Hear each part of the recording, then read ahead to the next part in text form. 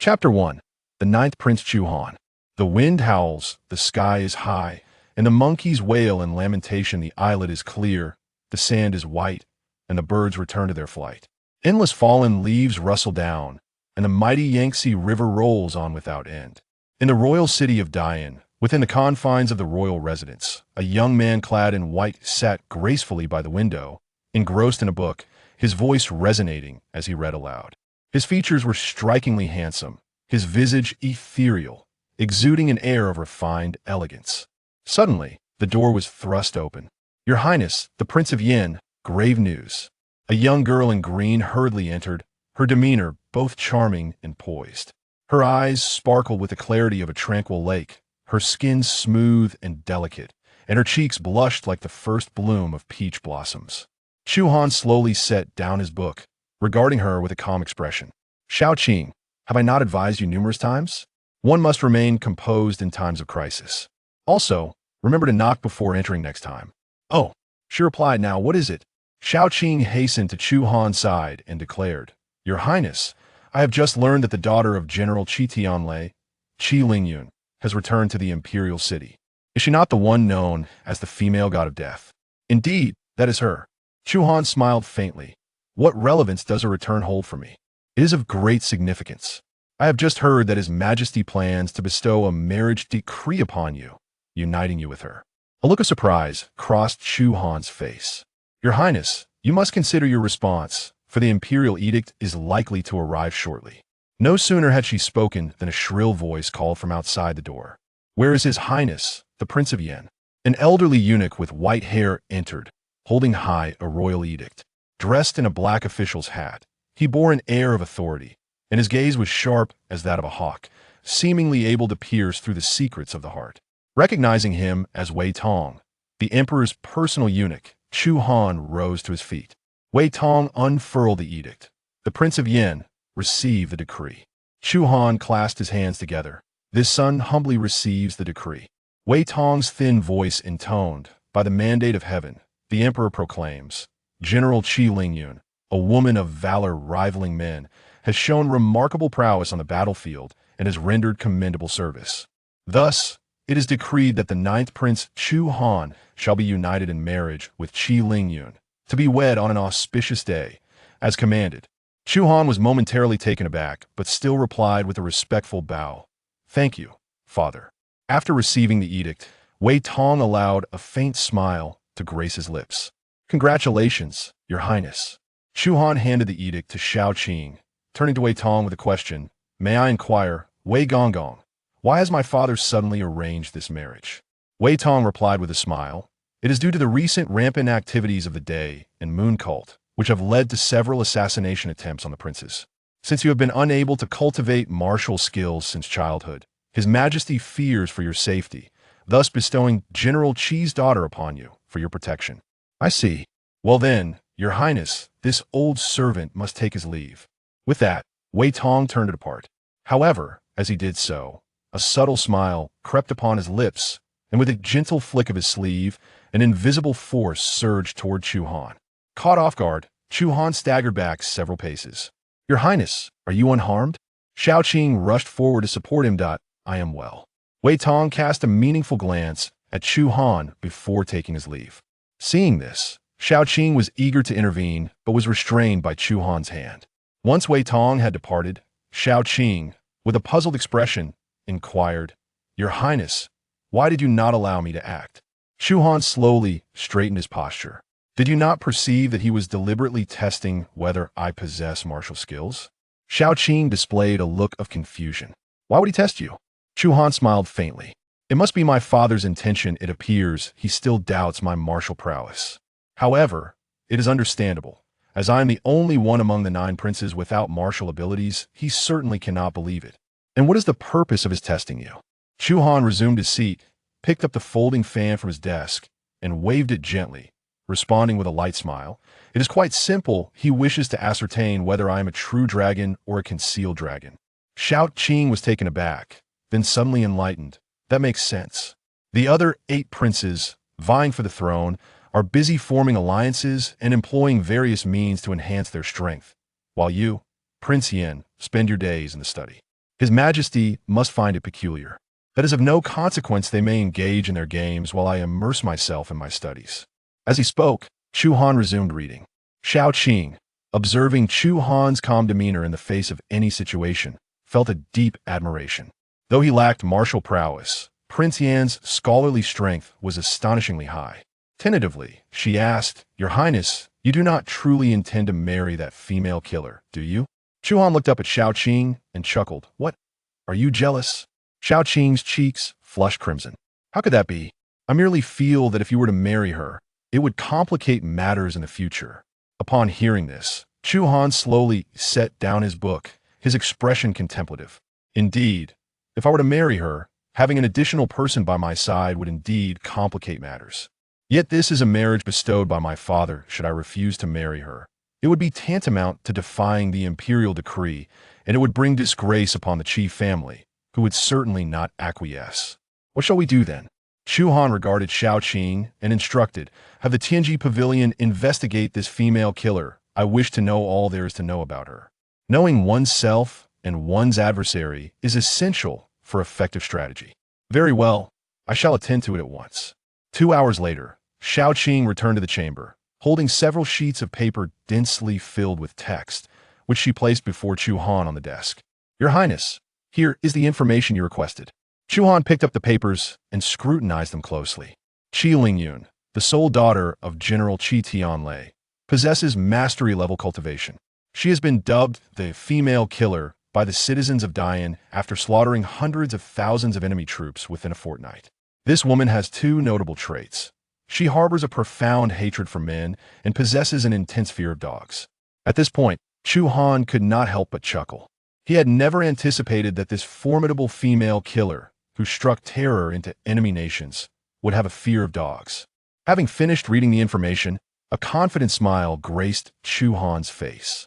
I had presumed this female killer to be fearless, but it seems she, too, has her vulnerabilities. However, it truly astonishes me that the Celestial Secrets Pavilion could uncover even her fear of dogs. Shao Qing replied nonchalantly, What is there to be surprised about? The Celestial Secrets Pavilion is a force you have nurtured for a decade. It can be said that there is nothing regarding the situation in the entire Yan Kingdom that they do not know. At that moment, a cold female voice echoed from outside. It is said that the ninth prince, the Yin Wang, delights in reading and seldom ventures beyond the palace gates, and it seems this is indeed the case. Chapter 2. Can he truly not master martial arts? Chu Han cast his gaze outside the door. There, a female general clad in golden armor strode in. She possessed a statuesque figure, her raven hair elegantly swept up, with a few stray strands cascading down, and her resolute eyes reflected unwavering determination. Initially, Chu Han presumed her to be Qi Lingyun, but he soon discerned that, despite her being a general, she lacked the commanding presence of a true leader. Shao Qing regarded the female general with disdain, boldly inquiring, Who are you to brazenly invade the residence of the Prince of Yan? The general, exuding an air of arrogance, replied coldly, I am Qi Ying, the deputy of General Qi. Chu Han, with his refined demeanor and a gentle smile, addressed Qi Ying, Ah, Deputy Qi. May I inquire the purpose of your visit to the Prince of Yan's abode? Qi Ying met his gaze unwaveringly, stating, I come on behalf of General Qi to discuss a matter with the prince. What matter? Chu Han asked. We hope that the prince will voluntarily annul the betrothal to our general. As you may be aware, she harbors a strong aversion to men, particularly those devoid of martial prowess. Shao Qing bristled at this remark. Is possessing martial skills so commendable? Do you not realize, she began, but Chu Han interrupted her, turning his attention to Qi Ying. Why does she not voice this herself? Furthermore, this betrothal was bestowed by my father. To defy it would be to disobey the imperial decree. Qi Ying responded, You are the ninth prince. Even if you were to defy the decree, His Majesty would not hold it against you. However, should our general refuse, it would surely incur His Majesty's wrath. With a serene smile, Chu Han resumed reading his book. Return to your general and inform her that if she wishes to annul the betrothal, she must come to speak with me personally. Qi Ying frowned, taken aback by the unexpected regal demeanor emanating from this seemingly frail prince. She respectfully inclined her head and said, As you wish, I shall take my leave. With that, she turned and departed. In the imperial palace, the study was abuzz with activity. Emperor Chu Hao, adorned in a resplendent golden dragon robe and a purple gold crown, was engrossed in reviewing official documents. At that moment, Wei Tong entered the room. How did it go? Wei Tong approached the desk and bowed, reporting, Your Majesty, I have personally assessed the situation, and it is indeed true that the Prince of Yan lacks martial abilities. Chu Han slowly lifted his head to regard Wei Tong, his brows sharp and his gaze penetrating, accentuated by his neatly trimmed beard, which lent an air of gravitas and wisdom. Are you certain he truly cannot wield martial arts? I am 90% certain, Wei Tong replied. Chu Han's expression turned contemplative. Could he perhaps be a scholar? Wei Tong shook his head. That is unlikely. To become a scholar, one must attend the Daoxian Academy to unlock the literary palace. Yet the Prince of Yan has never left the confines of his estate. With a sigh, Chu Han lamented, I have 9 princes, and aside from the Prince of Yan, the other 8 are all martial arts experts. I initially believed the Prince of Yan was merely concealing his abilities. It seems I was mistaken. Your Majesty, it is widely known that the Prince of Yan has been frail since childhood and incapable of martial training. This is common knowledge throughout Great Yan, and there is no need for such elaborate inquiries. Wei Tong, it appears you still do not comprehend my concerns. Do you know what type of person is most formidable? Wei Tong paused, then replied with utmost respect, I am unsure, Your Majesty. I humbly ask for your guidance. Chu Han gazed at Wei Tong and remarked, The true dragon is not to be feared. Rather, it is the lurking dragon in the depths that poses a threat. Does Your Majesty suspect that the 9th prince is concealing his abilities? Yet, I have already conducted my inquiries. Chu Han raised his hand to interrupt him, stating, A person devoid of martial prowess can sometimes be more formidable than one who possesses it. I must exercise caution. Is that why Your Majesty has acquiesced to the proposal of the 1st and 2nd princes, allowing the King of Yan to wed Qi Lingyun? Indeed. Wei Tong's expression turned grave as he cautioned. However, this Qi Lingyun is renowned as the goddess of death. Should the King of Yan marry her, he may find himself in peril. Fear not, Chu Han reassured, even if Qi Lingyun is exceptionally skilled. She remains merely a general and would not dare to deliver a lethal blow to the King of Yan. At worst, she may cause him some distress. But I am concerned that the Qi family may not consent to this union. Chu Han scoffed, Consent or not, they will have to comply.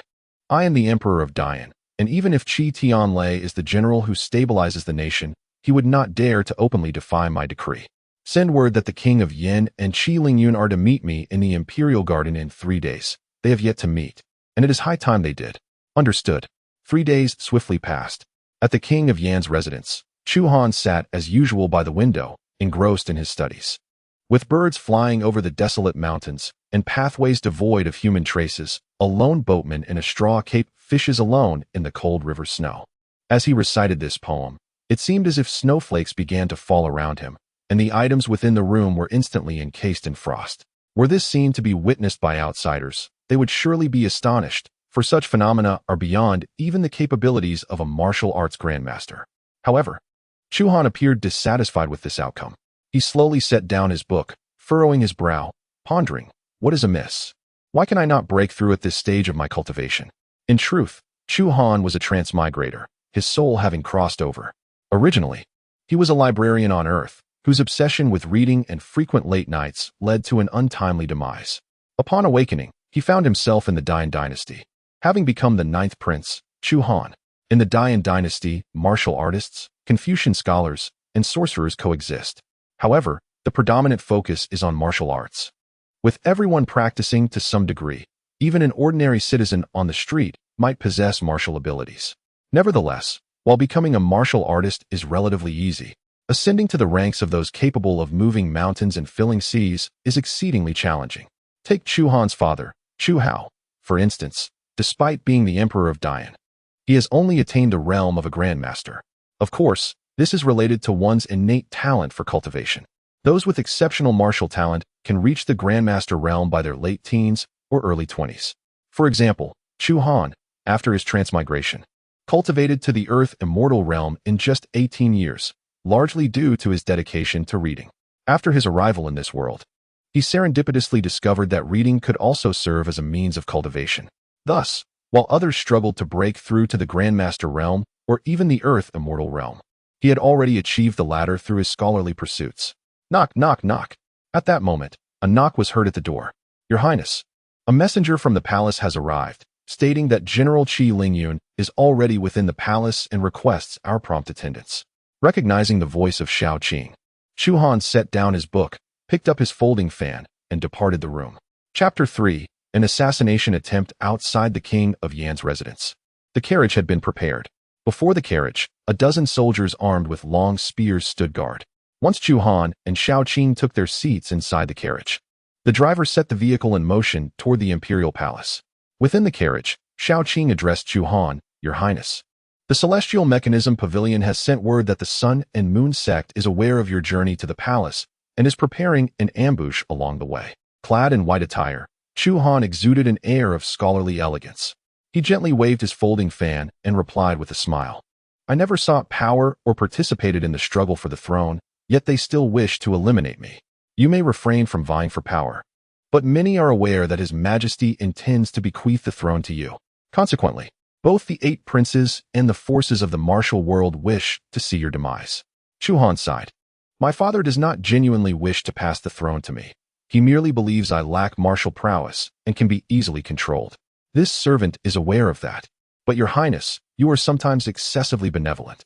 Although the Sun and Moon sect ranks among the 3 major factions of the martial world, your capabilities could effortlessly dismantle them." Chu Han playfully tapped Xiao Qing on the forehead with his fan. "What do you know, young girl? We are scholars, not warriors. Moreover, if I were to annihilate the Sun and Moon sect, my 8 brothers would find themselves with nothing to do." Xiao Qing rubbed her forehead and mused. "You have a point. They are busy forming alliances in their quest for the throne, even going so far as to collude with external forces. If you were to act against the Sun and Moon sect, it would merely relieve them of their troubles." As they conversed, the carriage arrived at the most bustling area of the imperial city. Suddenly, a funeral procession appeared ahead, prompting the onlookers to quickly retreat to the sides of the street. The carriage came to an abrupt halt. Noticing the sudden stop, Xiao Qing inquired, "What is happening?"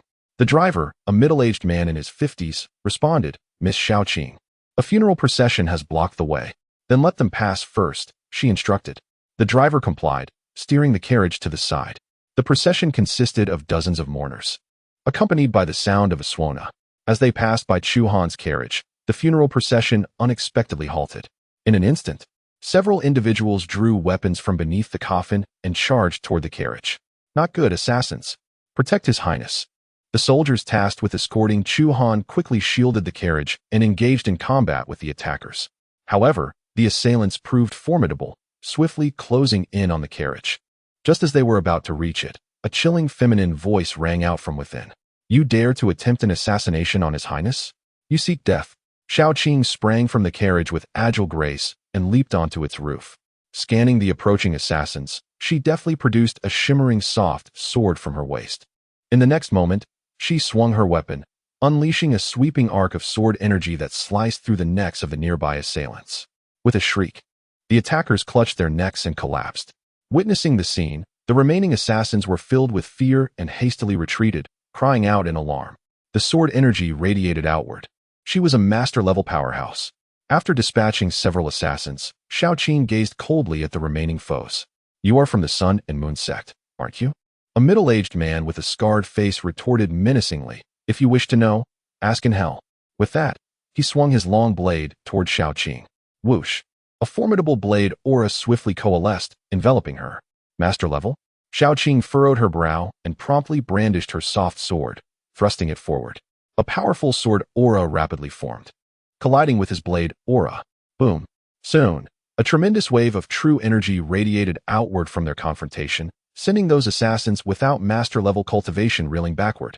At that moment, a masked assassin burst forth from an inn beside the street, brandishing a long sword that pierced into the carriage. Inside the carriage, Chu Han sat calmly, holding a folding fan. Just as the assassin's sword was about to reach him, he merely cast a casual glance, freezing the attacker in midair. No matter how the assassin struggled, he could not advance an inch. How is this possible? Clang! Suddenly, the sword in his hand shattered. The assassin's shock morphed into terror upon witnessing his weapon's abrupt break. "Are you a man or a ghost? Tell this king who sent you." The assassin offered no reply. Instead, he fiercely retrieved the broken sword and struck once more at Chu Han. Yet, Chu Han remained motionless within the carriage. As the broken sword neared his neck, A golden barrier materialized around him, repelling the weapon. The assassin's eyes widened in disbelief. Golden aura. You are a grandmaster-level powerhouse. Chu Han remained silent, flicking his folding fan, unleashing a wave of golden true energy. Uffed. The assassin, caught off guard, spat blood and collapsed beside the carriage. After eliminating the assassin, Chu Han leisurely waved his fan, as if nothing had transpired. Boom. Outside the carriage, the scarred middle-aged man and Xiao Qing exchanged several blows, but ultimately, he was overpowered, being sent flying by the sword energy released by Xiao Qing, crashing heavily to the ground. Uffed. He coughed up blood and fell, lifeless. Seeing this, the remaining assassins fled in all directions. Xiao Qing contemplated pursuing them, but was halted by Chu Han's call. Do not chase the desperate enemy. Let them go. Upon hearing this, Xiao Qing turned and approached the carriage, lifting the curtain. Chu Han sat inside, his expression tranquil as he gently waved his fan, inquiring, "Do you know who they are?" "They refuse to speak, but I will send someone to investigate." It is getting late. Let us depart." At this, Xiao Qing boarded the carriage, continuing their journey toward the imperial palace. Chapter 4. The female assassin, Qi Lingyun in the imperial palace's royal garden. Chu Hao sat serenely in a pavilion, adorned in a golden dragon robe. Outside the pavilion stood a female general clad in golden armor. She was extraordinarily beautiful, her skin fairer than frost and snow, her eyes resembling the rippling waters of autumn. Such a visage should have been gentle and charming. Yet her gaze was sharp and fierce, radiating an aura of iron-blooded ruthlessness that instilled fear in those who beheld her.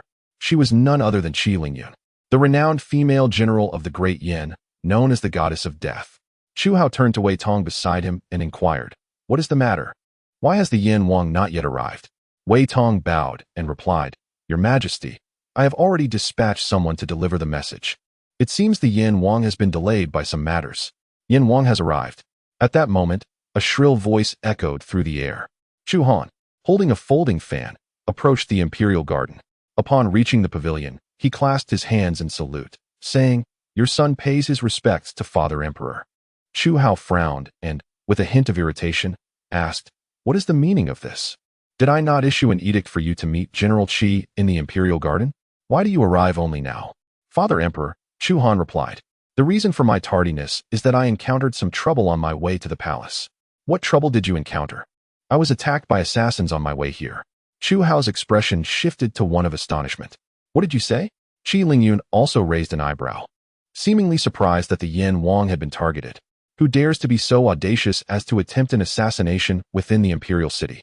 Chu Hao exclaimed in anger. "The identity of the assailants remains unclear, but I suspect they are members of the Sun and Moon sect," Chu Han conjectured. With a thud, Chu Hao struck the stone table, his face a mask of fury. "The Sun and Moon sect again. They have dared to assassinate other princes. And now they do not even spare the Yan Wang, who lacks martial prowess. It appears time has come to teach them a lesson. However, before that, we must finalize your marriage with General Qi." Chu Hao turned to Qi Lingyun and said, "General Qi, now that the Yan Wang has arrived, please speak your mind." Qi Lingyun, her demeanor as cold as ice, replied with a bow, "Your Majesty, I wish only to fight for the nation and have no desire for marriage at this time. I hope your Majesty will retract the decree." Upon hearing this, Chu Hao's brows furrowed in concern. Chu Han smiled, unfurling his fan and gently waving it. "It is best that she voluntarily declines marriage, thus sparing me from incurring Father Emperor's displeasure."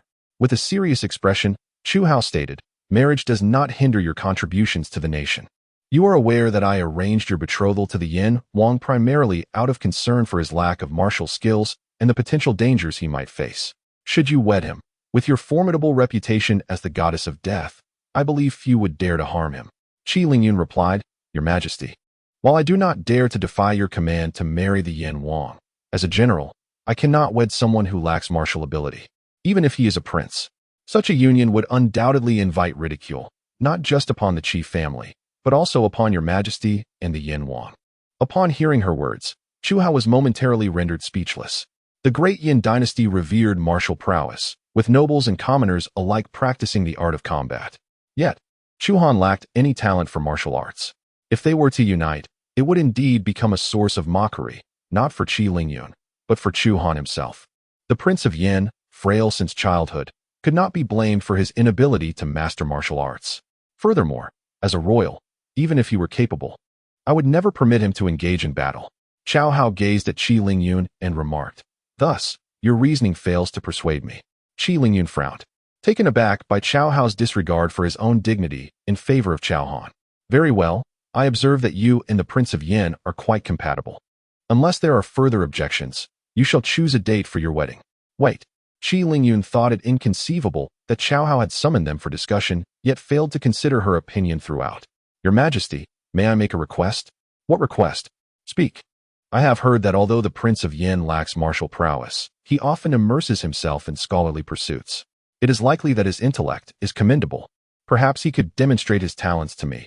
Should they meet my satisfaction, I would be willing to marry him."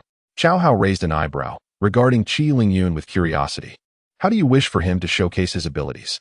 After a moment's contemplation, she turned to Chu Han and proposed, "Let him compose a poem related to the battlefield."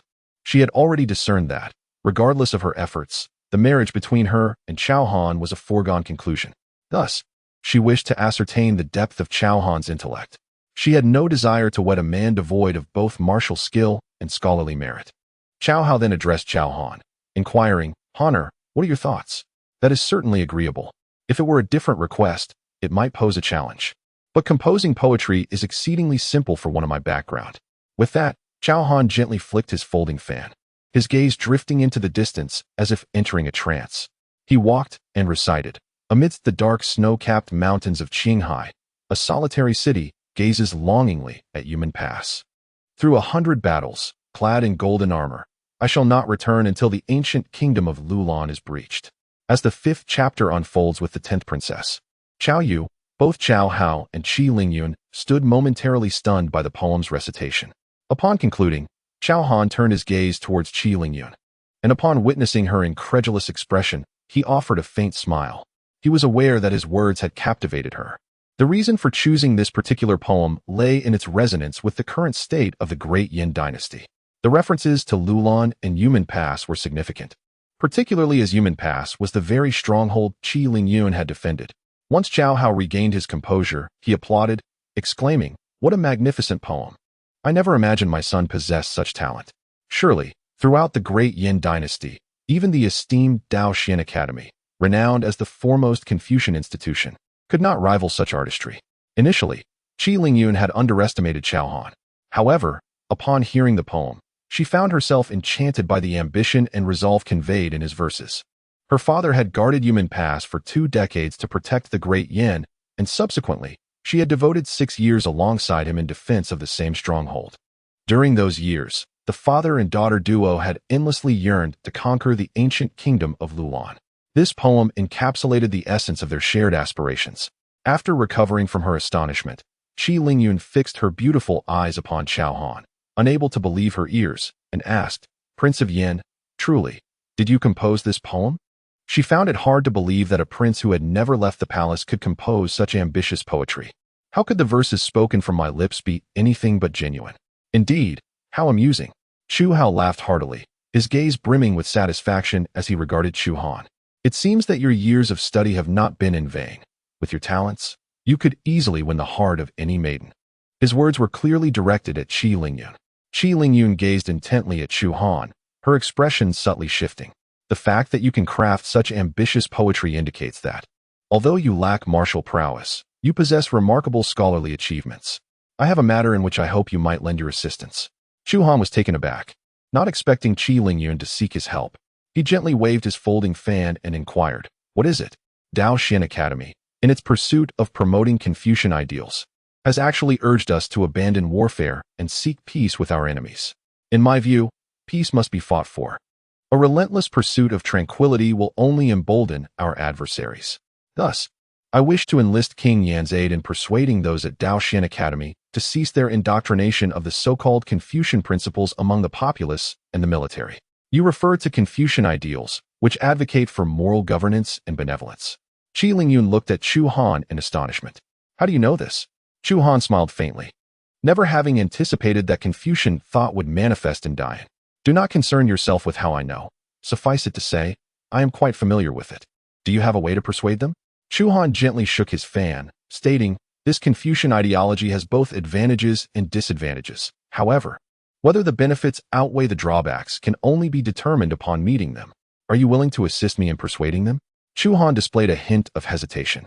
Observing this, Qi Lingyun spoke up. Your Highness, this matter pertains to our Dian. If it were not for my own limited abilities, I would not request your assistance. Upon hearing this, Chu Hao sighed deeply. Dao Xin Academy is one of the 3 major powers in the Yan Dynasty, although its members are all scholars. Their mastery of Confucianism is formidable, their talents rivaling those of martial artists. Thus, even the court must treat them with deference. Very well, for the sake of Dian, I am willing to accompany you. Qi Lingyun, upon hearing this, clasped her hands in gratitude towards Chu Han. Thank you, Your Highness. She then turned to Chu Hao and bowed. Your Majesty, if there are no further matters, I shall take my leave. Indeed. Once Qi Lingyun departed, Chu Hao smiled at Chu Han. Your father is aware that you harbor no affection for Qi Lingyun, even fearing the prospect of marrying her. However, his intentions are for your own good. Since childhood, you have been unable to practice martial arts, and should anyone wish to harm you, without a dependable protector by your side, your father cannot rest easy. Chu Han smiled faintly and asked Chu Hao, so, if I were to marry this female assassin, would you then feel at ease? Ha ha. Chu Hao laughed heartily, offering no explanation, and said, enough, you may retire. Your father is weary. As you wish. Chu Han bowed to Chu Hao and turned to leave. After his departure, Chu Hao clasped his hands behind his back and recited the poem Chu Han had just composed. Long clouds darken the snow-capped mountains of Qinghai. A solitary city gazes towards the Jade Gate Pass. Through 100 battles in golden armor, I shall not return until I conquer Lulan. A fine poem, indeed. Among the 9 princes, the other 8 excel only in martial prowess, while it is the Prince Yin who possesses literary talent and does not defy my will. He is most suitable to be the crown prince, though I shall test him further. Father, what poem did you just recite? It carries such grandeur. A clear feminine voice interjected. A young girl clad in a pink gown entered the imperial garden. Chu Hao gazed at the girl with affectionate amusement and asked, you heir, what brings you here? With a sulky expression, Chu Yu replied, I came to seek Father's help in replacing those tutors. They teach me nothing but etiquette daily, and I am utterly exasperated. Chu Hao approached her, affectionately ruffling her hair, and said, as a daughter with a frail constitution, you cannot pursue martial arts. Thus it is essential for you to study etiquette. But I dislike them. They are nothing but antiquated relics. Should I find someone else for you? That won't do. I dislike all of Father's selections. Then who would you prefer to teach you? Curious. She looked at Chu Hao. The poem you recited earlier was so powerful. I wonder who composed it. Chu Hao paused for a moment, then straightened his posture with pride. Of course, it was composed by your father. How shameless. Chu Yu retorted candidly. Father has never been on the battlefield. It is impossible for him to have penned such a stirring poem. Upon having his fib exposed, Chu Hao appeared embarrassed and chuckled. All right, I shall be honest with you. That poem was written by your 9th brother. Chapter 6. The cunning eldest prince within a heavily guarded mansion deep in the imperial city, Chu Chun squatted beside a cold corpse, the gold-trimmed white robe failing to conceal the chill emanating from him. His eyes were sharp as an eagle's, fingers meticulously probing the state of the body. There were no external injuries, yet all the internal organs had been shattered. The perpetrator must be at least a grandmaster, Chu Chin stated coldly. The black-clad guard beside him turned pale. A grandmaster? Your Highness, this. Chu Chin slowly rose, hands clasped behind his back, shadows obscuring half his face. Even at the pinnacle of the late grandmaster realm, I could not achieve such a feat relying solely on vital energy. If not a grandmaster, then what else could it be? The guard's voice trembled with disbelief, but there was only the 9th prince in the carriage. Could it be him? It is impossible for him. Chu Chin's lips curled into a mocking smile. It was well known that he had been unable to cultivate martial arts due to blocked meridians since childhood. Who else could it be? The guard inquired, perplexed. Chu Chin's gaze drifted toward the palace, his eyes deepening. In the Great Yan Dynasty, who else could execute such a deed in silence and timely protect my dear brother? If not the one seated upon the dragon throne? He paused, his tone chilling as he sneered. It seems Father places great expectations on our 9th brother. The guard felt a chill run down his spine, hesitant to inquire further. Chu Chun paced, his fingertips gliding over the cold surface of the table. Father believes that the 9th prince is incompetent and easily manipulated. Even in the shadows, he could control the Great Yan Dynasty. Reflecting upon us brothers, he let out a cold snort. With a flicker of murderous intent evident in his demeanor, all of us are desperately striving to expand our influence and enhance our cultivation, especially those few younger siblings who are but a step away from becoming grandmasters. Time is running short for me. The guard lowered his head and said, Your Highness, regarding the ninth prince, we should temporarily hold back. Chu Han resolutely replied, Since Father has dispatched such formidable experts to protect us in secret, a direct confrontation is unwise. We must reconsider our strategy. At the Yin Wang mansion, as Chu Han and Xiao Qing stepped through the gates, a guard hastily approached Xiao Qing, cupping his hands in respect, and said, Miss Qing, we have identified the assassins targeting the Yin Wang. They are all followers of the Sun and Moon sect. However, the identity of the assailant who infiltrated the carriage to attempt an assassination remains undetermined. Very well, I understand. You may leave now. Yes, Your Highness. Once the guard departed, Xiao Qing turned to Chu Han and said, Your Highness, it seems the previous intelligence was accurate. Those who sought to assassinate you are indeed from the Sun and Moon sect. Chu Han lightly waved his folding fan and smiled. This was to be expected. If they dare to assassinate other princes, they would likewise dare to target me. Yet, who is it that sent the assassin into my carriage? I believe I know who it is. Xiao Qing looked astonished. Your Highness knows who sent them? Chu Han gently nodded. Yes. Father has arranged for me to marry Qi Lingyun, who is the daughter of the Grand General. If I were to wed her, it would undoubtedly pose a threat to my several royal brothers, so they naturally would not sit idly by. Xiao Qing, puzzled, asked, I cannot comprehend. His Majesty clearly knows that such actions would make you a target for the other princes. Why does he proceed in this manner? Did I not mention this before? He believes I lack martial prowess and can be easily controlled. Even if he retreats behind the scenes, he can still manipulate the Great Yan Dynasty.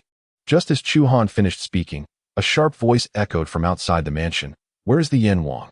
Chu Han turned his gaze towards the entrance, noticing Wei Tong making his way into the inner courtyard. Chapter 7. Dao Xian Academy. As Chu Han stepped out of his chamber, Wei Tong greeted him with a smile. Your Highness, His Majesty was quite pleased with your poem today. The 10th princess insisted that you teach her poetry, and His Majesty has consented. Upon hearing this, Chu Han's brow furrowed slightly. Wei Tong, noticing his reaction, maintained his smile. What is the matter, Your Highness? Are you unwilling? Not at all, Chu Han replied, composing himself. Wei Tong looked at him meaningfully. Your Highness should know, the 10th princess is His Majesty's most cherished treasure. If you can win her favor and speak well of the future of the Great Yin throne in front of His Majesty, there may yet be a place for you. Chu Han smiled faintly. You jest, my lord. As a man unversed in martial arts, even if I were to ascend to that position, I might not be able to hold it securely. With His Majesty present, none would dare to harm a hair on your head. You need not worry. Wei Tong assured confidently. Chu Han understood the implications. He had surmised Chu Hao's intentions, but was uncertain whether Wei Tong's candidness was at Chu Hao's behest or his own initiative. Well then, the imperial message has been conveyed. I must take my leave. With that, Wei Tong turned and departed. Once Wei Tong's figure disappeared, Xiao Qing quietly inquired, Your Highness, what is the purpose of His Majesty sending the 10th princess to learn poetry? Chu Han's face revealed a contemplative expression. Could it be that his doubts had not been dispelled, prompting her to be sent deliberately to monitor him? At this juncture, he scoffed lightly. Forget it for now. Send someone to investigate the situation at the Dao Xian Academy. I wish to know the information of each individual there. Xiao Qing spoke up. The students of Dao Xian Academy are scattered throughout the entire Great Yin, and they have branches in every location. Your Highness, are you certain you want information on all of them? Upon hearing this, Chu Han pondered and replied, There is no need for that. Just investigate the personnel in the capital's branch. Understood, Xiao Qing responded, then turned and departed. Soon, 10 days passed. At the door of the study, Qi Ying appeared punctually, clasping his fists. Your Highness, the time has come. We should set forth to the Dao Xian Academy. Chu Han set down the book in his hand, picked up his folding fan, and said, Let us go. Outside the residence, a luxurious carriage awaited. In front of the carriage, hundreds of iron cavalry stood in formation, an imposing aura of lethal intent permeating the air. Xiao Qing, witnessing this, whispered to Chu Han, This female killing deity's display is truly grand. With hundreds of elite warriors protecting her, even those of the master realm would find it difficult to approach. Though her words were spoken softly, they were still overheard by Qi Ying. These soldiers are all elite members of my Qi family army, specially selected by our general to protect the Yin prince, he stated. Chu Han chuckled. I appreciate General Qi's efforts. Qi Ying gestured toward the carriage. Your Highness, please. Without hesitation, Chu Han stepped onto the carriage. Inside, Qi Lingyun, clad in golden armor, sat with her eyes closed, her hand resting on the hilt of her sword, exuding an aura of poised intensity. Hearing the movement, she slowly opened her eyes. Upon seeing Chu Han enter, she coldly uttered 2 words, set forth. Once the carriage was in motion, she addressed Chu Han. Upon arriving at the Daoxin Academy, we will first engage them in literary debate. Should the literary contest be unsuccessful, her fingers tightened slightly on the sword's hilt as she spoke each word with emphasis, then we shall directly flatten the Daoxin Academy, allowing no further seduction of the border populace or disruption of our military morale. Her words were imbued with a fierce killing intent, showcasing the essence of a female killing deity. Xiao Qing, upon hearing this, could not help but curl her lips into a subtle smile. Qi Lingyun's sharp gaze turned towards her. What are you smiling about? Xiao Qing met her gaze with neither arrogance nor submission. General, your might is formidable on the battlefield. However, your knowledge of the scholarly path of the Jianghu is rather limited. The Daoxin Academy is one of the 3 great powers of the Great Yan, and its disciples all cultivate literary talent. The pen can serve as a sharp sword, and words can transform into weapons, killing invisibly. Do you think ordinary soldiers can shake them? Qi Lingyun's pupils constricted. Having long defended the border, she had encountered many enemy warriors. Yet she was not well acquainted with the mysterious capabilities of literati. Qi Lingyun fixed her gaze on Xiao Qing. It seems you are quite knowledgeable about the scholarly path. Xiao Qing glanced at Chu Han, and upon receiving his silent approval, she briefly explained. Scholars base their abilities on talent and are categorized by their literary prowess.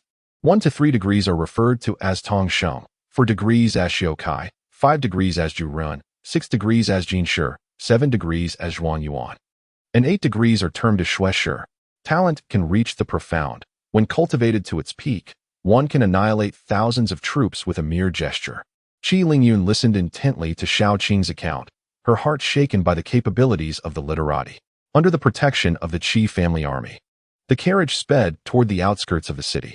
Before long, the convoy arrived at the foot of a green hill, several dozen miles from the imperial city. A towering monument stood by the roadside, inscribed with the 4 powerful characters, Daoxin Academy. As one gazed upwards, magnificent palaces and pavilions were built into the mountainside, exuding an air of grandeur. The carriage came to a halt, and soldiers stood at attention. Qi Lingyun lifted the curtain and stepped out, followed closely by Chu Han and the other 2.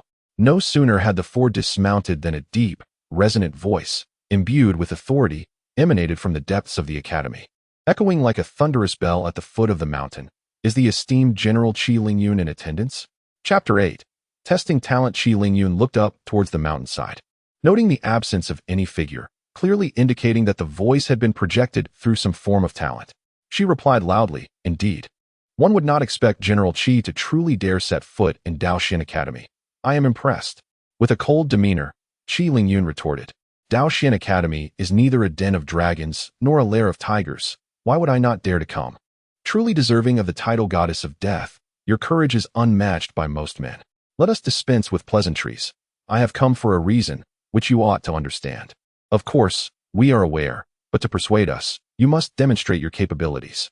Come up, but remember, no soldiers may accompany you, and your entourage must not exceed 5. Upon hearing this, Qi Lingyun turned to Qi Ying and instructed, have the Qi army remain at the foot of the mountain. Once we signal, they are to charge up immediately. Understood. After giving her orders, Qi Lingyun led Chu Han and the others toward the entrance of the mountain. As they approached the stone steps leading upwards, Chu Han noticed that each step was engraved with characters. These inscriptions appeared simple, yet seemed to harbor a certain power, inducing an unsettling sensation at a mere glance. Fortunately, his cultivation had reached the realm of earth immortals, rendering him impervious to such effects. Xiao Qing, who had long been by his side, had subconsciously absorbed much knowledge and was similarly unaffected. However, both Qi Lingyun and Qi Ying seemed to be impacted by the characters on the steps. After ascending just a few, beads of sweat began to form on their foreheads. Chu Han lightly waved his folding fan and remarked to the 2, do not gaze at the characters on the steps. Otherwise, even if you manage to reach the mountainside, your minds will suffer. Upon hearing this, Qi Lingyun and Qi Ying quickly averted their eyes, focusing instead on the path ahead. as the five progressed towards the mountainside. Within a pavilion, there sat a middle-aged man clad in a blue robe, his long hair cascading over his shoulders, leisurely sipping tea. His every gesture exuded an air of cultured elegance. At that moment, a student entered, bowing respectfully. "Director, they are approaching." Li Qingyun chuckled softly, setting his teacup down leisurely. "I did not expect this goddess of death to truly come. Today, I, Li, shall teach her a lesson in humility." He then looked up at the student and inquired, "Have the four great talents arrived? They are already awaiting you in the reception room." "Excellent. With them present, it seems unnecessary for me to intervene, as they will likely compel Qi Lingyun, this goddess of death, to repent on the spot." As Chu Han and the others continued their ascent along the stone steps, they soon arrived at the summit, where a stone archway came into view at the end of the stairs. Beneath the grand archway stood a dozen young men clad in black attire. Upon spotting the five individuals led by Chu Han, the black-clad youths immediately displayed expressions of vigilance. "By the decree of the Academy's president, entry into our Daoxian Academy necessitates a talent assessment." Hearing these words, Qi Lingyun furrowed her brow. "I have come here to advise you not to incite the border populace against me, not to seek an education at your academy," she asserted. The speaker was a slender young man who coldly remarked, "Our president has decreed that to seek an audience with him, one must demonstrate talent. Without talent, one is merely a brutish warrior, unworthy of discourse with the learned." At this, Qi Lingyun's countenance darkened. It was clear the intent was to humiliate her. However, considering the formidable influence of Daoxian Academy, she recognized the necessity of persuasion to maintain order among the border troops beset by civilian unrest. With this in mind, she inquired, "How is the assessment conducted?" "It is quite simple. Merely touch the sacred monument of our academy, and your talent will be revealed," the youth replied. Qi Lingyun turned to the side of the archway, where stood an ancient stone tablet, towering to the height of a person, inscribed with the powerful characters "Sacred Monument." After a moment's pause, she stepped forward, followed closely by Chu Han and his companions. Upon nearing the monument, Qi Lingyun raised her palm and gently made contact. In the next instant, a towering azure beam of light, measuring 3 zhong, shot skyward from the monument. The slender youth scoffed. "I cannot believe that the esteemed national general possesses only 3 do of talent." Though somewhat disheartened by the revelation of her 3 do, Qi Lingyun quickly reassured herself that as a general, her duty lay in leading troops into battle, rendering the measure of talent insignificant. Resolving this within her thoughts, she addressed the slender youth, "I am a martial general. The height of my talent is of little consequence to me." Seeing Qi Lingyun undeterred by the slight, the slender youth felt a twinge of resentment before turning his gaze to Chu Han and his companions. "It is now your turn." Qi frowned. "Do we also need to undergo this assessment?" "Of course. This is Daoxian Academy. Lacking talent, and entering here would be a grave insult to us," the youth replied. With a displeased expression, Qi approached the sacred monument. Upon placing her hand upon it, a beam of azure light shot up, reaching a length of 1 zhong. The slender youth immediately mocked. "Only 1 do of talent? It appears you soldiers are merely a band of uncouth brutes." Though Qi felt discomfort at the derision, she acknowledged her limited education, accepting her single do. Shao Qing, witnessing Qi result, coldly interjected, "I do not believe this contraption can truly measure one's intellect." With that, she strode toward the monument. As she placed her hand upon it, an azure beam soared into the sky, extending an impressive 5 zhong. The slender youth's expression turned to one of astonishment. 5 do of talent? This is equivalent to the status of a jiren. He then inquired of Shao Qing, "And who might you be?" With an air of pride, Shao Qing responded, "I am the personal maidservant of Prince Yan, Shao Qing." "You are the personal maidservant of Prince Yan?" The emaciated youth was taken aback, unable to fathom that a mere maidservant by the side of Prince Yan possessed such remarkable talent. If she had such abilities, one could only imagine the prowess of the prince himself. Shao Qing, feeling somewhat incredulous about her own 5 do of talent, had dedicated herself solely to martial arts and had scarcely perused any books. The only knowledge she had acquired came from her visits to Chu Han, where she would listen to him recite poetry, gradually absorbing some verses over time. Could it be that her newfound poetic knowledge from the prince's verses was the source of her talent? Shao Qing turned her gaze toward Chu Han. If that were the case, wouldn't the princess' talent be even greater? Observing that even a maidservant at the prince's side possessed such high abilities, the emaciated youth directed his attention to Chu Han. "It seemed you must be the Prince Yan?"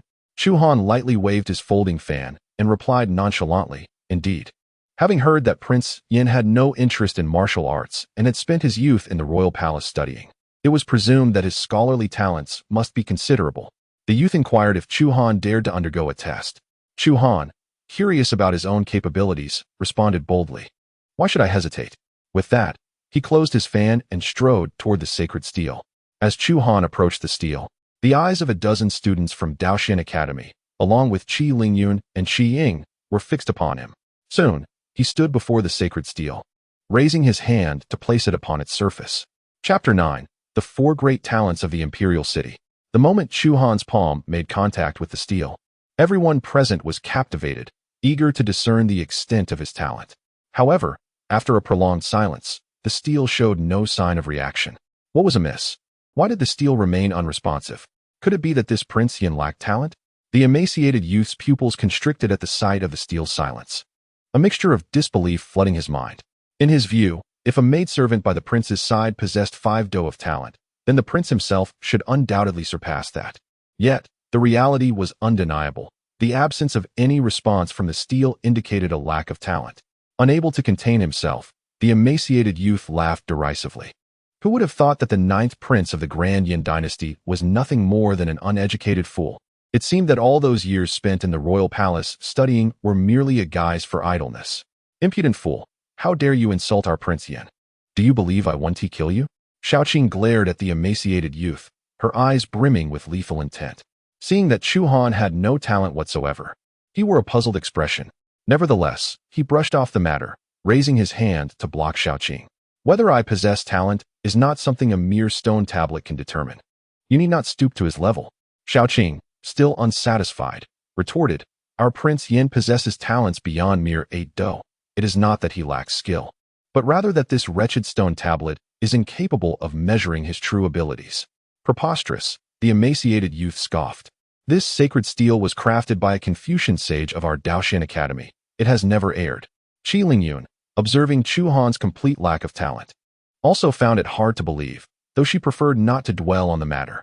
As the emaciated youth gazed upon them, he remarked, very well. Regardless of whether Prince Yan possesses any talent, my connection with the Daoxian Academy is irrelevant. You should hasten to escort me to your dean. The emaciated youth, displaying a demeanor of disdain, responded to the group.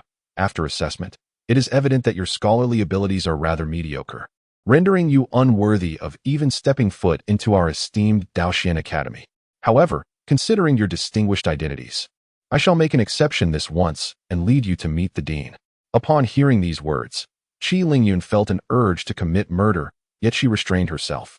Under the guidance of the emaciated youth, Chu Han and his companions soon arrived at an opulent pavilion. Inside, they beheld 4 young men seated regally. Qi Lingyun scanned the quartet and inquired, which of you is the dean of the Daoxian Academy? We are not the dean. We are the 4 talents of the imperial city. One young man clad in white and wielding a folding fan replied languidly. The 4 talents of the imperial city? Qi Lingyun questioned. Indeed, I am Tang Hu, the youth named Tang Hu declared, unfurling his fan with an air of arrogance. The remaining 3 promptly introduced themselves in turn. I am Zhu Ming, I am Wen Ming, and I am Su Changqing. Qi Lingyun regarded the 4 with a cold expression and furrowed her brow, asking, as the 4 talents of the imperial city, what brings you here instead of remaining in the capital? Tang Hu nonchalantly waved his fan and replied, though we are the 4 talents, we are also students of the Daoxian Academy. Qi Lingyun was taken aback, her countenance darkening as she said, so you have come here to persuade me to refrain from deploying forces against the enemy? Zhu Ming pondered for a moment before saying, indeed. Your previous slaughter of countless soldiers has resulted in egregious carnage, which disturbs the harmony of heaven. I advise you to reconsider your military actions and seek peace. It would be beneficial for both the enemy and our Great Yan. Qi Lingyun scoffed. Why not convey such sentiments to the enemy? As long as they refrain from invading Great Yan, I shall not deploy forces against them. Wen Ming interjected. Our Great Yan is a nation of propriety. We cannot stoop to the level of those barbarians. We believe you should exhibit magnanimity and adopt a policy of appeasement. Su Changqing concurred. Indeed, our Confucian teachings advocate for benevolence, righteousness, propriety, wisdom, faith, forgiveness, loyalty, filial piety, and respect. since His Majesty has adopted Confucian principles to govern the state. The results have been strikingly effective. Upon hearing this, Qi Lingyun furrowed her brow. The Confucian doctrines of the Daotian Academy had indeed stabilized the situation in the Great Yan Dynasty significantly. Yet, she could not comprehend why, in the eyes of these scholars, her efforts to defend against an invading enemy were deemed as senseless slaughter of the innocent. They urged her to be magnanimous, but if she were to be so, countless citizens along the borders would suffer. Seeing Qi Lingyun rendered speechless, the four talents displayed expressions of triumph. Aware that her own scholarly prowess could not rival that of these Confucians, Qi Lingyun shifted her gaze towards Chu Han. He had been seated leisurely in his chair since their arrival, exuding an air of nonchalance. No one was more familiar with Confucian thought than he. Recognizing that Confucian philosophy was not devoid of flaws, he turned to the four and inquired, "Do you four truly believe that the Confucian teachings provided by your Daotian Academy are entirely without shortcomings?" Tang Hu chuckled, "Of course. Our Confucian philosophy at the Daotian Academy was proposed by our esteemed Confucian sage. His scholarly achievements have reached unparalleled heights, and naturally, his governance theories are devoid of flaws. If you think otherwise, you are gravely mistaken." Upon hearing this, the four talented scholars were taken aback, while Qi Lingyun displayed a look of astonishment. She had not anticipated that Chu Han would dare to question the thoughts of the Confucian sage of Daotian Academy. It is well known that the sage is regarded as the divine figure of the academy. To challenge the sage is to show profound disrespect.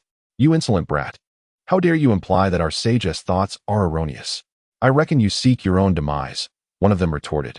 Xiao Qing glared at the four, exclaiming, "I believe it is you who are courting disaster. Do you not realize who he is? He is the 9th prince of the Great Yan Dynasty. If you dare to harm him, His Majesty will not let you off lightly." The four scholars fell silent, and soon Tang Hu turned to Chu Han with a smile. "So you are the 9th prince who has been unable to cultivate martial arts and has spent his days reading in the manor?" "Indeed," Chu Han replied, lightly shaking his folding fan. Tang Hu let out a scoff. "Then your scholarship must be quite significant. Yet I have heard from those tested for talent that you possess not even a single measure of talent." Xiao Qing coldly interjected, "Our Yin prince's scholarly prowess is unparalleled across the realm. That crude stone monument you use for talent assessment is utterly incapable of measuring his true capabilities." "What audacity!" Tang Hu rose, coldly declaring, "Since you claim our Daotian Academy's sacred monument cannot gauge his talent, allow me, Tang, to personally assess whether his talent is indeed, as you assert, unmatched in the world."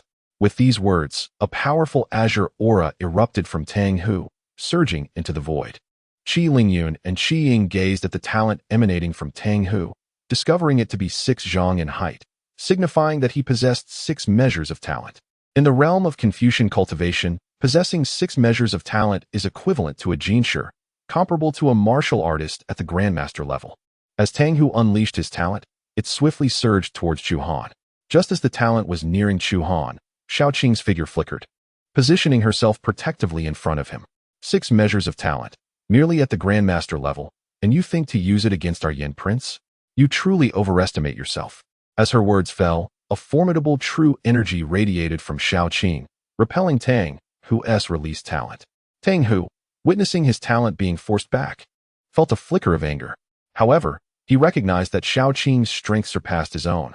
If he were to continue, he would not gain the upper hand. Thus, he mockingly remarked, "Did you not claim that your Yin prince's scholarship is unparalleled? Then why do you bother to intervene on his behalf?" Xiao Qing replied with an expression of indifference, "You are not worthy to engage with our prince." It was truly laughable. Zhu Ming, with his rugged appearance clad in a loose azure robe, scoffed at Xiao Qing's words, displaying a look of disdain. "We have no interest in engaging with someone devoid of talent. Were it not for your claim of his unmatched scholarship, we would not even deign to cast a glance his way." Chu Han sat upright in his chair, lightly swaying the folding fan in his hand, seemingly impervious to Zhu Ming's words. When Ming, adorned with a black scholar's cap, possessed an unremarkable appearance and a slender frame, observing Chu Han treat them as though they were invisible, a surge of indignation welled up within him. It was truly lamentable that the 9th prince of Diyan, faced with inquiries from others, lacked even the courage to retort. With a gentle flick of his fan, Chu Han replied with a smile, "It would be truly pitiable to engage in conflict with a group that is solely adept at scheming and contributes nothing to the nation." "What did you say?" When Ming was incensed by Chu Han's remark, rising abruptly from his seat, discarding the calm demeanor he had previously maintained. "Well said," Qi Lingyun remarked, taken aback by Chu Han's incisive words that struck at the heart of the matter. "You scholars, who incessantly extol the virtues of benevolence and righteousness. If your Confucian ideals were indeed so formidable, why do you not persuade the enemy to cease their invasions?" "Well said," Chu Han echoed in praise, acknowledging Qi Lingyun's earlier commendation. Su Changqing, who had remained silent until now, gradually spoke. "While our Confucian philosophy advocates for governance through benevolence, there will always be those who are obstinate and cannot be tamed." Clad in purple, with a visage resembling jade, he exuded the air of a cultured gentleman. "In that case, your Daoxian Academy should support our military in resisting the enemy rather than inciting the populace to create turmoil," he added. The four exchanged glances, momentarily at a loss for words, finding themselves at a disadvantage. Tang Hu pondered briefly before addressing Qi Lingyun. "Some barbaric foes, lacking cultural refinement, cannot be subdued. Employing military force to suppress them is also a viable solution. However, I wish to inquire, General Qi, do you concur with our Confucian principles of governance?" Just as Qi Lingyun was about to respond, she suddenly realized that an incorrect answer could provide these four with an opportunity to attack her. Consequently, she shifted her gaze toward Chu Han. Chu Han regarded the four and countered, "Before you answer this question, I wish to ask you, do you fully endorse your Confucian philosophy?" "Of course," they replied in unison. "Very well, if that is the case. Then according to your Confucian tenet of the roles of ruler and subject, you are now perceived as the populace in the eyes of General Qi, while she is the authority. Yet, you defy her orders and obstruct her from attacking the enemy. Does this not contravene your Confucian hierarchy?" Upon hearing this, Tang Hu and the others were momentarily struck dumb. Chu Han's words also rendered Qi Lingyun speechless. Although she was not well versed in the Confucian doctrines of the Daoxian Academy, she recalled the saying, "If the ruler demands the subject's death, the subject must comply." According to their logic, she occupied a superior position, while the Daoxian Academy represented a grassroots force and should, therefore, yield to her decisions. Understanding this point, Qi Lingyun suddenly felt emboldened. "The King of Yen speaks truthfully. Since you uphold Confucian teachings, your overt defiance of the court is a direct affront to the authority of your own philosophy." At her declaration, the previously arrogant quartet turned ashen. Clap, clap, clap. At that moment, a crisp sound of applause resonated through the air. Soon after, a middle-aged man clad in a blue robe, with long hair cascading over his shoulders and an air of refined elegance, entered the room. Remarkable, he has managed to identify the flaws within Confucian thought. It appears that King Yen possesses more intellect than one might assume. Qi Lingyun regarded the gentleman in the blue robe and inquired, "You must be the head of Daoxian Academy, am I correct?" Li Qingyun smiled gently, exuding an aura of sophistication, and replied, "Indeed, I am Li Qingyun, the head of Daoxian Academy. Now that the head has arrived, might you share your esteemed insights?" Li Qingyun smiled modestly. "I cannot claim to possess great insights, but Daoxian Academy does not support General Qi's aggression against foreign nations." "What absurdity!" Shaoqing scoffed, glancing at Li Qingyun. "If you advise General Qi against attacking foreign lands, what shall we do if the enemy decides to strike at Yen? Since you hold Confucian thought in such high regard, why not bestow it upon the enemy troops and see if they embrace your ideals of benevolence and righteousness?" "Presumptuous! A mere maid dares to speak thus to the head of this academy." Li Qingyun cast a frigid glare at Shaoqing. At that moment, an imposing aura, nearly 7 zhang high, emanated from behind him, soaring into the void. A talent of 6 do signifies a successful candidate, while 7 do denotes the top scholar, akin to a grandmaster realm. However, the opponent's prowess was slightly below 7 zhang, indicating that he was either a second or third place scholar. Thud, thud, thud. Confronted with Li Qingyun's overwhelming aura, Shaoqing found herself unable to withstand it, retreating several steps. Noticing that Chu Han remained unmoving, Li Qingyun raised an eyebrow and directed his aura toward Chu Han. Just as the aura was about to reach Chu Han, Qi Lingyun abruptly stood up, positioning herself in front of him. Chapter 11. Qi Lingyun's scheme. Unfazed by the approaching aura, Qi Lingyun stood resolute. As the aura neared her, she suddenly emanated a powerful true energy, dispersing the encroaching force entirely. Witnessing this, Li Qingyun's expression shifted to one of astonishment. The ability to effortlessly disperse my aura suggests that General Chi's cultivation has reached the pinnacle of the late Grandmaster realm. Indeed, with me present today, you shall not harm a hair on King Yan. Umph, who would have thought that the esteemed ninth prince of Diyin would hide behind a woman? Chu Han lightly waved his folding fan and smiled at Li Qingyun, saying, "You just stated that I am the ninth prince of Diyin. If I must intervene in such matters, what purpose do these generals serve?" Upon finishing his statement, Chu Han turned to Qi Lingyun, "General Qi, there is no need for further discussion. Their intentions to assassinate me are akin to those of rebels. I shall return to the palace and report this to my father," urging him to send someone to eradicate Daoxian Academy. Li Qingyun, upon hearing this, became flustered. "You dare? What is there that I would not dare?"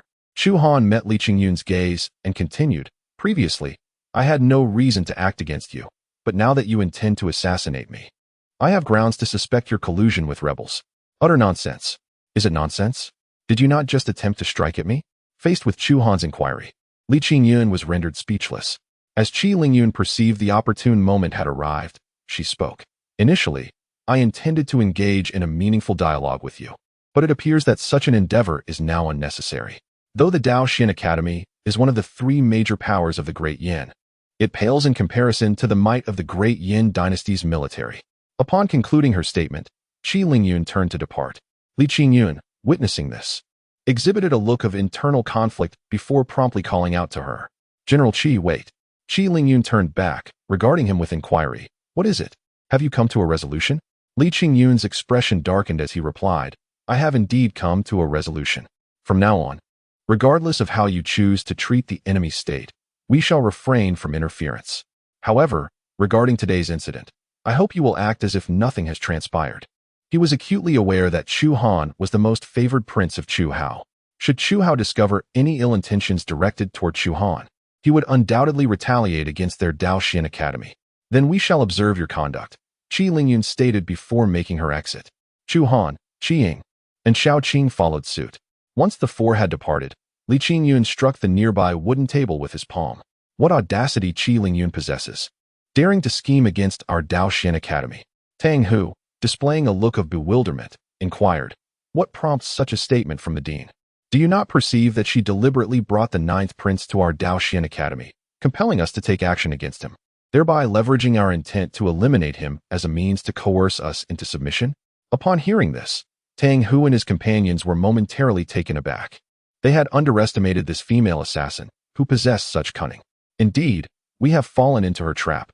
After emerging from the loft, Qi Lingyun addressed Chu Han, stating, "The success in persuading them to refrain from engaging in combat against the enemy state is entirely due to the assistance of the Yin Wang." Chu Han lightly waved his folding fan and replied with a smile, "This credit belongs solely to you. It has nothing to do with me." Qi Lingyun was momentarily taken aback. Xiao Qing interjected, "General Qi, the Yin Wang has long perceived your intentions. You are well aware of his lack of cultivation. Yet you insisted on bringing him to the Daoxian Academy to assist you, intending to leverage his status to suppress the academy, correct? Now that your objective has been achieved, there is no need for such formalities." Upon hearing this, a flicker of surprise crossed Qi Lingyun's eyes. She had not anticipated that her scheme had been discerned by Chu Han. "Since you are aware, why did you still agree to assist me?" Chu Han replied with a smile, "Did I not mention when I agreed to help you that it was for the sake of the Great Yan, not for you?" Qi Lingyun sighed in resignation. "I did contemplate using your identity to suppress them, but that was a last resort. My original intention was to have you persuade them. Yet, I did not foresee the Dean of Daoxian Academy being so obstinate.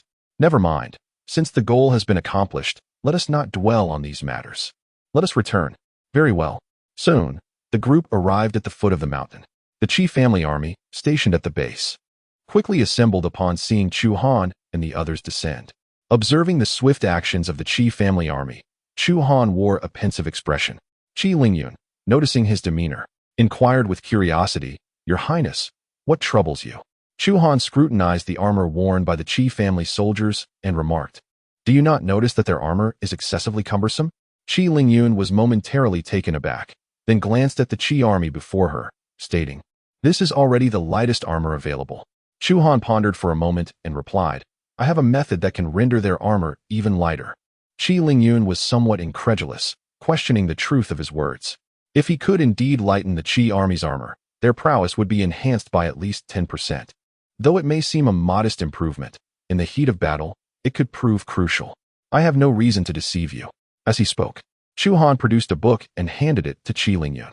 She took it and, upon glancing at the title, furrowed her brow, reading, "How Steel is Made." Indeed, this book is a culmination of my extensive research, detailing the process of forging lightweight steel. You may present it to the blacksmiths, and they should be able to craft armor even lighter than this. Qi Lingyun, holding the book with a mix of skepticism and hope, decided to keep it. If you truly manage to create armor lighter than this, I shall personally come to express my gratitude. Well then, it's getting late. We should return. With that, they boarded the carriage and began their journey back to the imperial city. To ensure Chu Han's safety, Qi Lingyun personally escorted him to the Yan Wangfu with the Qi army in tow. As Chu Han disembarked from the carriage, a melodious voice rang out. "Ninth brother, where have you been? Do you realize I've been waiting for you here for half the day?" Chu Han turned towards the entrance of the Wangfu, where a young girl dressed in a light pink gown was hurrying towards him. She was lively and charming, holding a butterfly-shaped fan, her eyes sparkling with mischief and joy. It was none other than the 10th princess, Chu Yu. Are you UF? Though they were siblings, their different mothers meant they rarely crossed paths.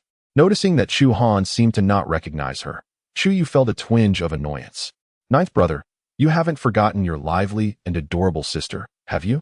Chu Han smiled slightly, ruffling her hair as he replied, "How could I?" Ninth brother was merely taken aback by how the little girl who used to chase after him has blossomed into such a beautiful young lady. At his compliment, a blush crept onto Chu Yu's cheeks, and she beamed. "Really?" "Absolutely, ninth brother never lies." Just then, Qi Lingyun stepped down from the carriage and respectfully greeted Chu Yu. "I pay my respects to the 10th princess." Chu Yu looked up, scrutinizing Qi Lingyun. "You are the one known as the Lady of the Killing Gods, Qi Lingyun?" Taken aback for a moment, Qi Lingyun nodded. "Indeed, that is I. Quite pretty you are, but rather fierce. My ninth brother is a scholar. If he were to marry you, he would surely be bullied. I must go to father and have him annul your engagement." Upon hearing Chu Yu's intention to persuade Chu how to cancel her engagement with Chu Han, Qi Lingyun felt an inexplicable pang of disappointment. Chu Yu turned to Chu Han and said, "Ninth brother, I heard the poem you composed in the Imperial Garden. With your talents, you could wed someone even more beautiful and gentle. For instance, the daughter of Chancellor Yang Zhong, Yen Ruyu. She is not only lovely but also wise and kind. You should consider marrying her." Chu Han was left in a state of bemusement as he lightly tapped Chu Yu's forehead with his folding fan. "You little girl, what do you understand? This marriage was bestowed by our father, and should we defy it, it would be tantamount to rebellion. Let it be rebellion. What is there to fear? Father loves me dearly. Even if I defy him, he would not take any drastic action against me." Chu Han chuckled. "Of course, father would not act against you, but we are not in the same position. If we were to defy him, it would be a grave offense. Do not worry. I will take care of this matter. I will ensure that father cancels your engagement to her." With a change of topic, she continued, "Ninth brother, I came to seek your guidance on composing poetry." Chu Han replied with a playful smile, "Why would you come to learn poetry instead of studying palace etiquette?" Chu Yu grimaced, "I have no interest in those tedious lessons. I wish to learn poetry from you, ninth brother. Will you teach me?" She tugged at Chu Han's hand, adopting a charming demeanor.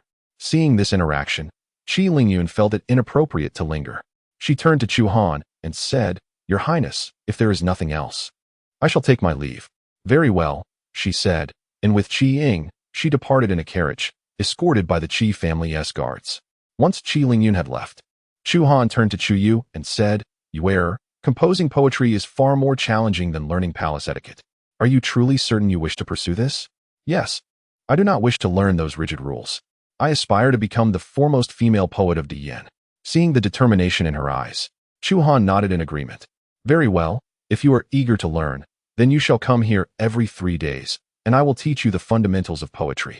"Thank you, ninth brother," Chu Yu exclaimed, her face brimming with excitement as she turned to leave. Observing this, Shaoqing looked at Chu Han and inquired, "Your Highness, do you truly intend to teach her poetry?" Chu Han gazed at Chu Yu's departing figure and lightly waved his fan. "Regardless, she is my sister. Since she wishes to learn, I shall teach her. Her progress will depend on her innate talent." Shaoqing pondered for a moment before saying, "By the way, Your Highness, today Qi Lingyun used her status to suppress Daoxian Academy. I suspect they will not let this matter rest, and will seek to retaliate against you and Qi Lingyun. That was to be expected. Have Tianji Pavilion keep a close watch on them. Should they exhibit any unusual activity, inform me immediately. Understood. Soon, 3 days had passed.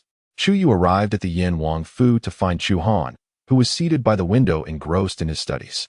As she approached his door, she hesitated for a moment, recalling something, then promptly stopped and displayed a respectful demeanor, raising her hand to knock. "Ninth brother, may I come in?" Chu Han was not surprised by her politeness. After all, 3 days prior, she had expressed her grievances about Chu Hao insisting on teaching her palace etiquette. So it was unlikely she would be ignorant of such basic manners. "Come in." Chu Yu excitedly entered and approached Chu Han's desk. Upon seeing the plethora of books laid out before him, she picked one up and asked, "Ninth brother, do you read these often?" "Indeed. Is this Ting Wang Gusu?" Chu Yu opened it, and upon reading its contents, she was utterly astonished. "Goodness, this writing is simply breathtaking. Why have I never come across it before?" Chu Han smiled and said, "These books were all written by Ninth brother. Naturally, you have not encountered them before. They were brought over by me during my journey. And if I do not claim authorship, I am at a loss as to how to explain their origin to Chu Yu. Is that so? Ninth brother, you are truly talented. I admire you immensely." Chu Yu instantly transformed into a fervent admirer, showering praises upon Chu Han.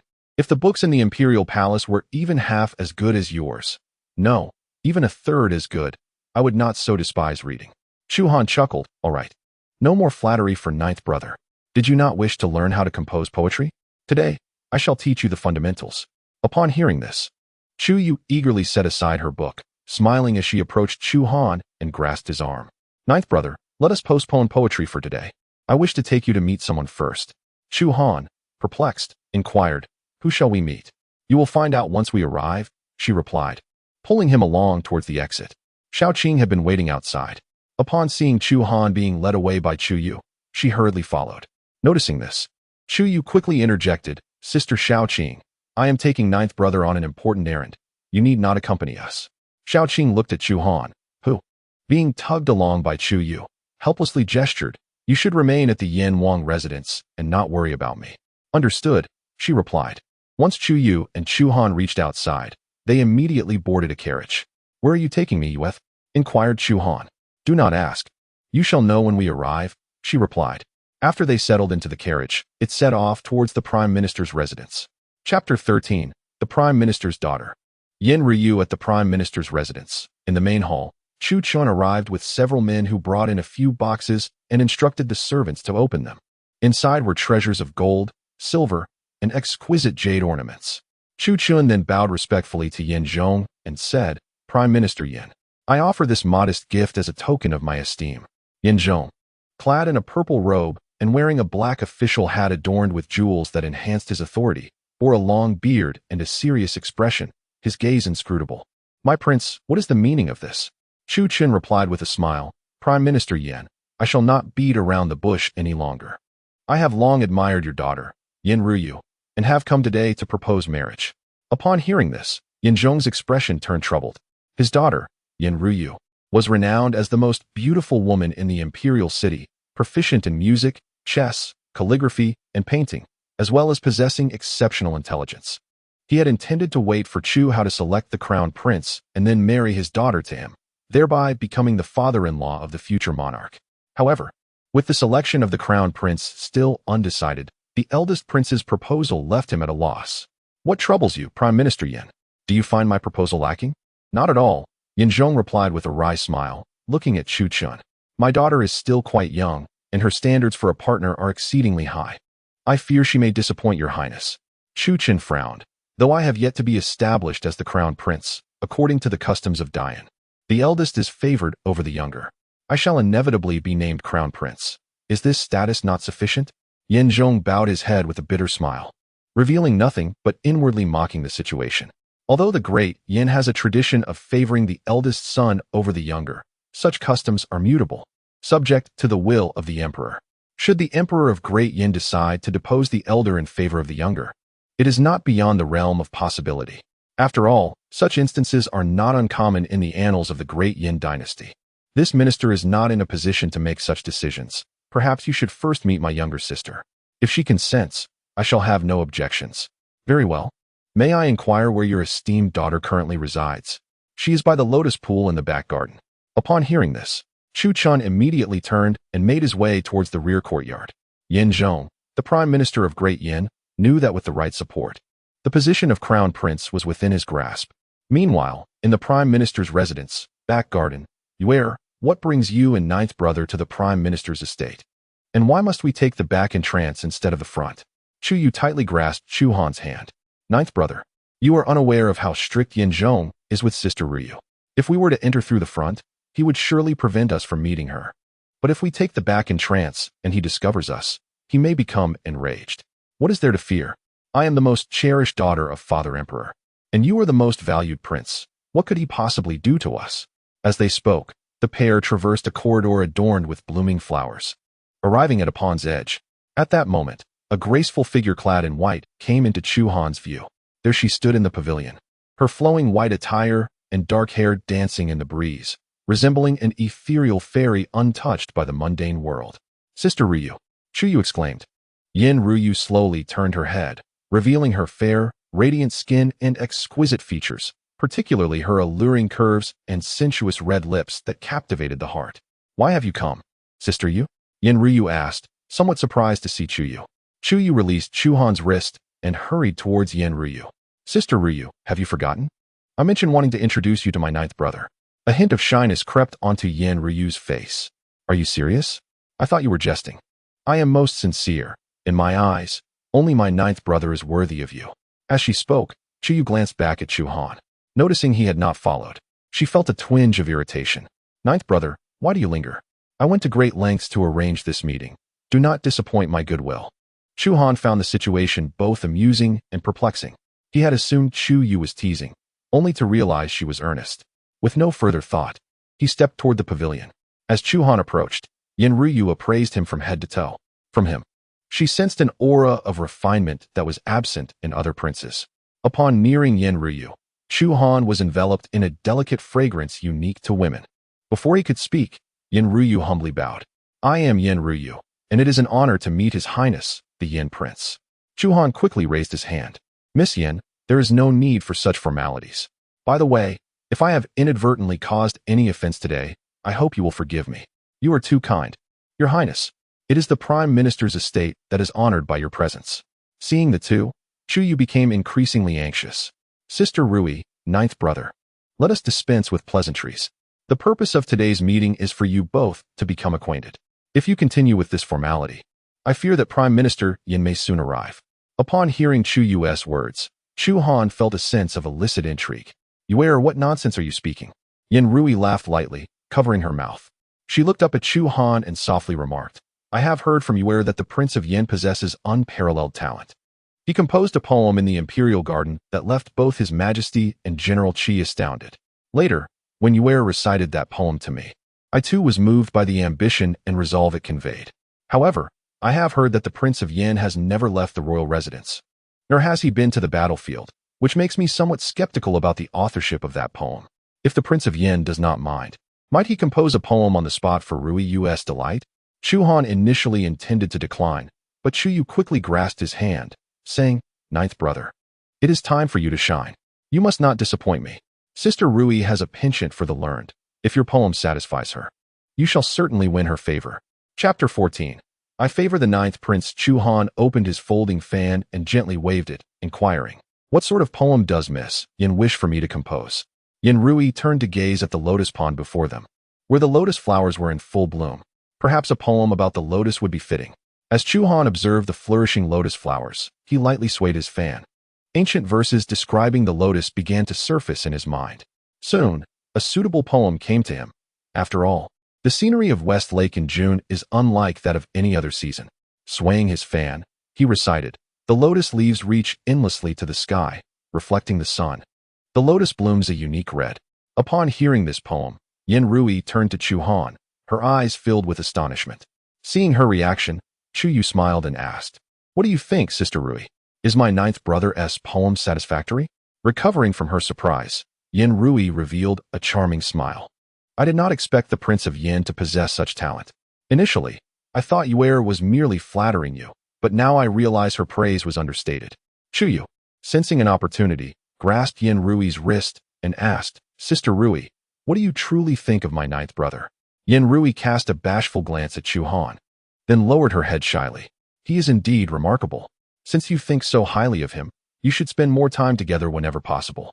Yin Rui seemed to ponder for a moment, then turned to Chu Yu and remarked, However, I have heard that His Majesty has arranged a marriage for the Prince of Yin, betrothing him to General Zheng Guo's daughter, Qi Lingyun.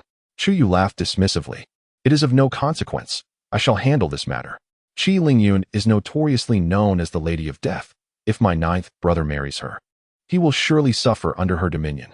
I will not allow my ninth brother to wed her. At that moment, a deep voice resonated from the corridor nearby. Miss Yin, so this is where you have been. No wonder I could not find you.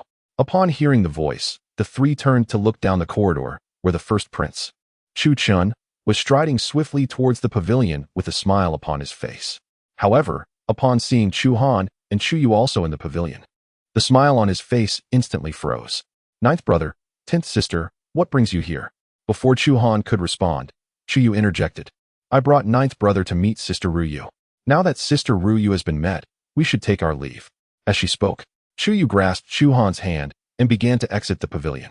Just a few steps out, she suddenly halted, turning back to smile at Yin Ruyu. Sister Ruyu, please consider what I just said. With that, she pulled Chu Han away, leaving a perplexed Chu Chen behind. Lady Yin Ruyu, I pay my respects to the Crown Prince. Yin Ruyu humbly curtsied to Chu Chen. Lady Yin, there is no need for such formalities. Chu Chen smiled as he stepped forward, intending to assist her. However, Yin Ruyu instinctively took a step back. Noticing this, Chu Chen felt a tinge of disappointment but maintained his composure, smiling as he inquired, By the way, I wonder what my ninth brother and 10th sister sought you for? Nothing of great importance, merely a discussion on poetry. Chu Chen was taken aback, then chuckled, I see. My ninth brother has devoted his time to study at the royal residence due to his inability to cultivate martial skills. His literary talents surpass those of the other princes. Indeed, Yin Ruyu nodded gently, smiling. He just composed a poem on the spot that truly opened my eyes. The talent of the Yin King is indeed unparalleled. Hearing this, Chu Chen's expression turned sour. In an effort to win over Yin Zhong, he had previously conducted an investigation into Yin Ruyu and discovered her admiration for those of great intellect. Now, her praise of Chu Han's unmatched talent clearly indicated her affection for him. My ninth brother does possess some literary talent, but to claim it as unparalleled might be somewhat excessive. Not at all, Yin Ruyu replied, her face alight with admiration. The poem he composed earlier would surely cause a sensation throughout the entire Great Yan if it were to spread. Moreover, the poem he crafted in the Imperial Garden. I cannot fathom the audacity it must have taken to create such a piece. As Yin Ruyu extolled Chu Han's poetry, Chu Chen found himself intrigued. Yet, he refrained from inquiring directly, knowing that such a question would only deepen her impression of Chu Han. He promptly shifted the topic, smiling, Lady Yin. I have come to the Prime Minister's residence today, primarily to seek your counsel on a matter. Yin Ruyu's demeanor softened as she gently asked, What matter might that be? Chu Chen began, Ever since our last encounter at the 100 Flowers Poetry Garden, I have been smitten by your grace. I have come today with the intention of proposing marriage. Might you be willing? Propose marriage? A flicker of surprise crossed Yin Ruyu's eyes, quickly followed by a look of consternation. Should it have been someone else proposing, she could easily refuse.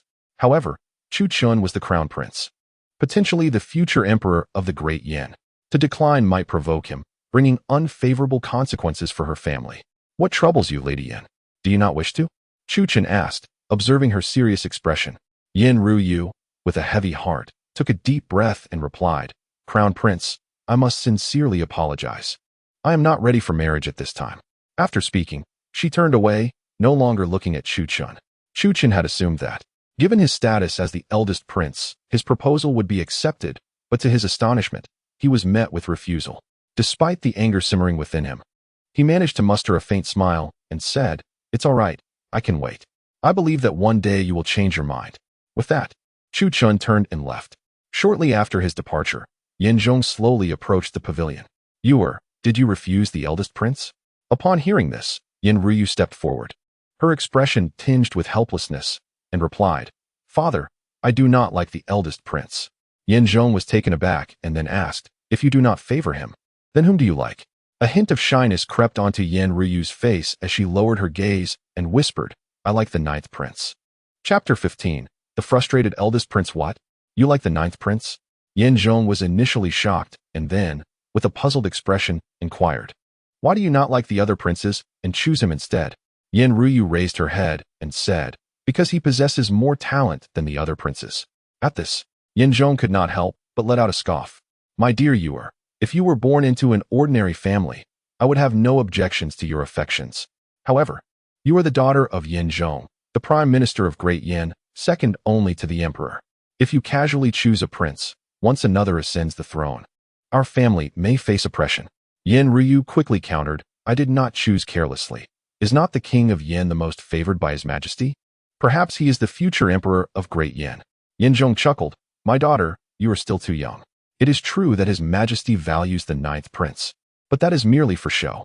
The other 8 princes have employed every means possible in their struggle for the throne, while the ninth prince remains aloof, naturally serving as a distraction for the others. Moreover, there is something you might not comprehend. His majesty does not wish to abdicate. Even if he were to pass the throne to one of the 9 princes, he would retreat behind the scenes to control the court. After a moment's contemplation, Yan Ryu replied, regardless, the king of Yan remains my ideal choice. I shall marry no one else. With that, she turned and left. Emerging from the Yan residence, Chu Han wore a gloomy expression and muttered to himself, ninth brother, you are quite something. You appear indifferent, yet secretly conspire with the prime minister's residence for the position of crown prince. It seems that Gongsuan's words ring true. Those who seem least dangerous are often the most perilous. However, you lack power and influence, and your martial skills are wanting. How can you contend with me? A mere strategy from me will ensure your demise. With this thought, he beckoned to a nearby guard. When the guard approached, Chu Qin inquired, I've heard that a Grand Master recently arrived in the capital from the Sun and Moon sect. Is there any truth to this? The guard replied, it seems so. Chu Chan was taken aback and then commanded, find a way to contact them. Inform them that this prince has matters to discuss. Furthermore, this must remain a secret. Should you dare to leak it, I shall take your life. Understood. After Chu Han left the prime minister's residence with Chu Yu, he returned to the Yan Wang mansion. Ninth brother, what do you think? Is Sister Ryu stronger than Qi Lingyun? Chu Han responded with a bittersweet smile. Each has her own merits. In Chu Han's view, Qi Lingyun was spirited and vivacious, while Yan Ryu epitomized the grace of a refined lady. Both possessed their unique advantages. In any case, I feel that if you were to marry Qi Lingyun, she would surely dominate you. Rest assured, upon our return to the palace, I shall persuade father to annul this engagement. Chu Yu glanced up at the sky and said, all right, it's getting late. We shall forego poetry lessons today. I will come to find you in 3 days. With that, she boarded her carriage and departed. Watching the carriage fade into the distance, Chu Han sighed in resignation. It was clear that Chu Hao wished for him to marry Qi Lingyun, likely to leverage the Qi family's influence against the other princes. Thus, Chu Han surmised that no matter what Chu Yu said, Chu Hao would not rescind the engagement. At that moment, Shao Qing emerged from the residence. Upon seeing Chu Han, she clasped her hands and said, Your Highness, I have just received news that the Sun and Moon sect has dispatched a Grandmaster-level expert from their headquarters to oversee the imperial city. Chu Han's brow furrowed at this revelation. Why have they suddenly sent a Grandmaster-level warrior to the imperial city? I suspect it may be due to the previous assassination attempt on you, so they wish to send someone of greater strength to carry out another attempt, Shao Qing conjectured. Chu Han scoffed. Do I possess such a lure that they would send a Grandmaster-level warrior to eliminate me? Shao Qing continued. According to information from the Tianji Pavilion, 3 of the 3 great powers of Dian have already pledged their allegiance to 3 of the 8 princes, though we have yet to ascertain which 3. Chu Han gently waved his folding fan and smiled. This is becoming increasingly intriguing. Please urge the Tianji Pavilion to expedite their investigation. I am eager to discover who possesses such influence that they can sway the 3 great powers. As time passed, 3 days swiftly elapsed.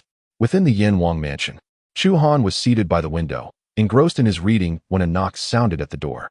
Your Highness, General Qi requests an audience. Upon hearing this, Chu Han set down his book and rose to open the door. Outside stood Shao Qing alongside Qi Lingyun. Chu Han regarded Qi Lingyun with a smile, inquiring, What brings General Qi to my humble abode?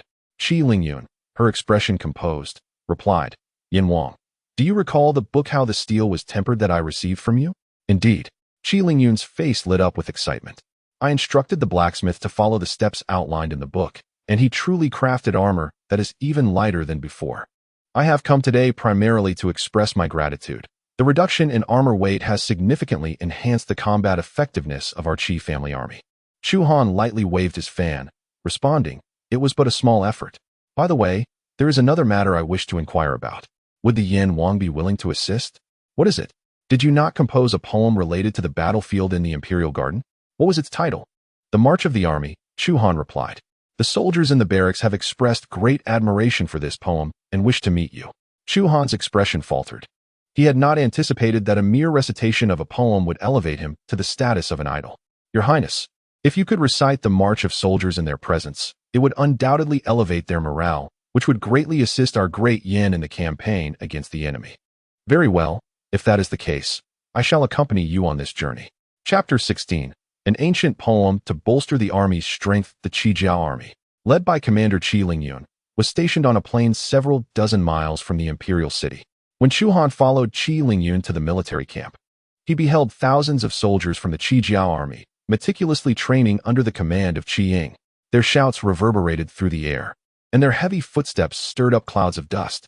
As Qi Lingyun passed by, all the soldiers abruptly halted their movements, standing in unison to salute her. "Greetings, General."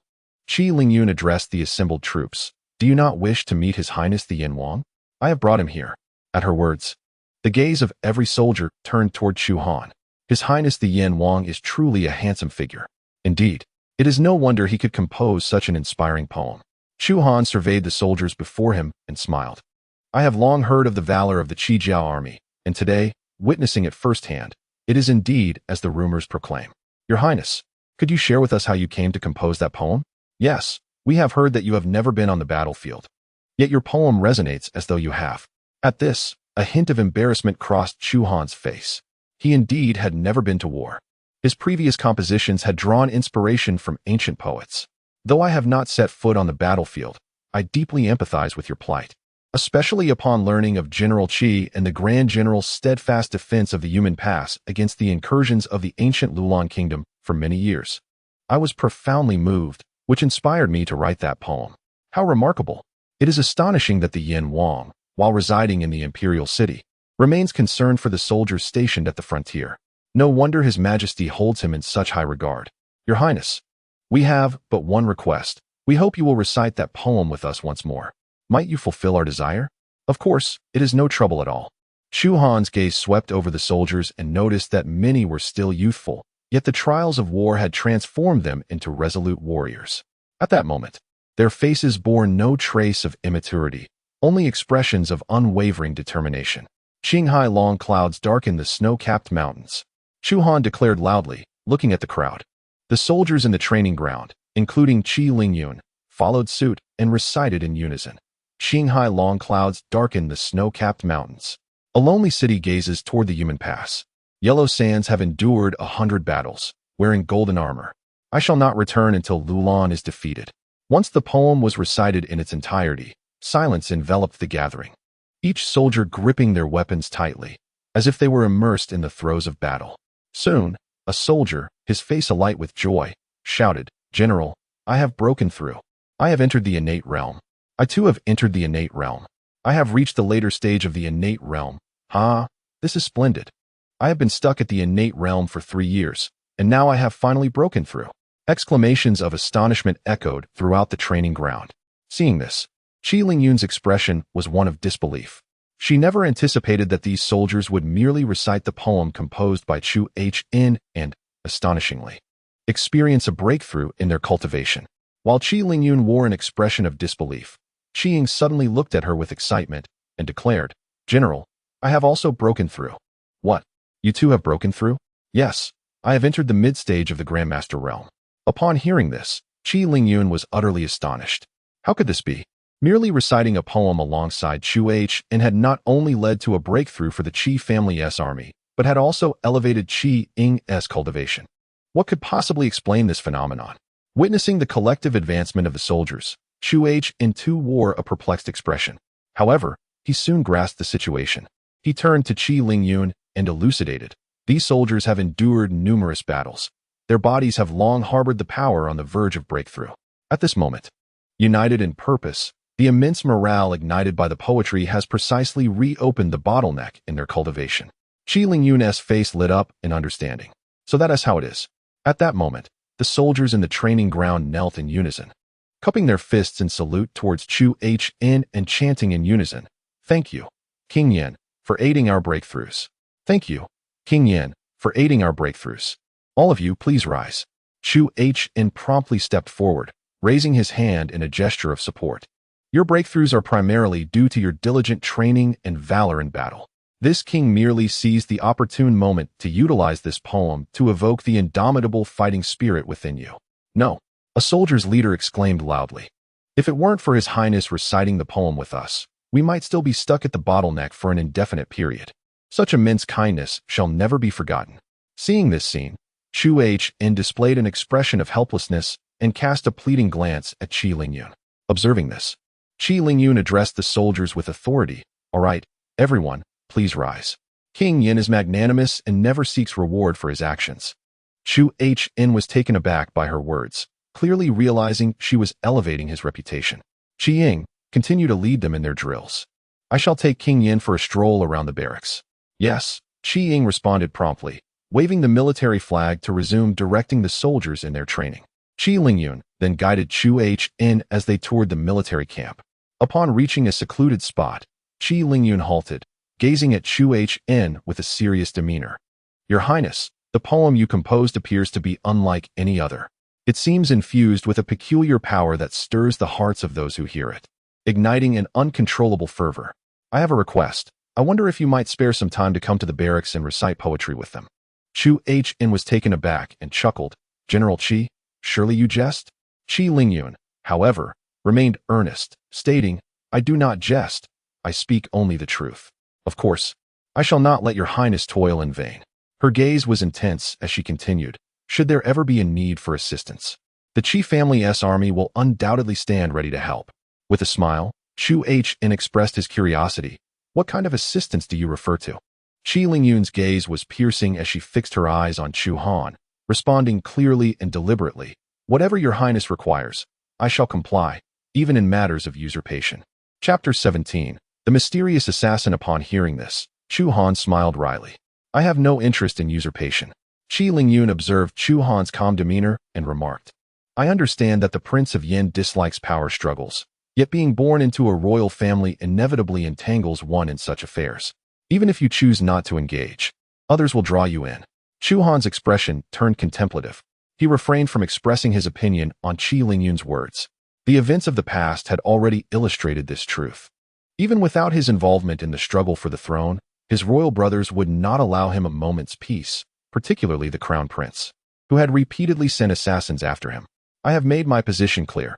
How you choose to proceed is entirely up to you." At that moment, a soldier hurried to Qi Lingyun's side, presenting her with a letter. Upon opening the envelope and reading its contents, a glint of murderous intent flashed in her eyes. "I cannot believe the Sun and Moon sect is so audacious as to set their sights on military provisions. If only I knew their hideout, I would eliminate them all." Chu Han inquired, "What, then, is the Sun and Moon sect attempting to seize your military supplies?" "Indeed," Qi Lingyun replied, nodding gently as she tucked the letter away, her expression darkening. "As one of the three major powers of Dayan, the Sun and Moon sect has consistently opposed the court over the years, even sending formidable assassins to target officials and princes. I have long sought to eradicate them, yet their lair eludes me." Chu Han remained silent, deep in thought. "Why am I sharing this with you? Come, let me show you other areas." Under Qi Lingyun's guidance, Chu Han explored the entire military camp. He observed that the Qi family army not only adhered strictly to military regulations, but also practiced diligently, training almost continuously day and night. Chu Han maintained a composed exterior while internally reflecting. No wonder the Qi family army, under Qi Tianlei's leadership, has achieved countless victories. Their success is not without merit. Before long, evening approached. Qi Lingyun glanced at the sky and said, "It's getting late. Your Highness, let me escort you back." "Very well." Soon after, the pair departed the military camp. Noticing that Qi Lingyun had not brought any soldiers, Chu Han raised an eyebrow in curiosity. Aren't you bringing anyone along? Qi Lingyun replied nonchalantly. The distance to the imperial city is not far. There's no need for an escort. Besides, with my protection, I doubt anyone would dare to harm you. All right. With that, the two mounted their horses and set off toward the imperial city. Between the dynasty and the military camp lay a range of mountains. As they entered the mountains, the light suddenly dimmed. After riding for a short distance, Chu Han frowned and pulled his horse to a halt. What's wrong? Qi Lingyun asked curiously. Chu Han focused ahead, the darkness ahead unsettling him. It's too dim. I feel a bit frightened. Perhaps you should go ahead. Qi Lingyun frowned, silently thinking, how can a grown man be so timid? However, considering that Chu Han lacked martial skills, his fear seemed understandable. Thus, she dismissed her thoughts and rode ahead. Swish, swish, swish. However, not far from where she had just stepped out, a group of dozens clad in black suddenly emerged from the dimly lit forest. Qi Lingyun immediately reined in her horse, grasping the sword at her waist, her expression transforming into one of vigilance as she regarded the black-clad figures. Who are you? She demanded. Who we are is of no concern to you. This matter does not involve you. You may leave. An aged voice emerged from behind the throng of black figures. Qi Lingyun paused, quickly discerning that these individuals were targeting Chu Han. She coldly declared, as long as I am present today, you shall not lay a finger on the Prince of Yan. In that case, do not blame us. The voice echoed as the black figures surged towards her with remarkable speed. Qi Lingyun scanned the approaching assailants, realizing they were all masters of the martial arts. Yet, she felt no fear. With a swift motion, she drew her sword and leaped into the air, executing a sweeping strike. Whoosh! Thud! The foremost attackers barely had time to react before the blade's energy cleaved through their necks, sending them collapsing to the ground. Truly, she was a goddess of death. Her prowess was indeed formidable. However, despite her strength, she faced numerous masters, and her chances of victory appeared slim. Ignoring the odds, Qi Lingyun wielded her sword, thrusting it towards the surrounding black-clad figures. Under her relentless assault, they rapidly fell, pooling in their own blood. With her sword still in hand, she gazed deep into the forest. It is your turn. Impressive. Your strength exceeds my expectations, yet you remain no match for me. As the words fell, a short, sinister-looking elder in a black robe darted forth from the woods like a specter. Before Qi Lingyun could react, he was upon her. Bang! The black-robed elder swung his arm, delivering a powerful palm strike to her chest. Cough! Qi Lingyun spat out a mouthful of blood, stumbling back several steps. Once she steadied herself, another spurt of blood escaped her lips. She looked up in surprise at the elder. A grandmaster? The elder, short in stature and somewhat unattractive, smirked at her astonishment. Indeed, I am a late-stage grandmaster. Qi Lingyun took a moment to compose herself, and then an overwhelming aura emanated from her. The elder was taken aback, exclaiming, a grandmaster? How could this be? Qi Lingyun smirked coldly. Do you think you are the only grandmaster here? The elder shook his head repeatedly. Impossible. The information I received stated you were merely a pinnacle late-stage master. How have you now attained grandmaster status? Qi Lingyun turned her gaze towards Chu Han, who stood a short distance away. I owe this breakthrough to His Highness, the Prince of Yan. He assisted me in overcoming my limitations. Chu Han was momentarily taken aback. When had he helped Qi Lingyun break through? But soon, realization dawned. During his time in the military camp, while leading the Qi family troops in reciting poetry, Qi Lingyun had joined in. It must have been then that she ascended to grandmaster level. Haha, how utterly ridiculous. You dare claim to have transcended to the grandmaster realm, all thanks to a person lacking martial prowess? If you must concoct an excuse, at least choose one that an old man like me could believe. Yet, it matters not. Even if you have indeed entered the grandmaster stage, you have already sustained injuries from my previous strike, significantly diminishing your combat capabilities. Should I unleash my full strength now, you would stand no chance against me. As these words echoed, the figure of the cloaked elder flickered and charged towards Qi Lingyun. Chapter 18, A Fatal Strike. As expected, the injured Qi Lingyun proved no match for the cloaked elder. After merely exchanging a few blows, Qi Lingyun was struck in the back, spitting blood and collapsing unconscious to the ground. Presumptuous fool, the cloaked elder scoffed, slowly turning to face Chu Han. There stood Chu Han not far away, holding a folding fan and gently waving it, his expression remaining serene throughout. The cloaked elder, taken aback, noted that he had heard the rumors. The Prince of Yan was unskilled in martial arts, having spent his youth ensconced in the royal study. Logically, such a person should be terrified in the face of this situation, yet he appeared completely unfazed. Chu Han regarded the cloaked elder and said, "I offer you a chance at life. If you reveal who sent you to assassinate me, I shall grant you a path to survival." The cloaked elder erupted into laughter, as if he had heard the most amusing jest. "What did you say? Spare your life? Prince of Yan, have you become foolish from your studies? I have only heard that too much reading can render one a bookworm, not a fool. Enough of this idle chatter. I shall end you swiftly and return to fulfill my duties." As he spoke, his figure darted forward, mirroring his earlier approach to Qi Lingyun. When he reappeared, he was already before Chu Han. However, upon launching his palm, he discovered that Chu Han had vanished from sight. The elder's pupils widened in disbelief, and he quickly scanned his surroundings. There, not far away on the grass, stood Chu Han, gently swaying his fan, his demeanor utterly calm. How could I have missed? It must be an illusion. The cloaked elder watched as Chu Han's figure flickered once more, charging at him again. Yet, when he reached Chu Han, he found him missing yet again. Now, the cloaked elder was unsettled. He abruptly turned to look behind him, only to find Chu Han had mysteriously appeared at his back, once again lightly waving his fan, gazing at him with an expression of tranquility. "I am a grandmaster. It is impossible for me to miss twice in succession." "There is certainly something amiss here," the cloaked elder exclaimed, his voice raised in inquiry. Chu Han responded with a faint smile, "I have employed no tricks. It is merely your own inadequacy that prevents you from striking me." "Nonsense. I am a grandmaster, a top-tier expert even within the royal city. It is inconceivable that I cannot hit someone like you, who lacks martial skill. Do you not believe me? What if I claim that you cannot withstand even a single strike from me? Would you believe that?" The cloaked elder paused for a moment, then burst into laughter. "It is nothing short of a colossal joke that you, a person devoid of martial prowess, believe I cannot withstand even a single attack from you. Do you doubt it? Then come, test me once more." The elder in the black robe paused momentarily, then his figure flickered as he charged towards Chu Han once again. Observing his advance, Chu Han wore a serene smile. Just as the black-robed elder was about to close the distance, he raised his hand with the folding fan and gently waved it. Simultaneously, he recited, "There will come a time when the winds will part the waves, and I shall set my sails high to traverse the vast seas." As the verses were uttered, the previously tranquil official road was suddenly engulfed by a tempest, and faintly, the sound of tumultuous waves could be heard rolling in the background. The black-robed elder's expression shifted dramatically upon witnessing this.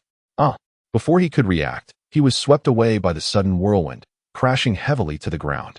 With a cough, he spat out a mouthful of blood as he staggered backward, horror etched on his face as he gazed at Chu Han. There stood Chu Han, calmly waving his folding fan, observing him with an unwavering demeanor. "You can unleash such a formidable attack using poetry. Are you a scholar?" The elder stammered in disbelief. Chu Han remained silent, merely regarding him with a tranquil gaze. The more composed Chu Han appeared, the more terror gripped the black-robed elder. "You conceal your true self so deeply. Everyone has been deceived by you. I initially thought you were the easiest to deal with among the 9 princes. Yet it appears you are, in fact, the most formidable. To injure me in a single blow, your strength must be at least that of a grandmaster. No, that terrifying aura earlier could not belong to a grandmaster. You are of the earth immortal realm." Chu Han continued to observe him with an impassive expression. Only after the elder finished speaking did Chu Han speak softly. "In truth, I had already surmised who sent you. My inquiry was merely to seek confirmation." The black-robed elder replied, "This is a matter between brothers. I have no stake in it. I am merely a hired hand.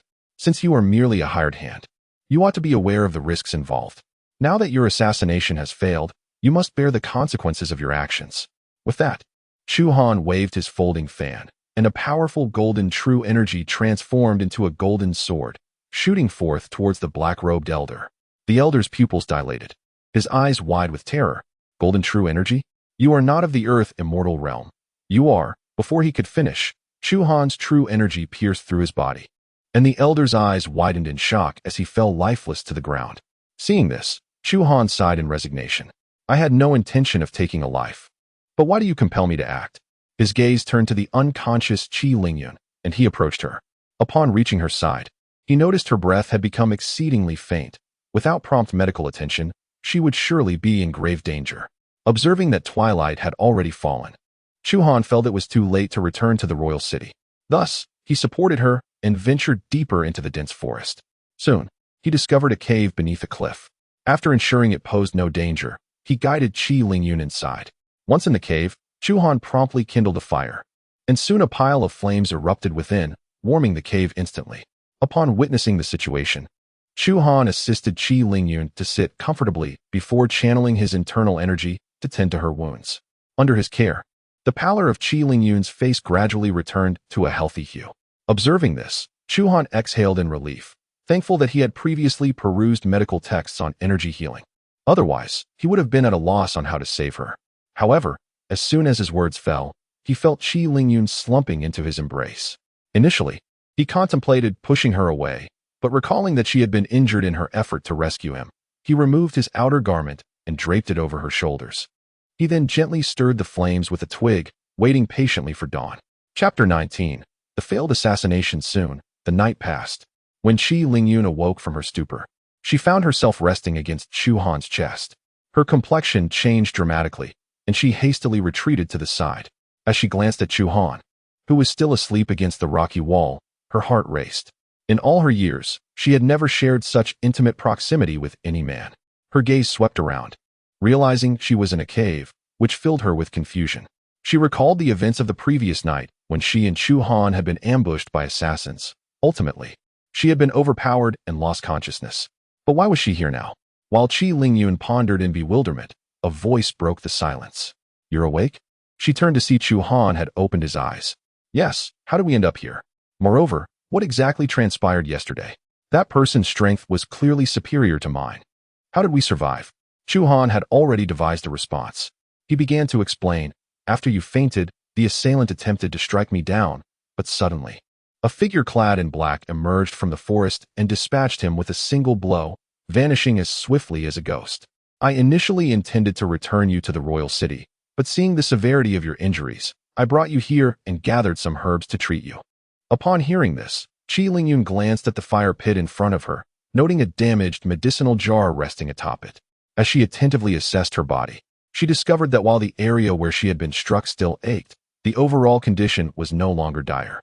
"You possess medical skills. This truly surprises me." Chu Han smiled faintly. "In addition to my studies, I have delved into medical texts, thus acquiring some knowledge of pharmacology. Now I understand." As they conversed, two groups were hastening towards the cave.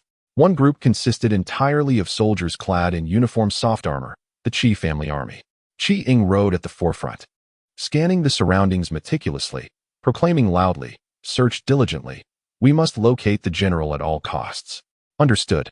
Soon after, a young man adorned in a white robe with golden embroidery, exuding an air of nobility, arrived with another contingent. Casting his gaze around, Chu Chun declared, "Those present, conduct a thorough search here. We must find the Prince Yan at all costs." "Yes." Upon hearing the command, Qi Ying rode closer. Upon recognizing Chu Chun, she swiftly dismounted and bowed respectfully. "I pay my respects to the Crown Prince." Chu Chun regarded Qi Ying with a puzzled expression. "You are the deputy commander by General Qi's side, Qi Ying, are you not?" Qi Ying nodded. "Indeed, that is correct. How is it that you find yourself here?" Qi Ying responded. "After our general escorted the Prince of Yen back yesterday, we lost all contact. This morning, I inquired at the prince's residence, but he has not returned. I feared for the safety of both the prince and the general, hence I set out with a team to search for them." Upon hearing this, Chu Chun furrowed his brow. "So, it appears your general was with the prince?" "Indeed," Qi Ying confirmed. At this revelation, Chu Chen's expression darkened. Qi Ying continued, "Your Highness, I discovered several bodies nearby, all clad in dark clothing. I suspect they were assassins sent to target the prince and our general. However, I did not find the bodies of the general or the prince at the scene, leading me to believe they may be hiding somewhere." Chu Chen replied coolly, "I too have encountered the bodies of those assassins, which is why I came here to search for them." At that moment, a guard hurried to Chu Chun and bowed. "Your Highness, we found a cave beneath a cliff ahead. It seems the prince and General Qi are inside." Chu Chen paused, then swiftly dismounted his horse. "Let me there." Qi Ying followed closely behind. Inside the cave, upon hearing footsteps approaching, Chu Han realized someone was searching for them. He turned to Qi Lingyun and said, "Let us go. Someone is here for us." Just as Qi Lingyun was about to rise, she stumbled, almost falling. Chu Han quickly stepped forward to steady her. Are you all right? As Qi Lingyun found herself in Chu Han's embrace, her heart raced, and a blush crept onto her cheeks. What is happening? I thought I despised men. Why do I feel this way towards him? Although she felt flustered, she maintained a facade of calmness. I'm fine, let us go. When they exited the cave, they found Chu Chun and Qi Ying waiting at the entrance with their men. Upon seeing Chu Han supporting Qi Lingyun, both Qi Ying and Chu Chun wore incredulous expressions. Qi Ying quickly approached, assisting Qi Lingyun and inquiring, General, what has happened? Qi Lingyun recounted the assassination attempt from the previous night. Furious, Qi Ying exclaimed, these assassins are audacious to attempt to kill you and the prince. Chu Han chuckled wryly. The intended target was not your general, but rather myself. As he spoke, he cast a meaningful glance at Chu Chun. Chu Chun was taken aback and then seethed. These people are truly arrogant to dare to assassinate the prince and General Qi. Once I return, I shall thoroughly investigate this matter. Observing his pretense, Chu Han chose not to expose him and playfully asked, Brother, you are usually so busy. What brings you here to seek me today? Chu Chun replied with a smile, I am also here on the emperor's orders. Today, Father took our 10th sister to your residence to see how you were teaching her poetry. Upon discovering you had not returned all night, he grew concerned for your safety and sent me to find you. Ah, I see. I appreciate your concern, brother. No need for thanks, we are brothers. It is only natural for me to worry about you, Chu Chun responded. As Chu Chun spoke, he cast a glance at Kalingian and remarked with a smile, previously, it was said that General Qi harbors a profound disdain for men. However, it appears that such rumors may be unfounded. Yet, upon reflection, it is quite reasonable, considering that General Qi is already betrothed to my 9th brother, and their close demeanor is entirely understandable. Upon hearing this, Kalingian's expression darkened significantly. She was acutely aware that Chu Chun had long desired to eliminate Chu Han. His earlier proposal to Emperor Chu Hang regarding a marriage was orchestrated by Chu Chun and the second prince, Chu Feng, with the intention of utilizing her to dispose of Chu Han. Now, sensing that their scheme had faltered, he resorted to mockery. Nonetheless, Kalingian wished to remain uninvolved in their fraternal strife. Casting a frosty glance at Chu Chun, she turned to Chiang and said, Chiang, let us depart. Yes, Chu Chun, noticing that Kalingian was unfazed by his words, felt a surge of anger. He seethed inwardly, damnable wretch. I had hoped to use your hand to rid myself of this worthless fool, yet you proved to be so ineffectual. It seems I must devise another plan. Having uttered these words, Chu Chun smiled at Chu Han and said, Come, 9th brother, allow me to escort you back to the Duke of Yan's residence. Very well. Chapter 20. 9th brother, you conceal yourself deeply after escorting Chu Han back to the Duke of Yan's residence. Chu Chun remarked with a smile, 9th brother. I once believed your interests lay solely in scholarly pursuits, but now it seems you are also intrigued by the fairer sex. Chu Han was taken aback. Confusion etched on his face. What do you mean, elder brother? I failed to comprehend your words. 9th brother, you jest well. Was your visit to the Prime Minister's estate not for the purpose of meeting his daughter? Chu Chun continued. Our father has already arranged your marriage to Kalingian, yet it appears you are still not satisfied, harboring thoughts of the Prime Minister's daughter. 9th brother, one must not be overly avaricious. Chu Han smiled faintly and replied, Elder brother, I believe you may be mistaken. My visit to the Prime Minister's daughter was orchestrated by 10th sister. It was not my intention. Is that so? Chu Chun clearly doubted his sincerity. Chu Han sighed resignedly. If you do not believe me, there is little I can do. Very well, it is getting late. I shall return to the residence. With that, Chu Han turned and walked toward the estate. Watching Chu Han's departing figure, Chu Chun's pupils constricted. Regardless of the truth of his words, anyone who obstructs my ascension to the throne must perish. As Chu Han entered the residence, Shao Qing rushed toward him. Your Highness, I am relieved to see you unharmed. Had you not returned soon, I would have ventured out to find you.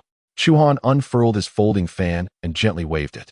While I understand the concern of others for my well-being, I wonder why you are so troubled. Shao Qing smiled slightly. I know the Duke of Yan possesses formidable power.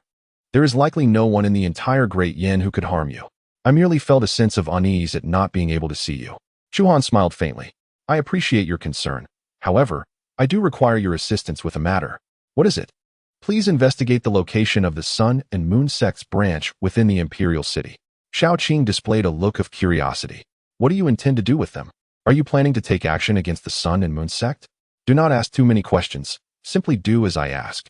Very well, Grant me a day, and I shall uncover the information for you." With that, Shaoqing turned and departed. At that moment, a voice rang out from outside the residence. "Ninth brother, you have returned."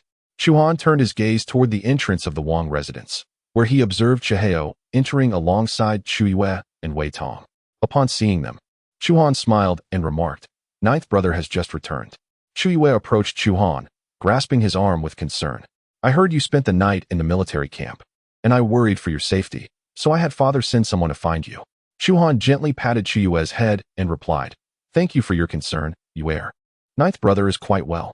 You say you are well, yet eldest brother mentioned that you and General Qi were attacked by assassins last night, with General Qi sustaining severe injuries."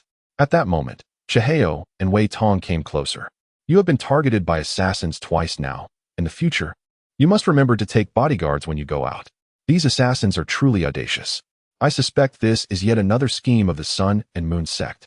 It is unfortunate that I have yet to locate their lair. Otherwise, I would ensure they are captured without fail." Chu Han pondered. This matter requires careful deliberation. The Sun and Moon sect is one of the three major powers in our Great Yan. A misstep could cause significant harm to our nation. Chihao nodded gently and looked at Chu Han. "Father has come here today primarily to seek your opinion on two matters. The first is that eldest brother has expressed a desire to marry the daughter of Chancellor Yan. However, he mentioned that you seem to have an interest in her as well. Is that true?" Just as Chu Han was about to respond, Chu Yue interjected, "Indeed. I can attest to that." Chihao was taken aback and, feeling somewhat irritated, said, "Yue, father is discussing serious matters with your ninth brother. Do not be frivolous." "I am not being frivolous," Chu Yue insisted. "I believe ninth brother and Miss Yan are well suited for each other. As for Qi Lingyun, she is notoriously known as the female assassin and is said to harbor a deep hatred for men. I fear that if ninth brother marries her, it could lead to his demise." "That is utter nonsense," Chihao retorted angrily. "Qi Lingyun has made remarkable contributions to our Great Yan. Although she may appear somewhat domineering compared to other women, her nature is not inherently malevolent. Furthermore, as a prince, your ninth brother would not be in any danger from her, regardless of her boldness." "That cannot be guaranteed, father. Let us not forget that her father is the Grand General, commanding over half of our military forces. Should Qi Lingyun truly harm ninth brother, you would not dare to take action against her." At this assertion, Chihao was momentarily speechless. Indeed, if Qi Lingyun were to harm Chu Han, he would hesitate to retaliate, given that the stability of Great Yan has relied heavily on their father-daughter duo for many years. "Regardless, your marriage to General Qi has already been decided by father. As the Emperor of Great Yan, father's word is absolute. Decisions once made shall not be altered." Chu Yue wished to voice her opinion further, but was interrupted by Chihao raising his hand. "Enough. If you continue, father will not allow you to study poetry with your ninth brother." Although discontent was evident on Chu Yue's face, she chose to remain silent. Chihao turned to Chu Han and stated, "Father does not concern himself with your relationship with Chancellor Yan's daughter. Since eldest brother has taken an interest in her, and you have your own suitable match, you must not entangle yourself further with her. Otherwise, father will not show leniency." "Understood. That concludes the first matter. The second matter is that in half a month's time, the next 100 Flowers Poetry Festival will commence, and it promises to be even more lively than the last. At that time, all the children of officials would be in attendance, and you wear along to broaden her horizons. Thus, the emperor hoped you could teach her the art of poetry within the remaining fortnight, ensuring she would not face undue embarrassment at the 100 Flowers Poetry Gathering." "Very well. If there is nothing further, I shall take my leave." After Chu Hao finished speaking, he turned with Wei Tong and departed. "I bid you farewell, your majesty." Upon exiting the residence of the king of Yan, Chu Hao's expression darkened instantaneously. "Have you ascertained the truth? Who saved the king of Yan yesterday?" Wei Tong replied with a respectful gesture, "Not yet." Upon hearing this, Chu Hao's countenance grew grim. The fact that even a grandmaster could be slain indicates that a formidable force is backing the king of Yan. I had always believed he had no support. It seems I must reassess my views on him. Wei Tong pondered briefly and, observing Chu Hao's perplexed expression, inquired, "Your Majesty, I fail to comprehend why you wish to prevent the king of Yan and the daughter of Yan Zhong from associating. If they were to unite, would it not divert the crown prince's attention entirely toward the king of Yan, which would be advantageous for you?" Chu Hao revealed a cunning smile. "Wei Tong, can you not perceive the obvious? The king of Yin already has the Qiji family as assistants. If Yin Zhong were to side with him, do you think my position as emperor would remain secure? Wei Tong, upon hearing this, displayed a look of realization. I understand now. I am enlightened, your majesty. Chapter 21. The Second Prince, Chu Feng in the study of the king of Yan's residence. Chu Han addressed Chu Yu. With merely half a month until the 100 Flowers poetry gathering, it is not difficult to teach you a few simple verses. However, if they are too ordinary, they will lack impact when recited at the gathering. Chu Yu's eyes sparkled. Ninth brother, why not compose a few for me? I can simply recite your poetry then, can I? Yet, I am uncertain which type of poetry would be suitable for the occasion. It must surely pertain to flowers. Chu Yu counted on her fingers. Sister Yu always attends the poetry gatherings. She says that the talented and beautiful ones often choose flowers as their theme for poetry. Chu Han chuckled. That simplifies matters. As he spoke, he approached the desk, picked up a brush, and began to write. Observing him start to compose without hesitation, Chu Yu curiously asked, Ninth brother, are you writing poetry already? Don't you need to ponder it first? No need. Chu Han replied without looking up. Your ninth brother may lack in many areas, but my mind is brimming with poetry. In no time at all, he completed 10 poems related to flowers. He handed the papers to Chu Yu. Memorize these 10 poems. At the 100 Flowers poetry gathering, you are sure to shine. Chu Yu eagerly accepted them and read one aloud. In the garden, the peony blooms with grace, while the lotus upon the pond remains pure and untroubled. Before Chu Yu could finish her recitation, Chu Han observed a surge of ethereal energy emanating from her. Rubbing his eyes for clarity, he confirmed, indeed, it was talent. This little girl, who previously shunned her studies, had modest skills. How is it that upon reading my poetry, she bursts forth with such brilliance? Suddenly, Chu Han recalled the matter of the Qiji army achieving breakthroughs in their cultivation while reciting poetry alongside him, and a realization began to dawn. To verify his suspicion, he called out, Xiaoqing, come in. Upon her entry, Chu Han casually penned a poem for her. Recite this one. Though perplexed, Xiaoqing began to recite. At that moment, Chu Han noticed a green aura emanating from her, and he realized that his poetry could indeed aid others in cultivating their talents. Your Highness, I have finished reciting. You may leave, he replied. Upon hearing this, Xiaoqing turned and departed. Just as Chu Han pondered why his poetry could enhance others' abilities, a loud voice suddenly echoed from outside. Ninth brother. Is ninth brother there? Xiaoqing's cold voice rang out. Please hold on, second prince. The king of Yin is instructing Princess Chu Yu in poetry. Just then, a young man clad in a bright yellow brocade robe strode in, followed by an elderly man in gray. I heard from the people of Daoxian Academy that you possess not even a single measure of talent. Yet you dare to teach Sister Yu poetry? The newcomer was the second prince, Chu Feng, who began to mock Chu Han as soon as he entered. Xiaoqing hurriedly stepped in to explain. Your Highness, I tried to stop him, but he insisted on coming in. Chu Han huffed coldly, let it slide this time. But should he force his way in again, throw him out without hesitation. Chu Feng was taken aback, not expecting Chu Han to be so resolute. He chuckled. Ninth brother, are you not welcoming your elder brother? Chu Han, seated and engrossed in his book, did not even lift his head. I recall it as the first time, dear brother, that you have entered my residence. Ah, my dear brother, you have been bestowed with the title of nobility. I am envious and found it difficult to come. Chu Feng said, rubbing his hands together. Chu Han scoffed. If you feel uneasy, then do not come again. Chu Feng forced a smile, swiftly changing the subject. I have heard that the 10th sister is learning poetry from you. The 4 great talents have all informed me that you lack even a single measure of talent. How can you teach my sister? Chu Yu quickly hid her poetry manuscript and glared at Chu Feng. Second brother, are you not preoccupied with business? Why concern yourself with my poetry studies? Chu Feng smiled gently, reaching out to pat her head, but she swiftly dodged. He awkwardly withdrew his hand. Brother is merely showing concern for you. Concern for me? When have you ever cared for me? Chu Yu turned her head away. I do not need your guidance. The poetry written by ninth brother is the best. Those 4 great talents are not worthy of even holding ninth brother's shoes. Chu Feng's face showed a hint of discomfort, and he forced a laugh. He possesses not even a single measure of talent, yet you praise him so? I speak only the truth, regardless. Ninth brother is the most formidable in my eyes. Chu Feng had initially intended to entice Chu Yu to assist him, but upon seeing the situation, he shifted his focus to Chu Han.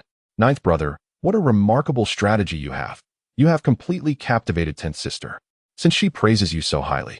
You must attend the 100 Flowers poetry meeting in half a month, so everyone may witness your talents. Before Chu Han could respond, Chu Yu interjected, of course. We will go. Does ninth brother need your invitation? Chu Feng snorted. Very well, we shall see. With that, he turned and exited with the elderly man in gray. Chapter 22. The cunning and devious second prince. After Chu Feng's departure, Chu Han looked at Chu Yu with a helpless expression. Where? When did ninth brother mention attending the 100 Flowers poetry meeting? Chu Yu rushed over, grasping his arm and grinning. Ninth brother. Sister Yu is also attending the 100 Flowers poetry meeting. Do you not wish to see her? Chu Han found himself both amused and exasperated. Picking up a folding fan from the desk and lightly tapping her forehead. You little girl, where are all your thoughts wandering off to? The emperor has already arranged a marriage for me, and it is prudent for me and Miss Yin to avoid any semblance of impropriety. Let us not mention it further. Chu Yu stuck out her tongue but remained undeterred, saying, But what if Sister Yu is being mischievous with you? Chu Han interrupted her, his tone imbued with gravity. Marriage is a matter that pertains to the reputation of both families and, more importantly, to Miss Yan's honor. Ninth brother is well aware of this. You need not worry.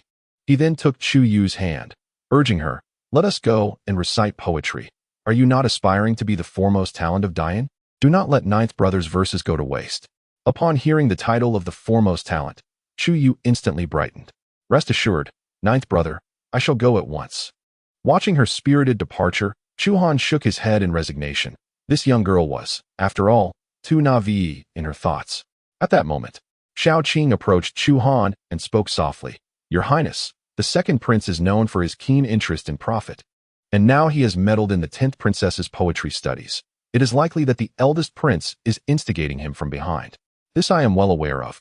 Chu Han replied, fanning himself gently, his gaze turning slightly frosty. Eldest brother wishes to use second brother to win over Yuer, but alas, he paused. Though Yuer is spirited, she can discern right from wrong. Their attempts to win her over will likely be in vain. Xiao Qing chuckled. The 10th princess currently holds you in high esteem. It is difficult for others to catch her attention. Chu Han did not comment further, but inquired, What of the investigation I tasked you with? According to the information relayed by Tianji Pavilion, the Sun and Moon sect has numerous branches in Dian, with its Royal City branch located within an establishment called Wanhua Tower. However, this tavern is the property of the second prince, making it exceedingly difficult to eradicate the sect even if its lair is known. Chu Han smiled upon hearing this. While we may be powerless, Qi Lingyun should possess the means. Is your highness suggesting that General Qi address this matter? Xiao Qing asked, slightly startled. Indeed, Chu Han mused. My position is delicate. My involvement would only alert the enemy. However, Qi Lingyun is different. As the daughter of the National Guardian General, she acts decisively. And even if the second prince is displeased, he must still consider the might of the Qi family army. He paused, adding, Yet, this matter cannot be overt. We must find a reason for her to discern it herself. Meanwhile, Chu Feng was en route to the residence of Chu Chun. The gray-robed elder trailing behind spoke in a deep voice. Your Highness, since the king of Yin shows you such disdain, why not eliminate him? Foolishness. Chu Feng interrupted. Killing him is simple, but should the emperor investigate, who would bear the responsibility? Such matters are best left to eldest brother. A shrewd smile played upon his lips. I need only manage my finances well. Once my wealth is substantial, the court shall bend to my will. Upon arriving at the rear courtyard of Chu Chun, they found him lounging against the railing of a pavilion, sipping wine while his gaze lingered on the dancers, his expression languid. Eldest brother is in fine spirits. Chu Feng remarked with a smile. Chu Chun lifted his eyes and beckoned. Second brother has arrived. Do sit. The maid beside them promptly poured wine. Observing the dancers, Chu Feng sighed. While all our brothers are preoccupied with vying for the throne, only eldest brother remains unflustered. Chu Chun raised his cup and downed its contents with pride, declaring, I am the legitimate eldest son. Should the emperor choose an heir, I am naturally the first choice. Chu Feng probed, That may be so, yet the whispers in the court suggest that ninth brother may indeed be named the crown prince. Impossible. Chu Chun abruptly placed his wine cup down, his strength seemingly insufficient for the princely duties. Is he truly seeking to become the crown prince? He must be tired of life. He then inquired, What progress have you made in persuading Yuet? Chu Feng displayed a troubled expression. Yuer harbors a deep-seated prejudice against me. She steadfastly refuses to accompany me. Did you not inform her that you enlisted the 4 greatest scholars of the imperial city to teach her poetry? I did. Yet she insists that the talents of the 9th brother are unparalleled and that the skills of the 4 scholars pale in comparison to his. Upon hearing this, Chu Han slammed the cup onto the stone table, his countenance darkening. Though the 9th brother has been educated from a young age, his abilities cannot surpass those of the 4 great scholars. Yuera must have been bewitched by his schemes. What shall we do now?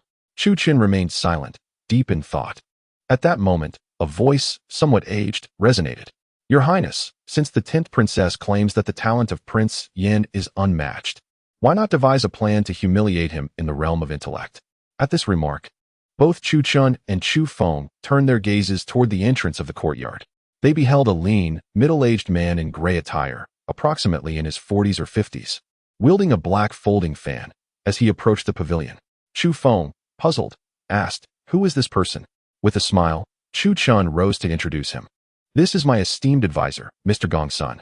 It was he who devised the strategy for us to propose to father that Qi Lingyun be betrothed to the 9th brother." Upon hearing this, Chu Feng immediately stood and respectfully clasped his hands toward Gongsun Yu. He then inquired, "May I ask, Mr. Gongsun, why you propose that my 9th brother marry Qi Lingyun? After all, she is the daughter of the renowned General Qi Tianlei. Should my brother wed her, it would become exceedingly difficult for us to eliminate him." Gongsun Yu lightly waved his fan, settling onto a nearby chair with a smile. "Second Prince, you are aware of only one facet of the matter. Prior to making this suggestion, I received intelligence that the 3rd prince has developed a fondness for Qi Lingyun. Should Prince Yin marry her, we need not lift a finger. The 3rd prince will eliminate him for us. Is this truly the case?" "Absolutely certain." Furrowing his brow, Chu Han responded, "How is it that I was unaware of this?" Gongsun Yu, still smiling enigmatically, replied, "I only came by this information recently. Qi Lingyun has fought alongside the 3rd prince against a rival nation, and during that time, he developed feelings for her.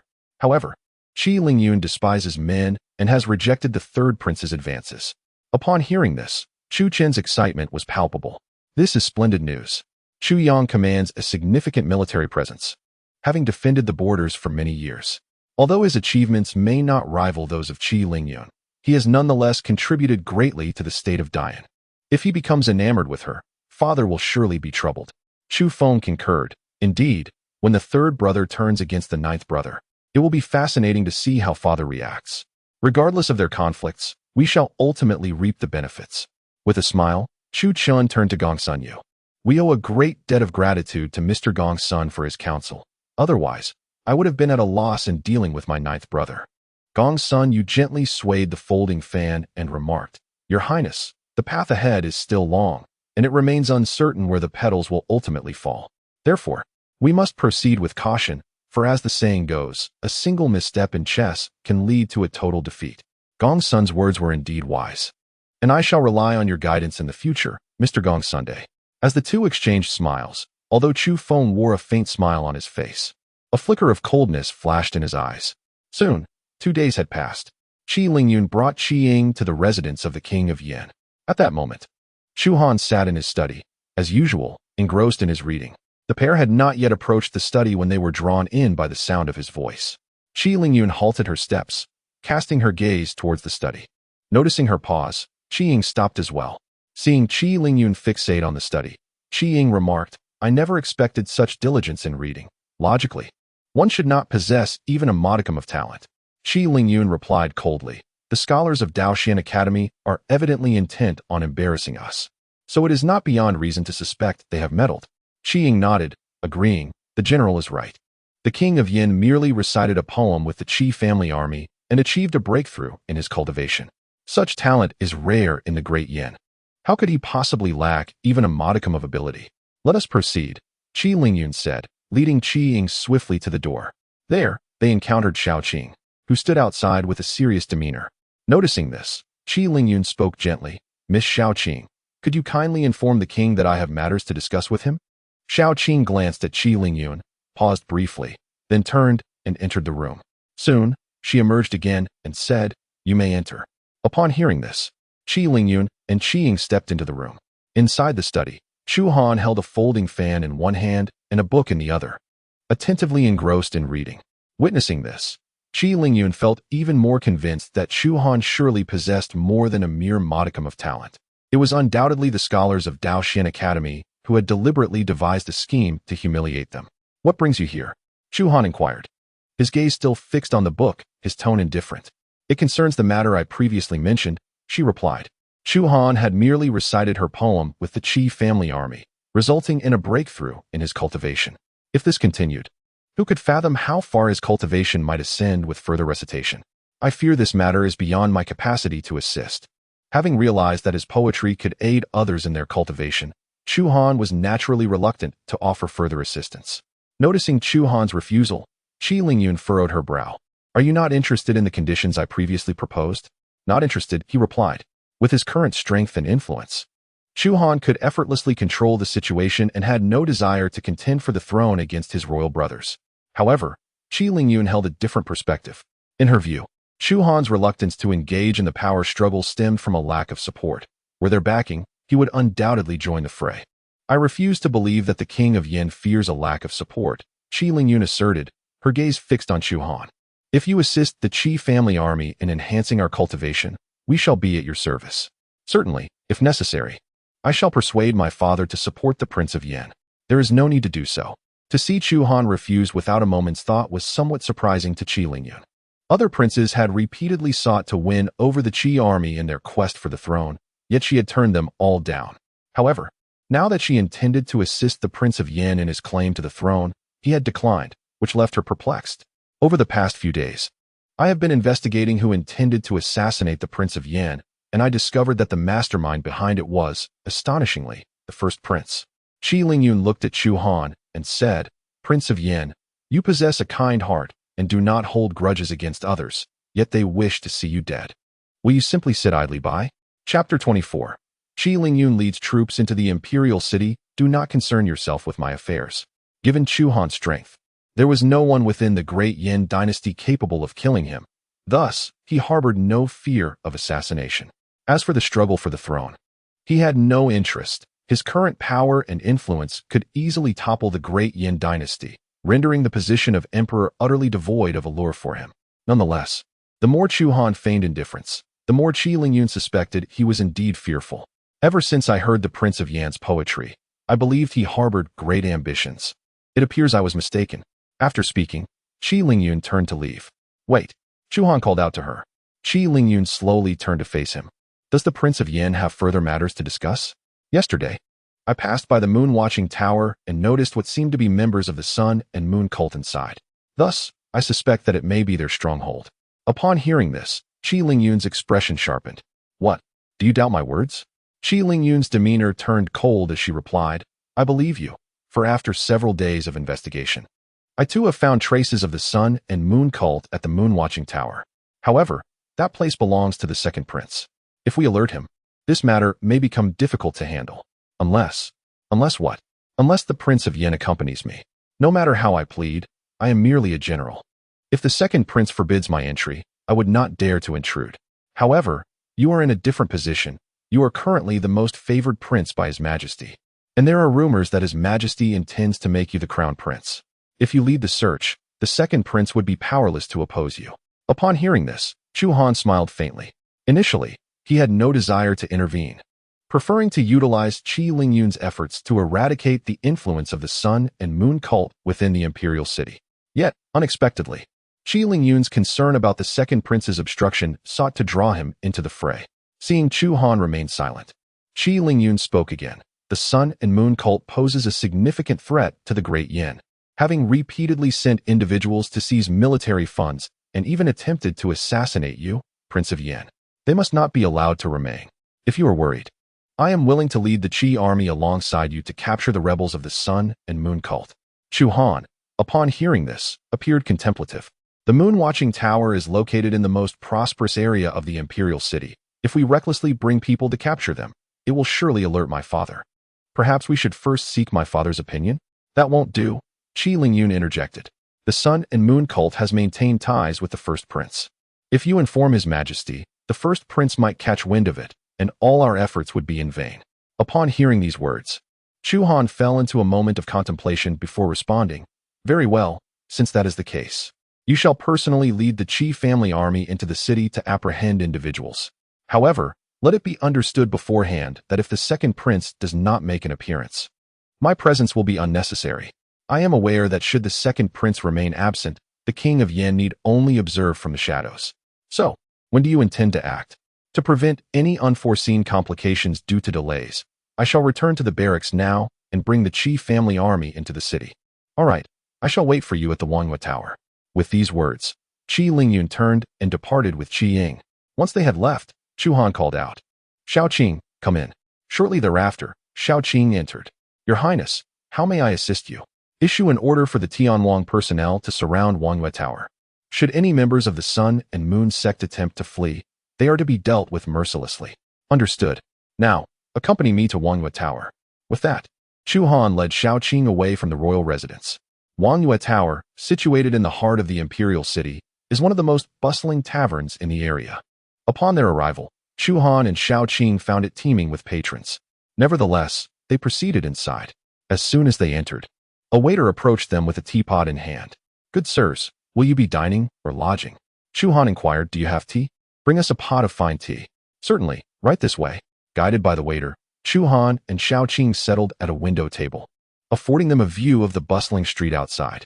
As Chu Han and Xiaoqing savored their tea, outside the imperial city, Qi Lingyun was leading thousands of Qi family soldiers toward the gates. Clad in gilded armor, her eyes glimmered with fierce determination, and her elegantly tied long hair fluttered in the wind. The armor accentuated her graceful figure, exuding an aura of ironclad resolve that instilled fear in those who beheld her. Upon reaching the city gates, Qi Lingyun was confronted by the captain of the gate guards. "General Qi, what is the meaning of this? Entering the city with troops without the emperor's consent is tantamount to treason. I have discovered that the rebels of the Sun and Moon sect are hiding within the imperial city, and I intend to take my men in to apprehend them." The guard captain replied, "Even if you seek to capture them, it should be done by the court's appointed personnel. Your independent action may be difficult to justify to His Majesty. This matter is mine alone to manage, and it is not your concern."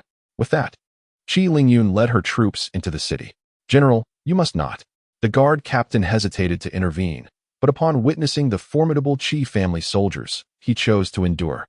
Once they had passed, he promptly instructed a nearby soldier, "Immediately inform His Majesty that the Qi family army has entered the city, claiming they are in pursuit of the Sun and Moon sect rebels, and let His Majesty decide how to proceed." "Yes, sir." After entering the city, Qi Lingyun and her forces quickly drew the attention of the citizens on the streets. "Isn't that the female killing machine, Qi Lingyun? Why has she suddenly marched her troops into the city? Surely, she does not intend to rebel?" "No, Qi Lingyun and her father, Qi Tianlei, are utterly loyal to the emperor, having achieved great feats for the Dian. How could they ever consider treason?" Amidst the murmurs of the populace, Qi Lingyun swiftly arrived at the entrance of Wangyue Tower, accompanied by the Qi army. Dismounting his steed, he proclaimed loudly, "Summon the men. Surround the tavern. No one shall leave without my command." At his command, thousands of Qi soldiers encircled the establishment, leaving no room for escape. At that moment, a portly middle-aged man, sporting a pair of whiskers at the corners of his mouth, emerged from within the tavern. Upon seeing the encirclement, he inquired of Qi Lingyun, "General Qi, what is the meaning of this?" With a cold demeanor, Qi Lingyun replied, "What do you think this is for?" "I am here to apprehend the traitors of the Sun and Moon sect." The rotund man was taken aback. "You are seizing the traitors of the Sun and Moon sect, yet you have come to my tavern?" "I suspect this establishment harbors the aforementioned traitors," Qi Lingyun asserted. As he began to push through, the portly man obstructed him. "General, you must not," he cautioned. "Let me be frank. This tavern is the property of the second prince. Should you dare to intrude and disrupt business, I fear you will have to answer to him." "Do not use the second prince to intimidate me," Qi Lingyun retorted. "If I uncover any traitors within your tavern, it will be the second prince who has to provide an explanation." With that declaration, Qi Lingyun shoved the tavern keeper aside and bellowed, "Search the premises. Let us see who dares to oppose me." Just then, a powerful voice rang out. Chu Feng strode in, followed closely by an elderly man clad in gray. "Qi Lingyun, how audacious of you to enter the city with troops and seize people. Do you not realize that bringing an army into the city amounts to treason?" Chu Feng glared at Qi Lingyun, astonished at his boldness in storming his establishment. Unfazed by Chu Feng's threat, Qi Lingyun scoffed. Whether I am guilty of treason is for His Majesty to determine. At present, I intend to search your tavern. Should you dare obstruct me, do not expect my leniency. General Qi, you certainly possess a grandiose demeanor. At that moment, the gray-robed elder spoke up, exuding a formidable pressure that bore down upon Qi Lingyun. Startled, Qi Lingyun remarked, "You are at the initial stage of the Grandmaster realm?" The elder's surprise was palpable upon realizing Qi Lingyun could discern his cultivation. "You can perceive my level of skill?" With a cold smile, Qi Lingyun affirmed, "Indeed, for I too am at the initial stage of the Grandmaster realm." Upon hearing this, Chu Feng's expression shifted to one of disbelief. "Didn't you claim to only possess the Master realm?" "That was true before. But now I have ascended to the initial stage of the Grandmaster realm." With this revelation, the previously assertive aura of Chu Feng dissipated. His earlier bravado had relied on the presence of a Grandmaster beside him, but with that advantage lost, he no longer dared to act defiantly. The prospect of provoking Qi Lingyun, the infamous Lady of Death, into a lethal confrontation was a gamble he was unwilling to take with his own life. The elderly man in gray locked eyes with Qi Lingyun for several moments before quietly addressing Chu Feng. "Your Highness, Qi Lingyun's abilities are on par with mine. I lack the confidence to defeat her. Perhaps we should report this matter to His Majesty?"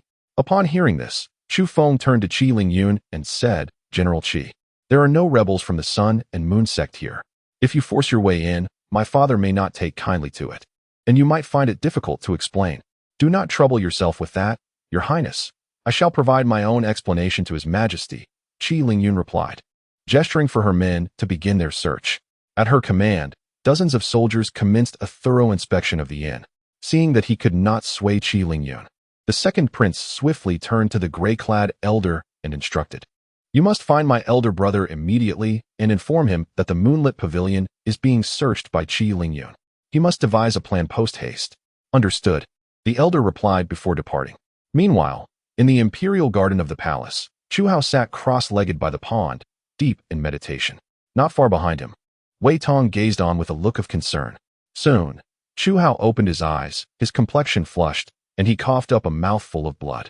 Wei Tong hurried over to support him, exclaiming, "Your Majesty, if you cannot break through, it is unwise to force your training. It could damage your meridians." Chu Han nonchalantly wiped the blood from his mouth and replied coldly, "I have remained at the peak of the late Master Realm for 10 years. If I do not find a way to advance soon, I fear I may never have the opportunity again." "I understand, but one cannot rush such matters," Wei Tong cautioned as he assisted Chu Han to his feet. "Have you obtained any results regarding the matter I entrusted to you?" "Your Majesty instructed me to investigate who is supporting the Prince of Yan, but after my inquiries, I found that there appears to be no one." Chu Han turned to Wei Tong, frowning. "If no one is backing the Prince of Yan, then explain to me how that Master Realm expert who attempted to assassinate him met his demise." "I do not know," Wei Tong admitted, his expression troubled. Chu Han's gaze bore into Wei Tong's, his emotions gradually calming. "The fact that you cannot uncover who supports the Prince of Yan indicates that this person is exceedingly elusive. However, those capable of deploying a Master Realm expert to assist him are few within the entirety Yan. Could it be the seventh prince?" Wei Tong ventured. At the mention of the seventh prince, Chu Han's expression darkened. Wei Tong continued, "The seventh prince and the Prince of Yan are blood brothers. When he was 8 years old, he killed the concubine Li for calling the Prince of Yan a worthless martial artist. His fierce protection of the prince suggests he could very well be the one who arranged for the protection." Chu Han shook his head gently, stating, "That possibility is slim. After killing concubine Li at 8, I exiled him to guard the wilds. Now, at merely 25, he commands little more than a city and cannot wield significant influence. I still recommend that Your Majesty send someone to investigate. After all, I am unable to uncover the identity of the one supporting the Prince of Yan," Wei Tong insisted. "Very well, I shall send someone to the wilds to look into it," Chu Han agreed. Just then, a guard approached quickly, bowing and reporting, "Your Majesty, the first prince requests an audience." Chu Han, his demeanor cold, rose to his feet. "Let him enter." Wei Tong interjected, "Your Majesty, the first prince is likely here regarding the daughter of Prime Minister Yan. Humph, he seeks to curry favor with that old rascal Yin Zhong. But it seems he is of little consequence to the latter." Wei Tong elucidated. "Yin Zhong is cunning and shrewd, biding his time until His Majesty designates an heir. Until such a decision is made, he will not easily align himself with any prince. This is for the best, among the 9 princes, aside from the Prince of Yan. The rest are resorting to unscrupulous means in their quest for the throne. If this old fellow joins the fray, the situation will become even more precarious. As their conversation unfolded, Chu Han had already arrived at the imperial garden. Your son pays his respects to the emperor. Chu Han regarded him with a frigid demeanor. Chinner, what brings you to seek your father? Chu Han clasped his hands respectfully, stating, Your Majesty, I have just received word that General Qi Lingyun has audaciously led troops into the imperial city. According to court regulations, such an act equates to treason. I implore your Majesty to make a determination. Chu Han frowned. Is this truly the case? Indeed, it is beyond doubt. She is currently within the imperial city. Wei Tong interjected, Your Majesty, General Qi is unwaveringly loyal and would never incite rebellion. There must be a reason behind this. Chu Han's expression darkened, regardless of the reason. The presence of troops within the imperial city is a profound disrespect to me. I intend to uncover her intentions. With that declaration, Chu Han strode purposefully out of the imperial garden, prompting Chu Chun and Wei Tong to hastily follow in his wake. Chapter 26. The Destruction of the Sun and Moon Sect's Stronghold Wangyue Tower. Under the search efforts of the Qi family army, hundreds of Sun and Moon Sect members were apprehended and brought before Qi Lingyun. A leader of the Qi family army addressed her, General, during our capture, many rebels from the Sun and Moon Sect fought fiercely against us. We exerted our utmost to encircle and annihilate them, yet several formidable members managed to escape. Dispatch men to pursue them at once. Not a single one must be allowed to escape. Yes. Qi Lingyun slowly turned to Chu Feng, inquiring, Second Prince, how is it that Sun and Moon Sect rebels found their way into your establishment? Do you not owe us an explanation? Chu Feng was taken aback, but quickly retorted, What does this have to do with me? I was utterly unaware of their presence in my establishment. Qi Lingyun's voice turned frigid. You may explain that to His Majesty. No sooner had she spoken than a cold voice resonated from outside. No need. I have already arrived. With those words, Chu Han entered, accompanied by Chu Chun and Wei Tong. Upon seeing them, everyone promptly knelt in reverence. We pay our respects to your Majesty. Chu Han gestured for them to rise. At that moment, his gaze fell upon the window, where he noticed Chu Han as well. He inquired, Prince of Yan, what brings you here? Chu Han had initially intended to leave after Qi Lingyun dealt with the Sun and Moon Sect members, but he did not anticipate Chu Han's arrival. He rose and replied, Father, I happened to pass by this establishment and felt somewhat parched, so I thought to come in for a cup of tea. Noting that Chu Han's table held nothing but tea, Chu Han accepted his explanation. As his gaze swept the establishment and fell upon the Qi family army apprehending individuals, he turned to Qi Lingyun and asked, General Qi, what is the meaning of this? I have been informed that you have led troops into the imperial city without authorization. How do you explain this matter? Qi Lingyun clasped her hands in respect and replied, Your Majesty, I led my troops into the city solely to eradicate the rebels of the Sun and Moon Sect and had no other intentions. With a cold snort, Chu Qin questioned, Do you have no other intentions? Are you unaware that entering the city with troops without His Majesty's consent is akin to treason? Qi Lingyun responded, I had no choice. The Sun and Moon Sect is one of the 3 major forces in Dayan, with followers spread across the nation, even within the court. If I were to report to His Majesty, it would surely alert the enemy. Despite the reasonableness of Qi Lingyun's explanation, Chu Han frowned and remarked, So you took it upon yourself to bring troops into the imperial city? Qi Lingyun continued, The Sun and Moon Sect has repeatedly attempted to assassinate the princes, especially during the recent incident. If not for the covert assistance of a skilled individual, both the King of Yan and I would have perished. Therefore, I do not regret my actions. If His Majesty wishes to punish me, I am willing to accept. Chu Han appeared contemplative. Qi Lingyun's unilateral decision to bring troops into the city had indeed crossed a line for him. However, given the sudden circumstances and the necessity of capturing the Sun and Moon Sect's rebels, he decided to be lenient. Chu Chun, sensing Chu Han's inclination to pardon Qi Lingyun, swiftly interjected, Father, regardless of General Qi's reasons for entering the city, the rules of the court cannot be violated. Otherwise, anyone could fabricate a reason to bring troops in. Chu Feng concurred, asserting, Indeed, strict punishment is necessary. Upon hearing this, Chu Han showed signs of hesitation. At that moment, a voice broke through. If Qi's army entering the city to apprehend the Sun and Moon Sect rebels is a crime, then should not those who harbor these rebels in the tavern face execution? Everyone turned to see Chu Han seated comfortably, gently fanning himself while observing the discussion. Chu Han was taken aback and asked, Honor, do you know who is hiding the Sun and Moon sect rebels in this tavern? Chu Han glanced at Chu Feng and smiled slightly. Father should inquire with second brother. After all, this tavern belongs to him. Hearing this, Chu Han directed his gaze toward Chu Feng. Terrified, Chu Feng hastily knelt and exclaimed, Father, it is true that this tavern is mine, but I had no knowledge of the Sun and Moon sect rebels hiding here. Qi Lingyun regarded him with a cold expression. Second Prince, it is your tavern. How could you be unaware? Chu Chun narrowed his eyes at Chu Hao, stating, Father, this is an entirely different matter. The Sun and Moon sect rebels taking refuge in the tavern owned by second brother, even if he was ignorant, still holds him accountable. And Qi Lingyun, regardless of his reasons for entering the city, has violated court regulations and must face severe punishment. Upon hearing this, Chu Hao frowned. He had intended to be lenient with Qi Lingyun, but now, with Chu Chun pressing the issue, leniency seemed increasingly difficult. Brother, do you wish to go to Human Pass to fight against the enemy nation? Chu Han's voice rang out once more. Chu Chun looked at him in confusion. Ninth brother, what do you mean by that? Chu Han replied, For years, the stability of our Dian borders has relied on the Qi family army's defense. If father punishes Qi Lingyun, then General Qi Tianlei will surely be unsettled. And how can he then focus on confronting the enemy? Are you threatening father? Chu Chun asked. I am not threatening father. I merely wish to convey that we should not escalate matters unnecessarily. I am escalating matters unnecessarily? Qi Lingyun led her troops into the city, an act that resembled treason. Could this be considered a trivial matter? Enough of the commotion, everyone. Chu Hao raised his hand to silence the two. I trust General Qi would not betray us. And as you have witnessed, her entrance into the city was solely to apprehend the rebels of the Sun and Moon sect. Now that the traitors have been captured, General Qi has indeed accomplished a significant task. However, given her unauthorized entry into the city, which contravenes the edicts of the court, I shall balance her merits and demerits and refrain from pursuing further repercussions.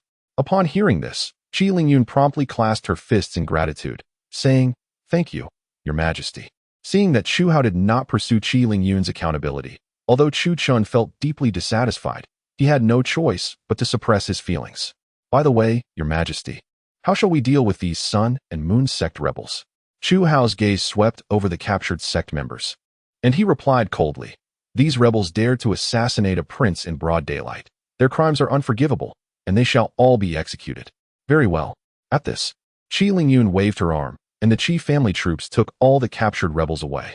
Chu Hao turned to Chu Feng and said coldly, Fenger, your father believes you would not harbor any Sun and Moon sect rebels, but since the tavern belongs to you, you must take responsibility.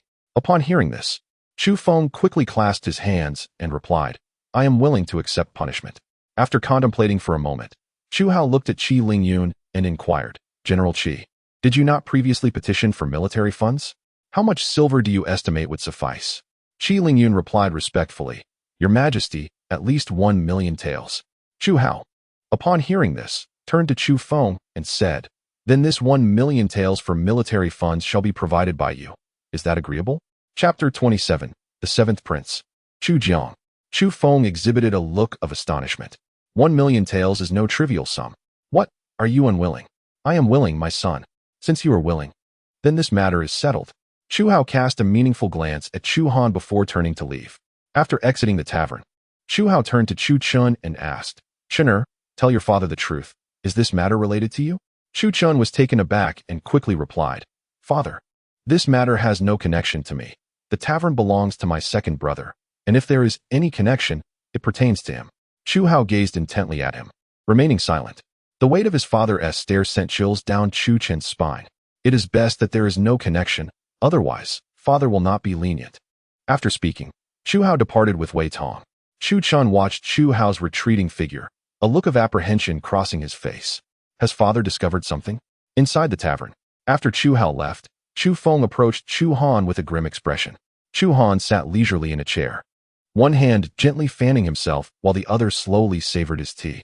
Chu Feng stepped before him and remarked coldly with a smile, Ninth brother, your methods are quite impressive. Chu Han appeared bewildered, asking, What does this have to do with me? Chu Feng's expression darkened as he said, As far as I know, Ninth brother seldom frequents such places. Your presence here today must not be mere coincidence, correct? Chu Han set down his teacup and looked at Chu Feng, saying, "It seems second brother is quite familiar with my whereabouts." Chu Feng smiled coldly. "I have no interest in your movements. I merely sense that you are deliberately opposing me. If I am not mistaken, Qi Lingyun's audacity to come here to apprehend the rebels of the Sun and Moon sect suggests she is aware of your presence, which emboldens her actions. My dear second brother, you have an exaggerated view of my significance. Who is Qi Lingyun?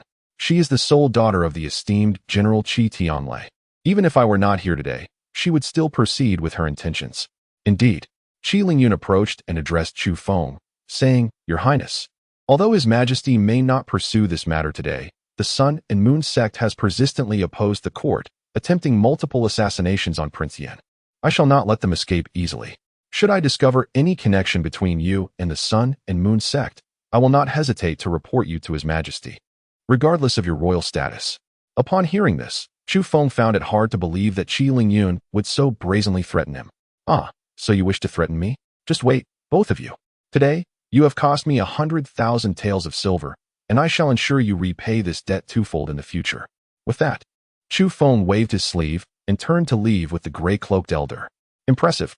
Truly, the female reaper dares to threaten even a prince. I am in awe. Qi Lingyun remarked to Chu Han, "I am grateful for your timely intervention just now. Otherwise, I might have faced punishment from His Majesty." Chu Han smiled wryly. "I had no intention of involving myself, but my elder brother pressed me, and I had no choice but to confront him directly. Rest assured, you have aided me today, and should you encounter difficulties in the future, the Qi family army and I shall stand as your greatest support." "Then I shall pray that I do not face such difficulties," replied Chu Han, rising to his feet. He looked at Qi Lingyun and asked, "Is there anything else? If not, I shall take my leave." Qi Lingyun hesitated for a moment before inquiring, "Do you believe there is still a chance to annul our engagement?" With a calm demeanor, Chu Han replied, "That is a question you must pose to my father, but I sense the likelihood of annulment is rather slim." After speaking, Chu Han departed with Shaoqing. Although the engagement between him and Qi Lingyun was proposed by Chu Chun and Chu Feng, the ultimate decision rested with Chu Hao. Chu Hao had consented primarily to leverage the Qi family's influence, diverting attention from other princes and thereby alleviating his own pressures. Thus, not only would he not annul the engagement with Qi Lingyun, but he would also urge for their swift union. Upon returning to the palace with Wei Tong, Chu Hao inquired, "Wei Tong, what is your perspective on this matter?" Wei Tong paused, asking, "Your Majesty, do you refer to the rebels of the Sun and Moon sect?" "Indeed," Wei Tong pondered. "The rebels are said to be hiding in Wangyue Tower, which seemingly implicates the second prince. However, to my knowledge, the second prince has been preoccupied with financial pursuits, making it unlikely that he would collude with the Sun and Moon sect rebels." With a smile, Chu Hao settled into his chair and remarked, "You speak wisely. Therefore, it is highly probable that these rebels are connected to the eldest prince. After all, he shares the closest relationship with Chu Feng, making it quite feasible for him to facilitate their refuge in Wangyue Tower. Then why did your Majesty not hold him accountable?" Chu Hao contemplated.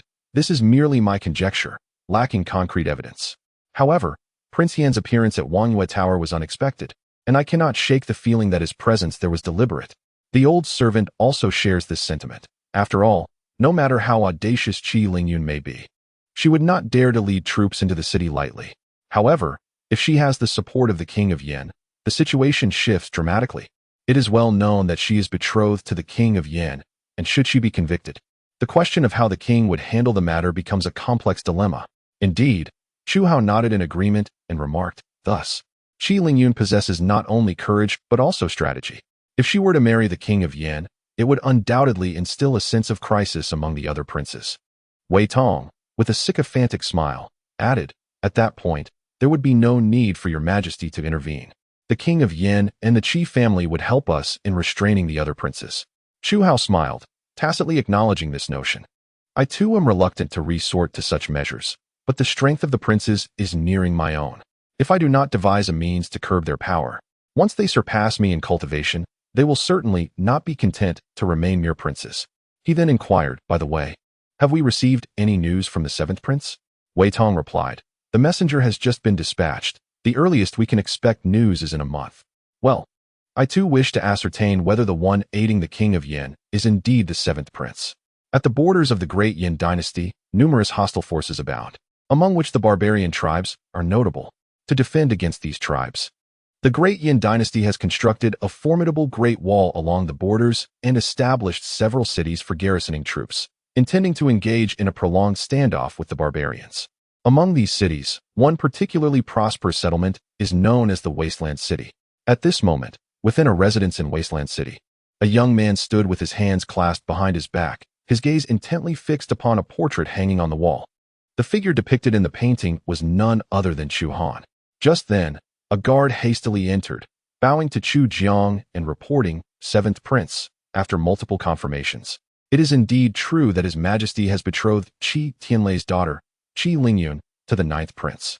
Chu Jiang slowly turned around. He was strikingly handsome, with sharp brows and bright eyes, standing tall and robust in dark-scaled armor, adorned with a magnificent golden beast head ornament on his chest. Qi Lingyun is hailed as the goddess of death of the Great Yan. By marrying her off to my younger brother, Chu Hao clearly intends to leverage the Qi family's influence to restrain the other princes. Should we not bring the ninth prince to the wilderness?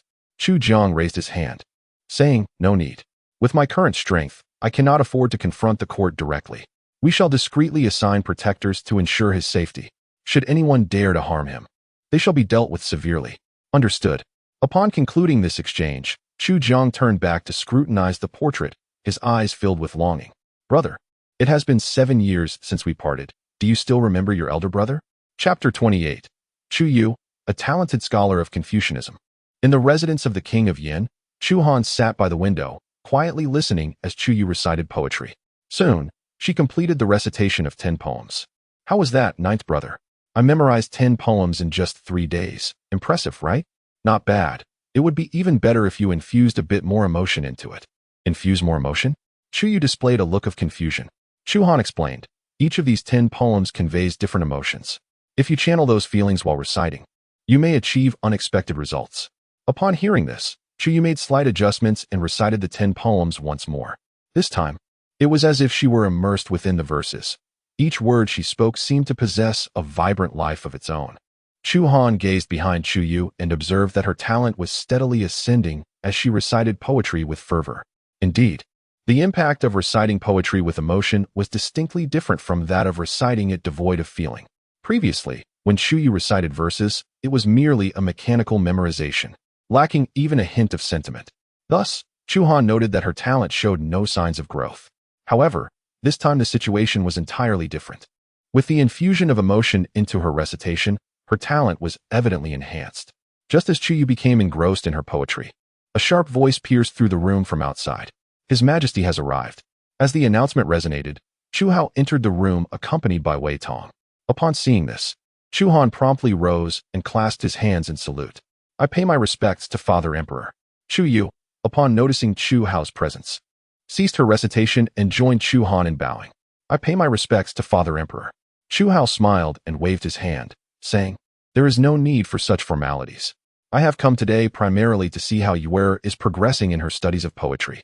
Chu Yu revealed a confident demeanor and replied, "With the guidance of ninth brother, I have already learned to compose poetry." "Is that so?" Chu Hao expressed surprise. "Could you compose a poem on the spot for your father to see if what you say is true?" "Of course." Just as Chu Yu was about to speak, Chu Hao raised his hand and interjected, "Wait, since it is a spontaneous composition, the topic must be provided by your father." Chu Yu was momentarily taken aback. After all, Chu Han had only given her 10 poems, all related to flowers. What if the topic Chu Hao chose had nothing to do with flowers? "All right, you may propose a topic." Though apprehensive, Chu Yu acquiesced. Observing her confidence, Chu Hao clasped his hands behind his back and surveyed the room. Soon, his gaze fell upon the book in front of Chu Han. "Your father will not make it difficult for you. Use the book as your subject and compose a poem." Upon hearing this, Chu Yu immediately cast a pleading glance at Chu Han. Noticing this, Chu Hao chuckled and said, "What are you looking at your ninth brother for? Surely you can compose a poem." "How could that be?" Chu Yu feigned contemplation with her hands behind her back and then began to recite. "At the 3rd watch, the lamp is lit. At the 5th watch, the rooster crows. It is the time when daughters study. The black hair knows not the diligence of early study. Only upon whitening does one regret the tardiness of learning." Hearing Chu Yu's poem, Chu Han was momentarily stunned. Wasn't this the famous admonition to study by the Tang Dynasty calligrapher Yan Jinxing? How could Chu Yu know it? Moreover, The young lady had audaciously altered sons to daughters. Nevertheless, this alteration was beneficial. Otherwise, how would Chu Han believe it was her own work? What do you think, father? Is this admonition to study by your daughter commendable? Chu Han regarded Chu Yu with a hint of disbelief. Did you compose this? With unwavering confidence, Chu Yu replied, of course it was composed by me. The topic was provided by you. Could I possibly cheat? Marvelous, your majesty. This poem composed by the princess serves as an inspiration for scholars. I humbly suggest transcribing it and distributing it nationwide, so that all scholars may benefit from it, Wei Tong remarked to Chu Han. Especially those from Daoxin Academy. They are all so self-important, yet none can compose such poetry. Chu Han smiled and nodded. Excellent idea. I shall instruct someone to take care of it upon my return to the palace. With that, he turned his gaze toward Chu Han. It appears that Father Emperor's decision to have Yuer learn poetry from you is not misguided. Please guide her well, and Father Emperor will undoubtedly reward you. Thank you, Father Emperor. By the way, Father Emperor intends for you to wed Qi Lingyun in a month. What are your thoughts on this? Chu Han was taken aback. He hadn't anticipated that Chu Han would arrange his marriage to Qi Lingyun so soon. No, I oppose it, Chu Yu declared loudly. Chu Han looked at her in bewilderment. What do you oppose? Father Emperor is providing you with a sister-in-law. Is that not a good thing? Not good at all. That Qi Lingyun is known as the goddess of death. If ninth brother marries her, he may endure great suffering in the future. Therefore, I firmly oppose ninth brother marrying her. Chu Han found himself in a mix of amusement and exasperation. Yuer, you are still young. You do not comprehend. Although Qi Lingyun may be fierce, she can protect your ninth brother. Surely, you wouldn't want him to be bullied by others, would you? Not to worry. I can protect ninth brother myself. Whoever dares to bully him will have to contend with me first. You protect him? Chu Han scoffed. You know nothing of martial arts. How can you protect him? You still require Father Emperor's guards for your own safety. Enough. Focus on learning poetry with your ninth brother, lest you embarrass Father Emperor at the 100 Flowers Poetry Festival. Chu Han turned to Chu Han and said, as for your marriage to Qi Lingyun, if you have no other thoughts, you shall wed in a month. Chu Han replied, I have no particular thoughts on the matter. However, I advise Father Emperor to consult Qi Lingyun regarding her feelings on this. Chu Han furrowed his brow. Is Father Emperor, the Emperor of Dayan, required to seek her opinion? If it were an ordinary person, it would not be necessary, but Qi Lingyun's status is exceptional. A moment of realization struck him. After all, Qi Lingyun's father was the Grand General of the state. If he hastily decided on her marriage, it might dishearten Qi Tianlei. Understanding this, he looked at Chu Han and said, very well, Father Emperor knows what to do. If there is nothing else, I shall take my leave. With that, Chu Han departed with Wei Tong. Once they had left, Chu Yu looked at Chu Han with excitement. Ninth brother, how was the poem I just composed? Chu Han turned and picked up a folding fan from his desk, gently tapping it against her forehead. Ouch! Chu Yu exclaimed, quickly covering her forehead with her hands. You can pretend before Father Emperor, but how dare you act before ninth brother? Speak. When did you sneak a peek at my writings? Chu Yu chuckled. I did not sneak a peek. I was simply reading openly. It's just that ninth brother was so engrossed in his studies that he did not notice. And how much did you read? Chu Yu smiled mischievously. Not much, just a little. Chu Han sensed her deception and casually handed her a book. Read this content aloud to ninth brother. Chu Yu accepted the book and began to read. As the words flowed from her lips, Chu Han observed that her talent was gradually rising. By the time she finished, her talent had increased significantly, nearly a foot higher than before. How could this be? Could this little girl truly be a prodigy of Confucianism and Taoism? Chapter 29. The 100 Flowers Poetry Festival. While Chu Han was lost in thought, Chu Yu looked up and said, Ninth brother, I have finished reading. Chu Han gazed intently at Chu Yu and inquired, Yuer, do tell ninth brother honestly. Did you ever devote yourself to your studies in the palace? Indeed, but the subjects they taught failed to pique my interest, replied Chu Yu. Upon hearing this, a pensive expression crossed Chu Han's face. If Chu Yu lacked talent, he might deem her unsuitable for scholarly pursuits. Yet, the talent she now possessed had nearly reached Forjiang. According to the assessment standards of Daoxin Academy, her current level of talent was equivalent to that of a scholar. It was worth noting that when Chu Yu began her poetry lessons with him, she had not possessed a shred of talent. Yet, in less than 10 days, her talent had surged close to Forjiang. Such a feat could only be attributed to genius. What troubles you, ninth brother? Do you think I am too dull-witted for academia? With a smile, Chu Han reached out to ruffle her hair, saying, Who could say such a thing? Yuera is undoubtedly a prodigy destined to become the foremost talented woman in Dian. Chu Yu's dark eyes widened as she looked at Chu Han and asked, Ninth brother, can I truly become the greatest talent of Dian? You are not merely flattering me, are you? Certainly not. But you must promise, ninth brother, that you will study diligently. If you heed my advice, you will assuredly rise to become Dian's foremost talent. Very well, I shall heed your words, ninth brother. Now, let us read this book once more. Under Chu Han's guidance, Chu Yu resumed her reading. As time passed, the moment for the Baiwa Poetry Festival approached swiftly. Ninth brother, Chu Yu said, tomorrow marks the commencement of the Baiwa Poetry Festival. You must not go anywhere. Remain at the Wangfu and await my arrival. I shall come to fetch you. Chu Han chuckled at her insistence. Must ninth brother really stay behind? Of course. If you do not attend, second brother will surely think we are afraid to face them. Those so-called four talents of the imperial city are but a shadow in comparison to you, ninth brother. Very well, it is settled then. Without waiting for Chu Han's response, Chu Yu dashed out of the room. After Chu Yu departed, Shao Qing entered from outside. Chu Han inquired, is there something amiss? Shao Qing replied, Your Highness. The Tianji Pavilion has conveyed news that the Sun and Moon sect, upon learning of your alliance with General Qi to eradicate their influence in the imperial city, plans to send assassins after you. Chu Han was taken aback, but soon scoffed. Assassination? They dare employ such tactics again. The Sun and Moon sect has already failed in their attempts on my life twice. He had presumed they would desist from further attempts. Yet they sought to repeat their folly.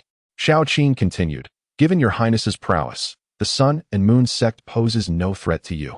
But General Qi may be in jeopardy. Hence, I wish to inquire whether you would like to alert her. Gently fanning himself, Chu Han mused, there is no need.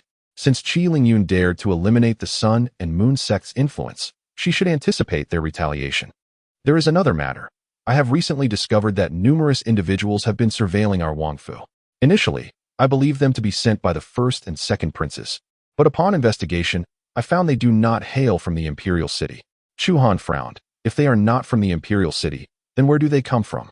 I do not know, but I have instructed the Tianji Pavilion to investigate, and I believe we shall receive news shortly. Chu Han gently nodded and then inquired. By the way, I asked you to find someone to draw the map of this continent. What is the progress now? Shao Qing replied. I have mobilized all the resources of the Tianji Pavilion for the mapping, but they say it will take at least 3 years to complete. Chu Han frowned. Will it truly take that long? Well, they mentioned that beyond Dian, there exist many other powers, some of which are even stronger than Dian. Additionally, they have discovered numerous peculiar phenomena unrecorded by Dian, though they did not disclose what they were. Upon hearing this, Chu Han pondered. I initially believed this continent to be small, thinking it would only take 1.5 years to map it out. It seems I was mistaken. Perhaps once the map is completed, I will uncover the reasons for my stagnation in cultivation. Soon, a night passed. On the following day, a luxurious carriage, escorted by 12 soldiers, halted outside the Yin Wang mansion.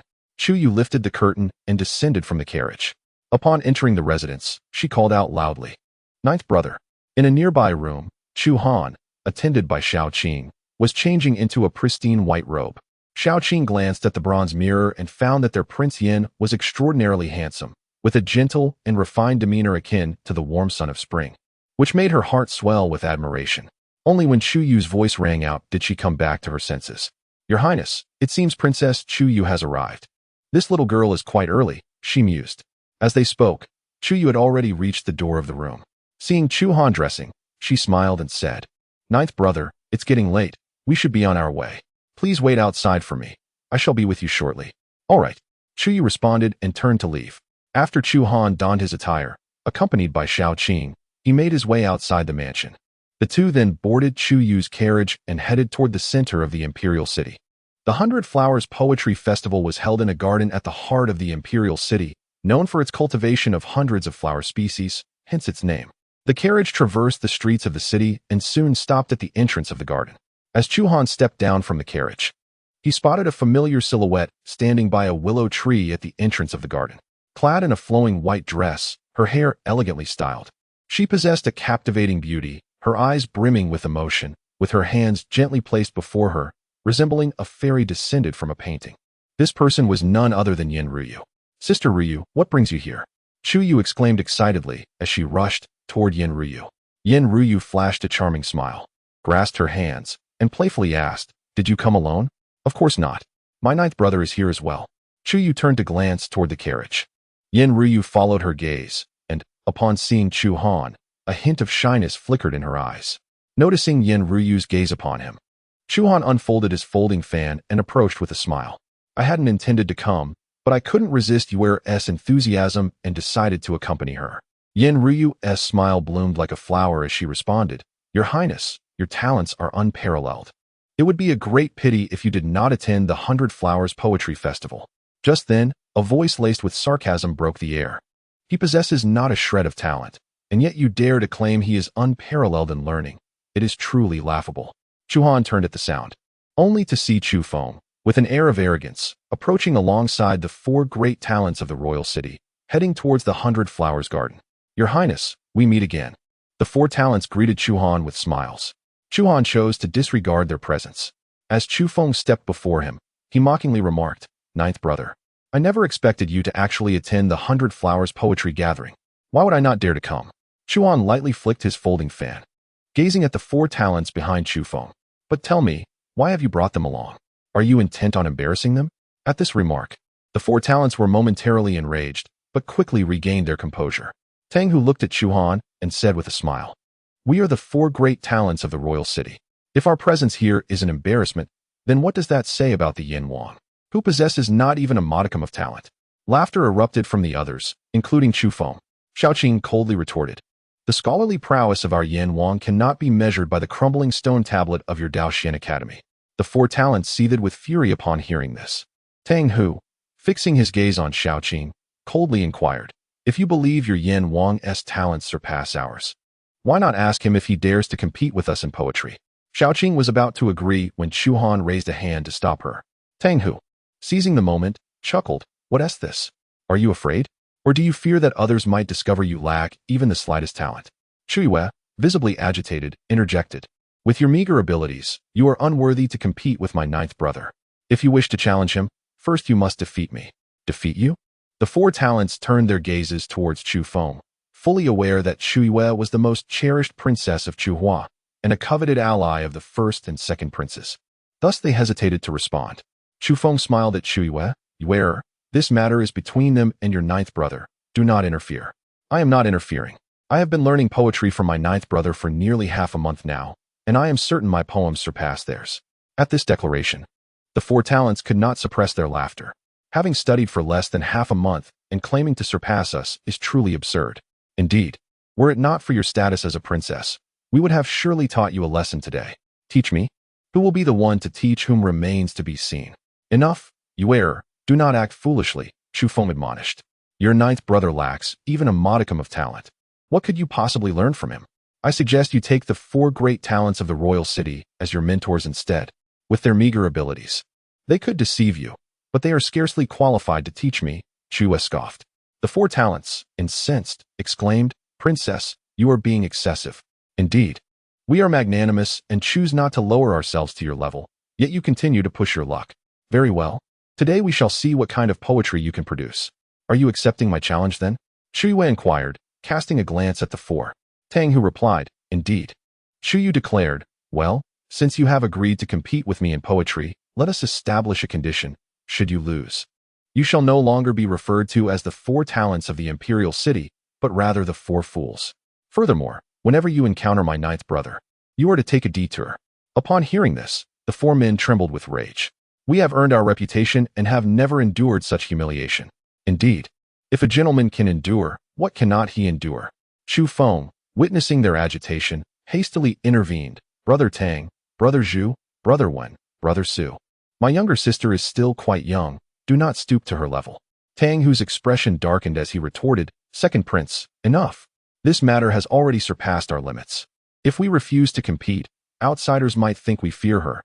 And how can we maintain our standing in the imperial city then? He added, Do not worry. She is a princess. We shall not make her uncomfortable. Zhu Ming gazed at Chu Yu and stated, If we win, we have but one request. You must publicly declare in front of everyone in the 100 Flowers Garden that your ninth brother is an illiterate fool. Do you dare to agree? At this declaration, Chu Yu was momentarily taken aback. If it were any other request, she might concede, but this pertained to Chu Han's reputation, and she could not agree so lightly. Since they wished to compete, she would oblige.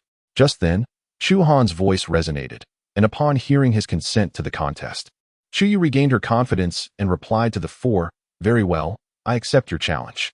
Tang Hu remarked, "Since it is a contest, we must proceed to the 100 Flowers Terrace so that all may witness this affair."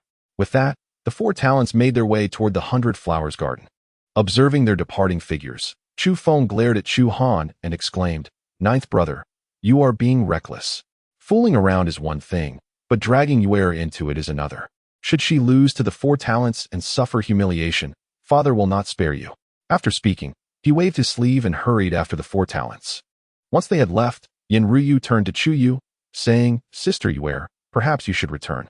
Our acquaintance is not fleeting. I am well aware of your poetic capabilities." Chu Yu replied, "Sister Ruyu, are you not familiar with the saying, a scholar should be viewed with new eyes after 3 days of separation? Although I have only studied poetry for half a month with my ninth brother, I am confident that my verses will surpass those of the four talents." With that, she strode toward the 100 Flowers Garden. Seeing Chu Yu's obstinacy, Yin Ryu could only cast a helpless glance at Chu Han. "Your Highness, you ought to persuade Sister Yuer. The talents of the four scholars are not to be underestimated." Chu Han gently waved his folding fan and smiled. "The universe is not yet settled. The outcome remains uncertain."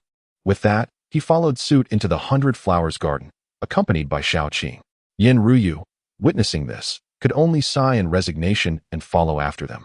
Not long after Chu Yun and the others entered the garden, a carriage, escorted by a dozen armored knights, halted at the entrance of the 100 Flowers Garden. Out stepped Qi Lingyun, accompanied by Qi Ying. "General, what brings us here? This place is frequented by the sons and daughters of nobility." Huel Ingyi spoke up. "I have heard that the 100 Flowers Poetry Gathering is being held here today, and I wish to witness it. What is there to see? We cannot compose poetry. Is it true that one cannot attend simply for lack of poetic talent? Do not forget that our cultivation breakthroughs rely heavily on the essence and power encapsulated within the poems of King Yin."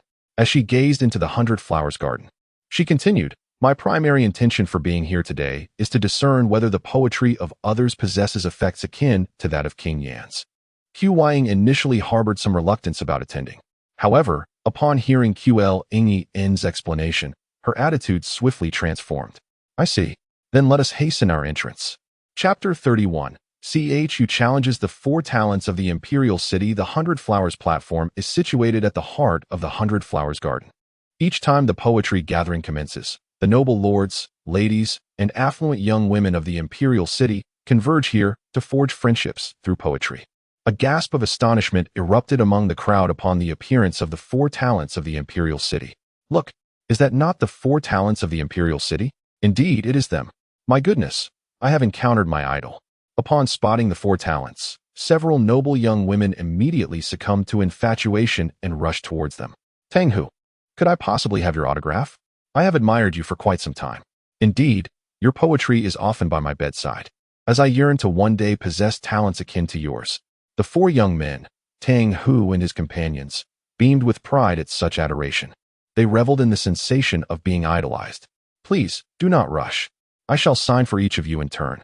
Rest assured, with diligent study, one day you too shall attain a scholarly prowess similar to ours." As they accepted brushes from the eager crowd, they began signing for the young lords and ladies present. This display infuriated Chu, who had just arrived. "Are you going to compete or not? If not, then concede quickly. This princess has no time to squander here with you." Her words left the audience momentarily stunned. Is that not the 10th princess? What could she possibly wish to contest with the four talents? Uncertain murmurs filled the air. Tang Hu, seizing the opportunity presented by the crowd's presence, remarked, "Ladies and gentlemen, I must apologize for bringing this up, but the 10th princess is exceedingly presumptuous. She has claimed that our scholarly abilities do not even compare to a mere finger of King Yin. Moreover, she asserts that her poetry surpasses that of us four. While we initially wished to avoid conflict, her blatant humiliation leaves us no choice but to accept her challenge." "I see. Yet, I have heard that the 10th princess holds little fondness for study. The emperor has summoned several esteemed tutors to instruct her, all of whom were driven away in frustration. Indeed, with her lack of scholarly pursuits, I cannot fathom from whence she derives her confidence to challenge the four talents in poetry." As the surrounding youth expressed their disdain for Chu's audacity, she simmered with indignation. Just then, a voice resonated behind her. In the face of other skepticism, The most prudent approach is not to engage in futile arguments, but to silence them with one's prowess. Chu Yu turned around and discovered that Chu Han had, unbeknownst to her, arrived at her side. Upon seeing Chu Han, her previously agitated heart instantaneously calmed. She strode purposefully towards the Baiwa platform and, gazing at the four talented scholars, declared loudly, "Enough with the trivial talk. Whether I have humiliated you will be evident once we compete." Tang Hu retorted coldly, "We can indeed compete with you, but do not forget our prior wager. Should you lose, not only must you apologize to us, but you must also publicly declare that the Prince of Yan is an illiterate fool. Do you dare?" Chu Yu did not reply immediately. Instead, she turned to look at Chu Han. Upon receiving a nod from him, she faced Tang Hu and said, "What is there to fear? Very well.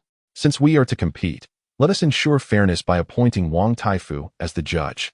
At the mention of Wang Taifu as the judge, a flicker of panic crossed Chu Yu's eyes. A slender, elegantly attired elderly scholar in a purple robe, supported by Chu Feng, entered the arena. Upon seeing Chu Yu standing on the Baiwa platform, he smiled gently and remarked, "Princess, do you still remember this old man?" Chu Yu performed a respectful bow and replied, "I have seen my teacher." Wang Taifu, noticing her gesture, smiled in return and said, "It is well. Although your scholarly pursuits may falter, at least you comprehend the importance of respecting your elders. Given today's circumstances, I suggest you apologize to the four scholars and concede. I am certain they would not hold it against you. Otherwise, if this matter reaches His Majesty, both you and the Prince of Yan may face repercussions." Chu Feng interjected, "Indeed, you err. Your ninth brother possesses no talent in poetry, so what could he possibly teach you? I believe you have been misled by him into placing your faith in his abilities." Chu Yu responded coldly, "I have not been swayed by my ninth brother. I maintain my stance. The talents of the four scholars do not even measure up to a mere finger of my ninth brother." Upon hearing this, the four scholars were incensed. "Second Prince, Wang Taifu, you have seen for yourselves. It is not that we refuse to grant her an out, but rather she has become increasingly audacious. Indeed, today, we must ensure she understands that the scholarly prowess of the four talents of the imperial city is not something to be trifled with." Wang Taifu sighed in resignation. Gazing at Chu Yu, "It appears you are deliberately attempting to provoke your father. Very well. Since you insist on competing, I shall serve as your judge. However, let me make it clear, I shall not show favoritism to anyone." As he spoke, he cast a pointed glance at Chu Yu, clearly directing his words towards her. Supported by Chu Feng, Wang Taifu seated himself on a stone bench beside the Baiwa platform.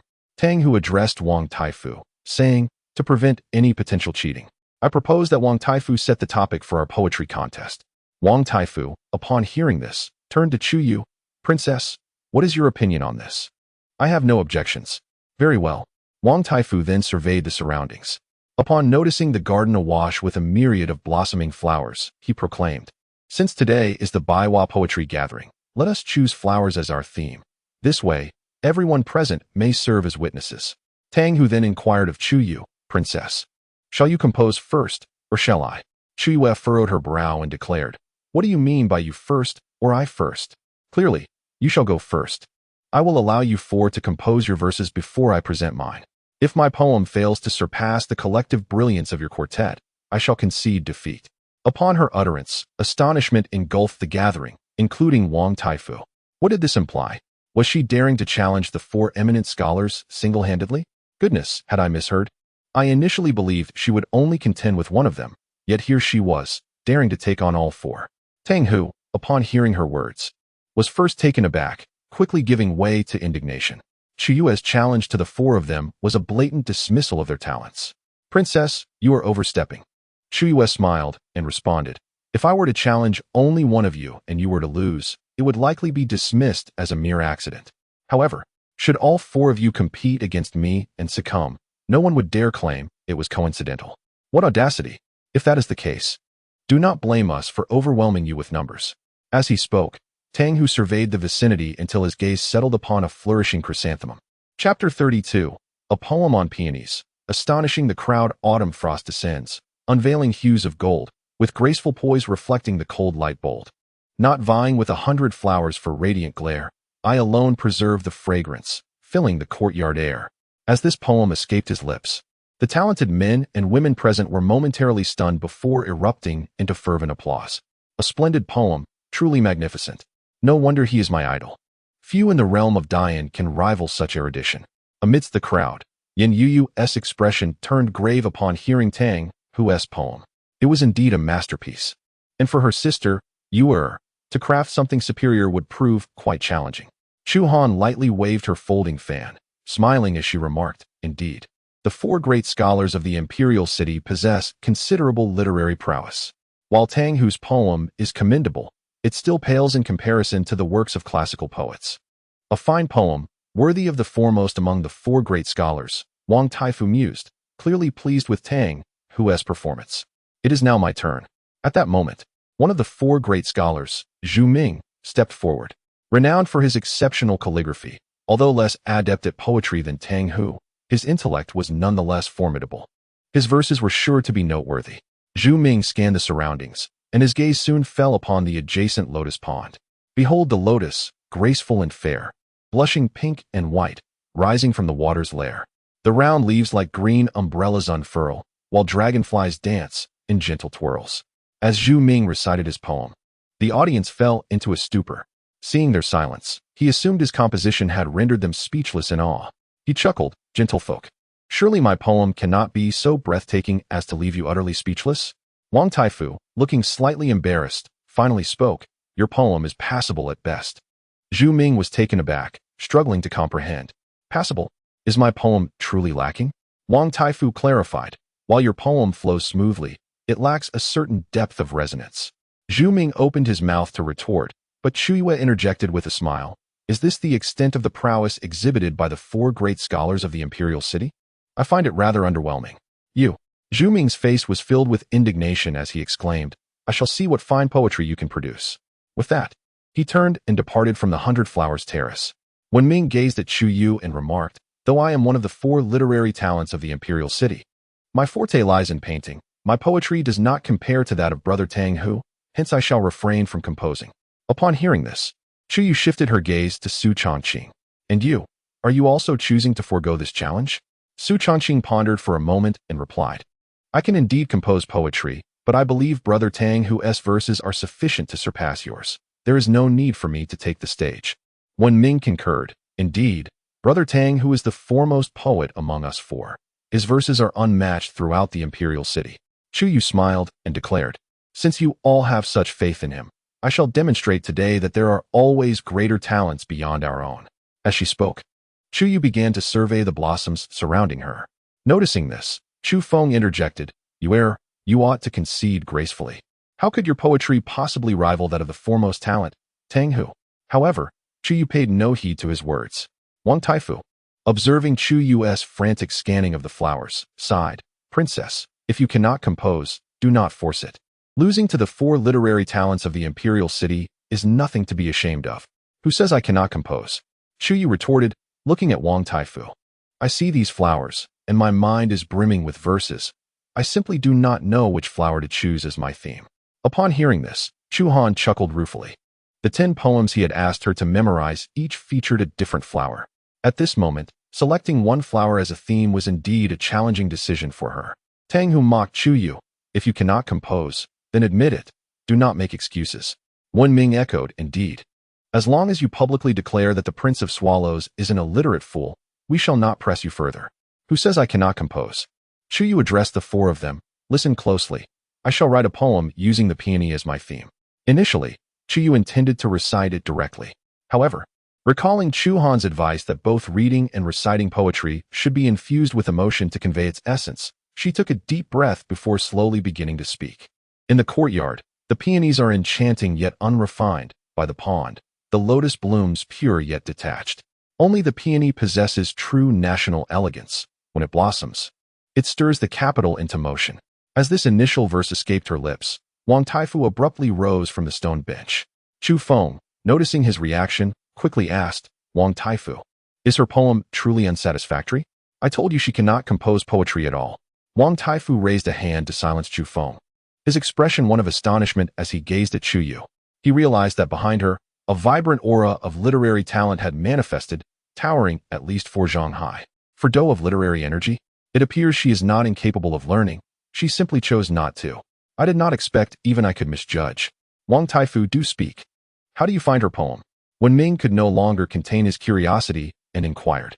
Wang Taifu, ignoring Wen Ming, turned to Chu Yu and asked, "Princess, did you truly compose this poem?" Chu Yu replied with unwavering conviction, "Of course, you provided the theme. You cannot possibly think I would resort to cheating? It is impossible.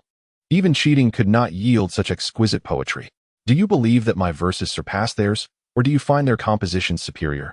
Wang Taifu gazed at Tang Hu and his companions, stating, "Although I am reluctant to concede, the poetry crafted by the 10th princess undeniably eclipses your own." What? Upon hearing this, Tang Hu and his companions wore expressions of incredulity, including Chu Feng. "Wang Taifu, are you deliberately favoring my younger sister?" Chu Feng questioned. She previously showed no interest in literature and often skipped classes. After merely half a month of studying poetry under my ninth brother, I refuse to believe her verses could outshine those of the four great talents. Indeed, it seems you are intentionally biased in her favor. We reject this outcome. The four great talents exclaimed, their faces flushed with indignation, unable to fathom that their poetry could fall short of Chu Yu's. Wang Taifu addressed the assembly. "If you harbor doubts, you may inquire among the gathered nobles and ladies to judge whether your poetry or that of the 10th princess is superior." As these words were spoken, the nobles present began to discuss amongst themselves. "The 10th princess's poem appears to surpass that of the four great talents," one remarked. "Yes, her verses perfectly capture the beauty of the peony, thus I stand with the 10th princess." Hearing the consensus that Chu Yu's poetry was indeed superior, Wang Taifu turned to Tang Hu and his companions. "I have declared that the 10th princess's poetry surpasses yours. If you believe I am biased, the assembled company now agrees with my assessment. Surely, you have no objections?" Tang Hu and his companions turned pale at the implication. Observing their reaction, Chu Yu smiled and remarked, "Now you understand I have not ridiculed you. If you cannot surpass me, how would you fare against my ninth brother? You would likely be utterly humiliated." Wang Taifu regarded Chu Yu with a serious expression, inquiring, "10th princess, did you truly learn this poetry from His Highness the Yan Wang?" "Indeed. I have studied under my ninth brother for less than half a month. Once I dedicate more time to my studies, I shall regard not only the four great talents of the imperial city, but even the Dao Xian Academy with disdain. You boast too greatly." Tang Hu glared at Chu Yu, exclaiming, "You merely managed to produce one poem superior to ours. In terms of talent, we are your superiors." Zhu Ming concurred, "Indeed. We shall reclaim the humiliation we have endured today sooner or later." Chu Yu smiled softly, addressing the four, "Since you have conceded defeat, should you not honor our prior agreement?" Chu Feng quickly intervened. "You err. They are the four great talents of the imperial city. Do not be overly harsh. It is said that one should leave a line in their dealings for future encounters." Frowning, Chu Yu replied, "Who wishes to encounter them again?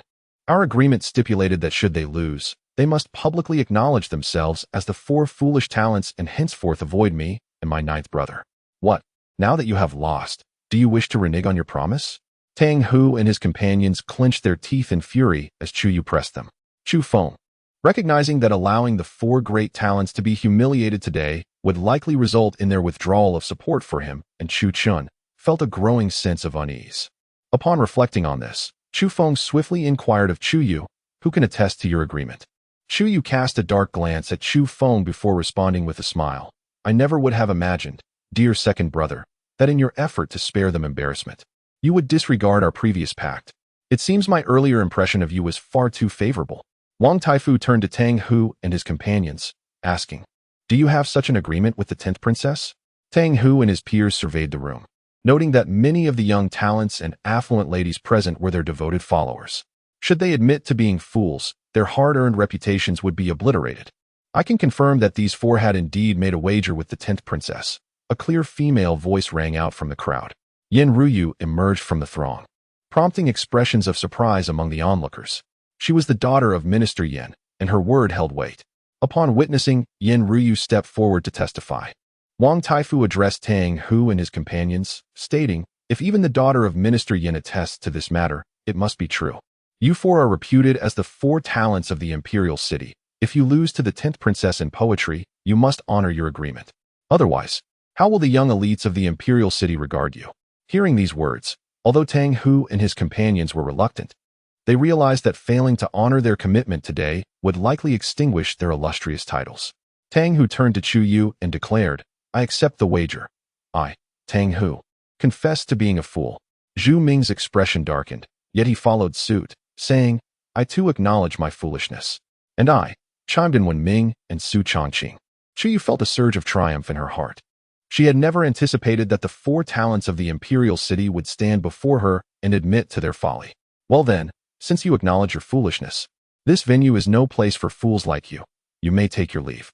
At these words, Tang Hu and his companions turned pale and prepared to exit. I had thought the talents of the imperial city were of a higher caliber, yet today, they appear rather ordinary. Indeed, even the poetry composed by a mere 10th princess surpasses theirs. How foolish I was to idolize them. I even sought their autographs. What a disgrace. As they spoke, many in the crowd tore their autographs into shreds. A profound sense of humiliation washed over Tang Hu and his companions. Suddenly, all 4 of them coughed up blood simultaneously. Who would have thought that the 4 talents of the imperial city would be bested today by a mere child? What a disgrace. Yes, our overconfidence was our downfall. Had we not underestimated her and taken the competition seriously, perhaps our poetry would have outshone hers. Now, it was too late to lament. The reputation of the 4 talents of the imperial city would likely plummet. No matter, she merely won by chance this time. When we meet again, we shall reclaim our lost honor. With these words, the 4 departed from the 100 Flowers poetry meeting. After their exit, Wang Taifu approached Chu Han with a smile. As he approached Chu Han, he clasped his hands and smiled. Your Highness, the fact that you have been able to teach the 10th princess to compose such exquisite poetry truly surprises me. I had previously thought that the 10th princess was not cut out for scholarly pursuits. However, it appears that the fault lies not with her, but with my inability to instruct. Chu Han, returning the gesture, replied with a smile, Your Excellency, you flatter me. The princess merely has a particular fondness for poetry, which naturally makes her learning process more efficient. Regardless, he continued, the fact that you have guided her to create such remarkable verses indicates that your scholarly talents are indeed extraordinary. As he spoke, the Prime Minister glanced behind Chu Han, only to find that the young man exuded no trace of literary talent. This caused him to furrow his brow. How could this Prince of Yen possess no semblance of literary flair? Had I misjudged him?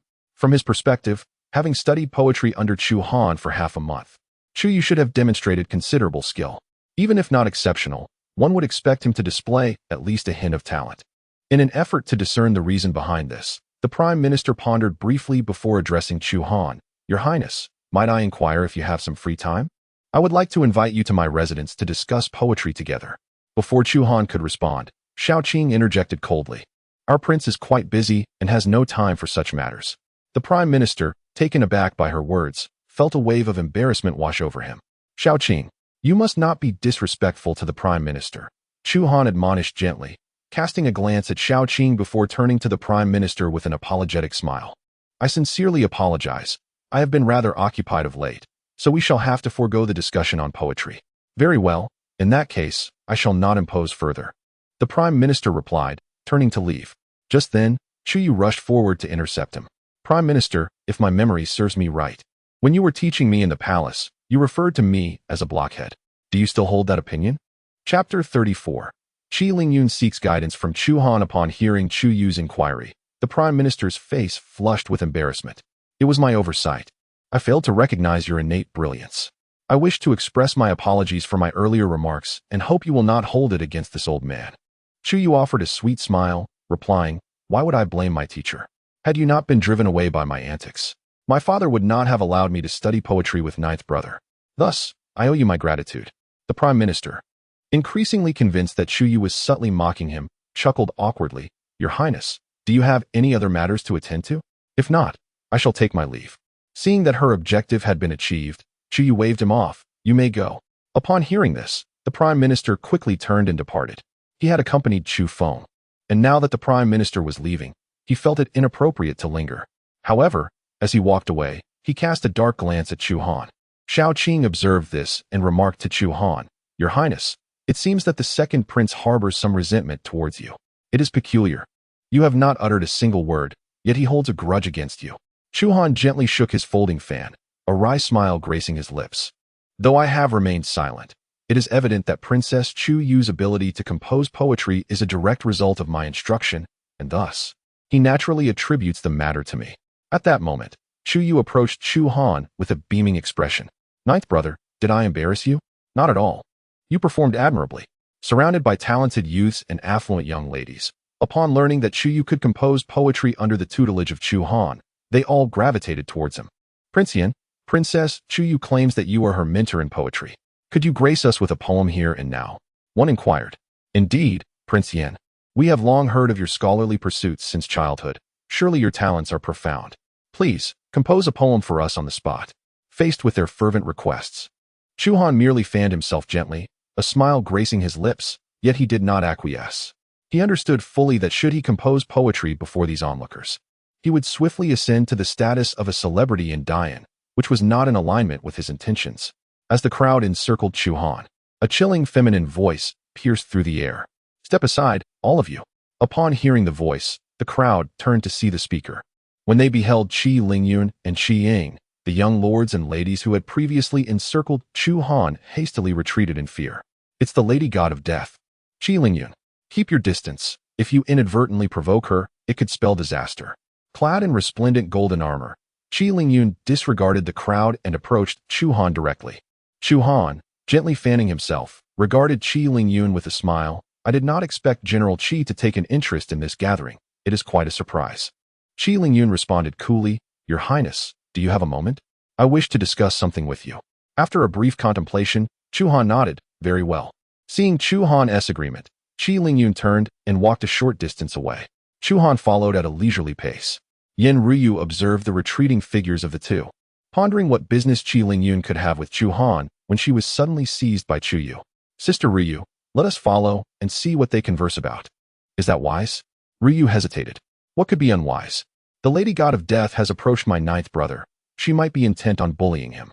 Surely, you wouldn't want to see him mistreated, would you? Upon hearing this, Yen Ruyu ceased her hesitations and accompanied Chu Yu towards Chu Han and Qi Lingyun. Chu Han trailed behind Qi Lingyun until they reached the rear of an artificial mountain. Noticing Qi Lingyun's intent to proceed further, he halted and spoke, General Qi. If there is something to discuss, let us do so here. Qi Lingyun paused, turning to face him. Your Highness, there is a matter that has long perplexed me, and I seek your counsel. What is it? Chu Han inquired.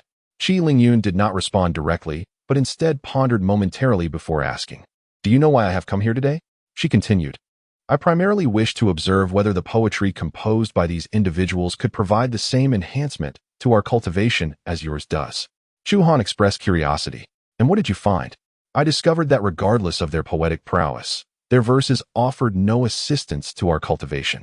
To verify this, I even sought out several talented poets to compose verses, yet all proved futile. Chu Han, gently fanning himself, chuckled, So you sought me out? It is an unavoidable necessity.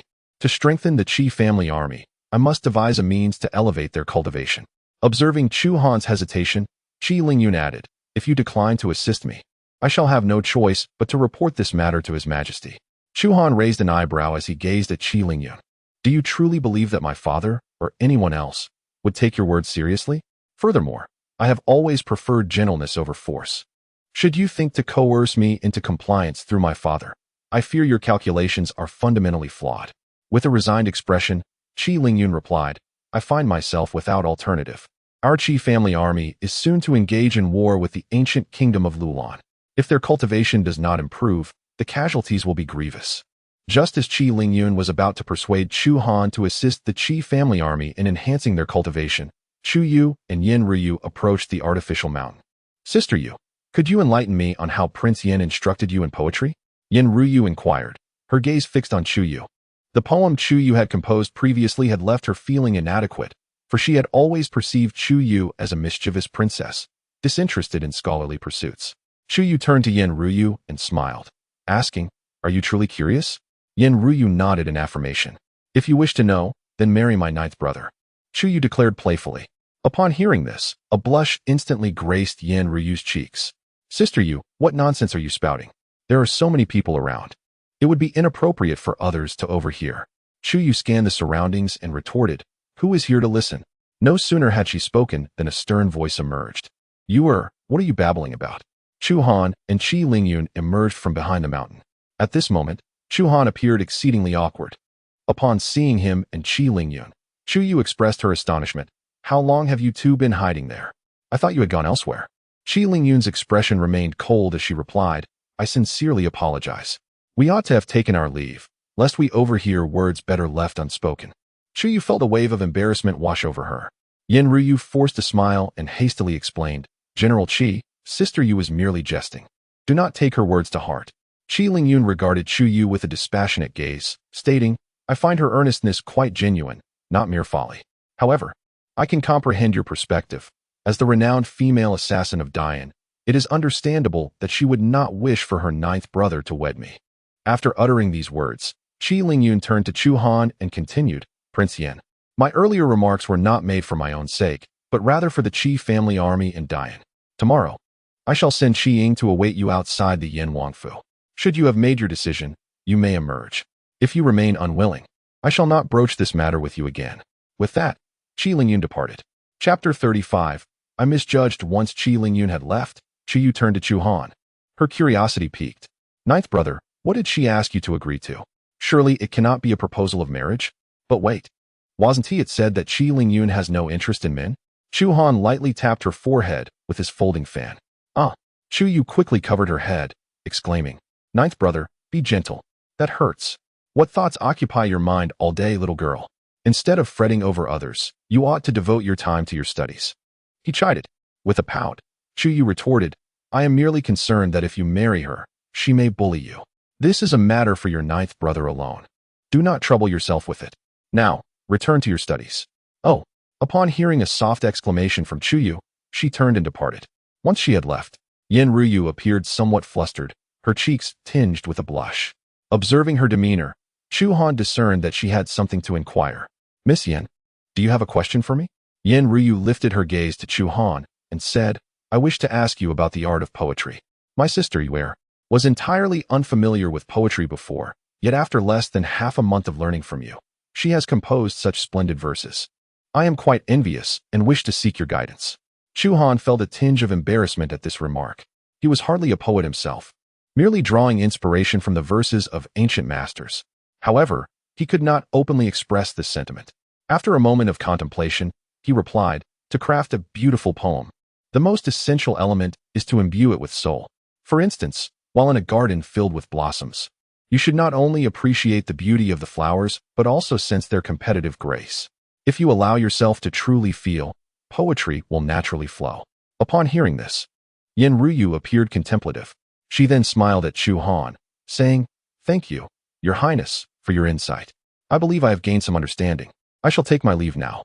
With that, she turned and left, her face radiant with joy. Xiao Qing then inquired of Chu Han, Your Highness, shall we return or?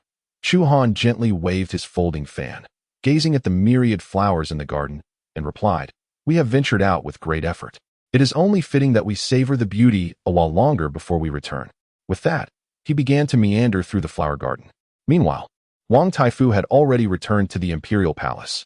He proceeded to the imperial study, where he met with Chu Hao, who was engrossed in reviewing memorials. Typically, he would delegate this task to Yan Zhong, but after several unsuccessful attempts to break through to the Grand Master realm, he had shifted his focus to state affairs. Upon seeing Wang Taifu approach, Chu Hao remarked, Wang Taifu, what brings you here? It is still early. The flower poetry conference should not have concluded yet. Wang Taifu approached Chu Hao respectfully, clasping his hands, and replied, Your Majesty, indeed the conference has not yet ended, but I felt it unnecessary to remain there any longer. Chu Hao set down the memorial in his hands, looking at him with curiosity. What do you mean?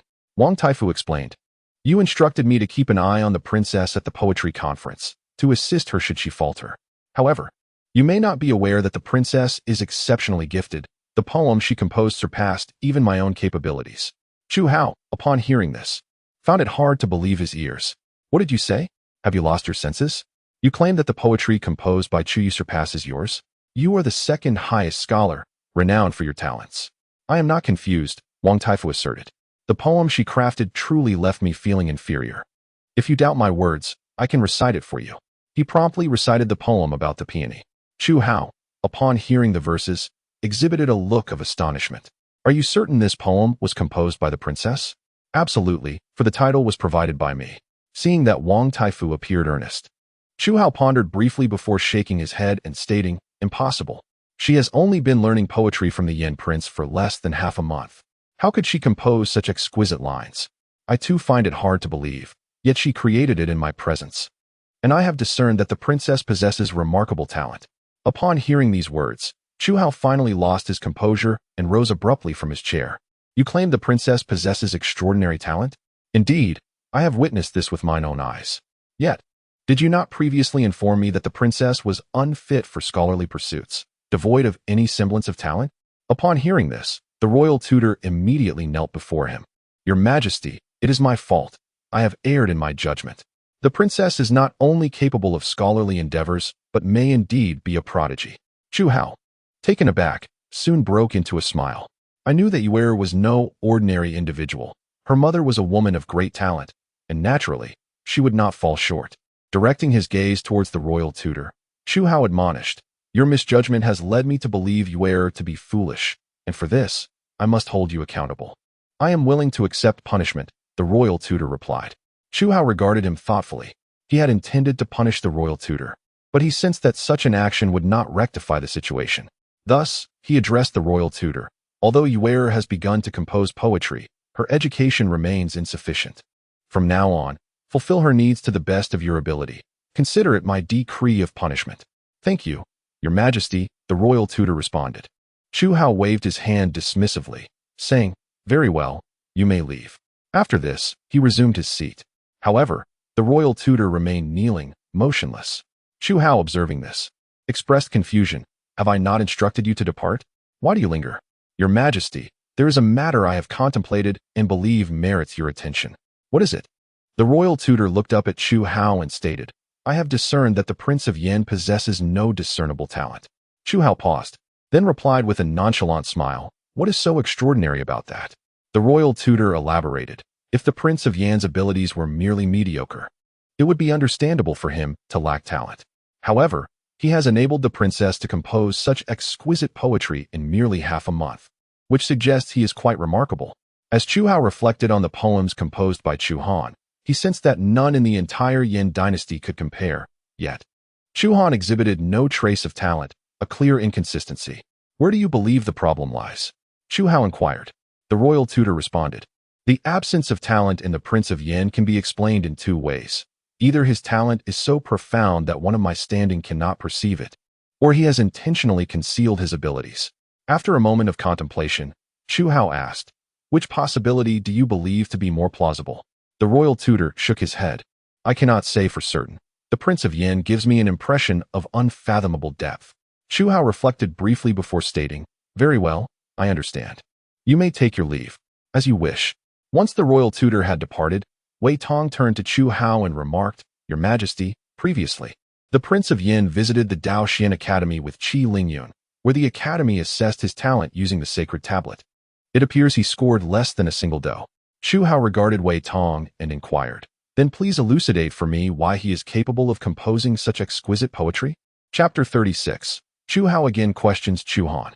Faced with Chu Han's inquiry, Wei Tong could only bow his head and reply, This old servant does not possess the answer.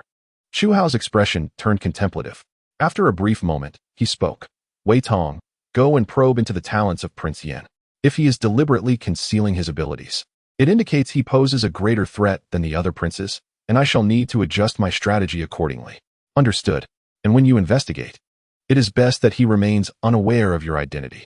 I comprehend, Your Majesty. As time passed, the next day arrived. Outside the Yan Prince's residence, Qi Ying, accompanied by a dozen cavalrymen, had arrived early to await at the entrance. She dared not enter, for Qi Lingyun had cautioned her that if Chu Han intended to assist them, he would emerge on his own. Soon enough, the morning slipped away. Qi Ying noted that the gates of the Yan Prince's residence remained firmly closed, and she grew increasingly restless. One of the Qi family soldiers, observing her agitation, could not help but inquire, Deputy General Qi, should I knock on the door? Qi Ying quickly raised her hand to halt him. Recalling the general's instructions, unless the prince himself emerges, we cannot enter. But it has already been an entire morning. It is fine, we shall wait a little longer.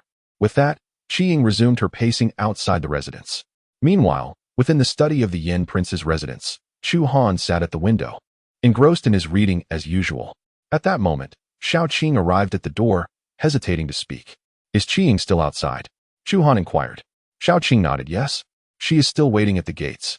Chu Han smiled faintly, surprised at her usual recklessness being tempered by patience today. Xiaoqing glanced at him and asked, Prince Yan, do you truly not intend to intervene on behalf of Qi Lingyun? As he turned the pages of his book, Chu Han replied, Qi Lingyun's request for my assistance is not solely for her benefit, but for the Qi family army and for the greater good of Dian. Hence, it is both reasonable and just for me to aid her. However, some matters cannot be easily acquiesced to, otherwise the other party might feel it is too effortless and fail to appreciate its significance. I see. So when do you plan to act? What time is it now? Xiaoqing looked up at the sky, realizing it was nearly noon. Chu Han set his book aside and declared, it is about time. As he spoke, he picked up his folding fan, stood, and walked toward the door. Your Highness, should I accompany you? No, you may remain here. But I worry that the Sun and Moon sect may send assassins again. Without turning back, Chu Han chuckled, then you must consider, can they truly kill me? Outside the Yan Prince's residence, Qiying gazed at the closed gates, ultimately letting out a sigh of resignation. It appears he does not intend to assist our Qi family army. Alas, it is not his obligation. With that, she prepared to leave. Just then, the gates of the Yan Prince's residence swung open. Chu Han, gently waving his folding fan, stepped outside. Noticing Qiying's intent to depart, he smiled. What is this? Deputy General Qi, are you leaving? Upon seeing Chu Han emerge, Qiying's face lit up with joy, and she rushed forward, asking, Prince Yan, will you lend us your aid? Chu Han lightly waved his fan and replied, I have little time, but I can accompany you to the military camp for now. Very well, please mount.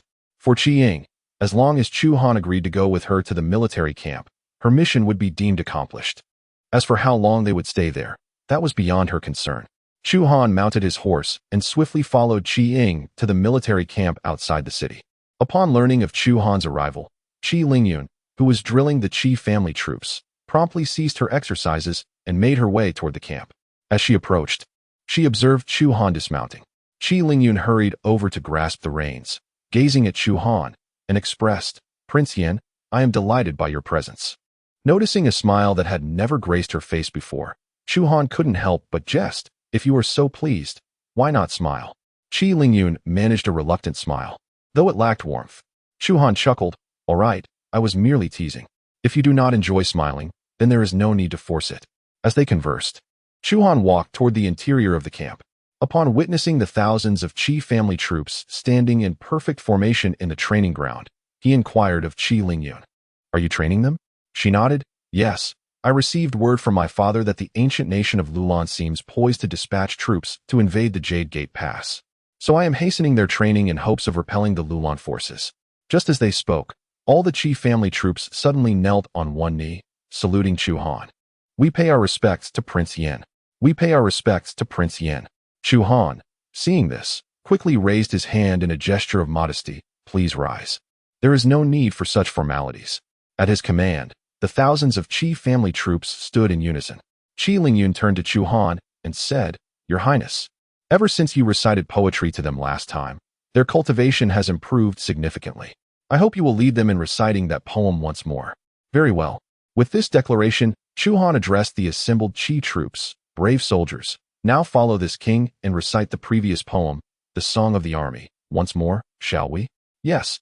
The thousands of Qi family troops responded in unison. The long clouds of Qinghai shadow the snowy mountains. A solitary city gazes toward the Jade Gate Pass. As Chu Han's voice resonated, the thousands of Qi family troops, including Qi Lingyun, recited the Song of the Army repeatedly. When Chu Han finally ceased, the crowd erupted in cheers. General, I have broken through to the mid-stage of the innate realm. I too have achieved a breakthrough. I am now in the late stage of the innate realm. Upon hearing the Qi family troops' advancements, Qi Lingyun's face lit up with joy.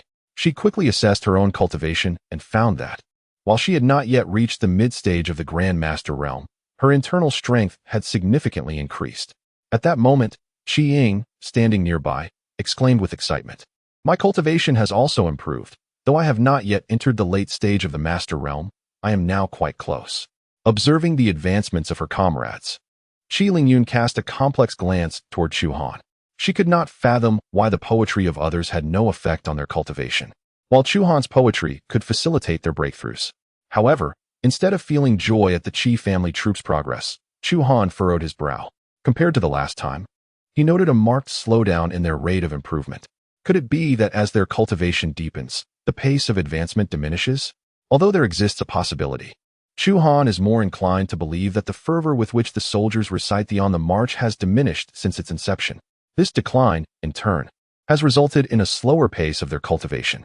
Of course, this is merely Chu Han's conjecture. Whether his assumptions hold true will only be revealed through experience. General Qi, is there anything else you require of me? Chu Han inquired, glancing at Qi Lingyun. Chapter 37. Who is truly assisting me? Qi Lingyun pondered momentarily before addressing Chu Han. Should the ancient nation of Lulan invade the Jade Gate Pass, I may need to lead my troops to confront them. Will the king of Yin accompany me then? Chu Han was taken aback by this proposition but quickly regained his composure.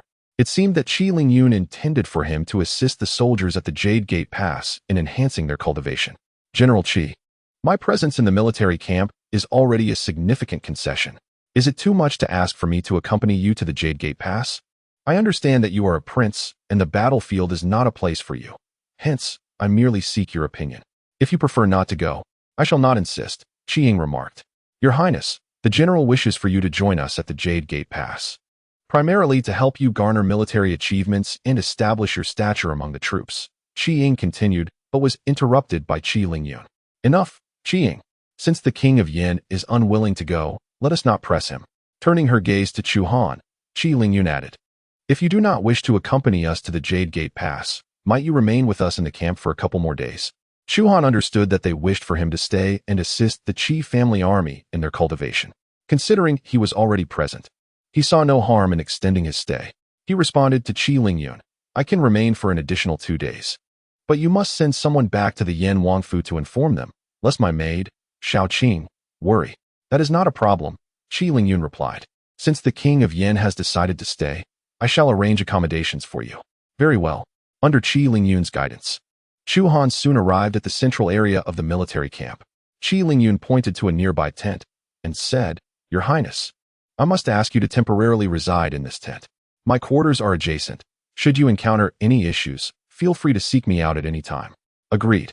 As night fell, Chu Han retrieved a book from his robes and began to read attentively by the light. Suddenly, a shadow flitted past outside the tent. Chu Han raised an eyebrow and, after a fleeting glance, returned his focus to his reading, as though nothing had transpired.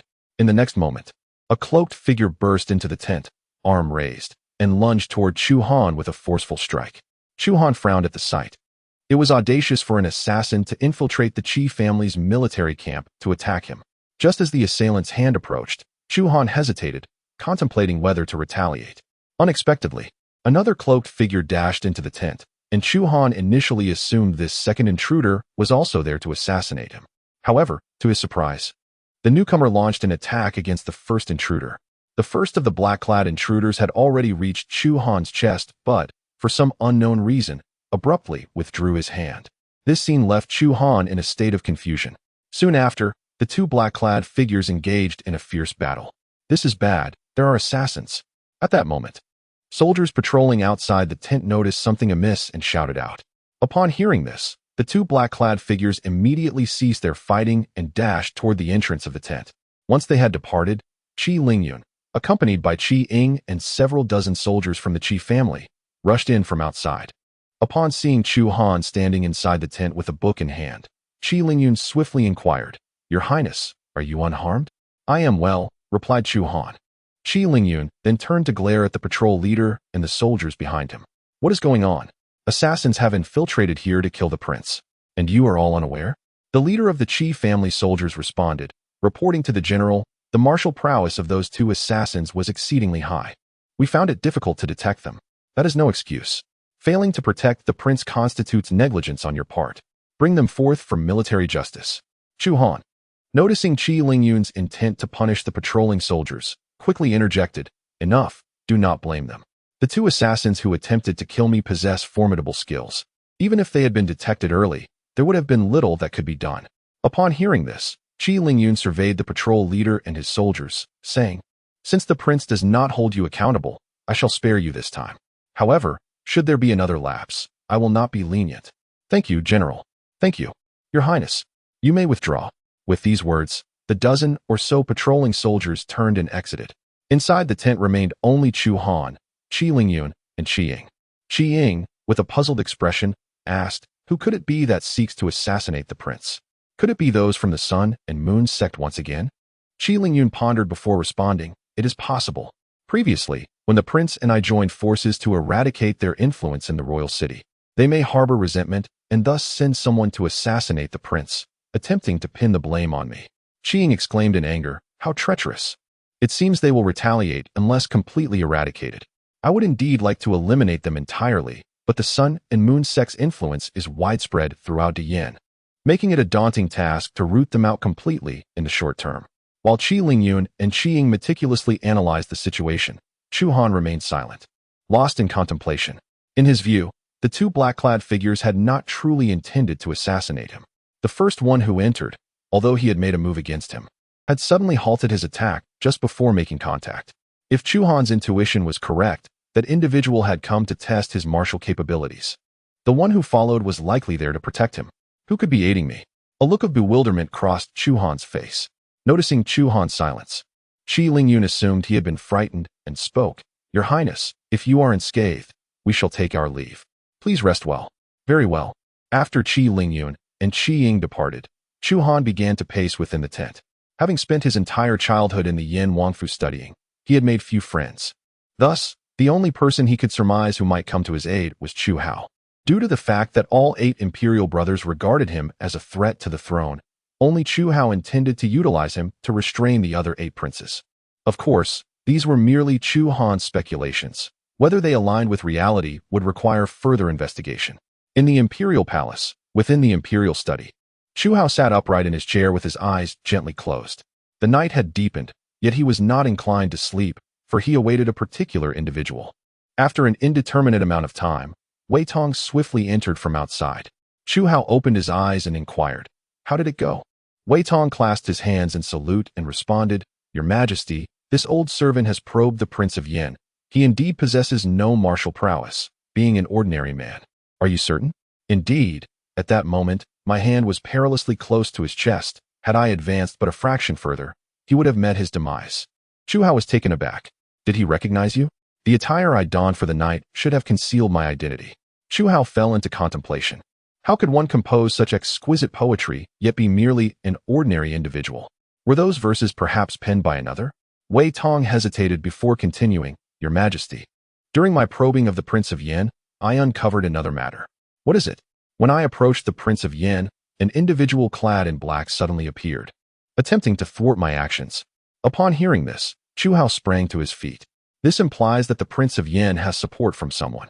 Indeed. Yet it remains unclear who this supporter might be. Chu Hao's expression grew grave as he pondered. The Prince of Yin seldom engages in court matters. Thus, his supporter cannot be one among the courtiers. However, I have heard that the Prince of Yin seems to have developed a certain closeness with the esteemed daughter of Prime Minister Yin, Yin Ryu, who appears to harbor feelings for him. At this revelation, Chu Hao furrowed his brow. Is this true? This is based on first-hand accounts. It should be credible. With this information, Chu Hao clenched the armrest of his chair tightly. It seems imperative to expedite the marriage between him and Qi Lingyun. Otherwise, if Yin Zhong's daughter were to fall for him, it would certainly complicate matters. Tomorrow, you shall issue the decree and announce to the world that the Prince of Yin and Qi Lingyun will wed in 1 month. Understood. Soon, the night passed swiftly. Outside the city, in the military camp, Chu Han accompanied Qi Lingyun to the training ground, where he once more recited poetry with the Qi family troops. As he concluded his recitation, a sharp voice rang out. "Prince of Yin, Qi Lingyun, receive the decree." At the sound, Chu Han and Qi Lingyun turned towards the camp's entrance. There stood Wei Tong, holding the imperial edict, accompanied by a dozen guards. Chu Han and Qi Lingyun promptly approached. Upon their arrival, Wei Tong spoke again. "Prince of Yin, Qi Lingyun, receive the decree." Chu Han and Qi Lingyun both bowed respectfully. "I, your son, receive the decree." "I, your humble servant, receive the decree." By the grace of heaven and the decree of the emperor, the 9th prince, Chu Han, possesses both talent and diligence, while the esteemed General Qi Lingyun exhibits unparalleled valor and has achieved numerous remarkable feats. Their union is a match made in heaven. After careful consideration, I hereby grant them the blessing of marriage, set to occur in 1 month. Thus decreed. Upon hearing the decree, both Chu Han and Qi Lingyun were momentarily taken aback. Neither had anticipated that Chu Hao would hasten their marriage so swiftly. Wei Tong, observing their stunned expressions, smiled and remarked, "Your Highness, General Qi, please accept the imperial edict." In response, Qi Lingyun stepped forward, accepting the decree from Wei Tong, and inquired, "Lord Wei, why has His Majesty suddenly commanded us to marry in a month? Is that not rather precipitous?" Wei Tong replied with a smile, "Not at all. His Majesty has pondered this matter for quite some time before arriving at his decision." As he spoke, he cast a glance at Chu Han and added, "Look at you two. Even before your marriage, you are so close. If others were to discover this, they would surely ridicule you. By marrying you off now, no one will dare to speak ill of it in the future." However, before Qi Lingyun could respond, Wei Tong interjected, "Very well, since the decree has been delivered, I must take my leave." With that, he turned and departed with his guards. Qi Lingyun gazed at Wei Tong's receding figure, then looked down at the decree in her hand, momentarily at a loss. Qi Ying approached her side and, upon seeing the edict, asked, "General, what shall we do now?" Qi Lingyun remained silent, turning her gaze toward Chu Han. "I had thought His Majesty would annul our betrothal." I did not expect. Chu Han sighed helplessly. He had long foreseen this day arriving, yet he was unprepared for Chu Hao's urgency in marrying him to Qi Lingyun. "If you do not wish to wed me, I do have a suggestion," he proposed. "What suggestion?" Qi Lingyun inquired. "Have your father relinquish his military authority." Chu Han was acutely aware that Chu Hao's intention in arranging his marriage to Qi Lingyun was to leverage the Qi family's influence to restrain the other princes. If Qi Tianlei surrendered his military command, the Qi family would lose their value, and naturally, Chu Hao would cease to compel him into marriage. Upon hearing this, Qi Lingyun furrowed her brow. Qi Ying interjected, "Convincing the Grand General to relinquish his command is utterly impossible. His sole ambition is to serve Dian and repel foreign threats. With numerous enemy nations poised around Dian, he would never consider surrendering his military authority." Qi Lingyun fell silent, seemingly conceding to Qi Ying's statement. "Then I am at an impasse," Chu Han concluded before turning to leave. Once he had walked away, Qi Ying looked at Qi Lingyun and stated, "General, forgive my frankness, but marrying the Yan Wang may not be so ill-fated. He is exceptionally talented and destined for greatness." Qi Lingyun replied, "I concede his intellect is remarkable. Yet as you have seen, I have endeavored to assist him multiple times, only to be rebuffed each instance. Perhaps the Yan Wang has his own burdens. What burdens could he possibly have? With the assistance of my Qi family, the throne is within his grasp." That may be true, yet do not forget. Dian is home to 3 formidable factions, all aiding other princes. Should they rise in rebellion, it would not be so simple for the Yan Wang to claim the throne. With a resigned expression, Qi Lingyun regarded the decree in her hand and said, "Very well. Although he lacks martial prowess and ambition, at least he is not as cunning as the other princes. What harm is there in marrying him?" Not long after Chu Hao issued his decree, an army of over 100,000 troops advanced toward the royal city of Dian, poised at the gates of Yinmen Pass. The commander of the troops is none other than Prince Chu Yang, the 3rd prince of the Great Yan, as the divine warrior safeguarding the northern borders. He possesses brows that arch sharply into his temples, eyes that gleam like torches concealing a blade, and a visage marked by resolute, chiseled features. Clad in exquisite golden armor adorned with dragon motifs, he gazes into the distance with unwavering intensity, exuding an aura of authority and composure that befits one seasoned in the art of war. "How much longer until we reach the imperial city?" Chu Yang inquired. A deputy commander rode forth, clasping his fists in respect, and replied, "Your Highness, we shall arrive in half a day. Increase the pace. It is imperative we reach the imperial city before nightfall." "Understood." With that, Chu Yang led his army of 180,000 onward towards the imperial city. Meanwhile, within the Great Yan imperial city, in the palace, a soldier rushed towards the imperial study, clutching a document. Inside the study, Emperor Chu Hao had just finished reviewing memorials and was preparing to enter his meditative practice when a voice suddenly echoed from outside the door. Reporting. At this announcement, the soldier burst into the study, kneeling on one knee before Chu Hao, and declared, "Your Majesty, news has arrived from Yinmen Pass. The 3rd prince has unexpectedly departed from the border, leading an army of 180,000 towards the imperial city." As he spoke, he handed the document to Wei Tong, who swiftly delivered it to the emperor. Upon opening the document, Chu Hao's expression shifted to one of astonishment and fury. How audacious of Chu Yang! Without my command, he not only abandons his post, but dares to march an army to the imperial city. Is he attempting to rebel? Wei Tong quickly interjected, Your Majesty, please do not be enraged. The third princess return with troops must have a reason. It would be prudent to ascertain the cause before making any decisions. Upon hearing this, Chu Hao turned to the messenger and coldly inquired, Do you know why the third prince has returned to the imperial city? The soldier responded, According to reports from the border, the third prince engaged in a fierce battle with 30,000 troops of the Xiongnu kingdom for 10 days, ultimately repelling them. He now returns, presumably seeking a reward. Chu Hao paused, his anger flaring anew. Even if he desires a reward, he must first report and obtain my permission before coming to the imperial city. His abandonment of duty, coupled with this bold march, cannot go unpunished, regardless of his achievements.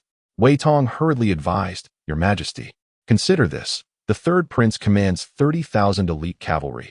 He has dispatched only 10,000 to vanquish the Xiongnu forces. This demonstrates the valor of his troops. If you pursue punishment against him now, it may incite rebellion within the ranks. Chu Hao hesitated, recognizing the merit in Wei Tong's words. So, even in knowing his transgressions, I cannot punish him. Instead, I must reward him? Wei Tong continued. The third prince is known for his valor and is hailed as a war god among the troops, his reputation rivaling that of Qi Lingyun. With him present, the Xiongnu kingdom dares not approach Yinmen Pass. Conversely, should he be punished, who will guard Yinmen Pass in the future? Despite his lingering anger, Chu Hao conceded, Very well. For now, I shall overlook this matter. However, he absolutely cannot bring his army into the imperial city. Dispatch orders for the third prince to station his troops outside the city. He may come alone to receive his reward. Yes, Your Majesty. Chapter 39. Chu Yang's confrontation. Before long, Chu Yang arrived at the foot of a mountain, merely dozens of miles away from the imperial city, accompanied by an army of 180,000. At that moment, he reined in his horse and inquired, We must be close to the imperial city, am I correct? The deputy commander glanced ahead and replied, Indeed, it is approximately 20 to 30 miles away. As Chu Yang surveyed the surroundings, he asked, I have heard that the Qijia army is stationed nearby. Is that true? It is indeed the case, came the response. Very well, let us encamp in proximity to them. But ensure we do not stray too far.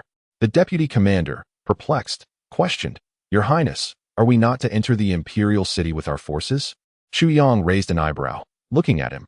Enter the imperial city with troops? Do you intend to incite rebellion? The deputy commander, alarmed, hastily clasped his hands in apology. I would not dare, Your Highness. Chu Yang continued. My purpose in bringing you back to the imperial city is twofold, to demand the rewards owed to you, and to inquire of my father why he has betrothed Qi Lingyun to Chu Han. Chu Han is merely a scholar, lacking any martial prowess or contributions to Dian. What right does he have to wed the illustrious Qi Lingyun? The deputy commander concurred, Indeed, Qi Lingyun deserves to marry someone of your caliber, Your Highness. You are a match made in heaven. Chu Yang relished the flattery, smiling slightly before saying, Enough. Go make the necessary arrangements. I shall return to the imperial city to meet with my father. Understood. With a firm grip on the horse's belly, Chu Yang surged towards the imperial city. In the palace, within the imperial study, Chu Hao paced anxiously back and forth. Just then, a guard hastily entered. Bowing before Chu Hao, Your Majesty, a scout has reported that the third prince has stationed his troops 30 miles away and is now approaching the imperial city alone. Hearing this, Chu Hao was taken aback. You mean he is coming to the imperial city alone? Yes. A look of confusion crossed Chu Hao's face. Why would he come alone? What could be his purpose in bringing the army back to the imperial city, if not merely to claim rewards? Wei Tong interjected. The third prince's sudden return with such a formidable force likely indicates he seeks something from Your Majesty. Should you refuse him, he may resort to employing his army. Chu Hao's expression shifted dramatically. What could he possibly want from me? Wei Tong pondered before responding, At your command. I dispatched individuals to investigate the other princes and discovered that the third prince seems to harbor feelings for Qi Lingyun. I surmise he has returned for her. Chu Hao paused, then broke into a smile. If that is the case, how splendid. At that moment, a eunuch hurriedly entered and bowed to Chu Hao. Your Majesty, the third prince requests an audience. Chu Hao replied with a smile, Let him wait a moment. Turning to Wei Tong, he instructed, Summon the officials to the Taiji Hall for a meeting. Wei Tong, puzzled, nodded and proceeded to relay the message. Soon, civil and military officials gathered in the Taiji Hall, with the Chancellor Yin Zhong leading the civil officials and the first Prince Chu Chun at the forefront of the military commanders. Originally, the commander among the military officials had been the renowned General Qi Tianlei.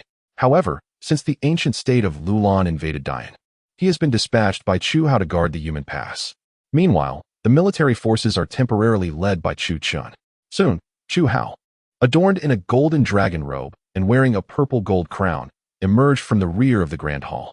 Upon witnessing this, the assembly of officials bowed in unison, paying their respects to the emperor. After taking his seat upon the golden dragon chair, Chu Hao raised his hand and proclaimed, "You may rise, my loyal ministers." "Thank you, Your Majesty," the officials replied. Chu Hao surveyed the gathering and inquired, "My esteemed ministers, I trust you are already aware that the third prince has returned to the capital with an army?" Upon hearing this, the civil and military officials present were momentarily taken aback. Yin Zhong stepped forward, clasping his hands in respect, and replied, "Your Majesty, we have indeed heard of this matter. The third prince's return with troops is against protocol and raises suspicions of treason. I suggest severe punishment for the third prince." Following his statement, all the civil officials echoed in agreement. "We propose the harshest punishment for the third prince." Observing this, Chu Chun turned to Chu Hao and respectfully said, "Your Majesty, my younger brother has just achieved a great victory. If we punish him now, it may lead to discontent among the soldiers. I propose we first summon him to the court to ascertain the reasons behind his actions. If he truly harbors treasonous intentions, we can impose punishment later." Chu Hao nodded slightly. "Very well, let us summon your younger brother to the court." Hearing this, Wei Tong called out loudly towards the entrance of the hall, "Summon the third prince to the court." Soon after, Chu Yang, clad in dragon-patterned golden armor and wielding an exquisite sword, strode into the hall under the watchful eyes of the civil and military officials. Upon reaching the center of the grand hall, he clasped his fists and bowed, saying, "I pay my respects to father." Although Chu Hao felt displeased with Chu Yang, he managed to force a smile. "No need for such formalities. I have heard that you led 100,000 elite cavalry at the Yanmingwen Pass and defeated the 300,000 strong army of the Xiongnu. Is that true?" Chu Yang replied, "Indeed, it is true. However, my speed in vanquishing them was so swift that father has yet to receive the news." Chu Hao, upon hearing this, awkwardly chuckled, "Is that so? It seems my son's valor is not inferior to that of the Grand General." Chu Yang clasped his fists and said, "Father, my return to the palace is not only to seek rewards for the soldiers who participated in the battle, but also to inquire why you have betrothed Qi Lingyun to my ninth brother." Witnessing Chu Yang daring to question him, Chu Hao felt a surge of anger within. Yet, he understood that it was not the time to confront this son. Maintaining a smile, he replied, "You are aware that your ninth brother lacks martial prowess. Without a formidable protector, I cannot rest easy. Then why not appoint a strong guard to protect him? Why must Qi Lingyun be betrothed to him?" In response to Chu Yang's persistent inquiries, Chu Hao's grip on the dragon chair tightened. Yin Zhong, observing the tension, immediately glared at Chu Yang. "Third prince, are you questioning his majesty? Does his majesty need your consent on whom to betroth Qi Lingyun?" Chu Yang swiftly turned his head, glaring at Yin Zhong. "Qi Lingyun is the daughter of the Grand General. She deserves to marry someone worthy of her.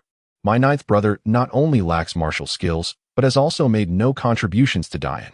Pray tell, how does such a person deserve to wed Qi Lingyun?" Faced with Chu Yang's challenge, Yin Zhong was rendered speechless. Meanwhile, Chu Chun wore a smug expression. He deliberately conveyed the news of Chu Han's intention to marry Qi Lingyun to Chu Yang, intending to incite chaos in the imperial city. Should Chu Hao become enraged, not only would he punish Chu Yang, but he might also annul Chu Han's betrothal. At that moment, he could effortlessly eliminate two competitors for the throne, a veritable two birds with one stone. "Yang, he is your ninth brother. How can you speak of him in such a manner?" Chu Hao remarked, observing the stormy expression on Chu Yang's face. Chu Yang, filled with disdain, retorted, "I have no such worthless brother. I have come here today to persuade father to reconsider and betroth Qi Lingyun to me." A flicker of murderous intent flashed in Chu Hao's eyes. "And what if I refuse?" Chu Yang's gaze bore into Chu Hao's as he stated, "Surely father is aware that I have brought 18,000 elite cavalry to the imperial city, currently encamped outside. If father does not acquiesce, I cannot guarantee what they might do. Are you threatening me? Or are you so impatient that you wish to stage a coup?" Chu Yang clasped his hands in respect, asserting, I harbor no such intentions. I merely wish to marry Qi Lingyun, and I beseech Father to grant this wish.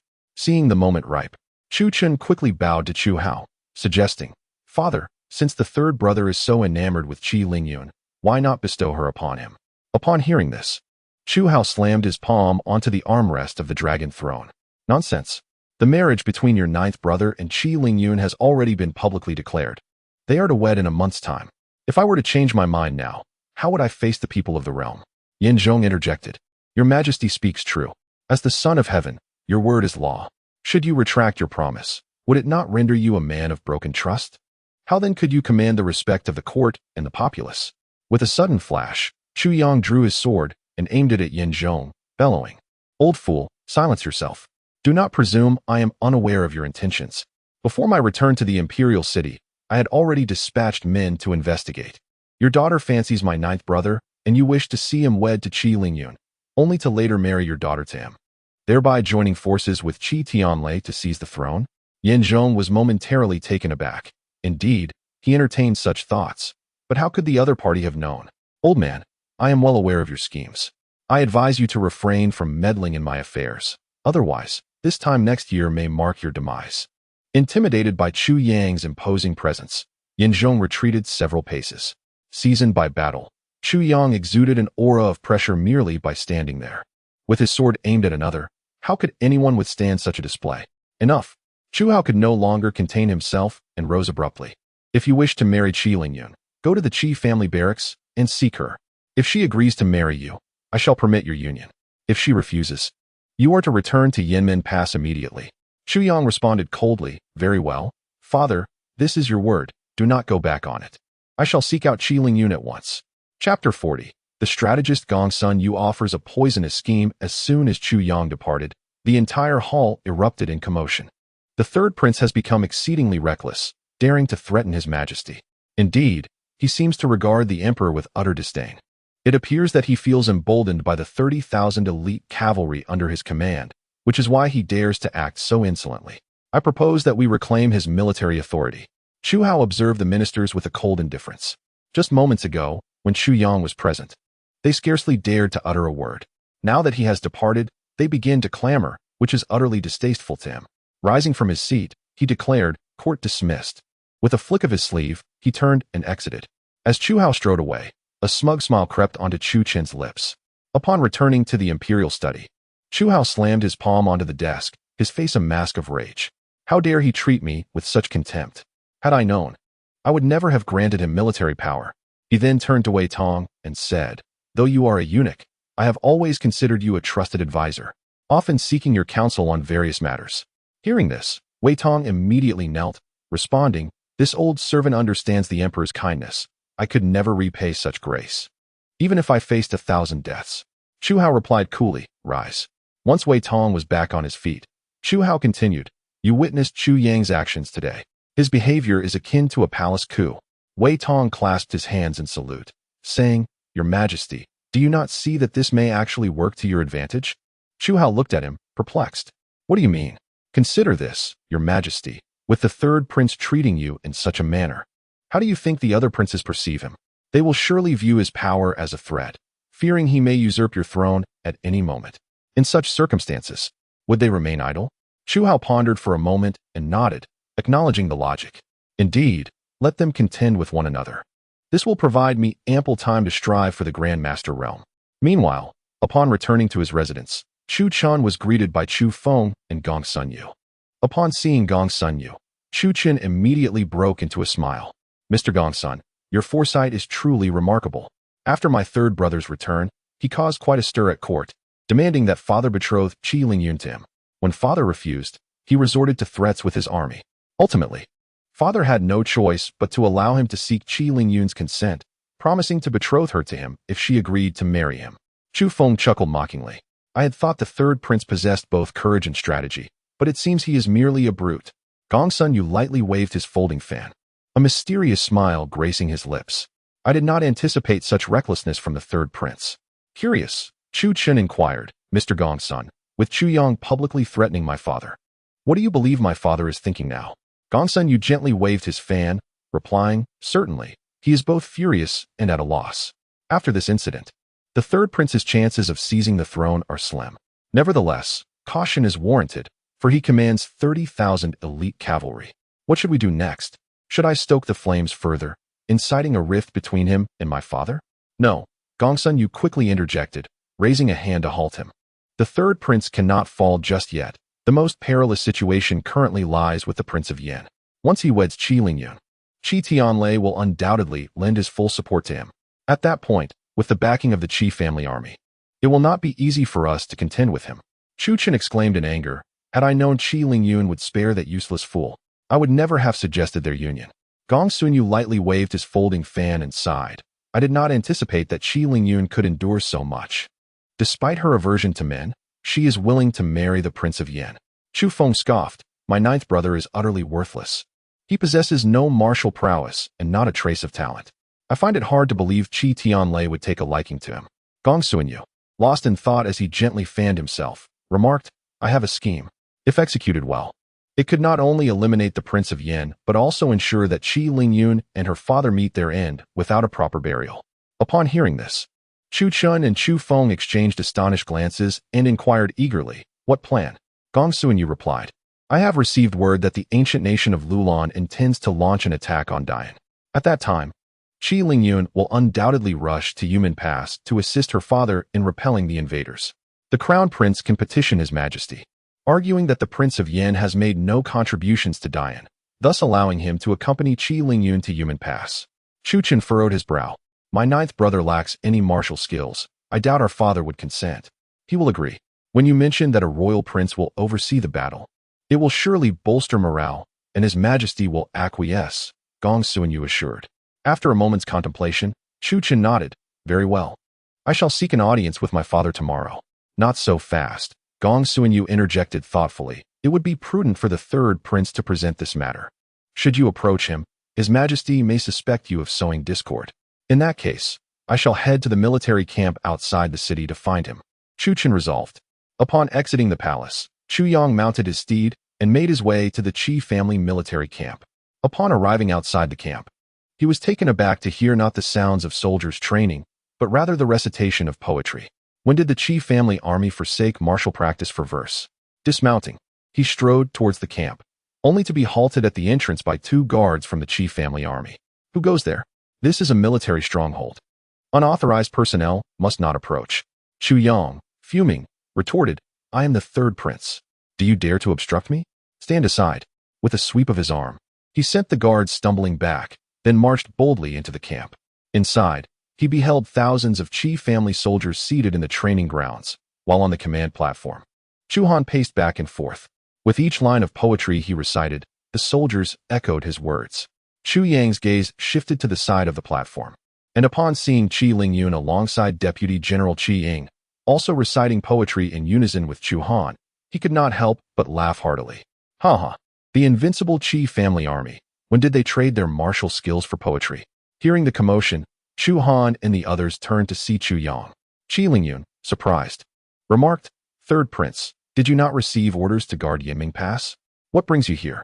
Before Qi Lingyun could fully comprehend the situation, Chu Yang strode toward her, his gilded armor producing a crisp sound with each step. In no time, he stood before Qi Lingyun.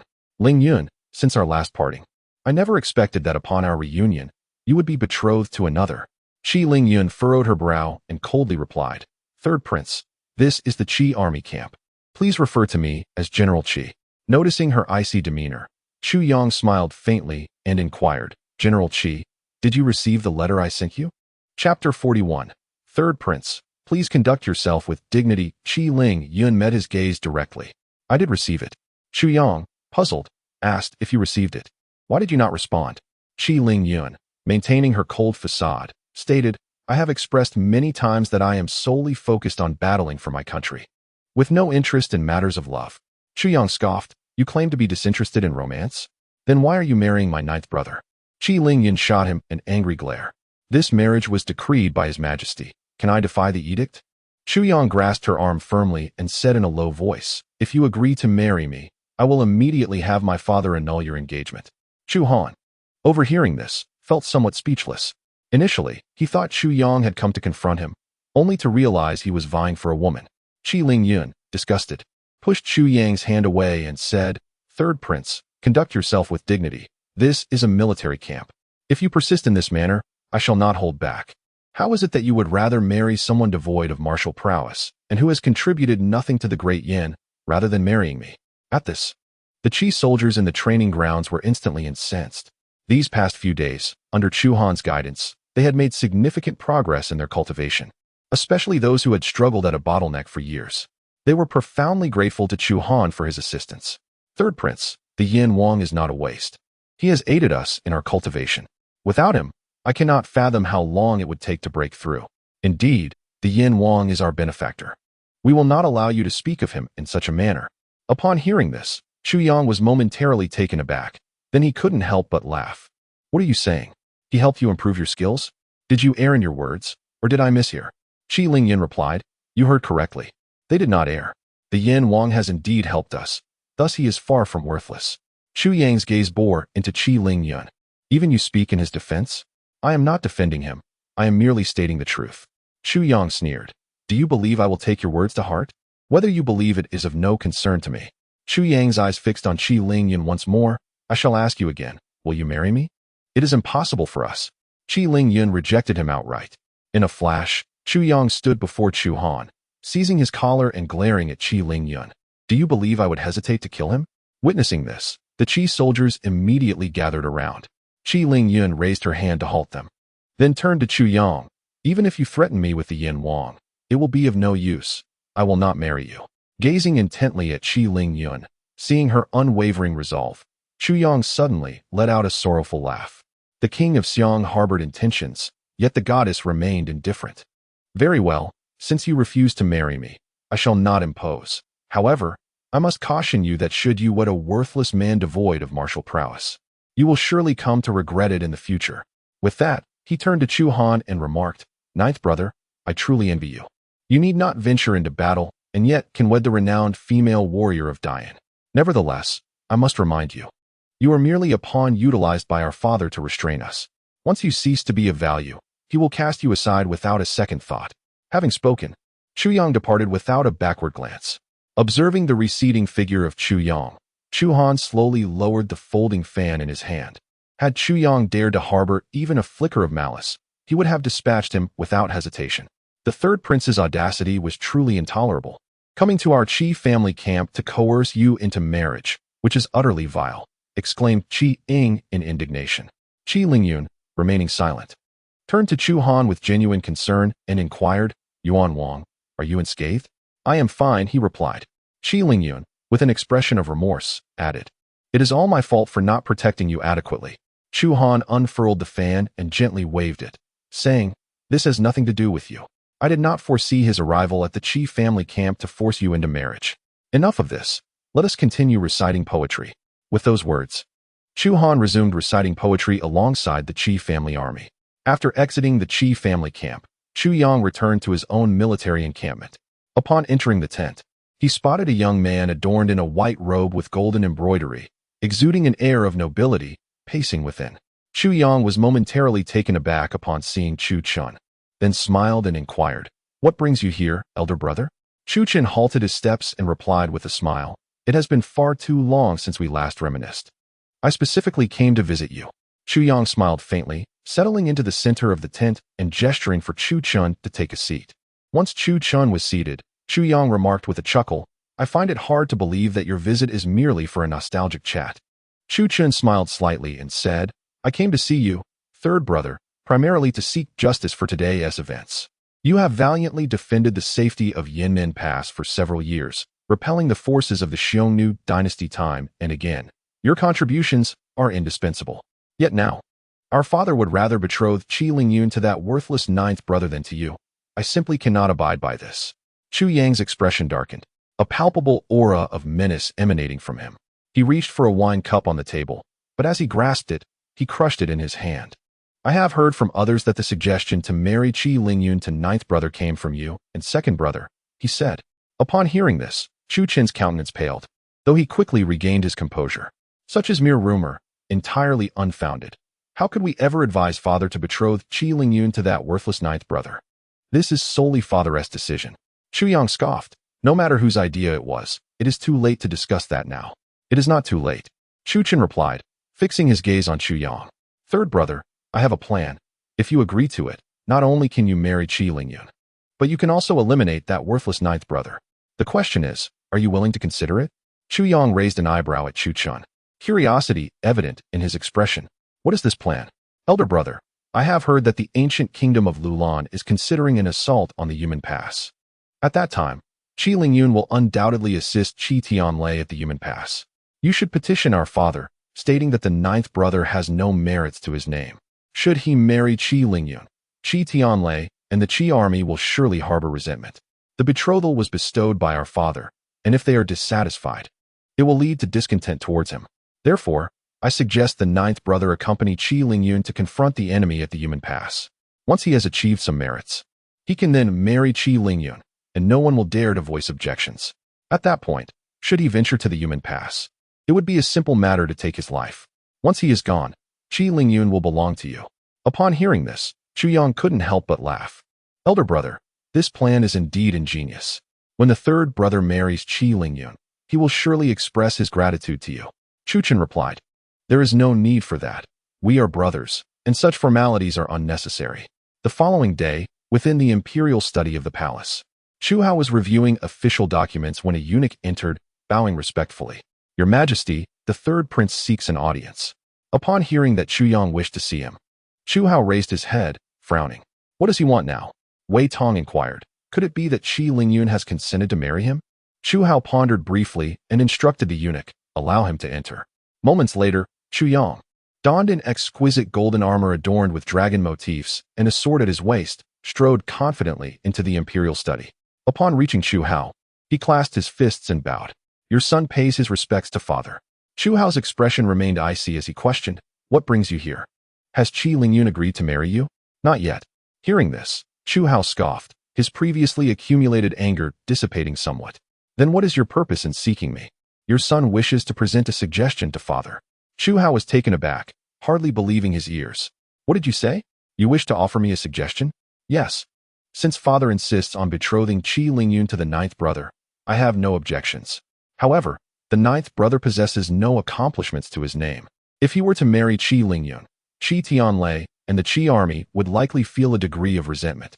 This marriage is orchestrated by father, and their discontent would inevitably be directed at him. Chu Han furrowed his brow. So what are you proposing?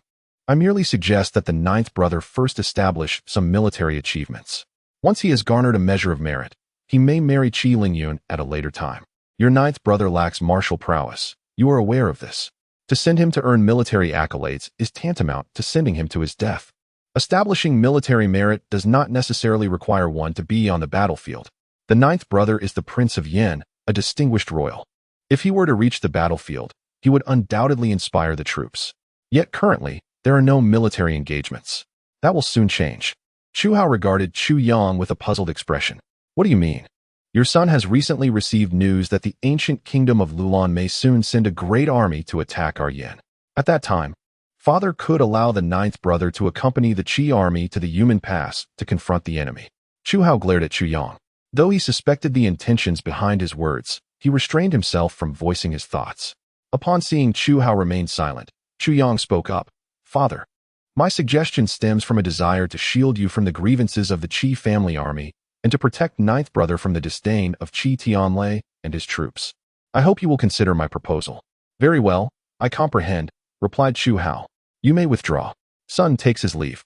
Chu Yang clasped his fists toward Chu Han before turning to depart. Once Chu Yang had left, a cold smile crept upon Chu Han's lips. All this talk of concern for me and the Prince of Yan merely masks his relentless ambition to send the Prince of Yan to the battlefield to meet his demise. How did I not perceive your cunning before? Wei Tong hastily interjected. Your Majesty, please quell your anger. The third prince does possess a modicum of reason in his words. Chu Han furrowed his brow. Wei Tong continued. Your Majesty, consider this. Although the Prince of Yan is of royal blood, he has contributed nothing to Dian. If you were to betroth him to the illustrious Qi Lingyun, it would certainly breed discontent among the Qi family troops. Chu Han regarded Wei Tong. Then what would you suggest I do? Should I truly dispatch the Prince of Yan to the battlefield? Wei Tong pondered before replying, as the third prince indicated. Establishing military merit does not necessarily require one to step onto the battlefield. You could appoint the third prince to oversee the campaign. And should the Qi family army achieve victory, the Prince of Yan would thereby gain his military merit. After a moment of contemplation, Chu Han nodded. That bears merit. However, this matter must be communicated to them in advance. Casting his gaze toward the palace entrance, Chu Han called out, "Summon the Prince of Yan and Qi Lingyun to see me."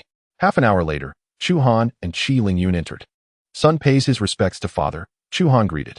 The humble general pays homage to your majesty, Qi Lingyun added. Chu Han looked up at Qi Lingyun with a smile. General Qi, I have heard that the Prince of Yan has been staying in your Qi family army camp these past few days. Is that true? Qi Lingyun replied with a respectful gesture. Indeed, your majesty. Chu Han rose, smiling. It seems you do not harbor disdain for the Prince of Yan. Qi Lingyun instinctively glanced at Chu Han, but remained silent. Approaching the two, Chu Han said, "The reason I summoned you today is to solicit your counsel on a matter. The third prince visited me and expressed that the Prince of Yan has no military achievements to speak of. Should he marry you? Your father and the Qi family army are bound to feel discontent. I find his reasoning quite sound. What is your perspective?" Qi Lingyun responded, "I am but a soldier, bound to follow orders. Since this marriage is granted by your majesty, I shall comply." Chu Han regarded Qi Lingyun with satisfaction. Excellent. As expected of the daughter of the valiant general. You, like your father, are a loyal subject of Dian. He then turned his attention to Chu Han. Honor, you lack martial prowess, and I had no intention of sending you to war. However, as your third brother pointed out, if you possess no military merit, marrying General Qi will not only earn you the scorn of the Qi family army, but also that of the people of Dian. Thus, after much consideration, I have decided to allow you to accompany General Qi to Human Pass to confront the enemy. Once you have achieved military merit, I shall personally oversee your wedding. All shall be in accordance with father's decree. Upon hearing this, Chu Han was elated, placing a hand on Chu Han's shoulder. Well done, truly a commendable son of mine. As the hand descended, Chu Han felt an undeniable weight upon him, feigning unsteadiness as he stepped back 2 paces. Upon witnessing the scene, Chu Han was momentarily taken aback, then smiled and remarked, "Look at you. Though your poetry is exquisite, your martial skills leave much to be desired. His Majesty is genuinely concerned that you may encounter unforeseen circumstances at the Human Pass." Qi Lingyun promptly clasped his hands and assured, "Your Majesty, please rest assured. With me by his side, no one shall harm the Prince of Yan." "Very well, you may withdraw," he replied. Once Chu Han and Qi Lingyun departed, the smile on Chu Han's face vanished in an instant. Wei Tong, observing this, inquired, "Your Majesty, do you still harbor doubts regarding the Prince of Yan's martial abilities?" Chu Han pondered. "I have assigned him to accompany Qi Lingyun to the Human Pass to confront the enemy, and he accepted without a moment's hesitation. That is not the behavior of one lacking in martial prowess. What did your Majesty discern from this?" Wei Tong asked. "Nothing conclusive. His physique remains as frail as it was in his youth, entirely unfit for martial training." Wei Tong mused. Yet the Prince of Yan's swift agreement suggests a certain valor within him, a desire to contribute to the greater good of Dian. Apart from this interpretation, I find no better explanation. After exiting the imperial study, Qi Lingyun turned to Chu Han, somewhat surprised. "I did not expect you to agree to accompany me to the Human Pass." Chu Han replied with a smile. "My agreement to travel to the Human Pass is not to assist you in repelling the enemy, but rather to behold the sights of the ancient Lulan Kingdom." With that, he strode away. To see the sights of the ancient Lulan Kingdom? Qi Lingyun found this hard to believe and hurried after him. Chapter 43. Yan Ryu seeks poetry. As Qi Lingyun caught up, Chu Han asked, "You mentioned that the Lulan Kingdom is planning to attack the Human Pass soon. Is that information accurate?" Qi Lingyun affirmed, "Indeed, we are expected to depart for the Human Pass in a few days. In that case, I shall not accompany you to the military camp," Chu Han decided. "Very well," Qi Lingyun nodded. The troops of the Qi family have improved significantly in their poetic studies over the past few days. If circumstances permit, when we arrive at the Human Pass, I hope you can assist the soldiers in enhancing their skills." Chu Han lightly flicked his folding fan, a wry smile on his face as he looked at Qi Lingyun. "General Qi, I am but a man, not an instrument for your soldiers' advancement." Qi Lingyun, with a serious expression, replied, "I understand. But my intentions are not solely for my benefit. It is to ensure they possess the strength to confront the Lulan forces." Chu Han was well aware that Qi Lingyun's actions were fundamentally aimed at securing victory for the army. We shall address this matter later, he concluded before turning to leave. Watching Chu Han's retreating figure, Qi Lingyun could only return to the military camp with a sense of resignation. Upon returning to the Prince of Yan's residence, Chu Han immediately summoned Xiaoqing. Xiaoqing, I may soon accompany the Qi family troops to the Yumen Pass to counter the Lulan kingdom. After I depart, promptly instruct the Tianji Pavilion to monitor every movement of the Lulan kingdom. I must be informed of all their developments. Your Highness, should we not deploy the Tianlang Legion to assist you? They are a force you have nurtured for many years, and now is the time for them to take action. It is not yet their moment to intervene. Let them continue guarding the Yinmen Pass. The Xiongnu kingdom has always eyed Dian with hostility. Although Chu Yang is stationed there, that headstrong individual will inevitably lead us into trouble, he replied. Understood. Indeed, I previously advised you to immerse yourself in literature during my absence. Have you adhered to that counsel? I have diligently followed your instructions. Upon hearing this, Chu Han casually picked up a book and handed it to Xiaoqing. Please recite the contents of this book for me. Certainly. Without hesitation, Xiaoqing began to read aloud. Chu Han's gaze shifted to the space behind Xiaoqing, where a surge of azure aura ascended, reaching a height of 6 zhang. He recalled that during the talent assessment conducted by the Daoxian Academy, Xiaoqing had displayed a talent of 5 dou. The increase to 6 dou indicated that she had not deceived him. She had indeed been studying diligently. Soon, Xiaoqing completed her reading and looked at Chu Han, reporting, Your Highness, I have finished. Very well. Remember, during my absence, it is imperative that you continue to read extensively. Xiaoqing appeared puzzled. Although she did not comprehend the reason behind Chu Han's emphasis on her reading, she nodded in agreement, responding, Understood. You may leave now. After Xiaoqing departed, Chu Han picked up another book, settled by the window, and resumed his reading. As time passed, 3 days swiftly elapsed. Qi Ying arrived at the Yin Wang Fu to meet with Chu Han. Your Highness, the Grand General has sent word that our general will depart for the Yumen Pass tomorrow. She instructed me to inform you. Very well, I acknowledge. Furthermore, the general has requested that I convey to you that she has already reported this matter to His Majesty, so there is no need for you to address it with the Emperor. I shall come to escort you tomorrow. We will set out directly then. Understood. With that, Qi Ying turned and departed. Just as Qi Ying exited, Xiaoqing entered from outside. Your Highness, I instructed the Tianji Pavilion to monitor the movements of the ancient country of Lulan. They have reported that Lulan is mobilizing 400,000 troops, preparing to attack the Yumen Pass. Upon hearing this, Chu Han chuckled. No wonder the Grand General was so eager to summon Qi Lingyun back. It appears Lulan has commenced its actions. Do we have any additional news?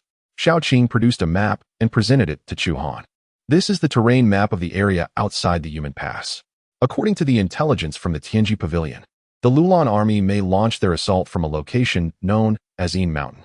Xiaoqing pointed at the map, detailing the direction of Lulan's impending attack, the locations of their food supplies, and the specifics of their military deployment. After listening, Chu Han took the map and remarked, The establishment of Tianji Pavilion was initially intended to gather intelligence on Dian. I never anticipated it would also serve a purpose on the battlefield. Xiaoqing replied, With this map in hand, vanquishing the Lulan army could be accomplished with remarkable ease. Chu Han tucked the map away and looked at Xiaoqing, saying, You have worked hard. Xiaoqing beamed with delight, replying, It is no trouble at all. It is my fortune to alleviate the worries of the Yan Wang. Before long, a night passed, and on the following day, Chu Yu arrived at the Yin Wang Fu accompanied by Yin Ryu. Just as Chu Han finished packing his belongings and prepared to depart, he encountered the two. Ninth brother, I heard from father that you are to accompany Qi Lingyun to the Yumen Pass to confront the Lulan army. Is that true? Chu Han glanced at the luggage on his shoulder and replied, Indeed, it is true. I am leaving at once. But aren't you incapable of martial arts? Accompanying her to the Yumen Pass is tantamount to courting death. Chu Han waved the folding fan in his hand and tapped it directly against her forehead. Ouch! Chu Yu quickly covered her head, exclaiming, Ninth brother, you hit me again. It's your fault for not saying a single kind word. Yin Ryu, standing beside them, couldn't help but cover her mouth and chuckle. She then addressed Chu Yu, Sister Chu Yu. Your ninth brother has spent his entire youth studying in the Yin Wang mansion without any military accomplishments, and the other princes look down on him. Now, he is willingly accompanying the Qi army to the Yumen Pass to confront the forces of the ancient Lulan kingdom. Once he returns victorious, he will have earned military merit. Chu Yu's expression shifted to one of realization. I see. From now on, if anyone dares to say my ninth brother only knows how to read, I will stand up for him.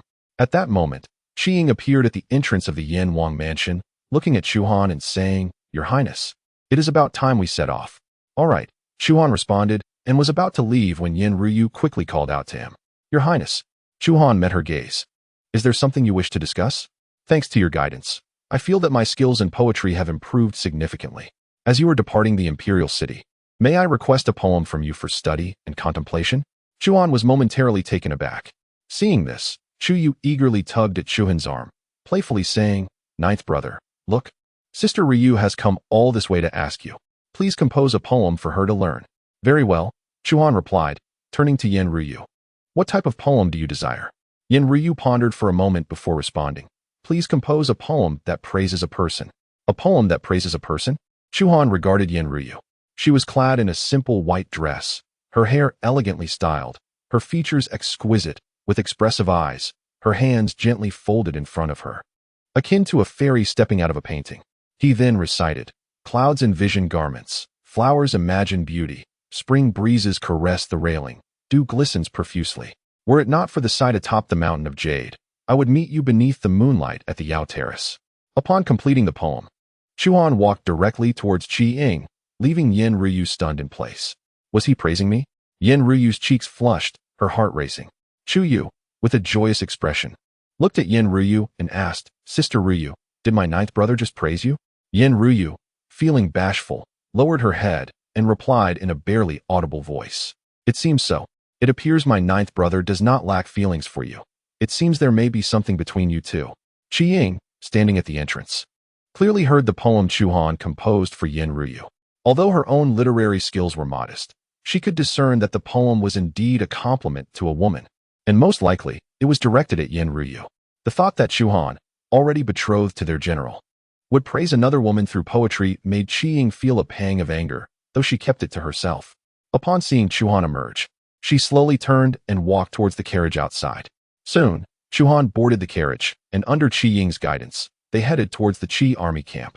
Upon arriving at the Qi army camp, Chu Han observed that all the Qi troops had gathered outside.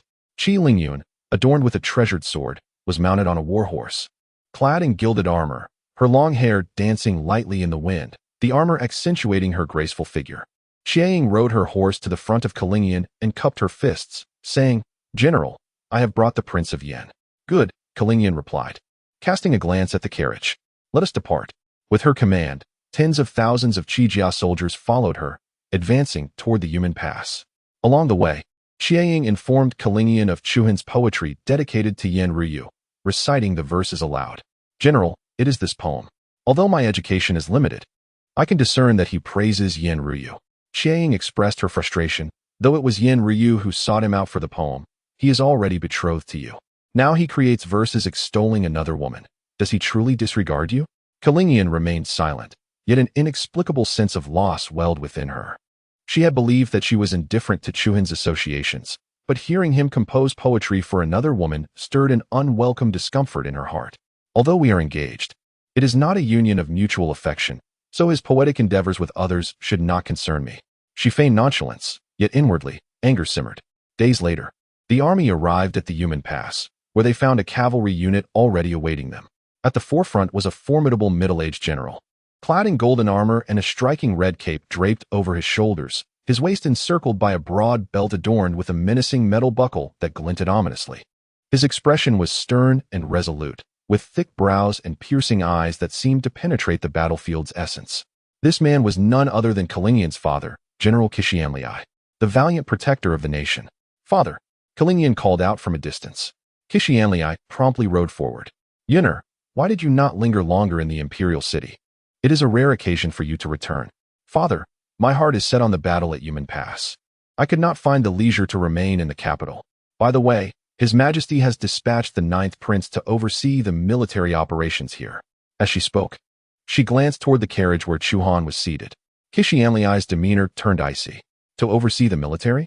A prince who has never left the royal palace will only create chaos here. The emperor merely fears I might think him unworthy of you due to his lack of military merit, thus sending him here to garner some achievements." "Father, the Prince of Yen does possess certain capabilities. Possess capabilities? What can he do? Aside from reading, what other skills does he have? Qianli's eyes brimmed with disdain. It was difficult to blame him. As the renowned general with a storied record of victories, he could hardly respect someone like Chu Han, who had spent his life in the confines of the royal palace, seldom venturing out, who among the generals would accept him as a leader without reservations. Enough of this. Let us enter the city, and then I shall instruct you on how to confront the Lulan army. With this, Qianli and Kalingian walked side by side, leading the troops into Human Pass. Once inside, Chu Han was assigned to a tent within the camp. Afterwards, no one paid him any heed until 2 hours had passed, when Kai entered the tent bearing food. Upon seeing this, Chu Han, with a puzzled expression, inquired, "Where is your general?" Ying replied, "Our general is currently in discussion with the Grand General regarding strategies to confront the Lulan army." Chu Han frowned and asked, "Such a significant matter. Why was I not summoned?" After placing the food on the table, Ying smiled and said, "Your Highness, the Prince of Yin, you have never commanded troops nor set foot on a battlefield. Even if our general and the Grand General called for you, you would not be of assistance. Thus, it is better for you to remain here patiently until our general and the Grand General achieve victory and note your contributions, allowing you to return and fulfill your duties." Chu Han gazed intently at Ying, questioning, "Do you also believe that I am here merely to gain military merit?" He was aware of the capabilities of the Prince of Yin, yet he recognized that in matters of leading troops in warfare, Ying and the Grand General were far superior. Chu Han understood that Qi Lingyun and his daughter were indeed capable commanders. However, this war was unlike previous ones.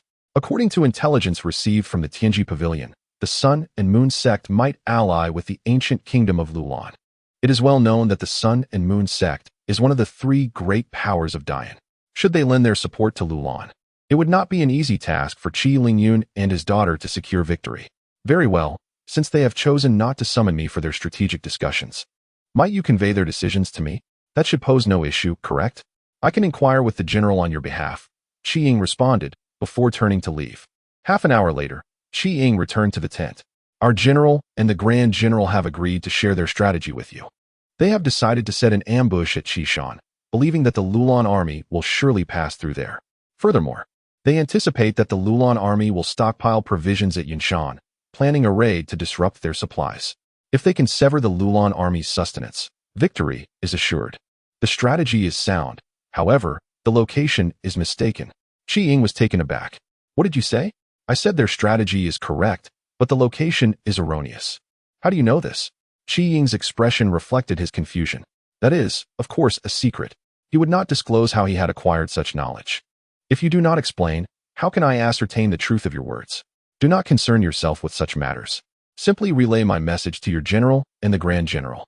Inform them that the Lulan army will not traverse Qishan, but rather will approach from Yinshan.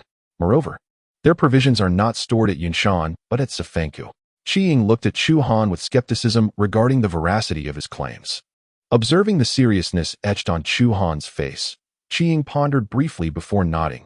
"Very well, I shall convey your words.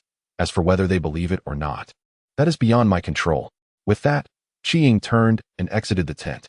Chapter 45. Grand General of the Nation, Qi Tianlei in the Qi family military camp.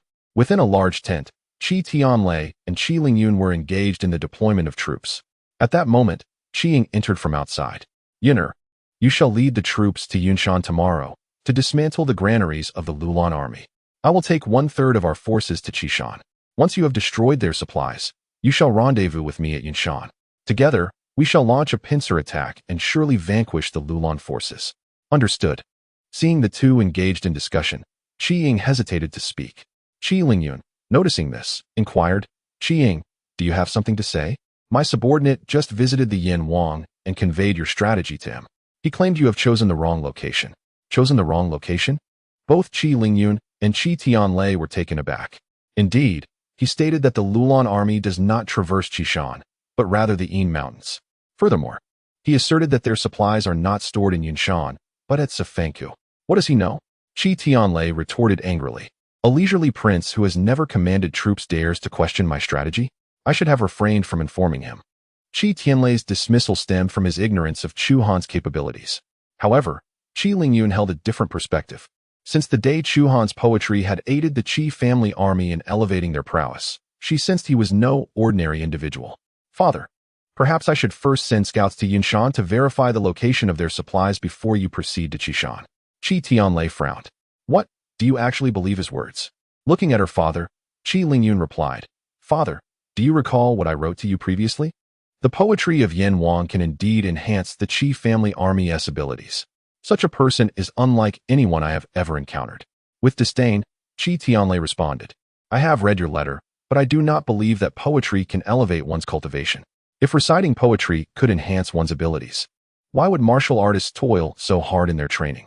His daughter understood the incredulity surrounding this matter, yet the soldiers accompanying her could attest to its truth. Qi Ying corroborated, I too can vouch for this.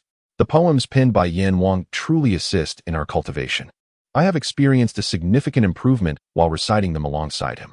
Preposterous. Qi Tianlei retorted coldly. Your advancement is solely the result of your diligent practice. He merely happened to be present when you achieved a breakthrough, leading you to mistakenly attribute your success to his poetry. Seeing her father's skepticism, Qi Ying lowered her head. After a moment of contemplation, Qi Lingyun addressed Qi Tianlei, Father, better safe than sorry. I still believe it prudent to exercise caution. The Lulan army has yet to arrive. It would be wise for me to scout their supply location, as it will not impede our main objective. Seeing Qi Lingyun's steadfastness, Qi Tianlei could only acquiesce with a resigned nod. Very well. Since you are so determined, you may proceed to Yunshan for reconnaissance. Once you locate their supplies, I shall lead our forces forth. Agreed. The following day, Qi Lingyun set forth with several hundred soldiers from the Qi family army, departing from Yumengwen. Shortly thereafter, Qi Tianlei began mobilizing troops in preparation for his journey to Qishan, remaining unconvinced by Chu Han's assertions. In order to confront the Luolan army, he dispatched numerous scouts to the ancient kingdom of Luolan, and the intelligence gathered indicated that the Luolan forces would traverse Mount Qishan. Chu Han was engrossed in reading within his tent when he heard the frequent movement of troops outside. Unable to quell his curiosity, he stepped out. Upon witnessing the army departing from the encampment in an orderly fashion, a look of confusion crossed Chu Han's face as he seized the arm of a passing soldier and inquired, Where are you headed? By the orders of the Grand General. We are to ambush the Luolan army at Mount Qishan, the soldier replied before turning away, leaving Chu Han in a state of bewilderment. Did I not instruct Qi Ying that the Luolan army would not pass through Mount Qishan? Just then, Qi Ying approached Chu Han with haste. Upon seeing her, Chu Han promptly asked, Qi Ying, did you fail to convey my message to our general and the Grand General of the nation? I relayed your words to them, but did not anticipate that the Grand General would disregard them. Qi Ying replied, And what of your general? To verify the truth of your statement, she has already led her troops to Yun Mountain. Qi Ying responded.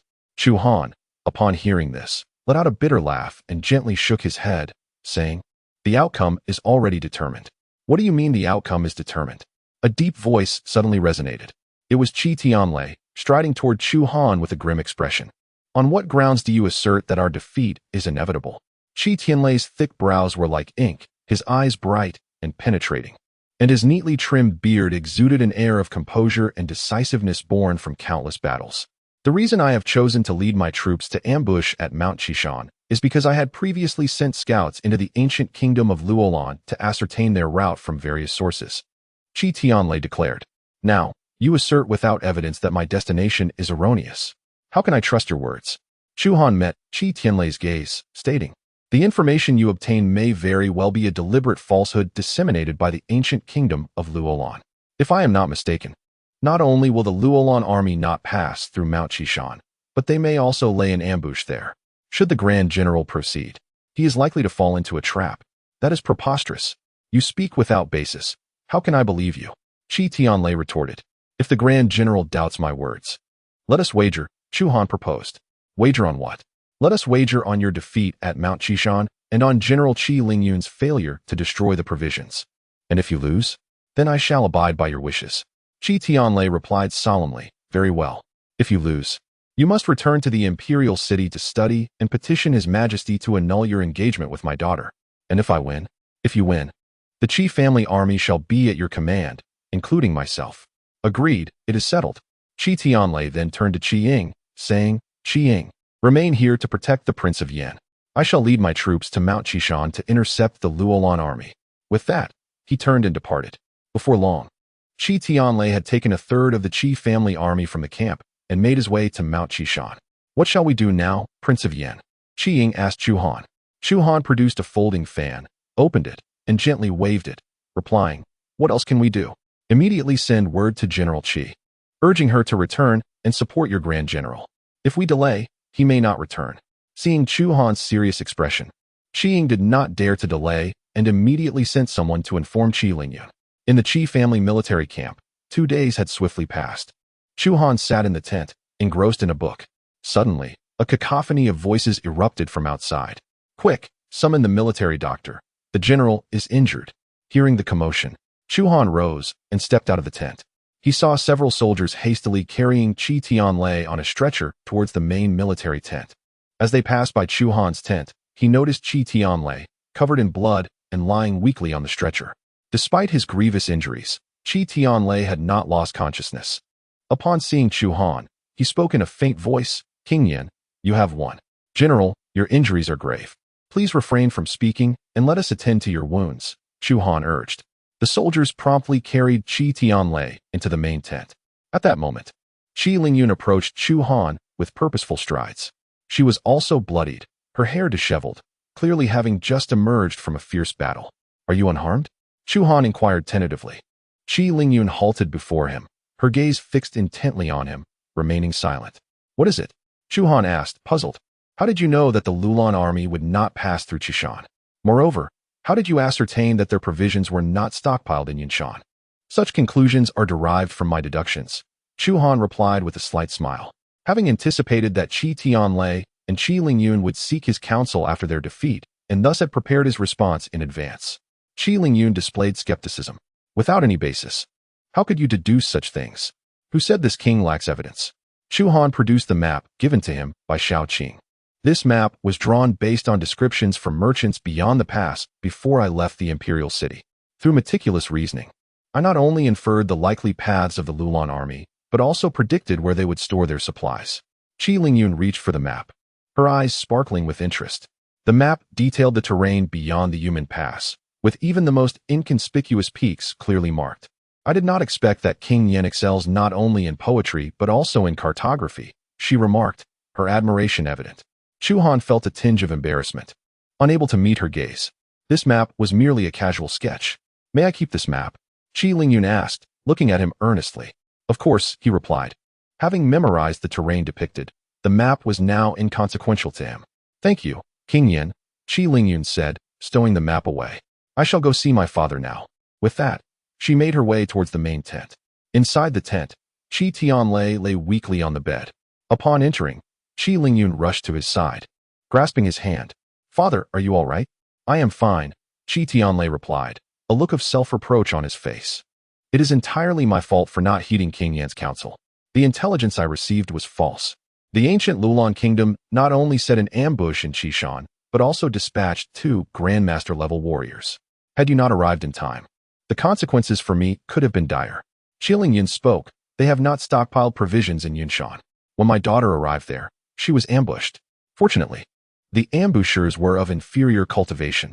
Otherwise, the consequences would have been dire. It seems you were not mistaken. The King of Yan is no ordinary man. Previously, I wagered with him that if I were to lose at Chishan, I and the Qijiao army would heed his commands henceforth. Now that he has triumphed, you must consider his opinions in any future actions of the Qijiao army." "Understood, father. You may rest assured. I shall take care of the remaining matters." Qi Lingyun tucked the blankets around Qi Tianlai and then turned to exit the tent. As she stepped outside, Qi Ying approached her and inquired, "General, is the Grand General unharmed?" "For the time being, he is stable, yet he has sustained severe injuries and may require at least 10 days to a fortnight for recovery. What shall we do now?" Qi Lingyun cast her gaze towards the tent where Chu Han resided and swiftly made her way over. Qi Ying followed closely behind. Upon lifting the tent flap, she found Chu Han engrossed in a book. He glanced up at Qi Lingyun before returning his attention to his reading. "General Qi, do you seek my counsel?" Chu Han asked. Qi Lingyun replied, "I wish to ascertain how the Lulan army intends to deploy next. Do you now believe what I have said?" Qi Lingyun remained silent. The notion that Chu Han could deduce the enemy's arrangements solely from a map was difficult for her to accept. It appears you still harbor doubts. Should you accurately predict their next move, I assure you that I will trust your words henceforth. Chu Han, smiling as he continued to read, stated, "The Lulan army will remain at a standstill." What did you say? They will remain inactive? Indeed. I have assessed the injuries of the Grand General of the state, which are quite severe. The Lulan army must also be aware of this. Hence they will refrain from action, waiting to see if the Grand General will survive. Should they learn of his demise, they will launch an immediate assault on the Yuming Pass. My father is gravely injured, but he is not yet on the brink of death. Chu Han looked at Qi Yun with a calm demeanor and asked, "Do you wish to repel the Lulan army?" "Of course." "Then heed my advice. Spread the word that the Grand General of the state has succumbed to his injuries, and alter all military flags to white, signaling a period of mourning for the entire army." Qi Ying's eyes widened in disbelief. "Are you not cursing the Grand General to death?" Qi Yun raised a hand to silence Qi Ying, turning to Chu Han, and then, "Next, let the Qijia army lie in ambush around the camp's periphery. Within 3 days, the Lulan army will undoubtedly attempt to raid the camp. At that point, divide your forces, one faction to ambush the raiders, while the other strikes at their camp. If the plan succeeds, the Lulan army will face certain defeat." A brilliant stratagem. It seems the King of Yen is well versed in military texts. Chu Han smiled faintly. "I occasionally peruse them." "Occasionally? Such knowledge of the enemy is impressive. Regardless, I must extend my gratitude for your counsel. Should we triumph over the Lulan army, I will ensure my father acknowledges your pivotal role." Having concluded her words, Qi Yun turned and strode towards the main command tent. Upon relaying Chu Han's plan to Qi Tianlei, he smacked his thigh in exhilaration, exclaiming, "What a splendid strategy!" The violent movements exacerbated his injuries, causing Qi Tianlei to cry out in pain. Qi Yun quickly responded, "Father, I understand this is a clever strategy, but you are not dead. Wouldn't employing such a tactic be akin to cursing you to death?" Qi Tianlei looked at her and spoke each word with conviction. "Yunner, we are soldiers. The duty of a soldier is to secure victory. As long as we achieve that, the means by which we accomplish it are inconsequential." Seeing her father's determination, Qi Yun reluctantly nodded in agreement. "Very well, daughter will heed your words and make the necessary arrangements." Chapter 47. The Third Prince, Chu Yang. Disguised to meet the leader of the Lulan army within the Lulan military camp, a young man clad in black attire, accompanied by 2 elderly men, approached the central command tent. The youth possessed strikingly arched eyebrows and piercing eyes that concealed a sharpness within, his resolute features carved with the precision of a sculptor, exuding an air of decisiveness and martial prowess. He was none other than the third prince, Chu Yang. "Is General Lu Wenhu present in the camp?" Chu Yang inquired loudly before even entering the main tent. As his words echoed, a robust middle-aged man, clad in animal hide armor, emerged from within. With a thick beard adorning his face and a curved dagger set with emeralds at his waist, he greeted, "Ha, I wondered who it might be. It is none other than the third prince of Dian." Chu Yang smiled at Lu Wenhu and asked, "General Lu, how is everything? The intelligence I provided you is satisfactory, I trust?" Indeed, Lu Wenhu replied, ushering Chu Yang into the grand tent. The interior was lavishly adorned, with various animal hides, exquisite blades, and bone artifacts decorating the surroundings. Once inside, Lu Wenhu gestured for Chu Yang to take a seat on a chair upholstered in tiger skin, then inquired, "What brings the third prince to my humble abode?" With a smile, Chu Yang replied, "I come bearing good news for General Lu." "What good news?" Lu Wenhu asked, intrigued.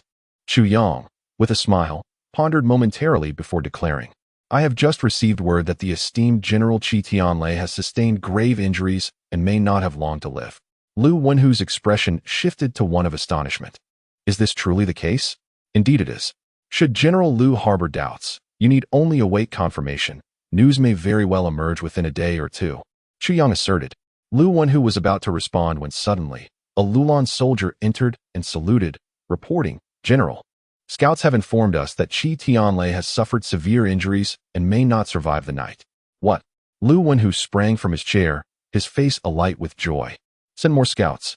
"Yes, sir," the soldier replied. Chu Yang regarded Lu Wenhu with a smile. "So, General Lu, did I deceive you?" Lu Wenhu looked at Chu Yang with suspicion. "Third prince, why would you share such crucial military intelligence with me? What is your intention?" Chu Yang replied with a smile. I have no ulterior motives. I merely wish for you to spare Qi Lingyun's life after you breach the human pass and deliver her to me. That is agreeable. As long as you assist me in overcoming the human pass, we can negotiate any terms, Lu Wenhu responded. Furthermore, you must have heard of the Ninth Prince's arrival to oversee the battle at Human Pass? Lu Wenhu nodded. Indeed. I was informed of his presence on the very first day he arrived at Human Pass. Very well. This prince hopes that after you breach the Human Pass, you will kill him for me. Lu Wenhu was taken aback and chuckled. Third Prince, are you certain about this? He is your brother. Chu Yang, fiddling with the jade ring on his finger, scoffed. Have you not heard the saying, the imperial family is the most ruthless of all? Upon hearing this, Lu Wenhu laughed, understood. After breaching the Human Pass, leave no one alive but Qi Lingyun. After saying this, Lu Wenhu noticed that Chu Yang had no intention of departing and inquired, does the third prince have any other matters to discuss? Chu Yang looked at Lu Wenhu and smiled. I have heard that your Lulan kingdom is renowned for its beauty. Might you allow me to indulge in the view? Lu Wenhu, momentarily startled, replied with a grin, of course, that is not an issue at all. As he spoke, he clapped his hands, and 2 soldiers from Lulan entered. Take the third prince below to rest, and find 2 beautiful women to accompany him. Yes. Once Chu Yang had left, Lu Wenhu's smile vanished instantaneously. His expression darkened as he murmured, if you desire our Lulan women, I shall ensure that when I conquer your Great Yan imperial city, you will taste the flavor of our Great Yan women. Soon, the following day arrived. Chu Yang emerged from a tent with a satisfied expression. At that moment, Lu Wenhu approached with 2 Lulan soldiers. Observing Chu Yang's content demeanor, Lu Wenhu asked, how was your night, third prince? Were you pleased? Indeed, the women of Lulan are not only beautiful, but also possess exceptional skills in bed. It has been quite some time since I felt so at ease. That is wonderful to hear. As they spoke, one soldier hurried to Lu Wenhu, cupping his hands in salute. General, a scout reports that Qi Tianlei succumbed to his injuries last night and has died. The entire Qi family camp is now flying the white flag. Is that true? Ha ha ha, splendid. I never expected Qi Tianlei to perish so easily. Lu Wenhu laughed heartily and then turned to Chu Yang. What do you say in the Central Plains? Seize the moment to take his life, summon the troops immediately. I shall eradicate the Qi family army in one fell swoop. Yes. With that, Lu Wenhu turned and departed. Chu Yang watched his retreating figure, slowly shifting his gaze toward the Human Pass. The corners of his mouth curled into a cold smirk. Qi Lingyun, do you believe that by rejecting me, I cannot possess you? Once the Human Pass is breached, I shall make you my plaything. Meanwhile, as Lu Wenhu gathered his forces to prepare for the assault on the Human Pass, within the Qi family camp, Qi Lingyun paced anxiously in Chu Han's tent. King Yan, are you truly certain that the Lulan army will rush to raid our camp upon learning of my father's death? Chu Han, seated leisurely with a book in hand, replied nonchalantly, indeed. Seeing his confidence, Qi Lingyun turned to Qi Ying beside her and asked, Qi Ying, is everything arranged? Replying to the general, all is prepared. Following your instructions, I have divided the Qi family army into 2 groups. One has quietly departed the Human Pass last night, heading to the location where the Lulan army has stored their supplies. The other lies in ambush in concealed positions around the camp. Should the Lulan army come to raid, they will surely return with nothing. Excellent. As soon as Qi Ying's voice fell, a soldier rushed in from outside and respectfully announced to Qi Lingyun, General, the Lulan army is advancing towards the Yimingwen Pass. Proceed according to plan, she replied. Once the soldier departed, Qi Lingyun turned to Chu Han and remarked, the king of Yin truly possesses remarkable foresight. I had just disseminated the news of my father's demise, and the Lulan army is already upon us. Chu Han smiled faintly. As anticipated. Well, the time is nearly upon us. General Qi, hasten to confront the enemy, and remember, strike only after the Lulan forces have entered the camp. Understood. With that, Qi Lingyun and Qi Ying exited the tent. After their departure, Chu Han slowly closed the book and approached the table, where lay the map he had provided to Qi Lingyun. Gazing intently at the map, he murmured, with the Lulan ancient kingdom mobilizing 300,000 troops, annihilating them in one fell swoop is nearly impossible. Let us see where they will flee in defeat. Chapter 48. The Lulan army falls into a trap. Lu Wenhu fleeing upon receiving the news of Qi Tianlei's death. Lu Wenhu personally led 300,000 troops towards the Yimingwen Pass. Upon arrival, he discovered the gates of Yimingwen wide open, flanked by white flags, with no one in sight. Strange, Where is everyone? He mused. General, something feels amiss. The deputy general approached on horseback, cautioning Lu Wenhu. I recall there were always heavy troops guarding Yamengwen. Now it is deserted. Surely it is a ruse. Lu Wenhu looked up at the city walls, noticing the same emptiness. He laughed. Indeed, a ruse. They dare to play the empty city card against me, thinking I am Sima Yi. The deputy general, puzzled, asked, Who is Sima Yi? A renowned general in the history of the Central Plains. Lu Wenhu replied, shaking his head. You should have familiarized yourself with Central Plains culture. Now, at a critical moment, you know nothing. Now, relay orders to the army. Let us charge into Yamengwen. Yes, charge. Lu Wenhu, leading the way with his curved blade raised high, surged into the Yamengwen Pass with his 300,000 troops. Upon entering, he found the interior equally deserted. General, there is no one here. Has the Qi army retreated? The deputy general inquired. Perfect, we can catch them off guard. Yes, let us slay them. With this declaration, Lu Wenhu pressed deeper into the Yamengwen Pass. Just then, the ground outside the pass suddenly cracked open, and members of the Qi army, weapons in hand, emerged from the earth. Quickly relay the message to the general. The Lulan army has completely entered Yamengwen. Understood. Lu Wenhu, with his 300,000 troops, charged forward and soon arrived outside the Qi army's camp.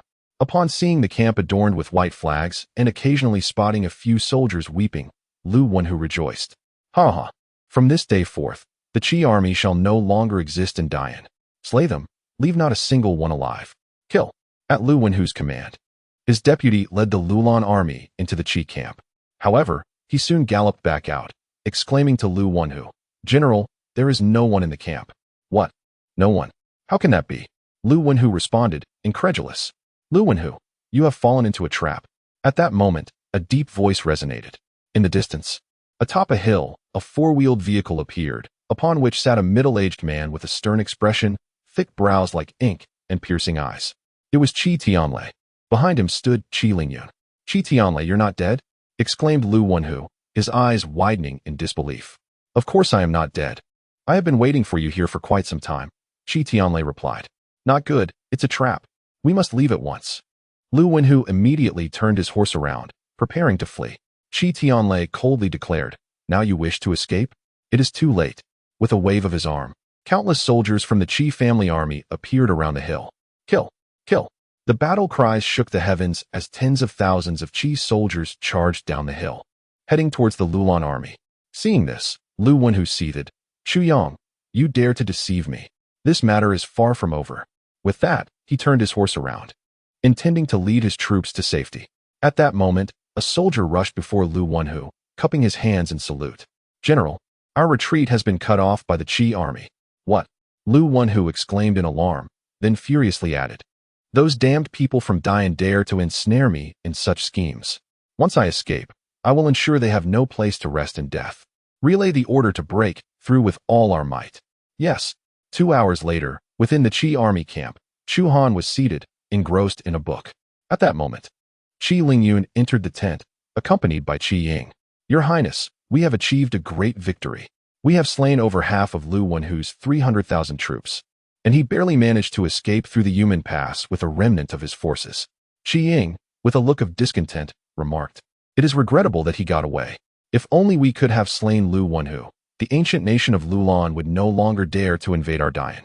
Qi Lingyun added, I too wish to see him slain, but the terrain beyond the Yumen Pass is so complex that it is uncertain where he would flee. I know. Chu Han slowly set down his book. Qi Lingyun and Qi Ying gazed at him in astonishment. You know? Indeed.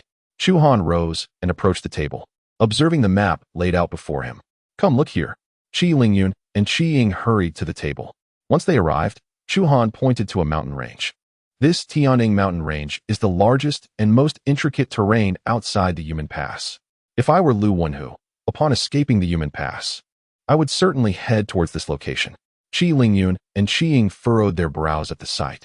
The Tianying mountain range is so complex that if he truly fled there, we would be powerless to pursue him. Yes, the Tianying mountain range is vast. Even with hundreds of thousands of troops, it would be difficult to locate him. Chu Han smiled faintly and said, Though the Tianying mountain range is immense, have you not noticed its distinctive feature? What feature? Chu Han pointed to the surroundings of the Tianying mountain range and explained, to the east, south, and west. There are either sheer cliffs or canyons obstructing the way. The Lulan army consists entirely of cavalry. They could never break through from those three directions. Only to the north is the terrain flat. If you intercept them there, you will surely be able to slay Lu Wenhu. Qi Ying inquired. What if he chooses to conceal himself within the Tiandang Mountains and refuses to emerge? If he remains hidden, that would be even more advantageous. Chu Han replied with a smile. At that point, you shall encircle without assaulting, blocking the northern exit. As their provisions dwindle, they will inevitably surrender. Qi Lingyun scrutinized the map of the Tiandang Mountains, nodding in agreement. A splendid strategy. I shall make arrangements immediately. Having spoken, she turned to leave with Qi Ying. Upon exiting the tent, Qi Ying remarked, General, have you noticed that although the king of Yin has never been on the battlefield, he wields his military prowess with uncanny precision, almost as if he can anticipate the enemy's thoughts? Qi Lingyun gently nodded, acknowledging the observation. Indeed, he increasingly exudes an air of mystery. Enough of this. You must promptly surround the northern region of the Tiandang Mountains. Ensure that Lu Wenhu does not escape. Understood. Just as Chu Han anticipated, upon his escape from the Yumen Pass, Lu Wenhu led his remnants toward the Tiandang Mountains. His deputy, puzzled, asked, General, where are we headed? Lu Wenhu responded, to the Tiandang Mountains. The terrain there is intricate, and only in that place do we stand a chance of survival. Furthermore, hasten to inform the third prince to come to our aid. If he fails to arrive and I am captured, I shall expose his collusion with our ancient kingdom of Lulan. Yes. Chapter 49. Chu Yang's Fury, dispatching troops to surround and slay Chu Han. Outside the Yumen Pass, deep within a dense forest, several tents could be seen. Inside one of them, Chu Yang sat drinking alone. At that moment, a middle-aged man clad in black swiftly entered the tent and bowed, reporting, Your Highness, scouts have informed us that Lu Wenhu leads an army of 300,000 against the Yumen Pass, only to fall into the ambush of the Qi family army, resulting in near total annihilation. What? Chu Yang's hand halted abruptly, spilling his drink. With Qi Tianlei dead and the morale of the Qi family army in tatters, how could they possibly withstand Lu Wenhu's 300,000 iron cavalry? Your Highness, Qi Tianlei is not dead. He faked his demise. Crack.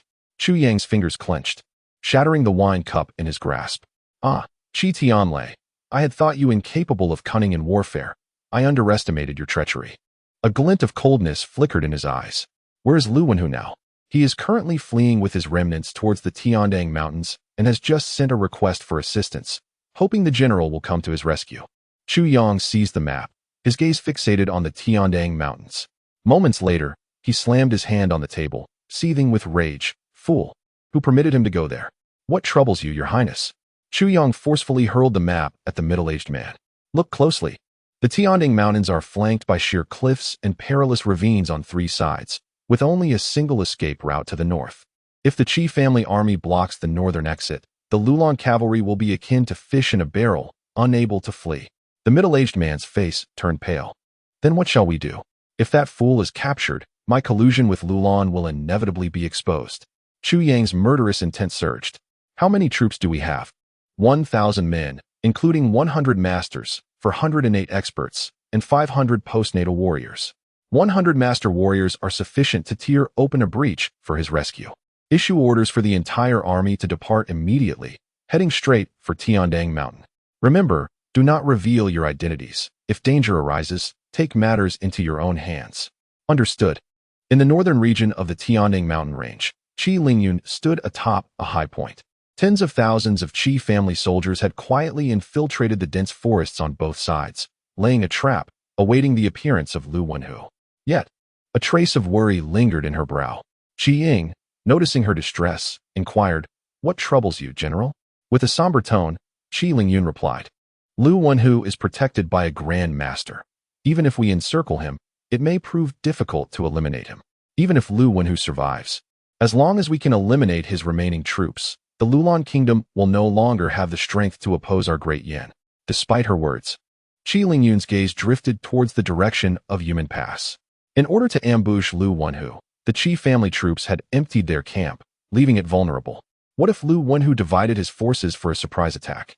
Qi Ying's heart tightened. Surely he wouldn't resort to such a tactic?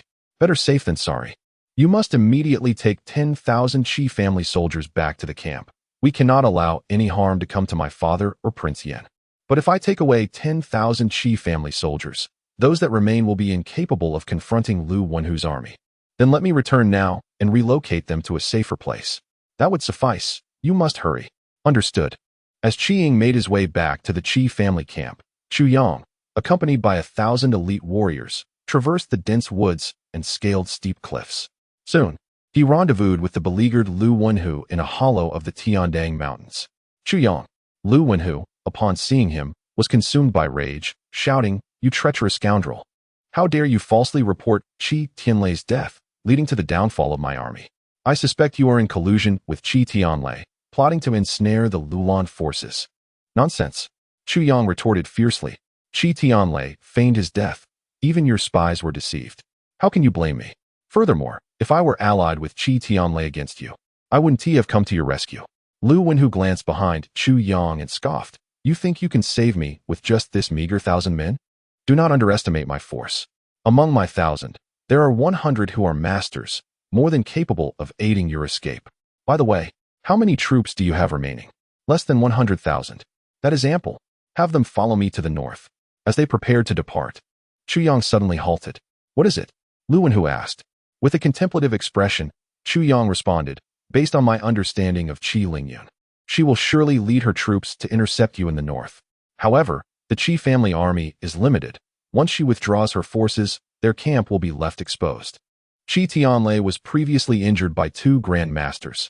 Even if he survives, he likely lacks fighting capability. As for Prince Yan, he possesses no martial skills and will undoubtedly remain at the camp. If we dispatch a contingent to ambush the Qi family camp now, it will yield excellent results." Lu Wenhu, momentarily taken aback, soon brightened with excitement, declaring, "Excellent idea. I shall immediately mobilize 30,000 troops to raid the Qi family camp." Chu Yang quickly raised his hand. "Wait. What now? This area is thickly forested, making cavalry maneuverability difficult. Have them dismount and proceed lightly." "Understood." With the issuance of Lu Wenhu's command, 30,000 soldiers of Lulan immediately abandoned their steeds and stealthily advanced towards the Yumen Pass. Chapter 50. Breaking through Yumen Pass. The Grand Master blocks the way within the Qijia barracks. Chu Han was engrossed in his reading when he noticed an unusual silence outside the tent. He set down his book and rose to step outside. Upon reaching the entrance, he observed a sparse presence around him, with only a few soldiers occasionally passing by. It struck him as odd that the patrolling soldiers had suddenly diminished in number. Just as Chu Han pondered this, Qi Ying approached him briskly. "Where have all the Qijia soldiers gone?" Chu Han inquired. Qi Ying replied, "They have all been dispatched to Tiandang Mountain to intercept Lu Wenhu. Later, our general grew concerned that Lu Wenhu might send troops to raid the camp, so I was sent back to facilitate your evacuation." Chu Han calculated the time that had passed since Qi Lingyun's departure and Qi Ying's return, realizing several hours had elapsed. He sighed. "It may already be too late." "What do you mean by too late?" Qi Ying asked. "The troops dispatched by Lu Wenhu are likely already en route," Chu Han explained. "If he suspects that his path is obstructed, he will surely devise a means of self-preservation, and the most effective strategy would be to send troops to raid the camp. He is well aware that Qi Lingyun, in her pursuit to eliminate him, would have taken the majority of the Qijia soldiers with her. Thus, should he choose to send forces to raid the camp now, his chances of success would be significantly heightened. Capturing Qi Tianlei and using him to threaten Qi Lingyun would greatly increase his odds of escape." Upon hearing Chu Han's assessment, Qi Ying furrowed her brow, questioning its validity. Just then, a soldier from the Qijia army rushed towards Qi Ying, urgency written across his face. Reporting to Deputy Commander Qi. A large contingent of Lulan troops is advancing towards Yumen Pass. The guards within the pass have been overwhelmed and are in disarray. And now the Lulan army is marching towards our camp. "What?" Qi Ying exclaimed in astonishment. She had not anticipated Chu Han's prediction to be so accurate. "What are we waiting for? Their target must be the Grand General.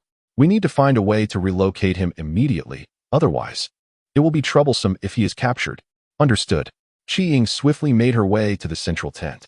At that moment, Qi Tianlei was seated in a wheelchair, studying a map. "General, we must leave at once. The Lulan army is upon us." Qi Tianlei looked startled, but Lu Wenhu has already retreated in defeat. Perhaps he recognizes that he has no escape, and has dispatched tens of thousands to raid the camp. The enemy is already nearing our position, Qi Ying explained. Upon hearing this, Qi Tianlei attempted to rise, but after a brief struggle, he sank back into his seat. Damn it, were it not for my injuries, I would not regard a mere tens of thousands of foes with any concern. Qi Ying hurried to support him, urging, General, we must leave now. There is no time to waste. As they spoke, Qi Ying assisted Qi Tianlei out of the tent. Outside, a soldier had already brought forth a horse. After helping Qi Tianlei mount, Qi Ying turned to the soldier and commanded, relay to everyone that we must evacuate immediately. Yes, the soldier replied. Qi Ying then rode to the entrance of Chu Han's tent, where she found him waiting patiently outside. She inquired, Your Highness, do you know how to ride? Indeed, he affirmed. Prepare a horse for the Prince of Yan. A soldier soon led a horse to them. Upon seeing this, Chu Han wasted no time and swiftly mounted the steed. Qi Ying turned to Chu Han and said, Your Highness, we may encounter the Lulan army shortly. You must stay close to me. Understood. Let's go? Qi Ying squeezed her legs against the horse's belly and led the remaining Qi family troops out of the camp. As they emerged, they were met with the sight of thousands of Lulan soldiers charging towards them. A general's command echoed.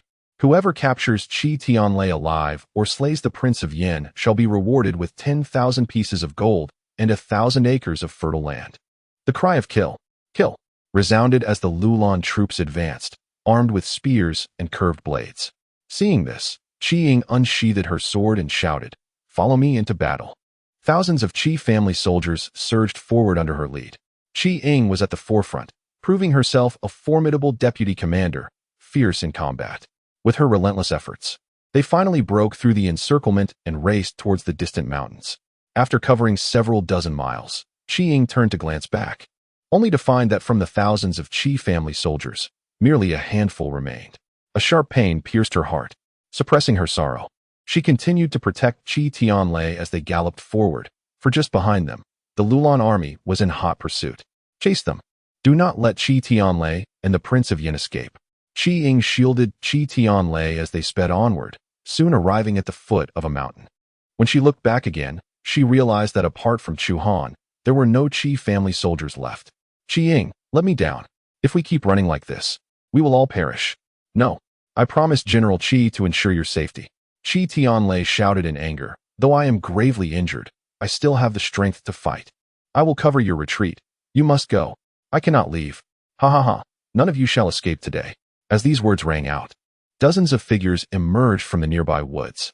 At the forefront were two elderly men, one stout and one thin, moving like phantoms, quickly reaching the trio. It is truly lamentable to see a formidable general reduced to this state, the thin elder remarked. Qi Tianlei's gaze fixed on the two, and his expression changed dramatically. Grandmaster level? The thin elder coldly replied, Indeed. Since you have discerned our rank, it would be wise for you to surrender without resistance to avoid further conflict. Qi Tianlei's eyes blazed with intensity. If you intend to kill me, I demand to know your identities. The two elders exchanged glances, and the thin elder addressed Qi Tianlei. It is of no consequence to tell you. We hail from the Sun and Moon sect. Qi Tianlei frowned. I do not recall provoking your sect. You may not have, but your daughter did. She conspired with the Prince of Yan to eliminate our faction in the imperial city. We have come for vengeance today. To kill the Prince of Yan and the national general, you must first seek my permission. Qi Ying interjected, halting her horse and drawing her sword, her gaze icy upon the two elders. The thin elder scoffed. A mere grandmaster dares to be so arrogant before us? You seek death. With a casual wave of his sleeve, a powerful surge of energy erupted forth. As Qi Ying was still in shock, he was flung away. Upon witnessing this, Qi Tianlei, filled with fury, proclaimed, You seek to slay this general? Even if it costs me my life today, I shall engage you in battle. With those words, Qi Tianlei forcefully summoned the vital energy within him, leaping from his steed, and unleashed a powerful strike with both palms directed at the gaunt elder. The elder, with a disdainful expression, retorted, Had you not been injured, perhaps you could contend with me. Now, in your weakened state, your demise is a mere formality. As his words fell, the elder raised a hand and unleashed a blast of vital energy, far surpassing Qi Tianlei's in potency. The two forces collided with a thunderous roar, causing Qi Tianlei to stagger as if struck by a tremendous force, spitting out blood, and crashing to the ground like a kite severed from its string. Observing this, the elder smirked contemptuously and turned his gaze toward Chu Han. Your turn, Prince Yan. I hear you lack martial prowess. I shall not make it difficult for you. Choose your method of death. Chapter 51. The Grandmaster Realm? A single finger can annihilate. Chu Han touched his nose, surprised that he had traveled so far only to encounter such pests. Seeking death, the stout elder, enraged by the remark, prepared to strike, but was halted by the gaunt elder's hand. After all, he was the 9th prince of the Great Yan. Allowing him a moment of verbal indulgence before his demise seemed appropriate. The stout elder paused, chuckling. Indeed, we are of the Grandmaster Realm. Killing him is as effortless as squashing an ant. Chu Han smiled faintly and addressed the two.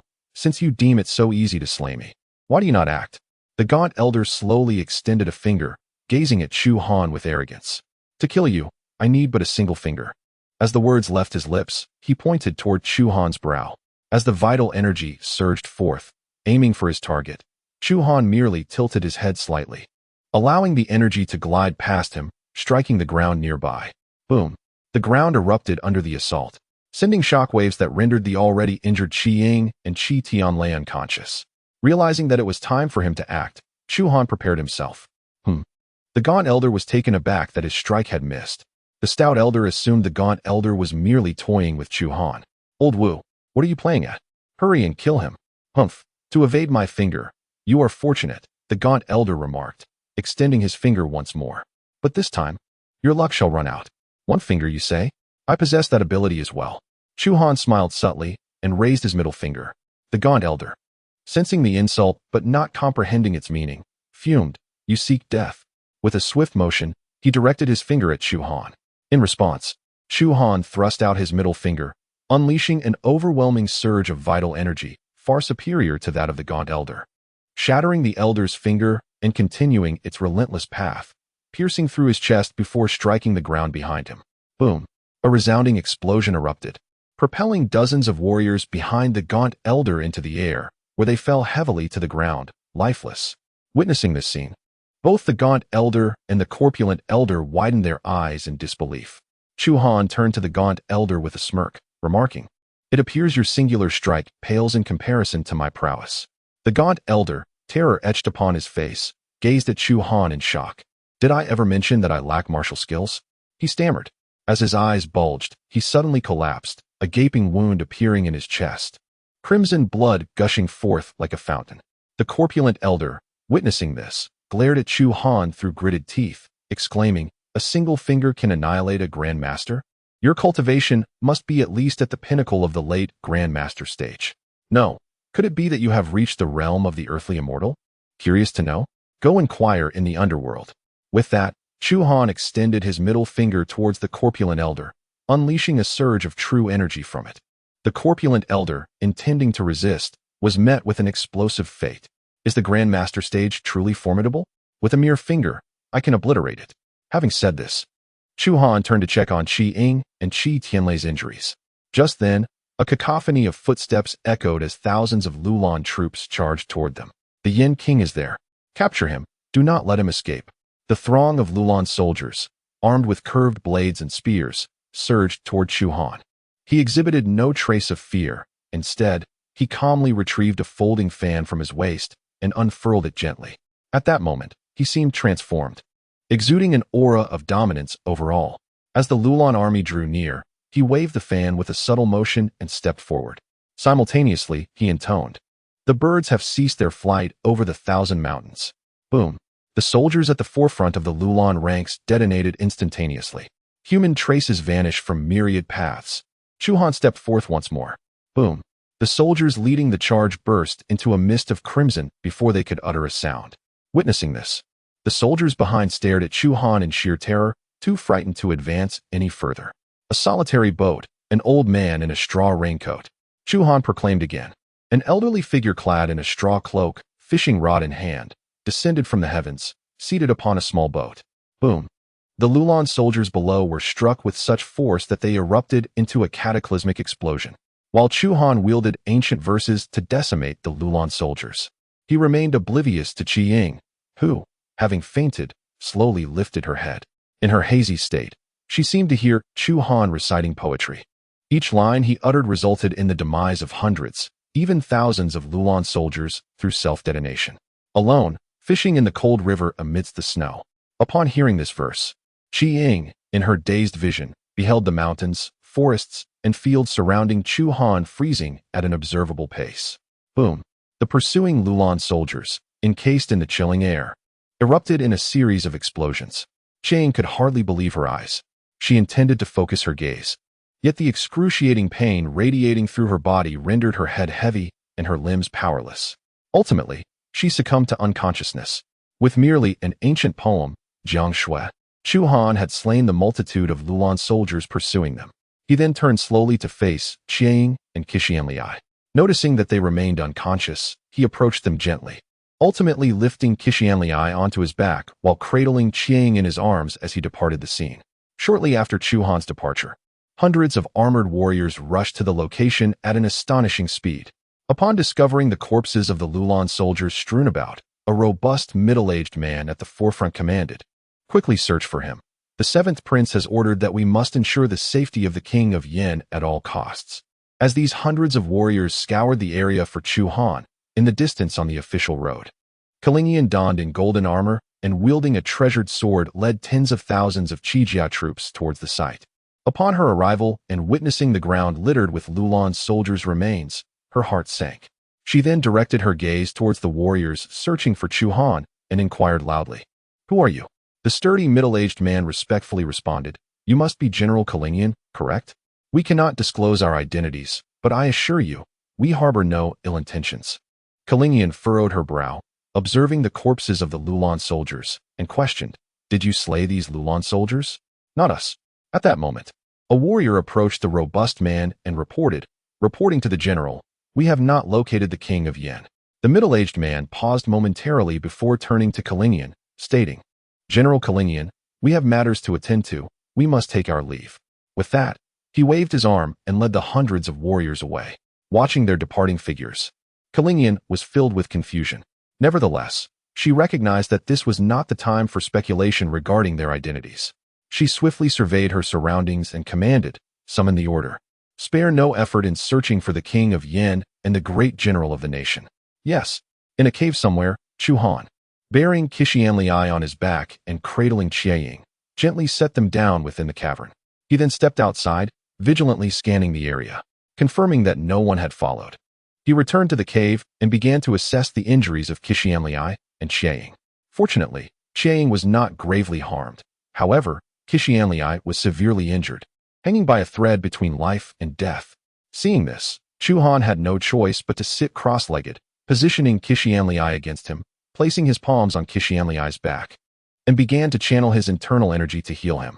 Under Chu Han's care, Qianliai suddenly exhaled deeply, noticing some improvement in Qianliai's condition. Chu Han prepared to continue his healing efforts when suddenly, footsteps echoed from outside the cave. Realizing someone was approaching, Chu Han quickly stood and moved towards the cave entrance. Upon reaching the mouth of the cave, he saw numerous Qijia soldiers advancing in his direction. Soon, one of the soldiers spotted Chu Han and exclaimed, "Look, is that not the king of Yin?" "It is the king of Yin," quickly informed the general. Upon receiving the news, Qi Lingyun hastily made her way here. Upon seeing Chu Han, she quickly approached and inquired, "Your Highness, are you unharmed?" Chu Han shook his head, replying, "I am fine." As he spoke, he gazed into the cave and added, "The Grand General and Deputy General Qi are inside. Please check on them." Hearing this, Qi Lingyun promptly entered the cave. Soon, her voice echoed from within, "Bring the military doctor." Before long, a middle-aged man entered the cave carrying a medicine box. Observing this, Chu Han moved aside, retrieved a folding fan from his waist, and gently fanned himself while admiring the verdant scenery of the mountains and forests. Inside the cave, the military doctor meticulously examined Qi Tianlei's injuries and furrowed his brow. "Strange," he murmured. "What is it, doctor? Has my father's condition worsened?" Qi Lingyun asked anxiously. "No," the doctor replied. "The Grand General's injuries appear to have stabilized, and his breathing is much more even than before." Qi Lingyun looked on in astonishment. "How can that be?" The doctor shook his head. "I cannot say for certain. Perhaps the Grand General's profound cultivation has allowed for a natural recovery. Aside from this explanation, He could find no more fitting rationale. At that moment, Qi Ying stirred from her resting place. Qi Lingyun rushed to her side, asking, "Qi Ying, are you all right?" Qi Ying did not respond immediately, instead looking around in confusion. "Where am I?" she stammered. Qi Lingyun replied, "When I found you, you were already here. By the way, Qi Ying, what exactly happened? Who killed those troops at the foot of the mountain?" Upon hearing this, Qi Ying grasped Qi Lingyun's arm tightly, her face filled with disbelief. "General, I witnessed something terrifying. I saw the Prince of Yan reciting poetry while slaughtering countless soldiers from Lulan. All perished in mere moments." Qi Lingyun was momentarily taken aback, then reached to touch her forehead. "You don't have a fever. Why are you speaking nonsense?" Qi Ying clung to her arm, insisting, "General, I am not speaking nonsense. Everything I said is true. Although I was gravely injured and my vision was blurred, I truly saw the Prince of Yan kill." Qi Lingyun chuckled. "You just admitted that your sight was impaired and you were severely wounded. Surely, you must have misinterpreted what you saw. Now, rise quickly, so the doctor can examine you." As she spoke, she assisted Qi Ying to her feet. The doctor approached Qi Ying and began to assess her condition, subsequently taking her pulse. "How is she, doctor?" Qi Lingyun inquired. "Deputy General has sustained internal injuries. I will prescribe her some medicine, and she should be fine." However, he continued, scrutinizing Qi Ying's face. And upon noticing some bruises on Qi Lingyun's visage, he remarked, "It appears that the Deputy General's head has suffered a significant blow. She should be monitored closely for a while." Upon hearing this, Qi Lingyun was further convinced that Qi Ying's earlier claims were mere fabrications. "My head is injured, but I am quite lucid," Qi Ying asserted, looking earnestly at Qi Lingyun. "General, you must believe me." Qi Lingyun grasped her hand and said, "Very well, Qi Ying. You must return to rest. We shall discuss matters when you have recovered." Qi Ying, seeing that Qi Lingyun did not believe her, had no choice but to leave the cave reluctantly. Upon emerging from the cave, Qi Ying surveyed her surroundings and spotted Chu Han standing a short distance away, gently waving a folding fan while admiring the scenery in the forest. She approached him directly and inquired, "Your Highness, the Prince of Yan, were you the one who brought me and General Zhenghua here?" "Indeed," he replied. "After you and General Zhenghua were knocked unconscious, a group of unidentified individuals suddenly appeared and attacked the Lulan army. This prince seized the opportunity to help you escape. Is that truly the case?" Qi Ying raised an eyebrow, scrutinizing Chu Han. "However, I observed those Lulan soldiers being slain by you, and in a most poetic manner, with a calm demeanor." Chu Han lightly fluttered his fan and chuckled. "Deputy General Qing truly has a knack for jest. To slay with poetry is not the realm of mere mortals, but of the divine." Qi Ying fixed her gaze on him, and after a moment, murmured, "I can only hope that what I witnessed was not real. For if it were, it would be too terrifying." With that, she turned to leave. At that moment, Qi Lingyun emerged from the cave and, eyeing Chu Han cautiously, asked, "Your Highness, did you heal my father's injuries?" Chu Han gently waved his fan and replied, "I inadvertently acquired a healing elixir and, believing it would be of no use to me, administered it to General Zhenghua." "That explains it," Qi Lingyun remarked. "Ordinary healing methods would not suffice to restore his condition so swiftly." After saying this, she bowed deeply to Chu Han. "I am immensely grateful that your Highness would bestow such a precious elixir for my father's recovery." Chu Han lightly supported Qi Lingyun's arm with his fan and replied nonchalantly, "There is no need for such gratitude. General Zhenghua was injured while combating the enemy. It is only right that I provided him with the elixir." Standing upright, Qi Lingyun pondered, "By the way, do you know who was responsible for the deaths of those Lulan soldiers at the foot of the mountain?" Chu Han contemplated for a moment before responding. "They were slain by a group of unidentified individuals. I observed them engaging the Lulan soldiers and seized the opportunity to escape with General Zhenghua and Deputy General Qing." A group of unidentified individuals. Could it be them? Qi Lingyun suddenly recalled the martial artists they had encountered earlier. Those warriors possessed formidable skills and seemed to be searching for Chu Han. Perhaps they were the ones who had slain the Lulan soldiers. Who are they? She wondered aloud. They were a group of unidentified individuals searching for you. They did not appear to harbor any ill intentions, so I did not pursue the matter further, Chu Han replied, his expression tinged with curiosity. Who could be seeking me? Enough of this talk. Let us return to Human Pass, Qi Lingyun stated, summoning soldiers to carry Qi Tianlei out of the cave, and then led her troops back to Human Pass. Chapter 53, Your Highness. The seventh prince has entrusted me to convey a message to you. On the journey back to Human Pass, Chu Han and Qing Lingyun rode side by side. By the way, did you manage to intercept Lu Wenhu? Qing Lingyun nodded. We did intercept him, but unfortunately, he managed to escape. Chu Han was taken aback, but more so puzzled. The terrain of the Tiandang Mountains is treacherous. Logically, if you secured the northern flank, he should have had no chance of fleeing. Lu Wenhu forcibly made his escape from the north, she explained. I do not know how dozens of master-level warriors appeared to protect him, especially since he was already accompanied by 2 grandmasters. The Qi family army was simply unable to stop them. Fortunately, the majority of his troops have been decimated by my hand. Even if he were to flee, it would be challenging for him to mount another offense against the Great Yan in the near future. That is indeed a relief. As they spoke, the two, accompanied by the Qijiao army, arrived outside the Human Pass. There, they beheld several hundred martial artists clad in robust attire, with a towering, resolute-looking middle-aged man at the forefront. Upon seeing this imposing figure, Qi Lingyun's gaze sharpened. She recognized him as the very man who had previously sought out Chu Han. The stout middle-aged man approached Chu Han and Qi Lingyun, bowing respectfully as he addressed Chu Han. I pay my respects to His Highness, the Yan Wang. Chu Han scrutinized the robust man from head to toe, finding him unfamiliar. Who are you? He inquired. The middle-aged man remained silent, instead producing a wooden dagger from within his garments and presenting it to Chu Han. Might your highness recognize this item? Chu Han accepted the wooden dagger, and a hazy figure flickered in his memory. It appeared to be a toy from his childhood, one that he had later gifted to someone a few years his senior. Do you know who that person is? Chu Han gently shook his head. I was quite young then and cannot recall. Since His Highness cannot remember, allow me to enlighten you. The individual to whom you bestowed the wooden dagger is, in fact, your elder brother, the current 7th prince. What did you say? You claim that man is my elder brother? Indeed. Your mother passed away early, and the emperor separated you from your elder brother for his upbringing. Later, upon discovering that you could not cultivate martial skills, the Empress Li berated you as a waste. When your elder brother learned of this, in a fit of rage, he killed Empress Li.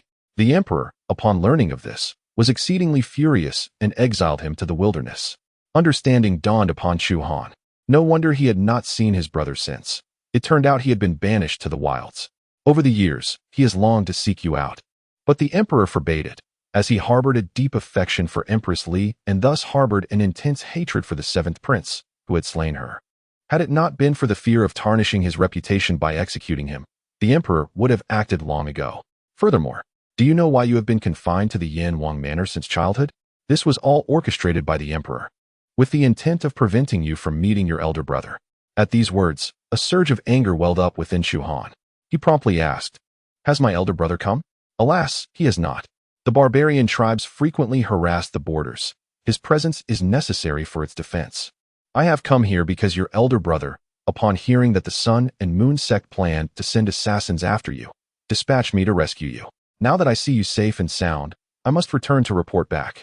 As he spoke, the stout middle-aged man turned to depart. Yet, as if struck by a sudden thought, he paused, turning back to Chu Han. By the way, your elder brother entrusted me with a message for you. He said that as a child, he vowed to protect you with his life, and now, he stands ready to do so again. Should anyone dare to harm you, even the emperor himself, he would ensure that they meet a fate worse than death. With that, the robust middle-aged man gestured with his arm and departed with the throng of martial artists. Chu Han stood there, momentarily stunned, his eyes brimming with unshed tears. He had never anticipated that he had such a caring elder brother. Qi Lingyun pondered aloud, the 7th prince? If I recall correctly, his name seems to be Chu Jiang. At around the age of 7 or 8, he was dispatched by His Majesty to the desolate wilderness, a perilous place inhabited by fierce barbarians. Being sent there at such a tender age, one can only imagine the hardships he must have endured over the years. Returned to the military camp, Chu Han spoke in a calm tone. Although he appeared composed on the surface, a tempest of emotions surged within him. Chu Jiang had been sent to the wilderness at the tender age of 8 to alleviate his grievances, and now that he has grown and gained strength, he is determined to repay all that Chu Jiang sacrificed for him, doubly so. Qi Lingyun observed Chu Han's remarkable composure in the face of adversity, feeling a profound admiration for his resilience. Upon their return to the military camp, Qi Lingyun inquired, Now that the Lulan army has been repelled, what are your plans? Your Highness? Chu Han did not respond immediately. Instead, he countered with a question, When do you intend to report the situation here? Qi Lingyun replied. I plan to report the military situation today. Very well. I shall wait for my father's response before making a decision. That sounds reasonable. 3 days later, a eunuch bearing the imperial edict rode swiftly to the human pass. Upon learning that the court had sent someone to deliver a decree, Qi Lingyun and Chu Han promptly exited the military camp. Before the eunuch had even entered the camp, he raised the edict high and proclaimed, Prince Yan, General Qi Lingyun. Receive the decree. Both Chu Han and Qi Lingyun clasped their hands together in salute.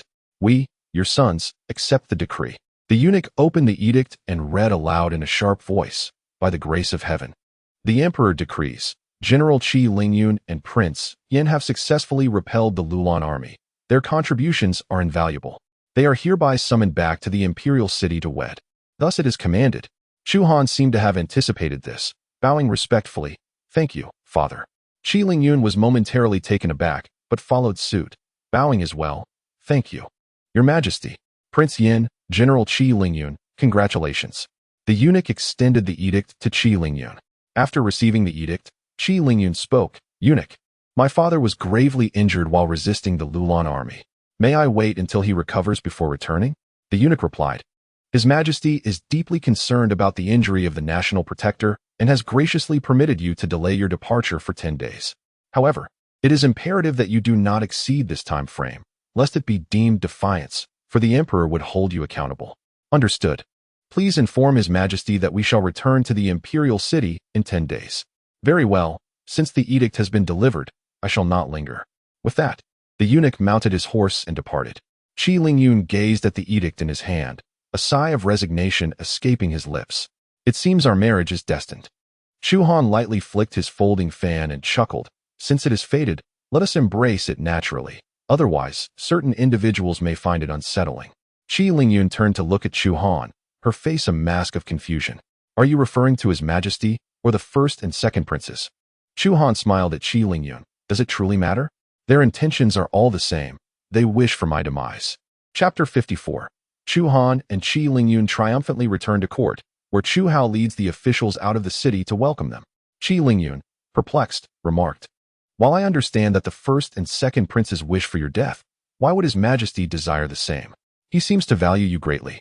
Chu Han chuckled softly. The current situation in the court is evident. You need not be informed by me. My royal brothers will stop at nothing in their quest for the throne. The more affection they show me, the more perilous my position becomes. Is this not akin to a desire for my demise? Upon hearing these words, Qi Lingyun fell into a contemplative silence. She had not realized this truth until now. Chu Han's assertion struck a chord within her. I have long warned you that being born into a royal family means that even if you do not vie for power, others will not spare you. In their eyes, you are merely a potential threat. Chu Han gently waved his folding fan, a bitter smile gracing his lips. He was acutely aware of what Qi Lingyun had articulated. Yet sometimes circumstances are beyond one's control. Well, since our marriage is unavoidable, I shall have to inform my father. With that, Qi Lingyun turned and made her way towards the military tent. Inside the tent, Qi Tianlei had just finished taking his medicine. Upon seeing Qi Lingyun enter, he inquired, what did the imperial decree state? His Majesty has ordered that I and the Yin Wang shall set forth in 10 days to return to the imperial city for our wedding. Qi Tianlei's gaze fixed on Qi Lingyun. Noting her displeasure, he asked, do you not wish to marry the Yin Wang? With a sigh, Qi Lingyun replied, though the Yin Wang lacks martial prowess, his intellect is remarkable, and I would willingly marry him. However, his non-confrontational nature may leave us vulnerable should another prince ascend the throne. They are unlikely to spare the Qi family. Hearing this, Qi Tianlei smiled faintly. My dear daughter, there is something I am uncertain whether I should say. Please, father, speak your mind. Once you wed the Yin Wang, you will be husband and wife. Regardless of the challenges you face in the future, you must stand united. Therefore, you should plan ahead for him. Qi Lingyun gazed at her father in surprise. Although he did not explicitly state it, she understood the implication of his words. Father, rest assured, I will do everything in my power to support the Yin Wang. Outside the Yumen Pass, amidst a grove of trees, a military force was stationed. Within one of the tents, Lu Wenhu and Chu Yang were embroiled in a heated argument. Third Prince, I have reiterated countless times that I will not deploy troops against Dian. If you remain obstinate, seek assistance elsewhere. Chu Yang glared at Lu Wenhu, his voice cold. Your 300,000 soldiers were nearly all annihilated at the hands of Qi Lingyun. Do you not seek revenge? Lu Wenhu scoffed. Revenge? What resources do I have left? I am down to merely a few thousand soldiers, utterly incapable of contending with the Qi army. I can assist you. Assist me? Spare me. The Qi army is exceedingly valiant. Even if you were to provide me with several tens of thousands of troops, victory would not be assured. At this, a fierce glint appeared in Chu Yang's eyes. Very well, I shall lead my troops back to Lulan. We shall not meet again. With that, Lu Wenhu turned to leave. Seeing this, Chu Yang abruptly raised his hand, striking Lu Wenhu on the head.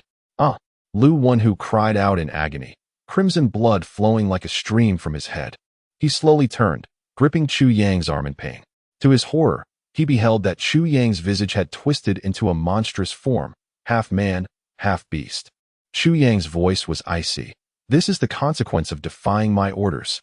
At that moment, a warrior clad in agile attire entered the room.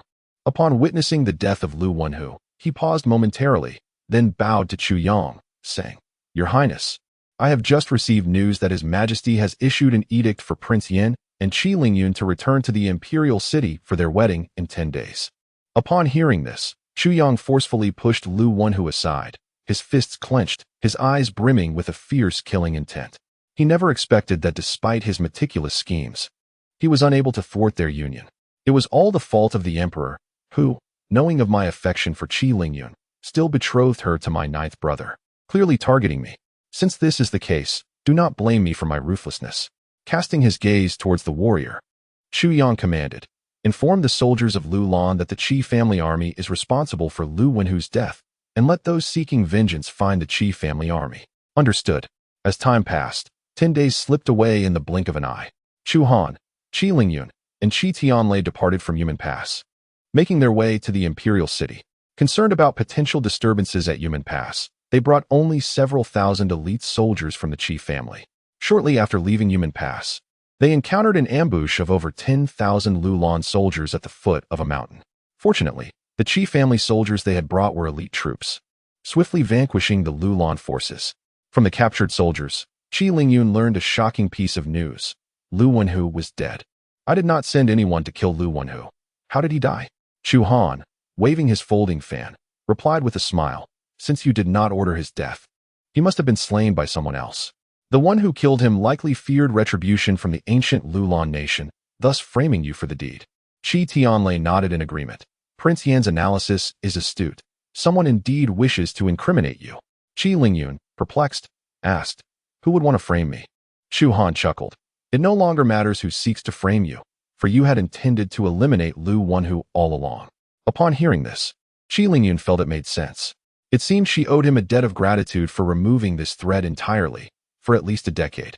Lulan would not dare to infringe upon our Great Yan. Qi Tianlei then said, Well, since our concerns have been resolved, let us hasten our journey. Agreed. With this, the three, accompanied by thousands of Qi family soldiers, continued on their way. Days later, they arrived at the imperial city. Outside the city, Chu Hao, accompanied by civil and military officials, awaited their arrival. Qi Lingyun, having triumphed over the 300,000-strong Lulan army, returned in victory. As the emperor of Great Yan, it was only fitting that Chu Hao personally led the officials to greet them. Seeing this, Chu Han, Qi Lingyun, and Qi Tianlei swiftly dismounted and approached. Before they could draw near, Chu Hao looked at Qi Lingyun and her father, bursting into hearty laughter. Ha, General Qi, the pillar of our nation. With you two here, I doubt anyone will dare to invade Yumen Pass. Qi Tianlei cupped his hands and replied, This victory is entirely due to your Majesty's blessings. Without them, my father and I could not have defeated an army of 300,000. Chu Hao stepped forward and grasped Qi Tianlei's arm, smiling as he said, General of the nation, we shall soon become in-laws, so there's no need for such formality. As he spoke, he linked arms with Qi Tianlei and laughed heartily while walking towards the imperial city. The civil and military officials, witnessing this, promptly followed suit. The crown prince, Chu Chun, and the second prince, Chu Feng, did not join them but instead turned their gaze towards Chu Han, forcing smiles as they uttered insincere congratulations. Ninth brother, congratulations. Ninth brother, congratulations. Chapter 55. Yin Zhongsho's favor. Intending to assist Chu Han in seizing the throne, Chu Han replied, Are you truly congratulating me, two royal brothers? Of course, Chu Chen said, glancing at Qi Lingyun. Now that you are marrying General Qi, you shall have no rivals in the struggle for the throne. Chu Feng deliberately raised his voice, adding, That's right. Even if it comes to a palace coup, father must obediently relinquish the throne. Upon hearing this, the officials trailing behind Chu Hao immediately halted and turned to look in their direction. Qi Lingyun, displeased, interjected, Your Highnesses, one may jest with food, but one must not speak recklessly. If His Majesty were to hear such words, the consequences would be dire. Chu Chen laughed. I was merely joking with ninth brother. Do not take it to heart. With that, the two exchanged sinister smiles and departed. Qi Lingyun cast a dark look at their retreating figures and whispered to Chu Han. They truly wish to place you in peril at every turn. Chu Han chuckled. They are merely two buffoons. There is no need to pay them any mind. To celebrate the triumphant return of Chu Han and the others, Chu Hao personally hosted a banquet in the palace for the officials. During the feast, he raised his cup and addressed Qi Tianlei with a smile, General of the nation. I have decided to have the Prince of Yan wed your esteemed daughter in 3 days. What say you? With a smile, Qi Tianlei clasped his hands and replied, I shall abide by your Majesty's decision. Very well, it is settled then. Soon, the banquet concluded, and Chu Han followed Qi Tianlei and Qi Lingyun out of the main hall.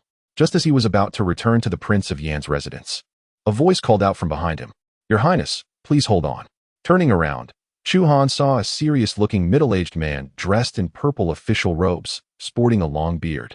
Hastening towards him, Is there something you require, Chancellor Yan? Yan Zhong smiled and inquired, Does His Highness have a moment? I would like to invite you to my residence for a discussion. Chu Han glanced at the sky, noting the late hour, and politely declined, It is rather late now. Perhaps another day. Without looking back, he continued on his way. Watching Chu Han's departing figure, Yan Zhong felt a twinge of embarrassment. As the Chancellor of Dian, he stood above countless others, with many eager to curry favor. Even other princes sought his alliance, yet he had remained indifferent. Now, having extended an invitation to this ninth prince, he was met with refusal. How foolish of me to present my warm face to his cold back. At that moment, a mocking voice rang out behind Yan Zhong. He turned to see Chu Chun and Chu Feng exiting the main hall side by side. I never expected that I would sincerely seek to befriend him at his residence, only to be unwelcome, and now I must offer my warmth to the cold ninth brother. Chu Chun remarked with a sarcastic tone. Chu Fu concurred, saying, There is no other option. After all, the ninth brother has wed the daughter of the Grand General of the state. With the influence of the Qi family, it is highly plausible that he will become the future emperor of Dian. Whoever marries their daughter to him might very well become the future father-in-law to the emperor. Ha ha ha. Yan Zhong understood that the two were mocking him. Rather than feeling angered, he returned their jest with a wry smile. For the two princes, the identity of the emperor was of great significance. However, for someone like him, it mattered little. You must have sent numerous assassins after the king of Yan, correct? Just imagine how he would treat you should he ascend to the throne. Ha ha ha. Upon finishing his jest, Yan Zhong laughed heartily and departed. Watching Yan Zhong's retreating figure, Chu Chen and Chu Fu gritted their teeth in frustration. That damned old scoundrel. How dare he mock us? Chu Fu exclaimed. Let us set him aside for now. Our immediate concern is how to deal with the ninth brother. How shall we handle it? Chu Chen inquired, a sinister smile curling at the corners of his lips. You'll find out when the ninth brother is wed. After leaving the palace, Qi Lingyun turned to Chu Han and said, Just now, Yan Zhong attempted to curry favor with you. Why did you decline? Chu Han lightly shook his folding fan and replied with a smile. Did you not notice that he is merely a weather vane? He perceives my marriage to you as an opportunity for me to ascend the throne, hence his desire to draw closer. Should I ever fall from grace, he would swiftly sever ties. Qi Tianlei chimed in, Your Highness speaks truth. Yan Zhong harbors great ambition and would never settle for the role of a mere chancellor. Associating with such a person is akin to seeking shelter under a tiger's paw.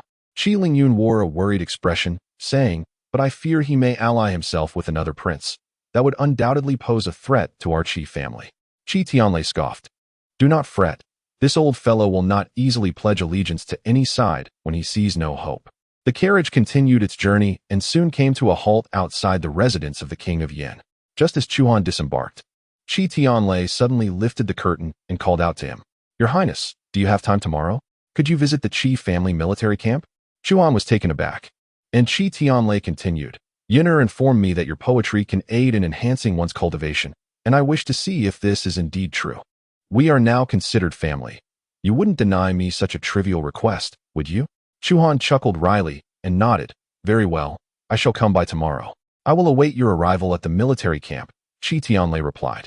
Soon, a night passed, and on the following day, as Chu Han prepared to leave the palace, Shaoqing suddenly arrived to find him. Your Highness, I have several matters to report. What is it? Chu Han inquired. Firstly, Tianjai has relayed that many from the Sun and Moon sect are practicing demonic arts, attempting to use them to control the warriors of Dian. Secondly, Tianjai has uncovered that you and Qi Lingyun went to Yumen Pass to confront the Lulan army, and the third prince, Xu Yang, also accompanied you. Chu Han was taken aback and chuckled. This fellow watches over Yinmen Pass. He wouldn't have gone to Yumen Pass without reason. It seems that Lu Wenhu's death is connected to him. Shaoqing continued her report. Lastly, Dao Xianyuan may send representatives to attend your wedding with Miss Qi. Chu Han, upon hearing this, expressed surprise. He thought back to his previous visit to Dao Xianyuan with Qi Lingyun, where they had exchanged sharp words with the Academy's representatives. How could they possibly still wish to attend his wedding with Qi Lingyun? Your Highness, in my humble opinion, the people from the Daoxian Academy attending your wedding surely harbor ill intentions. Given our past actions towards them, they ought to carry resentment in their hearts. No matter, since they wish to come, let them come. I am quite curious to see what tricks they intend to play. Is there anything else? Not at the moment. Very well. Keep a close watch over the palace. I shall pay a visit to the Qijiao army camp. Upon finishing his words, Chu Han departed from the palace. Chapter 56. Chu Han utilizes the Taoist principle of righteousness to exorcise demons. When Chu Han arrived at the Qijiao army camp, he observed several military physicians bustling about, carrying their medical kits. Just as he stood there in bewilderment, Chi Tianlei, accompanied by Qi Lingyun, emerged from one of the tents, their expressions grave, as if they had encountered a daunting dilemma. Upon seeing Chu Han, the two hastened over. What has happened? Chu Han inquired with curiosity. Chi Tianlei replied, for reasons unknown. All the soldiers in the camp have suddenly fallen ill. Moreover, their cultivation levels are gradually diminishing. Qi Lingyun added, in short, it is exceedingly peculiar. Is it truly so? Might I accompany you to witness this? Of course, Your Highness, please follow me, Chi Tianlei said, his expression serious as he guided Chu Han towards a nearby tent. As soon as they entered the tent, Chu Han beheld a dozen soldiers sprawled on the ground, writhing in agony. His gaze swept over the fallen soldiers, and he soon discerned strange black vapors emanating from their bodies. Could this be demonic energy? Qi Lingyun responded, they were perfectly fine yesterday. Yet this morning they have become like this. I cannot ascertain if it is some illness. It feels akin to a plague, but they are warriors. Their physical forms far surpassing ordinary men. Thus they should not succumb to such ailments. They have not contracted a plague. Rather, they have been infiltrated by demonic energy. What? Infiltrated by demonic energy? Chi Tianlei and Qi Lingyun exclaimed in shock. Chi Tianlei, bewildered, queried, how could they have been infiltrated by demonic energy? Could it be the work of someone with malicious intent? Before Chu Han could respond, Qi Lingyun interjected, I have heard that the Sun and Moon sect practices demonic arts. Could they be behind this? Chu Han nodded, it is quite possible. In the entire Great Yan, only the Sun and Moon sect engages in the cultivation of malevolent techniques. If we are to determine the source of the demonic energy within these soldiers, the Sun and Moon sect bears the greatest suspicion. Upon hearing this, Chi Tianlei slammed his palm onto a nearby wooden table, a fierce glint of murderous intent gleaming in his eyes. Cursed Sun and Moon sect, how dare you employ evil sorcery against my soldiers? One day, I shall eradicate you completely. Chu Han pondered. The Sun and Moon sect is one of the three major powers in Great Yan. To eradicate them entirely is not a task that can be accomplished overnight. Qi Lingyun concurred. Indeed, the Sun and Moon sect has consistently opposed the court over the years. Despite His Majesty's repeated attempts to eliminate them, they have evaded total annihilation. Chi Tianlei coldly remarked, that is due to His Majesty's reservations. Fearing mutual destruction with the Sun and Moon sect would allow the Daoxian Academy and the Tianfu Temple to benefit. Otherwise, with the power of the court, the Sun and Moon sect would be no match. Devising a strategy to confront the Sun and Moon sect requires careful deliberation. The immediate priority is to find a method to expel the demonic energy from the soldiers' bodies. After articulating this thought, Qi Lingyun appeared to recall something and turned to Chu Han, saying, "By the way, I have heard that the righteous energy of heaven and earth can counter malevolent forces. I wonder if King Yan can recite the incantations imbued with this righteous energy. It may assist in purging the demonic essence from our soldiers."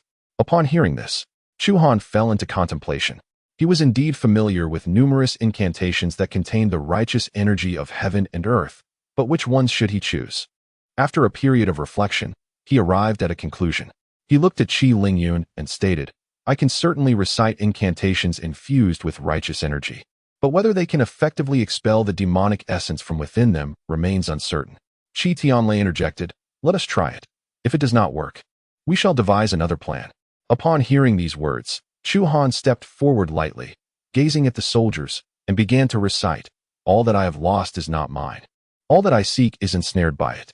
As these words were uttered, a powerful golden beam of light radiated from Chu Han, soaring towards the heavens.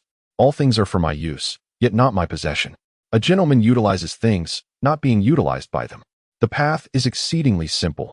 Without desire, one is resolute. Through inaction, one accomplishes all." This was the Taoist mantra of 16 characters embodying righteous energy. He believed it to be the most potent incantation of righteous energy. Witnessing the golden glow emanating from Chu Han, Qi Tianlei and Qi Lingyun were both wide-eyed in astonishment, especially Qi Lingyun, who had only heard of righteous energy but had never witnessed it until now. As Chu Han repeatedly chanted the mantra, the golden luminescence swiftly spread from him, enveloping the entire military camp. The soldiers, who had been languishing on the ground, tormented by demonic energy, found it dissipating instantaneously with the emergence of righteous energy. At that moment, a soldier burst into the tent, his expression one of exhilaration, and he saluted Qi Tianlei, declaring, "Report to General Zhenghua. The situation among the troops has suddenly improved." Qi Tianlei could scarcely believe his ears. "Is this true?" "Absolutely," came the reply. Hastily, Qi Tianlei made his way outside the tent, followed closely by Qi Lingyun. Upon emerging, they were utterly astounded by the sight before them. Above the Qi family camp, a golden barrier manifested, seemingly infused with a formidable power that amplified their strength. Never did they anticipate that King Yan possessed such capabilities. It appeared that Qi Tianlei had underestimated him. Suppressing his astonishment, Qi Tianlei began to assess the condition of the soldiers in the nearby tents. Soon, he discovered that the once suffering and listless soldiers had not only returned to normal, but were now vibrant and full of life, as if reborn. Turning to her father, Qi Lingyun remarked, "Father, do you now believe what I have told you?" Qi Tianlei did not respond but stood frozen, his heart tumultuous with emotion.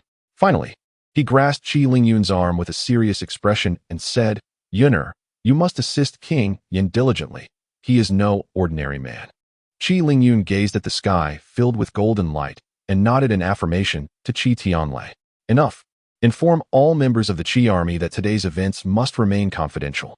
Any violation of this decree will be dealt with according to military law." "Understood." At that moment, Chu Han emerged from the tent. "How is it? Is everyone unharmed?" "They are all well." Qi Tianlei approached Chu Han with a smile. "I never anticipated that the King of Yan possessed such remarkable means. I humbly apologize for my earlier disrespectful words. I hope the king will not hold it against me." Chu Han replied with a smile, "I have done nothing extraordinary, merely expressed a few truths." Seeing Chu Han's humility, Qi Tianlei felt an even greater sense of awe towards him. The mere utterance of a few words had dispelled the malevolent energy within the soldiers, showcasing that the King of Yan was imbued with the righteous spirit of the heavens. Should he ascend to the throne one day, he would undoubtedly become a wise and benevolent ruler. Noticing Qi Tianlei's excessive flattery, Chu Han raised his hand to signal him to cease. "Let us return to the matter at hand. Did you not wish to see if my poetry could aid others in their cultivation? Bring someone forth, and I shall demonstrate." "Not just yet. I summon the King of Yan for other pressing matters as well." Qi Tianlei gestured respectfully towards the main military tent. "Your Highness, please enter for a detailed discussion." Chu Han paused momentarily before walking towards the tent. Chapter 57. The Situation in Dian. Qi Tianlei urges Chu Han to seize the throne. Upon entering the military tent, Qi Tianlei motioned for Chu Han to take a seat. Once Chu Han was seated, Qi Tianlei followed suit, his expression turning grave as he regarded Chu Han. "Your Highness, I am but a soldier, and I speak rather directly. Should I offend, I ask for your forgiveness." Chu Han opened his folding fan and gently waved it, smiling as he replied, "The general of the nation may speak freely. I shall not take offense." Qi Tianlei glanced at Qi Lingyun before turning to Chu Han. "If you had not married my daughter, I would not interfere with your ambitions. However, now that you have wed her, I must consider your future." As he spoke, Qi Tianlei rose, his demeanor serious. Currently, Dian appears tranquil on the surface, yet beneath, tumultuous currents swirl. The emperor, having suffered injuries in his youth, has yet to enter the Grand Master realm. According to the laws of the Yan Dynasty, he should yield the throne to a more capable prince. Yet he clings to power, refusing even to designate an heir, which has led the princes to resort to unscrupulous means in their quest for succession. Chu Han listened calmly, gently shaking his fan as Qi Tianlei continued his analysis. "Among the 9 princes, your chances of inheriting the throne seem the greatest on the surface, or rather, the likelihood of your being named the crown prince is highest. However, in reality, your odds are the least favorable, and your situation is the most perilous among the princes." With a shift in tone, Qi Tianlei added, "Of course, that was before. Now that you are married to my daughter, I shall protect you at all costs. But this cannot be a long-term solution." Chu Han smiled faintly, closing his fan and asking Qi Tianlei, "What then, do you consider to be a sustainable strategy?" "Certainly, it is to actively participate in the struggle for the throne." Qi Tianlei gazed at Chu Han with a grave expression and said, "Should you choose not to partake in the struggle for the throne, once another prince ascends to the throne, not only will you be in peril, but our chief family shall also suffer. Even if you disregard your own safety, you must consider my daughter and the tens of thousands of Qi troops." He continued, "Of course, if you are fearful, you need not take any action. I shall step forward and endeavor to remove all obstacles on your behalf." Though Chu Han appeared calm on the surface, he was deeply moved by his father-in-law's words. "You wish to clear my path, yet do you truly comprehend the capabilities of my 8 royal brothers?" Qi Tianlei, with a serious demeanor, replied, "Since the decree was issued for my daughter to marry you, I have been investigating their strengths and the factions that support them. Among the 8 princes, aside from the 7th prince, Chu Jiang, and the 8th prince, Chu He, who are grandmasters, the remaining 6 are at the pinnacle of the late master realm." He continued, "Among these 8 princes, the strongest backing belongs to the 1st, 2nd, and 3rd princes.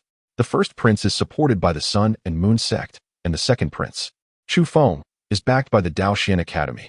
Upon hearing that Chu Feng was supported by the Daoxian Academy, Chu Han felt no surprise, as he had already discerned the connection when the other party had sought the 4 talents of the imperial city to teach Chuyu poetry. Lastly, the 3rd prince is supported by the heavenly Buddha temple. Both Chu Han and Qi Lingyun were somewhat astonished by this revelation, for it was unexpected that a Buddhist sect would involve itself in the power struggle. In truth, if Chu Han had desired, he could have uncovered all this information himself.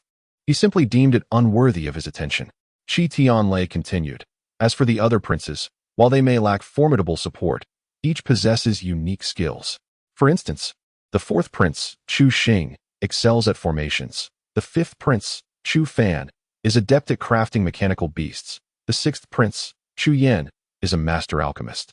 The 7th prince, Chu Jiang, is said to have refined the bloodline of ferocious beasts, rendering him impervious to blades. And the 8th prince, Chu He, having defended the southern borders, has mastered poisons and is skilled in controlling curses. It can be said that none of these 8 princes are ordinary. I previously believed that the Yin prince was the weakest among them, but after witnessing his capabilities, I now realize he is, in fact, the strongest." Chu Han lightly shook his folding fan and smiled. "The general of the state exaggerates. I possess not the strength to bind a chicken. How could I be the strongest among them?" Qi Tianlei replied earnestly, "Your Highness, do not be modest. Although you may lack martial prowess, you embody the righteous spirit of heaven and earth. On that basis alone, I am certain you are no ordinary individual." Qi Lingyun interjected, "Father, the Yin prince possesses more than just righteous spirit. His poetry can aid my daughter and the Qi army in enhancing their cultivation. Thus, even without martial skills, he is the strongest among the 9 princes." Qi Tianlei was momentarily taken aback, then chuckled, "Had you not mentioned it, I would have forgotten. The ability to enhance others' cultivation through poetry is something I have never heard of." Turning his gaze to Chu Han, Qi Tianlei said, "Your Highness, I have conveyed all that I wish to say. I hope you will contemplate it thoroughly upon your return." "Very well, I shall ponder this matter thoughtfully. Might I now request His Highness, the King of Yin, to step outside the tent, allowing me to observe whether reciting poetry can indeed enhance the martial prowess of our soldiers? Upon hearing this, Chu Han rose without further ado and proceeded directly outside. Qi Tianlei and Qi Lingyun, witnessing this, followed suit. Upon reaching the open grounds, Qi Tianlei led Chu Han to the training field, subsequently gathering the vast contingent of the Qi family army. He then turned to Chu Han and declared, "Your Highness, you may commence." As Chu Han listened, he surveyed the soldiers present, gently waving his folding fan. Previously, he had assisted the Qi family army in enhancing their abilities by reciting a poem from military campaigns. Yet now he desired to select a different composition. This new poem, however, must be one from the frontier, for these soldiers had long engaged in battle at the borders, and only verses from the frontier would ignite their fighting spirit. In a fleeting moment, Chu Han's mind settled upon a suitable poem. He stepped forward and began to recite. In the time of Qin, the bright moon shone upon the Han's passes, yet countless miles of arduous journeying. The men have yet to return. Pausing briefly, he turned and continued. Only if the flying general of Longqing is present, shall the barbarian steeds not cross Yin Mountain. As the soldiers in attendance absorbed the verses, they found themselves reciting in unison. In the time of Qin, the bright moon shone upon the Han's passes. Yet countless miles of arduous journeying, the men have yet to return. Only if the flying general of Longqing is present, shall the barbarian steeds not cross Yin Mountain. Qi Tianlei, upon hearing this poem, stood frozen, murmuring to himself, "Only if the flying general of Longqing is present, shall the barbarian steeds not cross Yin Mountain." Longqing must refer to the enemy's royal city, and the flying general, could it be referring to me? His eyes widened as he connected the imagery of Yin Mountain beyond the Yumen Pass, feeling that the flying general mentioned in the poem was indeed he. With a face alight with excitement, he exclaimed, "Excellent! What a magnificent poem!" Suddenly, Qi Lingyun turned to Qi Tianlei, her eyes wide with astonishment. Qi Tianlei, puzzled, inquired, "What is it?" "It seems your prowess has been elevated," she remarked. Chapter 58. Chu Han recites poetry. Warriors enhance their abilities. Scholars cultivate their talents. Taken aback by her words, Qi Tianlei hesitated before hastily assessing his abilities. Soon enough, his eyes widened in disbelief as he realized his cultivation had surged from the initial stage of Grandmaster to the mid-stage. Though it appeared to be merely a small advancement, one must understand that within the Yan Dynasty, the Grandmaster realm was already considered a tier of extraordinary strength. Once one reached this level, further progression was notoriously arduous. Before Qi Tianlei could fully recover from his astonishment, the soldiers in the training field erupted in exclamations, each declaring, "General, my cultivation has broken through." "Mine too." Qi Tianlei stood dumbfounded, unable to comprehend that reciting Chu Han's poetry could truly enhance one's cultivation. "Father, my cultivation has also advanced," Qi Lingyun exclaimed to Qi Tianlei. Qi Ying chimed in, "And I believe I have reached the Grandmaster realm." Both women had recited along with Chu Han during his poetic recital, thus experiencing their own elevation in prowess. How is this even possible? Qi Tianlei could hardly fathom that poetry could lead to such advancements in cultivation. Qi Lingyun turned to her father and clarified, "Father, it is not merely reciting poetry with anyone that yields enhancement. It must be in unison with His Highness, the King of Yin." Previously, to validate her conjecture, the daughter attended the 100 Flowers poetry meeting, seeking the assistance of several renowned poets to compose a few verses. However, regardless of how she recited alongside them, their poetry failed to enhance her cultivation. Upon hearing this, Qi Tianlei directed his gaze towards Chu Han. At that moment, Chu Han appeared to him no longer as a mere prince, but rather as an extraordinary figure endowed with formidable abilities. Under Qi Tianlei's scrutiny, Chu Han felt a tinge of discomfort. "Truthfully, I too cannot comprehend how reciting poetry with you could elevate my cultivation." Qi Tianlei regarded Chu Han and remarked, "There exists but one explanation. The poetry you create transcends the ordinary. At least thus far, I have yet to encounter anyone whose verses surpass yours." Qi Lingyun concurred, "Indeed, the poets I found at the 100 Flowers poetry meeting are as esteemed as the 4 great poets of the imperial city, yet their compositions pale in comparison to yours, which are of an entirely different realm." Feeling somewhat embarrassed by their lavish praise, Chu Han found himself in a predicament. Had these verses been his own, it would have been a different story. The issue lies in the fact that he merely borrowed from ancient masters. To evade further awkwardness, Chu Han inquired, "Is there anything else required of me? If not, I shall take my leave." Chi Tianlei glanced towards the training grounds, where soldiers, having just broken through in cultivation, were now seated in meditation to stabilize their progress. He turned to Chu Han with a smile. "It is all settled now, Yinner. Please escort the Yin Wang back to the residence." As they departed the training grounds, Qi Lingyun led Chu Han back to the Yin Wang Fu. Upon their arrival, they noticed a woman in white pacing outside the gates. Clad in a simple white gauze dress, her hair elegantly pinned up, she possessed a striking beauty that seemed to have stepped out from a painting, her expressive eyes and hands gracefully folded before her. "Miss Yin, what brings you here?" The woman was none other than Yin Ryu. Upon seeing Chu Han return, she immediately broke into a smile and approached him. "I heard that the Yin Wang had returned, so I wish to discuss poetry with your highness." Observing Yin Ryu's visit, Qi Lingyun cast a cold glance her way before turning to leave. Chu Han, witnessing this, could only manage a wry smile. He was on the verge of marrying Qi Lingyun, yet another woman sought him out, and Qi Lingyun showed no reaction whatsoever. "Your highness, in truth, my visit today is not solely for poetic discussions. My father also asked me to convey a message to you." "What is it?" "He warned that someone may pose a threat to you regarding your marriage to Miss Qi, and he advised you to remain vigilant." Chu Han was taken aback by this revelation, not expecting Yin Zhong to show concern for his safety. "Please extend my gratitude to Minister Yin." "Very well." As Yin Ryu spoke, she retrieved a slip of paper from her bosom and handed it to Chu Han. "This is a poem I recently composed. I would appreciate your feedback on its merit." Upon receiving it, Chu Han began to read aloud.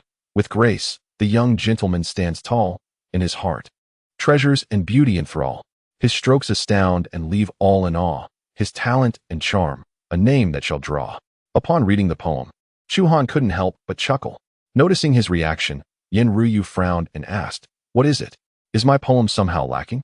"No, not at all. It is quite commendable." Chu Han was no fool. He discerned that Yin Ryu's poem was a commendation of him. That was well and good. But in comparison to the poem you composed for me previously, it still fell significantly short.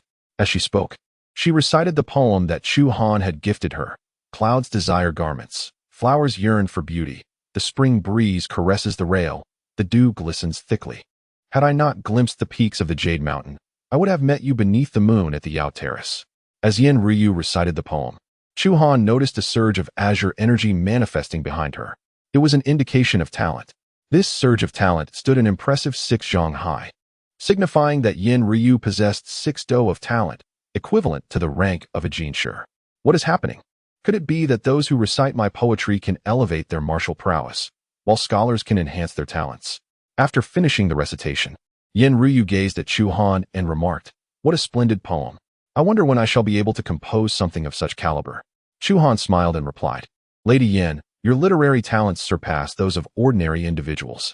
With diligent contemplation, you will undoubtedly create verses even more exquisite than this. If that day truly arrives, I shall be sure to express my gratitude to the King of Yin." She responded. Yin Ryu glanced at the sky and said, "It is getting late. I must take my leave and return another day to seek the king's guidance." With that, she bowed to Chu Han and turned to depart. Once she was gone, Chu Han made his way into the residence of the King of Yin. Not far from the residence, in a narrow alley, 2 figures emerged. One was a middle-aged man with a long beard, serious demeanor, and inscrutable gaze, Yin Zhong. The other was an elderly gentleman clad in a purple robe, his frame slender. "What do you think, Wang Taifu? With my daughter's talent, she should have no trouble practicing Confucian teachings, correct?" Wang Taifu pondered and replied, "She possesses 6 do of talent. If you wish for her to study Confucianism, why not send her to the Daoxian Academy? They have a comprehensive curriculum for Confucian studies, and it would be far more effective." Yin Zhong's expression darkened. The Daoxian Academy was established with funding from the second prince. "If she attends, I will have to engage with him. The second prince is exceedingly treacherous and unworthy of trust. Close association with him would be detrimental to my interests." "Very well. In that case, bring her to see me tonight. I shall impart to her some fundamental Confucian principles." Wang Taifu consented. Chapter 59. The wedding of the female assassin shakes the imperial city. Upon returning to his study, Chu Han seated himself and called out to the outside, "Xiao Qing, please come in." Shortly, Xiao Qing entered. "Your Highness, How may I assist you? Investigate who was surveilling our residence earlier, he instructed. During his conversation with Yen Ryu, he had felt the unmistakable presence of someone watching them. Given Yen Ryu's presence, he had chosen to disregard it. Yes, I shall look into it at once. However, there is something I must inform you, Xiaoqing added. What is it? To ensure that your wedding with Miss Qi proceeds without incident, I instructed Tianji Pavilion to screen potential attendees. The results indicate that both the Daoxian Academy and the Sun and Moon sect may send representatives to the wedding, and they might seize the opportunity to act against you. At this revelation, Chu Han furrowed his brow. The Daoxian Academy's attendance at his wedding came as no surprise to him. However, how could the Sun and Moon sect, which had attempted to assassinate him on numerous occasions, dare to send representatives to his nuptials? Truly, one of the three great powers of Dayan. They had repeatedly sought his life, yet still had the audacity to attend his wedding. It was difficult to ascertain whether to label them as foolish or audacious. A glint of murderous intent flickered in Xiaoqing's eyes as she quietly inquired, "Shall we send someone to eliminate them?" Chu Han waved his hand dismissively. "No need. I wish to observe what tricks they have up their sleeves. Furthermore, the other princes will also present gifts, though many harbor ulterior motives. Your Highness should be cautious. It matters not. With their meager skills, they cannot inflict harm upon me. By the way, Your Highness, there is another matter. You previously instructed me to investigate the status of the retired emperor, and I have uncovered information." Upon hearing this, Chu Han's expression immediately turned grave. "Where is he now?" The personnel from the Tianji Pavilion have discovered that he is still within the Imperial City, yet his exact location remains elusive. Additionally, the Tianji Pavilion estimates that this retired emperor's cultivation may have reached the level of an earthly immortal. Chu Han was taken aback. It seems I was not mistaken. This retired emperor is indeed alive, merely in hiding to cultivate. Perhaps my current father is merely a puppet in his hands. What shall we do now? Chu Han asked Xiaoqing, his demeanor serious. Have the Tianji Pavilion intensify their search, even if it requires digging 3 feet into the earth. We must locate the retired emperor. I wish to ascertain his true intentions. Understood. Xiaoqing bowed respectfully to Chu Han before turning to leave. Once Xiaoqing departed, Chu Han gazed thoughtfully at the books on the table. What could possibly be amiss? Why has my cultivation stagnated? Perhaps uncovering the whereabouts of the retired emperor will reveal the answer. In the ensuing time, hundreds of servants arrived at the Yanwang mansion, dispatched by Chu Hao to prepare for Chu Han's wedding. As the only prince among the 9 to be bestowed the title of king, Chu Han's marriage was of great significance to Chu Hao, especially as he was marrying the daughter of the Grand General. Under the arrangements of these servants, the entire mansion was festooned with decorations, and the windows were adorned with auspicious symbols. Before long, the day of celebration arrived, and the imperial city was abuzz with excitement. Many citizens, young and old, gathered outside the Yanwang mansion to witness the festivities. Inside the study of the Yanwang mansion, Xiaoqing personally dressed Chu Han in his bridal attire and styled his hair. At that moment, the sounds of gongs and drums resonated from outside. "It seems the Miss Qi has arrived," Xiaoqing remarked, glancing toward the commotion outside. As her words fell, Chu Chun appeared at the door, announcing, "Ninth brother. Miss Qi has arrived at the mansion. Father has summoned you to come forth promptly." With a cold smile, Chu Chun turned and left. "Let us go." Chu Han rose and strode toward the entrance, with Xiaoqing closely following behind. Upon reaching the grand hall, they were met with a throng of people. Wei Tong had been stationed outside the hall, awaiting Chu Han's arrival. As soon as Chu Han appeared, he immediately raised his voice, announcing, "His Royal Highness, the Yanwang, has arrived." At this proclamation, the crowd gathered outside the hall promptly parted to make way. Dressed in his bridal attire and adorned with the groom's cap, Chu Han walked confidently into the hall. As he passed by Chu Chun and Chu Feng, Chu Chun let out a derisive snicker. "The more proud you are now, the more painful it will be later." Hearing this, Chu Feng inquired, "Elder brother, are you certain that your plan will be effective?" "Rest assured, if I lacked confidence, I would not proceed," Chu Han replied. Upon entering the grand hall, he observed officials of both civil and military ranks standing on either side, while Qi Lingyun stood in the center, accompanied by a matchmaker. Chu Hao and the Empress, Nalin Minghui, sat at the central throne, engaged in conversation with Qi Tianlei. Nalin Minghui, appearing to be in her 30s, adorned with an ornate golden hairpin and dressed in a yellow robe embroidered with phoenixes, emanated an air of regal elegance. Upon seeing Chu Han's arrival, she expressed her displeasure, stating, Prince Yan, why have you arrived only now? Miss Qi has been waiting for you for quite some time. Qi Tianlei quickly interjected with a smile. It's quite understandable. Prince Yan has many affairs to attend to. Nalan Minghui, with a frigid demeanor, retorted. What affairs could Prince Yan possibly have other than reading in his residence? I believe he deliberately arrived late. Noticing the tension in the atmosphere, Chu Hao glanced at the matchmaker. The matchmaker, understanding the cue, promptly pulled Chu Han to Qi Lingyun's side, cheerfully declaring, Prince Yan has arrived just in time. As she spoke, she raised her voice, bowed to heaven and earth. Chu Han and Qi Lingyun simultaneously turned and bowed to the heavens, observing their reverence. Nalan Minghui's expression remained impassive. As Chu Qin's mother, she naturally did not wish for Chu Han to wed Qi Lingyun. Bow to the emperor and empress. Chu Han and Qi Lingyun turned again, bowing respectfully to Chu Hao and Nalan Minghui. Husband and wife, bow to each other. Proceed to the bridal chamber. Just as they were about to enter the bridal chamber, Nalan Minghui suddenly called out, interrupting the ceremony. As she spoke, she retrieved a delicate box from her sleeve and opened it, revealing a blue elixir nestled inside. Prince Yan, this elixir will prolong your life.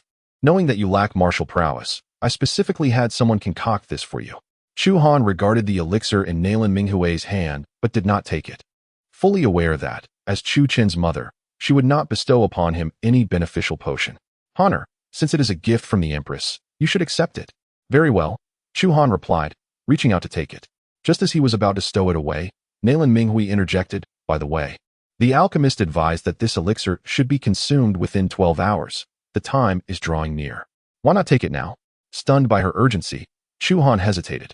The haste with which she urged him to consume it undoubtedly indicated something amiss. Chu Hao observed Chu Han and said, Honor, perhaps you should take it. Do not disregard the Empress's good intentions. Chu Han looked at Chu Hao, puzzled. It was inconceivable that they were unaware of the elixir's dubious nature, yet they were now advising him to consume it. I think this elixir should be taken by me.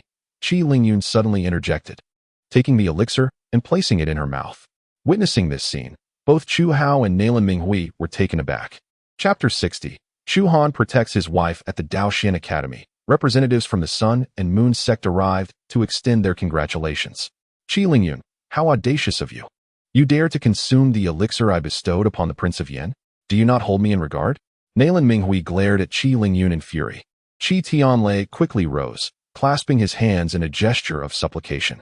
Your Majesty, my daughter acted recklessly in the heat of the moment. I beseech you to forgive her. She has committed no offense. Chu Han interjected, gazing at Nalan Minghui.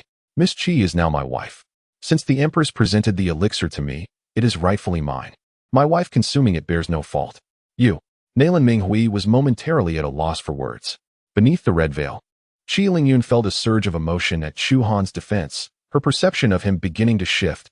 He was not as feeble as she once believed. Chu Hao smiled slightly and remarked, Honor has a point. It is merely an elixir. If she wishes to consume it, so be it. Seeing that Chu Hao was not pursuing the matter further, Nalan Minghui forced a smile. In that case, I shall not press the issue. Chu Hao turned to the matchmaker and instructed, quickly escort Miss Qi to her chamber. The matchmaker promptly assisted Qi Lingyun in departing the hall. As the groom, Chu Han was obliged to remain and entertain the guests. At that moment, he noticed Xiao Qing entering the hall. He approached her and whispered in a tone only they could hear, immediately dispatch someone to investigate whom the Empress has sought for alchemy and what potions have been concocted. Yes, Xiao Qing replied, promptly turning to leave. Just then, Chu Chun strode into the hall. Your Majesty, the Daoxian Academy and the Sun and Moon sect have sent representatives to congratulate the wedding of the 9th prince. Chu Hao was taken aback, his expression darkening. While I can accept congratulations from the Daoxian Academy, the Sun and Moon sect has continuously opposed the court. Their intentions in coming here are undoubtedly sinister. Issue a decree to execute those sent by the Sun and Moon sect on the spot. Nalan Minghui quickly interjected, Your Majesty, this is not advisable. Today marks the wedding of the Prince of Yan. It is not the time for bloodshed. Furthermore, the Sun and Moon sect may wish to use this opportunity to pledge allegiance to the court. Perhaps it would be prudent to meet with them first? Upon hearing this, Chu Hao regarded Chu Chun and commanded, Allow them to enter. Soon, 2 middle-aged men entered the hall. The man on the left, clad in a blue robe with long hair cascading over his shoulders, exuded an air of scholarly elegance. Chu Han instantly recognized him as Li Qingyun, the head of the Daoxian Academy. The man on the right, dressed in black and wearing an arrogant expression, was unfamiliar to Chu Han. Li Qingyun bowed respectfully to Chu Hao. I am Li Qingyun, a humble citizen, paying my respects to your majesty. It is indeed unexpected for the Daoxian Academy to send representatives to congratulate the Prince of Yan, Chu Hao remarked, surprised. Li Qingyun replied, the second prince donates millions of taels of silver each year for the renovation of our academy. It is only natural for us to express our congratulations. His words subtly conveyed that their presence was a courtesy extended in deference to the second prince, Chu Feng. Chu Hao smiled faintly and instructed, bring forth seats. Soon, servants provided chairs for Li Qingyun. Once he was seated, Chu Hao turned his attention to the man in the black robe. Before Chu Hao could speak, Wei Tong, who stood nearby, shouted in anger, how dare you? Why do you not kneel before His Majesty? The middle-aged man in the black robe sneered coldly. I do not bow to a dying man. Upon hearing this, the assembled officials were immediately incensed. How dare you insult the emperor? You must be seeking death. The Sun and Moon sect had always opposed the court, and now they even dared to curse the emperor. They deserved execution. Yes, execute him. Faced with the fury of the crowd, the man in the black robe stood tall, unafraid. Chu Hao, observing the situation, raised his hand to silence the others and coldly questioned the man. You claim I am a dying man. What do you mean by that? If you cannot clarify today, I shall have you torn apart by 5 horses. The black-robed man looked at Chu Hao and coldly laughed. Since your majesty wishes for me to speak, I shall oblige. Due to injuries sustained in your youth, you have yet to attain the Grand Master realm. By my calculations, your majesty has only a few years left to live. The officials present were enraged once more upon hearing this. Such nonsense. When has His Majesty ever been injured? How could we not know? They viewed him as a charlatan seeking to mislead the masses. What they failed to notice was that as the black-robed man spoke, Chu Hao's expression subtly shifted. Though he quickly regained his composure and coldly addressed the man, I have never been injured. The Sun and Moon sect sent you here to sow discord among the people. Guards, take this traitor to the dungeons and await my judgment. As these words echoed, several guards rushed in and restrained the black-robed man. Instead of fearing his capture, he laughed heartily. Ha ha ha, old emperor, my Sun and Moon sect possesses methods to help you break through your cultivation. Do you desire them? If so, come to the dungeons to find me. Chu Hao shouted in fury, remove him. The guards immediately dragged the black-robed man away. Chu Han, witnessing this scene, felt a flicker of confusion. He had received information that the Sun and Moon sect might act against him today. However, from the moment their member appeared to his capture, it seemed entirely unrelated to him. Very well, let us proceed without allowing this incident to dampen our spirits. Chu Hao addressed the assembly. At this moment, Li Qingyun rose and bowed to Chu Hao, saying, Your Majesty, I have come today to congratulate Prince Yan and, on behalf of the sage of the Daoxian Academy, to inquire about a matter. Upon hearing the term sage, Chu Hao's expression grew solemn. The sage of the Daoxian Academy was the most powerful figure within that institution, and even as the emperor of Dian, he had to exercise caution. What is it? Li Qingyun replied. The sage wishes to know when your majesty will establish a crown prince, and which of the princes is most likely to reside in the Eastern Palace. Hearing this, all the officials present held their breath. Discussing the succession was a grave taboo in the court. Chu Hao's face darkened. He had yet to decide on a crown prince. The sudden inquiry placed him in a difficult position. Had it been anyone else posing the question, he might have lost his temper. However, since it was the Daoxian Academy asking, the situation was different. I have not yet made up my mind. All 9 princes still require further cultivation. Hearing these words, Li Qingyun smiled faintly, as if he had anticipated this moment. Indeed, the crown prince is the future heir of the Great Yan and must act with utmost caution. However, our academy's sage has proclaimed that among the 9 princes, any can be chosen as crown prince, except for the Yan Wang, who possesses not even a modicum of talent. Should he ascend to the throne, it would spell disaster for our Great Yan. Chu Han furrowed his brow. Has the time finally come for action against this king? In Chapter 61, ingesting the yin-yang blood-exploding pill, forbidden from conjugal union, Chu Hao looked at Li Qingyun, skeptical. You claim the Yan Wang has no talent whatsoever? Indeed. Li Qingyun replied. He once attended our Daoxian Academy with the daughter of the General of State. Our students measured his talent with the sacred tablet, and he lacked even a single unit of aptitude. Upon hearing this, The assembled officials displayed expressions of disbelief. Surely not. The Yan Wang cannot possibly possess no talent at all. Even an ordinary commoner would have some ability. This must be a deliberate slander against his reputation. Quite right. Another voice chimed in. If one were to attempt to defame the Yan Wang, one ought to find a more credible reason. Noticing the skepticism among the officials, Li Qingyun slowly produced an ancient scroll from his robe and addressed the assembly. Since you doubt my words, let us conduct a test. He placed the scroll upon a nearby table and unfurled it. Then, placing his palm upon it, 6 azure beams of light soon illuminated the scroll. Behold, this scroll can measure one's aptitude.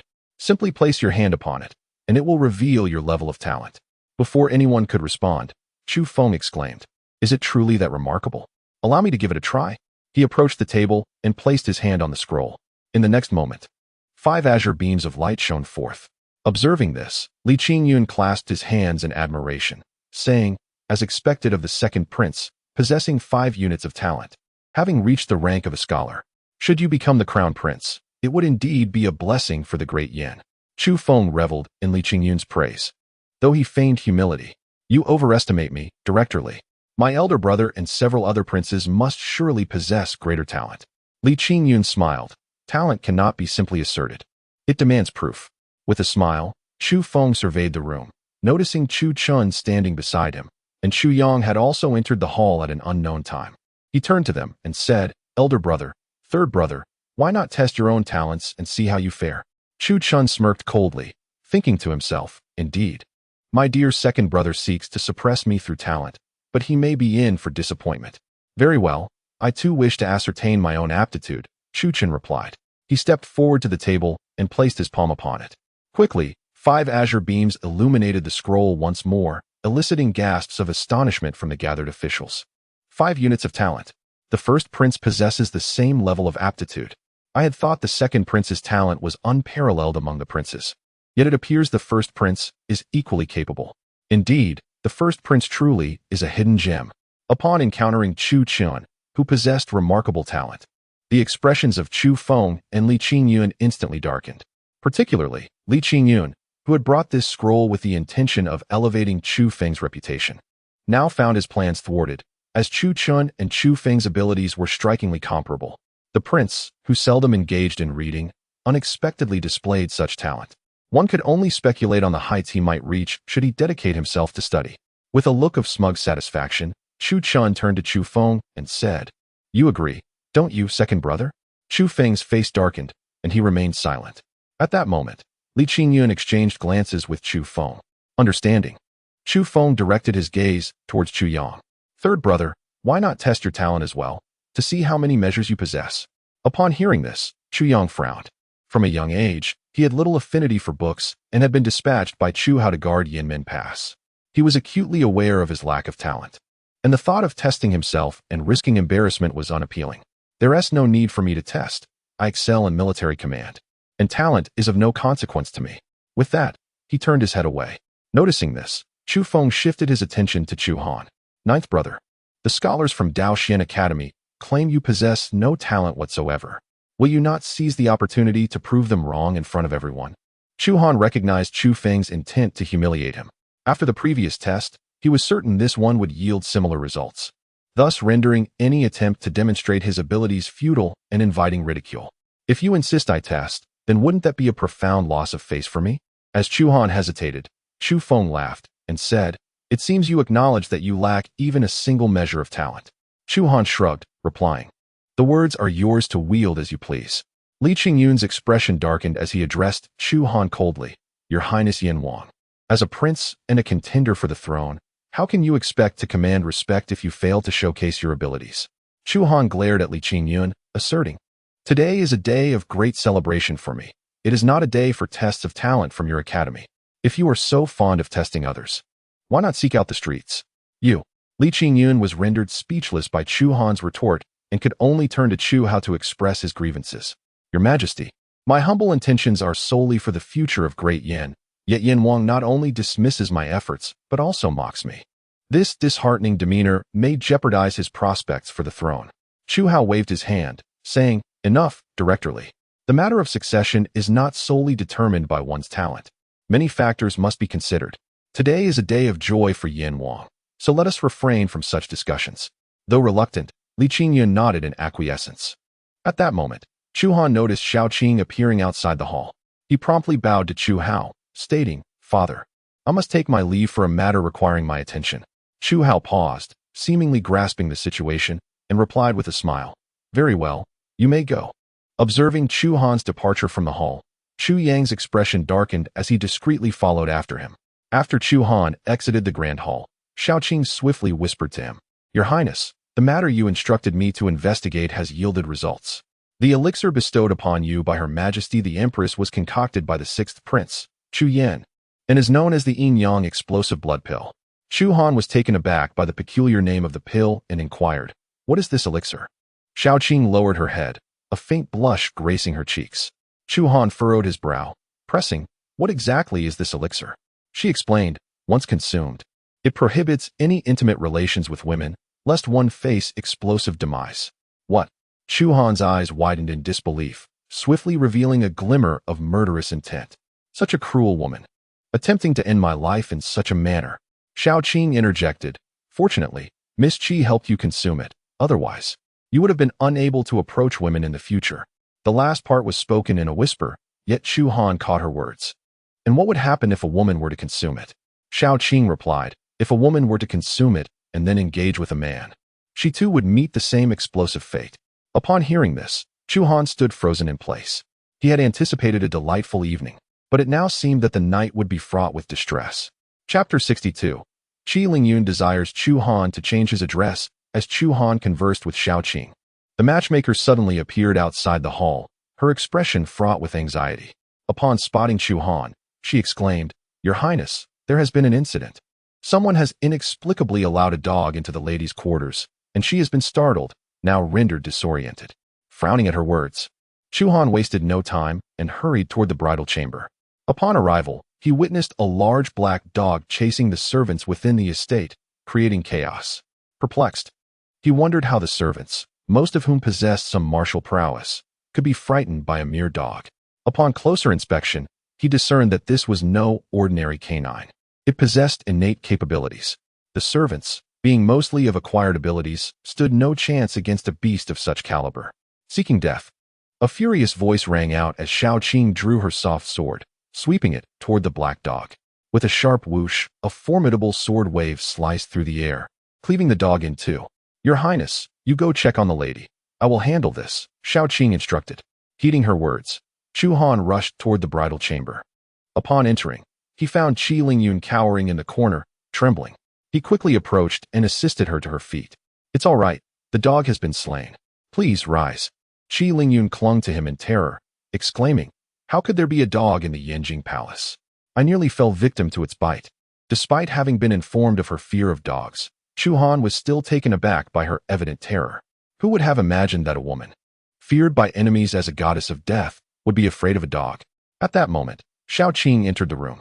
"Your Highness," she began. But upon seeing Qi Lingyun embracing him, she swallowed her words.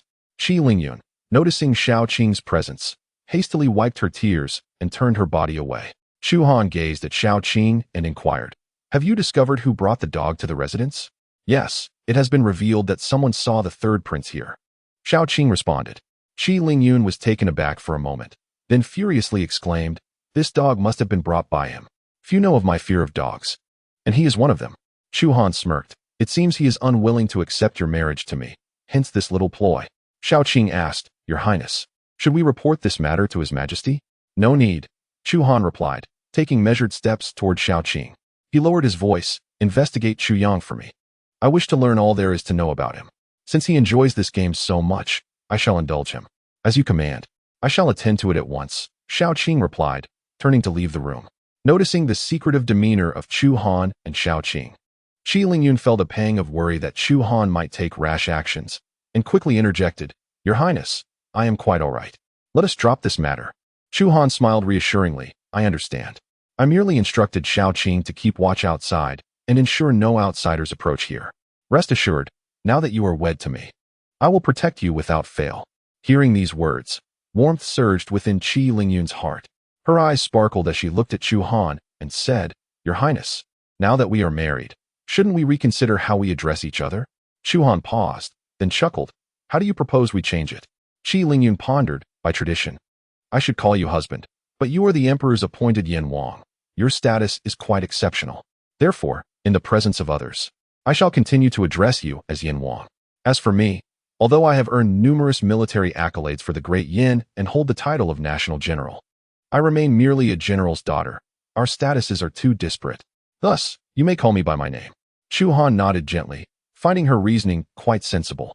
They were now married, and continuing to call each other by their titles felt somewhat improper. Very well, let it be so for now, Chu Han concluded, preparing to turn and leave. Where are you headed, Your Highness? Qi Lingyun inquired, her gaze fixed on him. Chu Han turned back with a smile. Father and the ministers are still present. I must attend to them. All right, do return promptly. I shall await your return, Qi Lingyun replied before turning towards the bed and sitting down. Seeing this, Chu Han sighed and exited the room. He found a nearby pavilion to sit in. Qi Lingyun had ingested the yin-yang explosive blood pill. He could not share a chamber with her. In the short term, nothing would happen, but if prolonged, she would surely grow suspicious. How would he explain it to her? Would she believe that consuming the yin-yang explosive blood pill would result in death upon intimacy? If she pressed for an explanation, what could he say? Brother, why are you sitting here alone instead of in the bridal chamber? Are you worried that Qi Lingyun may overwhelm your constitution? A mocking voice suddenly broke the silence. Chu Han turned his gaze toward the corridor, where he spotted Chu Chun, Chu Feng, and Chu Yang approaching. Brother, you lack martial prowess. If you were to share the bridal chamber with that female assassin, you would likely be drained of your vitality in no time. Chu Yao cast a sinister smile at Chu Han and suggested, how about I teach you a few moves? I assure you, you'll be able to subdue that female assassin. Chu Han turned his head elsewhere, disdain evident on his face. Why are there so many flies in my residence? It's truly bothersome.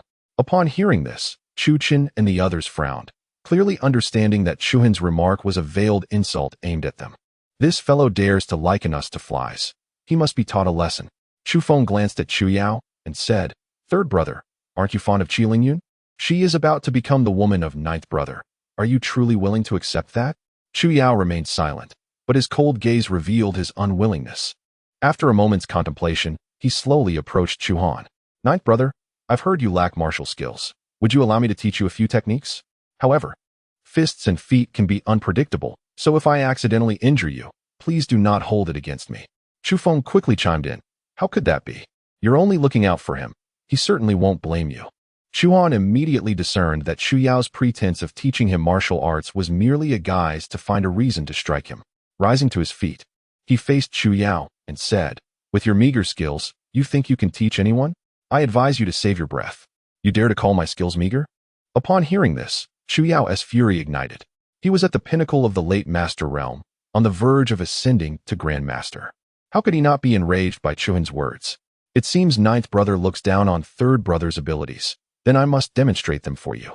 As he spoke, he lifted his leg and aimed a kick at Chu Han's groin, executing the move known as the Great Strength Diamond Kick. Chapter 63. The Empress suffers from an unspeakable ailment. Seeing Chu Yao's leg come up to strike, Chu Han did not dodge, but instead wore a cold smile. Chu Qin and Chu Feng, witnessing the impending kick, displayed expressions of anticipation. However, their smiles quickly froze. Chu Yao's leg connected with Chu Han's groin, and he grimaced in agony, emitting a pained cry. What happened? Chu Qin and Chu Feng rushed forward to investigate. At that moment, Chu Han slowly retrieved a folding fan from beneath him and remarked with a smile, Apologies, but you kicked my fan. The fan's framework was made of iron. Even with Chu Yao's advanced skills, a careless kick would not be pleasant. As Chu Han produced the fan, Chu Qin and Chu Feng felt a mix of anger and frustration, silently cursing Chu Yao's ineptitude. Third brother, what are you doing? I asked you to teach ninth brother martial arts. How could you kick his fan instead? While this seemed to chastise Chu Yao, it was actually an encouragement to continue the assault. Chu Yao gritted his teeth, suppressing the pain in his foot, and looked at Chu Han. That was merely an accident. Let me show you another move. Throat lock. As he spoke, his fingers curled into claws, reaching for Chu Han's neck. Chu Han, witnessing this, felt a glimmer of cold light in his eyes. Not only does he wish to render me incapable of progeny, but he also seeks my life. How ruthless. In the face of Chu Yao's renewed attack, Chu Han did not evade. Soon, Chu Yao's claw-like grip clamped around Chu Han's neck. However, in the next moment, his expression contorted, revealing his pain. Ah! Immediately, Chu Yang let out a pained cry and swiftly retreated. Once he regained his composure and glanced at his palm, he discovered that a silver needle had pierced through it. Oh dear, I truly apologize. Aside from reading, I have a penchant for medical texts, which is why I carry some silver needles on me. I never intended to injure third brother, and I feel quite remorseful, he said. As he spoke, Chu Han lifted his garment, revealing that he was adorned with at least dozens of silver needles. Witnessing the blood streaming from his palm, Chu Yang's fury surged, and he could no longer contain himself. He charged at Chu Han, exclaiming, I shall have your life. Just then, a thunderous voice interrupted, What are you doing? It was Chu Hao, accompanied by Nalan Minghui, Qi Tianlei, and a dozen officials, approaching swiftly. Upon seeing Chu Hao, Chu Feng promptly bowed and reported, Your Majesty. Third brother kindly attempted to teach ninth brother martial arts, but unexpectedly, he was injured by a silver needle. Chu Hao furrowed his brow and turned his gaze to Chu Yang. Upon noticing the silver needle embedded in Chu Yang's palm, he directed his attention to Chu Han. Hunter, what is the meaning of this? Chu Han respectfully replied, Your Majesty, it was third brother who expressed a desire to teach this humble son martial arts. And before I could prepare myself, he attacked, resulting in his injury from the silver needles I use for medicinal purposes. Chu Chun retorted angrily, This is utter nonsense. You clearly concealed the silver needles to intentionally harm your third brother and now dare to feign innocence. Fixing his gaze upon Chu Chun, Chu Han boldly questioned, Might I inquire, elder brother, if third brother had not attacked me, would he have been wounded by the silver needle? Chu Chun was left speechless by the retort. Nalan Minghui interjected, You claim the silver needles are for medicinal purposes, then prove it to us. If you cannot, it shall be evident that you intentionally harmed the third prince. Chu Feng chimed in, Your Majesty, ninth brother is far from capable of healing. He is merely a bookworm, knowing nothing beyond reading. Chu Chun concurred, Indeed, we are well aware of ninth brother's limited abilities. Chu Hao regarded Chu Han sternly, Hunter, you have spent your youth within the royal residence, and apart from reading, you have had no exposure to physicians or healers. How could you possibly know how to treat ailments? I suggest you apologize to your third brother and let this matter rest. Chu Han responded, Although I have not encountered physicians or healers directly, I have studied many medical texts, and my knowledge of medicine stems from these works. Nalan Minghui scoffed, How utterly ridiculous. If merely reading medical texts could confer the ability to heal, then anyone could treat the ailments of others. Chu Han countered, If your Majesty does not believe me, would you permit me to examine your condition? Nalan Minghui paused, taken aback. I am of noble status. How could you presume to touch me? I can perform the method of thread pulse diagnosis, he declared. At this, the officials behind Chu Hao displayed expressions of astonishment. What? Thread pulse diagnosis? Even the physicians of the royal hospital cannot perform that. How could the Prince of Yen possibly do so? Indeed, it might be mere bravado, they murmured. Chu Hao regarded Chu Han with a serious expression. Honor, even the physicians of the royal hospital cannot perform thread pulse diagnosis. How could you? Nalan Minghui, upon hearing his words, could not help but chuckle, finding it utterly ridiculous that one could diagnose through mere strings. Chu Han fixed his gaze upon Nalan Minghui, reiterating, I shall say this once more, if your Majesty does not believe me, would you dare to allow me to examine your body? Nalan Minghui coldly retorted, What is there to fear? However, if you are unable to discern any issues, what then? If I fail to uncover any problems, I shall submit to your Majesty's judgment. Chu Han replied. Nalan Minghui then turned to Chu Hao, stating, Your Majesty, you have heard this. It was the Prince of Yen who said so. I did not coerce him. As she spoke, Nalan Minghui slowly extended her arm. Observing this, Chu Han retrieved a red string from his sleeve, wrapping it around his fingertip before flicking it. The string shot forth, swiftly encircling Nalan Minghui's wrist. This spectacle left Chu Chun, Chu Feng, and Chu Yang, as well as Chu Hao, wide-eyed in astonishment. After securing the red string around Nalan Minghui's wrist, Chu Han grasped the other end, keenly attuning to its vibrations. Although Nalan Minghui was taken aback by Chu Han's technique, she remained unconvinced that it constituted a legitimate diagnosis. She inquired with a smile, So, have you discerned any ailments afflicting me? With a gentle tug, the red string returned to Chu Han's hand. Sighing deeply, he remained silent. Chu Feng, observing the exchange, chuckled, Even if you cannot ascertain anything, there is no need to sigh. for you lack any medical expertise. Chu Han interjected, indeed. Your ignorance of medicine only serves to imply you intentionally harmed your third brother with a silver needle, which warrants severe punishment. Chu Hao's expression darkened as he turned to Chu Han, asking, Honor, what more do you have to say? Chu Han replied, Father, my sigh is not indicative of an inability to detect any ailment in your majesty, but rather, it is the nature of the ailment that is difficult to articulate. Taken aback, Chu Hao exclaimed, What do you mean? The Empress is afflicted with an ailment that is hard to speak of? Chapter 64. Do you believe the Empress would betray me? Chu Han resolutely affirmed, Indeed. Nalan Minghui's cheeks flushed crimson, her anger palpable as she exclaimed, This is sheer nonsense. Chu Hao's countenance soured further as he addressed Chu Han. Honor, you must substantiate your claims. Otherwise, it is nothing short of an affront to the Empress. To prove it. Then, Chu Han challenged Nalan Minghui. Would you dare to press upon the chi high point, 3 inches below your navel? Why would I hesitate? Nalan Minghui responded, extending her hand toward the chi high point. A gasp escaped her lips as she contorted in pain, instinctively retreating. Chu Hao, witnessing her distress, hastily reached out to support her. Now do you believe what I have said? Chu Hao inquired of Chu Han. Father, I have already stated. The Empress is afflicted with an ailment that is difficult to articulate, Chu Han reiterated. Chu Hao surveyed the assembly, declaring, Everyone but the Prince of Yan shall withdraw. Hearing this, despite their reluctance, Chu Chun, Chu Feng, and Chu Yang turned to leave, followed by Chi Tianlei and the other officials. Soon, only Chu Han, Chu Hao, and Nalan Minghui remained in the pavilion.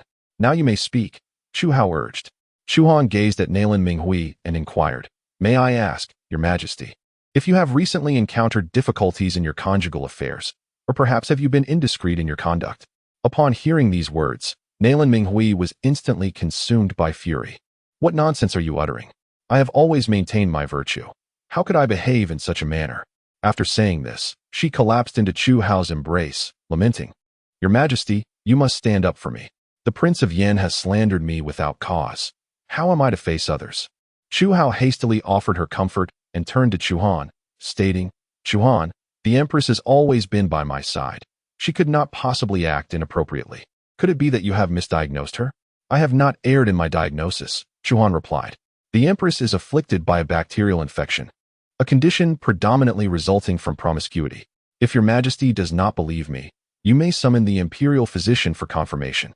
Chu Hao, perplexed, questioned, What is a bacterial infection? Chu Han, unwilling to elaborate, simply said, If Your Majesty remains skeptical, you may consult the physician. Very well, Chu Hao acquiesced. It is getting late. You should return to your quarters and not keep Miss Qi waiting. Understood, she replied. After saying this, Chu Hao assisted Nalan Minghui as they departed. Watching her retreating figure, Chu Han's lips curled into a cold smirk. To contend with me, you are still too naive. Fortunately, my studies not only enhance my cultivation but also imbue me with the knowledge contained within the texts. Otherwise, I would have no means to aid you. With that, Chu Han turned and made his way to the study. Upon returning to the Empress's quarters, Chu Hao's expression darkened immediately. Nalan Minghui, noticing his demeanor, quickly clarified, Your Majesty, do not heed the Prince of Yan's baseless accusations. I have been by your side. How could I act inappropriately? Whether you have acted improperly or not can be determined by a female physician, he stated. Bring in the physician. Shortly thereafter, a female doctor entered, carrying a medical kit. I pay my respects to Your Majesty. Chu Hao rose, approached the physician, and coldly commanded, The Empress is experiencing discomfort in her lower abdomen. Please examine her thoroughly and report the findings to me. As you wish, Your Majesty. Nalan Minghui attempted to defend herself once more, but Chu Hao stood by, indifferent. The physician instructed, Your Majesty, please lie down. With Chu Hao's lack of reaction, Nalan Minghui had no choice but to comply. 2 maidservants stepped forward to draw the curtains around the bed. Approximately half an hour later, the physician emerged, lifting the curtains. Chu Hao, his expression impassive, inquired, What did you find? The Empress indeed suffers from a hidden ailment. Upon hearing this, Chu Hao's countenance darkened. Do you know the cause of this affliction? The physician replied, There are various potential causes for such hidden ailments. It is beyond my current capacity to ascertain which one afflicts the Empress. Can it be treated? Chu Hao pressed. It may prove challenging, but I shall do my utmost. Very well, you may leave now. At that moment, Nalan Minghui pulled back the curtains and fervently protested, Your Majesty, I assure you, I have committed no acts of disloyalty. There must be some other explanation for this. Chu Han regarded her with an icy demeanor. Whatever the cause may be, I will uncover the truth. Now, it is getting late, and I have pressing matters to attend to. I shall not stay here any longer. With that, he waved his sleeve and turned to depart. Your Majesty, Your Majesty, Nalan Minghui called out several times, yet Chu Han remained unresponsive. As she gazed at his retreating figure, a fierce glimmer of malice flickered in her eyes. Damn that Prince Yan, it is all your fault. I shall not let you escape my wrath. At that moment, a eunuch entered and announced, Your Majesty, the Crown Prince requests an audience. Upon hearing this, Nalan Minghui swiftly arranged her appearance and took her seat, commanding, Let him enter. Soon, Chu Chen walked in, bowing respectfully. Your son pays his respects to Mother. Nalan Minghui smiled upon seeing him. Chener, it is quite late. What brings you to Mother at this hour? I have urgent matters to discuss with you, Mother, he replied, surveying the surroundings. Noticing his unease, Nalan Minghui gestured for the palace maids to leave. Once they had departed, Chu Chun turned to her and said, Mother, the pill has been consumed by Qi Lingyun. What shall we do now? You have seen how arrogant Prince Yan has become, with the Qi family as his backing. He will surely grow even more audacious. Nalan Minghui's expression darkened as she rose, stating, Until today, I never deemed him particularly detestable. However, I have now realized that he is not only loathsome but exceedingly treacherous. If not for him, your father would never have doubted me. Chu Chen looked puzzled. Mother, what is the matter? Why would father suspect you? Nalan Minghui, naturally, would not divulge such delicate matters to Chu Chen. Do not concern yourself with this. Rest assured. Mother will fully support your claim to the throne. If your father does not designate you as the crown prince, neither our Nalan family nor the other 3 great families will acquiesce. Hearing this, Chu Chen's face brightened. With Mother's assurance, I feel at ease. However, I still harbor concerns regarding the Qi family. Nalan Minghui scoffed. What is there to fear from the Qi family? Qi Lingyun has already ingested the yin-yang explosive blood pill. She will certainly perish if she shares a bed with Prince Yan. By then, will Qi Tianlei spare Prince Yan? Chu Chen chuckled. Mother makes a valid point. I shall take my leave. After Chu Han departed from Nalan Minghui's chamber, he made his way directly to the imperial study, where Wei Tong was organizing memorials. Upon noticing Chu Han's entrance, he approached with utmost respect. Your Majesty, the hour is late. You ought to rest. Chu Han remained silent, striding toward the desk. Once seated, he looked up at Wei Tong and inquired, Wei Tong, do you believe the Empress would betray me? Wei Tong was momentarily taken aback before bowing. Your Majesty ascended the throne with considerable support from the Nalan family. Thus, the Empress could not possibly betray you. Chu Han sighed. I too sense she would not betray me. Yet why has she fallen ill? Moreover, it astonishes me that Prince Yan discerned it so readily. Wei Tong, having been summoned back to the palace ahead of time, had not witnessed Chu Han diagnosing Nalan Minghui's condition. Hearing Chu Han's words, he looked perplexed. Your Majesty, are you saying the Empress is unwell? Indeed, Chu Han replied, recounting the incident of Chu Han's diagnosis. Wei Tong, astonished, exclaimed, Prince Yan is skilled in medicine? Indeed. Today before me and the esteemed officials, he demonstrated the art of thread pulse diagnosis, a skill even the Imperial Medical Institute could not master. He subsequently claimed that the Empress suffered from a hidden ailment. Initially, I was skeptical, but after the female physician's examination, I realized he was not lying. Wei Tong, with a perplexed expression, remarked that the Prince of Yan had spent his youth within the confines of the royal residence, never venturing beyond its gates. So how could he possess such medical prowess? He asserted that he had learned from medical texts, yet I found this hard to believe. Wei Tong pondered, stating that the technique of thread pulse diagnosis had long been lost to time and could not be acquired solely through books. The only explanation for the Prince of Yan's capability would be that he had a master guiding him. Chu Han, glancing at Wei Tong, inquired, what master? At this juncture, Chu Han suddenly remembered and asked, by the way, how did your investigation into whether Chu Jiang sent someone to protect the Prince of Yan turn out? Wei Tong responded with a bow, Your Majesty, I have looked into it, and indeed, the 7th Prince has dispatched many skilled individuals to secretly protect the Prince of Yan. Chu Han was taken aback, then smirked. If that is the case, it seems that the Prince of Yan has managed to survive multiple assassination attempts, thanks to his intervention. I never anticipated he would be so invested in the Prince of Yan's well-being. Wei Tong remarked, after all, the 7th Prince and the Prince of Yan are brothers. he would not let him come to harm. That is well, Chu Han said, with his involvement and the support of the Qi family. We should be able to counterbalance the other princes. As he spoke, Chu Han rose and walked toward the exit, his voice trailing behind him. Find a way to discover who is instructing the Prince of Yin in medicine. Report to me immediately upon discovery.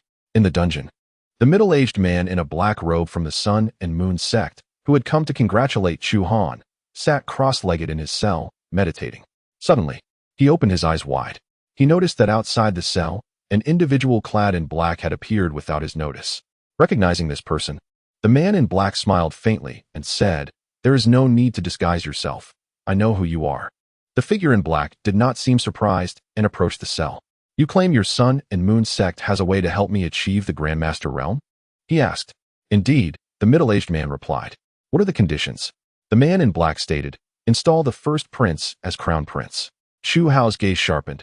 It seems the information was accurate. The Sun and Moon sect has allied with the first prince. The man in black laughed derisively. "Allied? You are mistaken. Our relationship with the first prince is merely a transaction of interests. We assist him in ascending to the throne, and he fulfills our demands." Chu Han retorted coldly, "Then do not harbor hopes. I shall not acquiesce to your conditions." With that, he turned to leave. He understood that without establishing a crown prince, the other princes would be too preoccupied with vying for the position to concern themselves with him. Once a crown prince was appointed, particularly if it were Chu Han, he would likely find himself in peril soon thereafter. Thus, no matter the circumstances, he would not designate Chu Han as crown prince, at least not for the time being. The middle-aged man in black, seeing Chu Han depart, burst into laughter. "Ha ha ha, your time is drawing near. You will surely return to seek my assistance."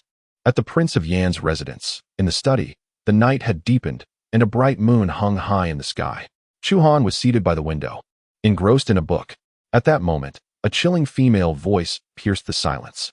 "Why do you not return to your room to rest?" Chu Han looked up to see Qi Lingyun standing at the doorway, her expression one of icy indifference. With a faint smile, Chu Han replied, "I shall not be returning to my room tonight. You should retire early. Today marks our wedding day, yet you choose not to go to the bridal chamber. What is your intention?" Sighing softly, he continued, "To be candid, the pill you ingested today poses a danger. I cannot share a bed with you, otherwise it could lead to your demise." Qi Lingyun was momentarily taken aback. "I am aware of the pill's potential peril, which is precisely why I ingested it to assist you. However, your assertion that consuming it prohibits us from sharing a bed is rather difficult to accept. How must I articulate my belief for you to be convinced?" "You need not explain. I merely wish to inquire. Do you harbor no feelings for me? If that is the case, I shall cease to compel you to return to our chamber from this day forth." Chu Han chose silence, having spent a considerable time with Qi Lingyun. To claim he felt nothing would be disingenuous. Observing his silence, a hint of disappointment flickered in Qi Lingyun's eyes. "Very well, I understand." With that, she turned and departed. At that moment, Shaoqing entered from outside. She glanced at Qi Lingyun's retreating figure and addressed Chu Han. "Your Highness, why do you not divulge the truth to Miss Qi?" "I have, but she does not believe me," Chu Han replied, looking at Shaoqing. "Have you uncovered the antidote for the yin-yang explosive blood pill?" "I have dispatched someone from the Tianji Pavilion to investigate. However, they claim it is a new concoction developed by the sixth prince, and currently, there is no known antidote. Ensure they expedite their search for a remedy." "Indeed, Your Highness. Also, regarding your inquiry into Chu Yang's situation, I have gathered the necessary information," Shaoqing informed him. "Chu Yang commands an elite force of 300,000 cavalry. Previously, he was stationed at Yinmen Pass, but upon returning to the imperial city, he brought with him 180,000 troops. They are now encamped a mere few dozen miles from the Qi family's military camp. Moreover, I have learned that Chu Yang is quite the libertine, always seeking residence at the fragrant pavilion during his returns to the capital." "A libertine, is he?" Chu Han scoffed.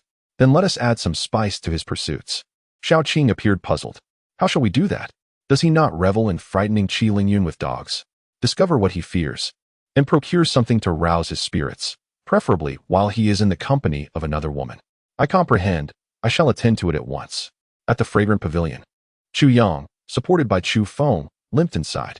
"Third brother, given your condition, you ought to refrain from visiting such places. I fear your health may not withstand it." "What is there to fear? I am at the pinnacle of the Grandmaster realm. Indulging with a few women shall not harm me." Chu Yang dismissed Chu Feng's concerns and strode boldly into the establishment.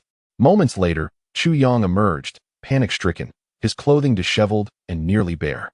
He sprinted out, shouting, "A snake! There is a snake!" Chu Feng followed closely behind, his expression one of astonishment as he gazed at Chu Yang. He never anticipated that Chu Yang would harbor a fear of snakes. "Third brother, what is there to fear about snakes? You are at the pinnacle of the master realm. With but a flick of your finger, you could vanquish those serpents." Yet, Chu Yang appeared utterly terrified, his body trembling uncontrollably. Once his emotions stabilized, he rushed in front of Chu Feng, seizing his collar, and exclaimed furiously, "Chu Feng, did you place those snakes on that woman's bed?"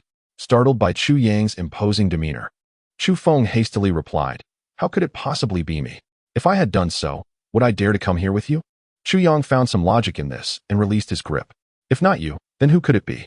Chu Feng pushed him away and retorted angrily, "How should I know? Perhaps you have offended someone, and they employed snakes to frighten you." Furrowing his brows, Chu Yang remarked, "There are few who know of my fear of snakes.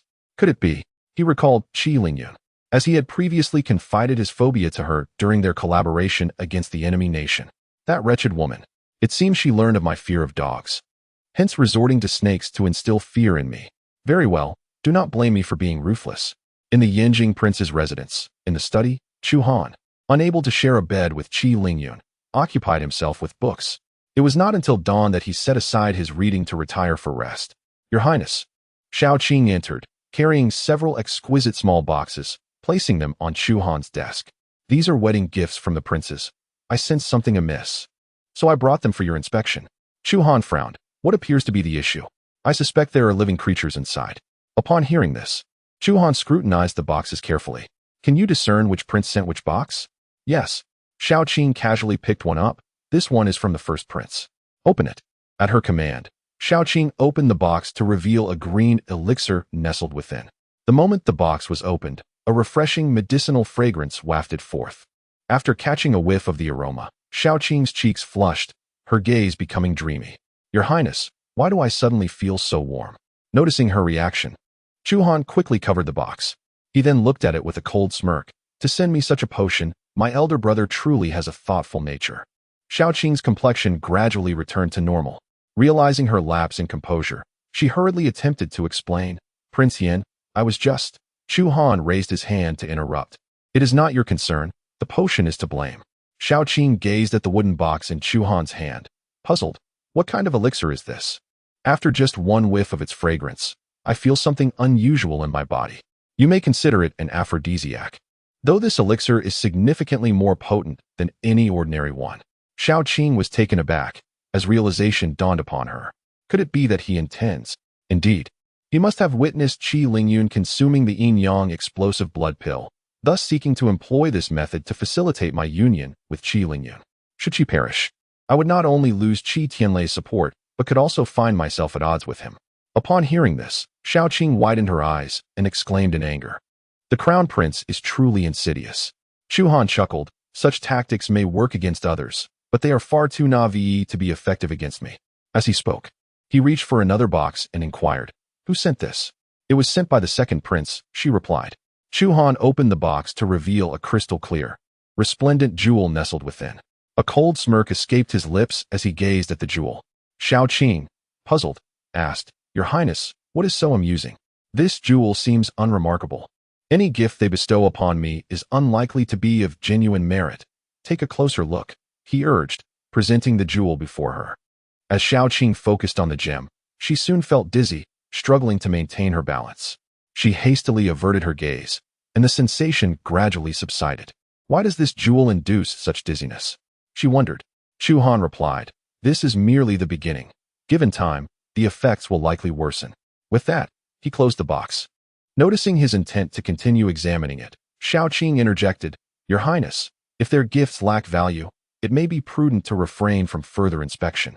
Chu Han hesitated, about to acquiesce, when he suddenly noticed one of the boxes move slightly. He promptly picked it up and questioned Shao Qing, "Who sent this?"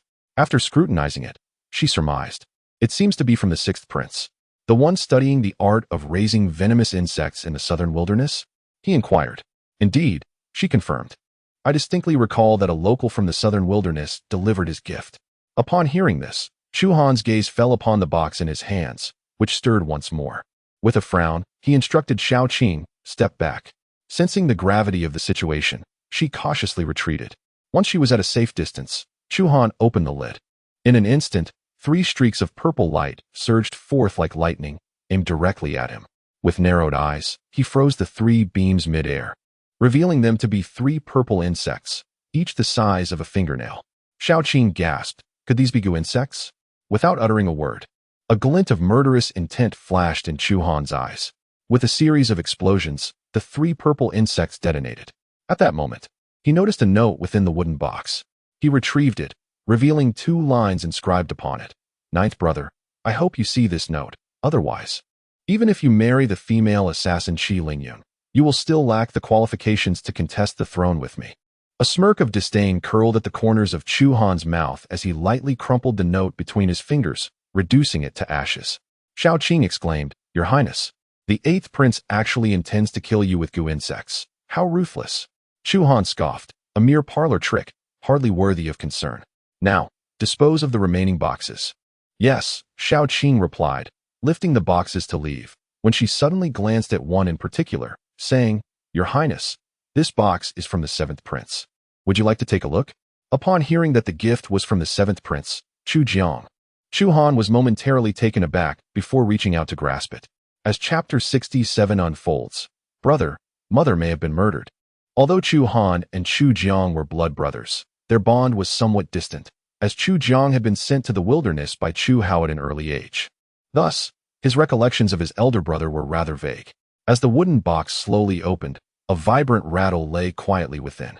Chu Han gently lifted it, and soon, long-buried memories surged forth like a tidal wave in his mind. Brother, remember, mother may have been harmed. When you grow up, seek out the one who took her life. Brother, I won't be able to protect you anymore. You must look after yourself. Vivid images and fragments of dialogue seemed to have been etched into Chu Han's memory, now fully awakened in this moment. Abruptly, he was seized by an excruciating headache. Seeing this, Xiao Qing rushed to support him. Your Highness, what troubles you? Chu Han cradled his head in his hands, forcing himself to regain composure. Once his emotions settled, he gazed at the rattle in his hand, turmoil stirring within him. Father told me that mother died of illness. Why did my brother suggest she may have been murdered? Moreover, why do I possess no memory of her at all? Xiao Qing hesitated before responding.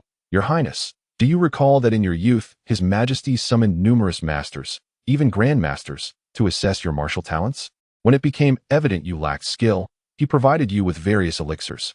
Could it be that those potions caused you to temporarily lose some memories? Chu Han stood frozen at her words. Ever since his arrival in the Yan Dynasty, he had been able to enhance his abilities through academic pursuits. Yet, at merely 8 years old, he had only reached the innate realm, utterly powerless against the might of masters and grandmasters. If those individuals had seized that opportunity to employ some underhanded tactics, he would have been defenseless. Contemplating this, Chu Han turned to Xiao Qing with a grave expression. Xiao Qing, immediately dispatch someone to investigate who taught me martial arts in my youth. Yes, I shall do so at once, she replied before departing. Left alone, Chu Han sat coldly in his chair, his demeanor detached. He had once believed that with his formidable strength and the influence he had cultivated, he could command the Yan. Yet, it appeared that many enigmas remained unsolved. At that moment, a graceful silhouette entered the room. Chu Han slowly lifted his gaze, beholding a stunning woman clad in a flowing white gown. Though her expression was aloof, her exquisite beauty captivated the senses. Who are you? He inquired. What? Do you not recognize me simply because I've changed my attire? Qi Lingyun's gaze fixed intently on Chu Han. No, I merely think you look more enchanting in this gown than in armor. Chu Han did not fail to recognize Qi Lingyun. Rather, he was entranced by her new appearance. Since their acquaintance, she had always donned golden armor, and now, dressed as a woman, she seemed transformed. Qi Lingyun remained unfazed by Chu Han's remark. Once, I held the esteemed title of general, donning armor in every arena. Now, having wed you, I can no longer maintain that previous attire. Chu Han smiled faintly and inquired, Have you come to see me for a particular reason? Qi Lingyun gazed at Chu Han and replied, I sought you out primarily to convey that although I am now your wife, I remain a general, required daily to train soldiers at the military camp. This is only natural. Furthermore, The Nalan family has allied with the Dugu, Shangwan, and Murong families to impose restrictions on our Qi family, resulting in significant limitations on our enterprises. I hope you can petition His Majesty to lift these constraints. The Nalan, Dugu, Shangwan, and Murong families are collectively known as the four great families of the imperial city. Their power rivals that of the Sun and Moon sect, Daoxin Academy, and Tian Fo Temple. The distinction lies in the fact that the latter three are private entities, while the four great families are vested with considerable authority by the court. They possess the ability to regulate grain prices in Dian, exploit mineral resources at will, and establish establishments such as taverns and pawn shops. In contrast, the Qi family, to which Qi Lingyun belongs, was once an ordinary family. However, with Qi Tianlei rising to the position of national general, the Qi family rapidly ascended, becoming a formidable presence akin to the four great families. Yet, being a family that rose from humble beginnings, the Qi family still lags behind the four great families in many respects. Chu Han regarded Qi Lingyun and remarked, "It is said that my father ascended to the throne with significant assistance from the four great families. Even if I were to petition, he might be powerless to act. What can we do then? Many soldiers in our Qi family army have retired due to injuries, relying solely on our family's support. If the Qi family falls, their survival will be in jeopardy." Qi Lingyun responded, concern etched on her face. Chu Han, pondering deeply, asked, "What industries does your Qi family engage in? Could you enlighten me?" Qi Lingyun reflected before answering. To sustain our injured veterans, the Qi family has ventured into several industries, including grain, minerals, taverns, and daily necessities. Frowning, Chu Han replied, "As far as I know, only the four great families can manipulate grain and mineral resources. Is your Qi family also permitted to do so?" "Indeed.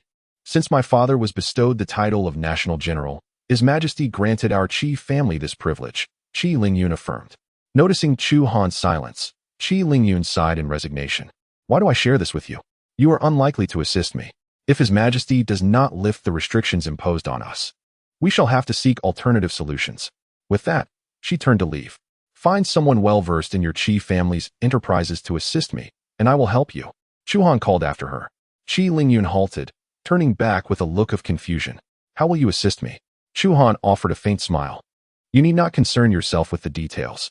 Qi Lingyun's gaze bore into him, skepticism evident in her eyes. "I understand your doubts regarding my ability to aid the Qi family, yet do you possess any other options?" Hearing this, Qi Lingyun found merit in his words. Although she remained unconvinced of Chu Han's capability to alleviate their crisis, as he had stated, the Qi family had exhausted all other possibilities. Upon the departure of Qi Lingyun, Chu Han directed his gaze toward the stack of books upon the desk. Among these volumes were cookbooks, agricultural techniques for grain cultivation, and methods for mineral extraction. One might have anticipated that in a world where martial prowess reigns supreme, such knowledge would be of little utility. However, it is evident that resources are a coveted prize, regardless of the realm. "Your Highness." At that moment, Shao Qing entered with a beaming expression. "I bring you delightful news. Yesterday, Xu Yang ran out of the fragrant pavilion in a state of undress, and this incident has become widely known. Even the Emperor is said to be aware of it." Chapter 68. Yen Ryu falls ill upon hearing this. Chu Han let out a cold chuckle. "Well done. Is he not fond of instilling fear in others? He should now comprehend the consequences of being frightened." Shao Qing added, "I did not expect him to have a fear of snakes. It is said that he was bitten by one in his youth, which is why he is now terrified upon sighting them." Chu Han remarked, "It appears that the old adage holds true. Once bitten by a snake, one is forever wary of ropes. Your Highness, shall we continue to frighten him?" Chu Han raised his hand. "No need for that. Such tactics can only be employed once. Over time, he will grow accustomed to it. However, we must closely monitor his movements. He has just frightened Qi Lingyun, and now he himself has been startled by a snake. He will surely suspect that Qi Lingyun is seeking revenge. Consequently, he will devise a means to retaliate against her. Since Qi Lingyun is now my wife, it is both a matter of sentiment and reason that I cannot allow her to be bullied.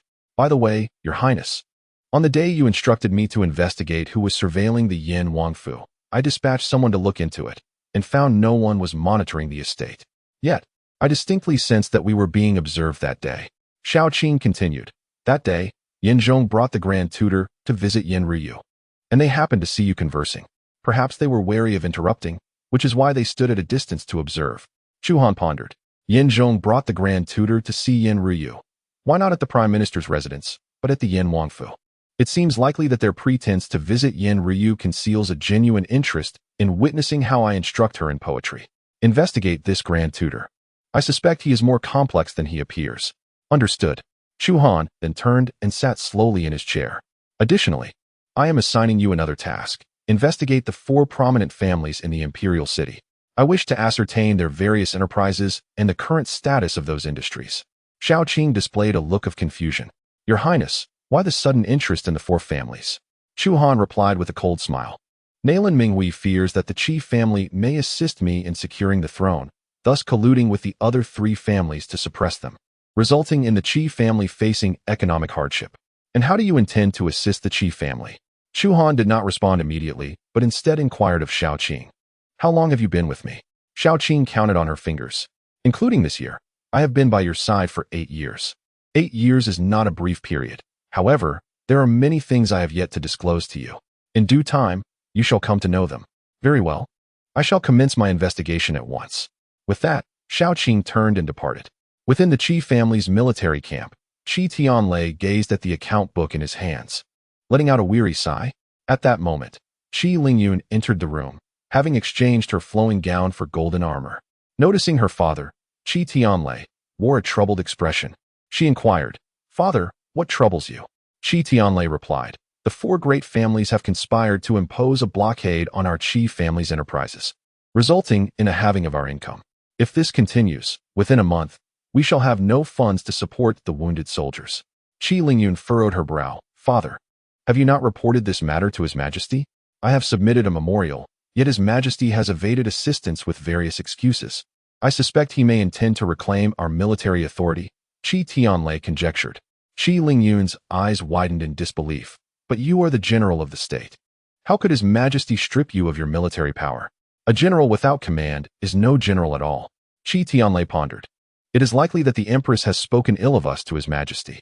Outraged, Qi Lingyun retorted, It is truly despicable. Our Qi family has fought valiantly for Dian.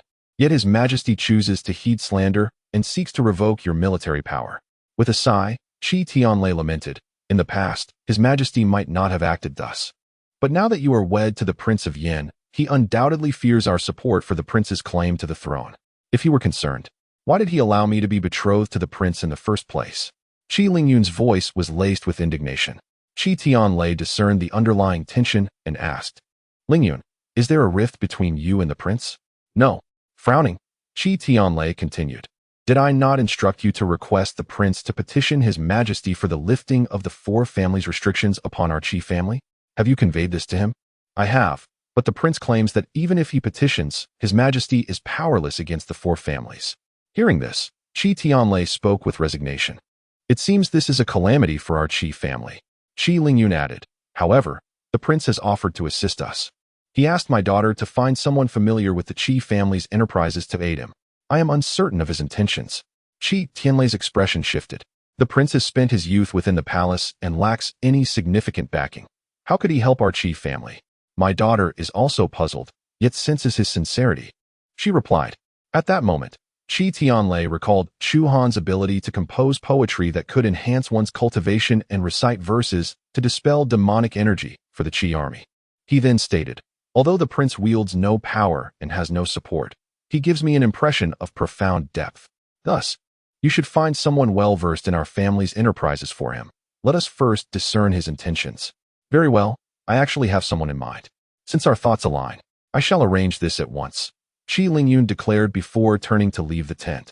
Meanwhile, within the Prince of Yan's residence, Chu Han was peacefully asleep. Suddenly, a voice from outside interrupted his slumber. Your Highness, Prime Minister Yin Zhong seeks an audience. Upon hearing Yin Zhong's name, Chu Han opened his eyes in surprise, pondering. What brings this fellow to seek me? Yin Zhong, as Prime Minister, held a position just below the Emperor and seldom interacted with any of the princes. Today, as he unexpectedly sought an audience, Chu Han sensed that there must be a matter of great importance.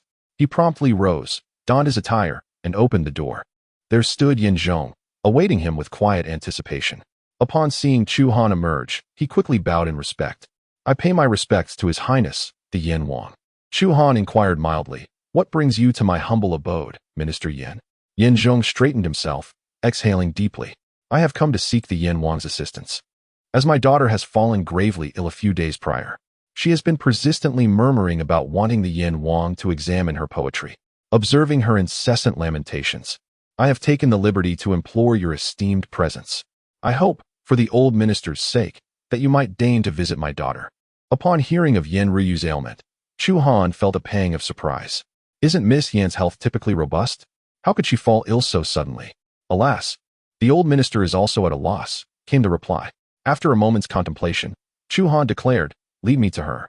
The news of Yin Ryu's sudden illness piqued Chu Han's curiosity, compelling him to investigate the underlying cause. Delighted by Chu Han's agreement, Yin Zhong gestured towards the outside, exclaiming, Your Highness, please. Without hesitation, Chu Han strode forth, with Yin Zhong closely following behind. Once outside the Yin Wang mansion, Chu Han inquired, before her illness, did Miss Yin have any visitors? Yin Zhong hesitated briefly before responding. Aside from a few days of study in Confucianism under the royal tutor, she has not met with anyone else. Chu Han's brow furrowed slightly at the mention of the royal tutor and Confucianism. A realization dawned upon him, as he began to piece together the reasons behind Yin Ryu's condition. Under Yin Zhong's guidance, Chu Han soon arrived at the minister's residence. Just as he was about to enter, a lavish carriage appeared in the distance and halted before the minister's abode. Moments later, Chu Chun and Chu Feng emerged, lifting the curtains. Minister Yin, I have already informed you that only I can heal your daughter. If you agree to betroth her to me, I assure you her recovery. Yin Zhong's voice turned frosty. My daughter is ill. For the crown prince to make such a request now is rather opportunistic, wouldn't you say? Chu Feng chuckled. My elder brother is the crown prince, the future heir. It is a blessing for your daughter that he has taken an interest in her. How can this be deemed opportunistic? How laughable, Yin Zhong retorted with a cold sneer. The emperor has yet to designate an heir. It remains uncertain which of the 9 princes will ascend to the throne. Although our kingdom has a tradition of favoring the eldest, there are numerous instances of the younger being favored. Therefore, do not attempt to leverage the crown prince's status against me. I am not swayed by such tactics. With a flick of his sleeve, he dismissed the 2 brothers. Chu Chin's fury ignited upon being disregarded by Yin Zhong. Yet, as the minister of state, he dared not express his anger overtly. Suppressing his rage, Chu Chun forced a smile. Minister Yin speaks wisely. Since you are unwilling to betroth your daughter to me, surely it would not be unreasonable to allow me to visit her.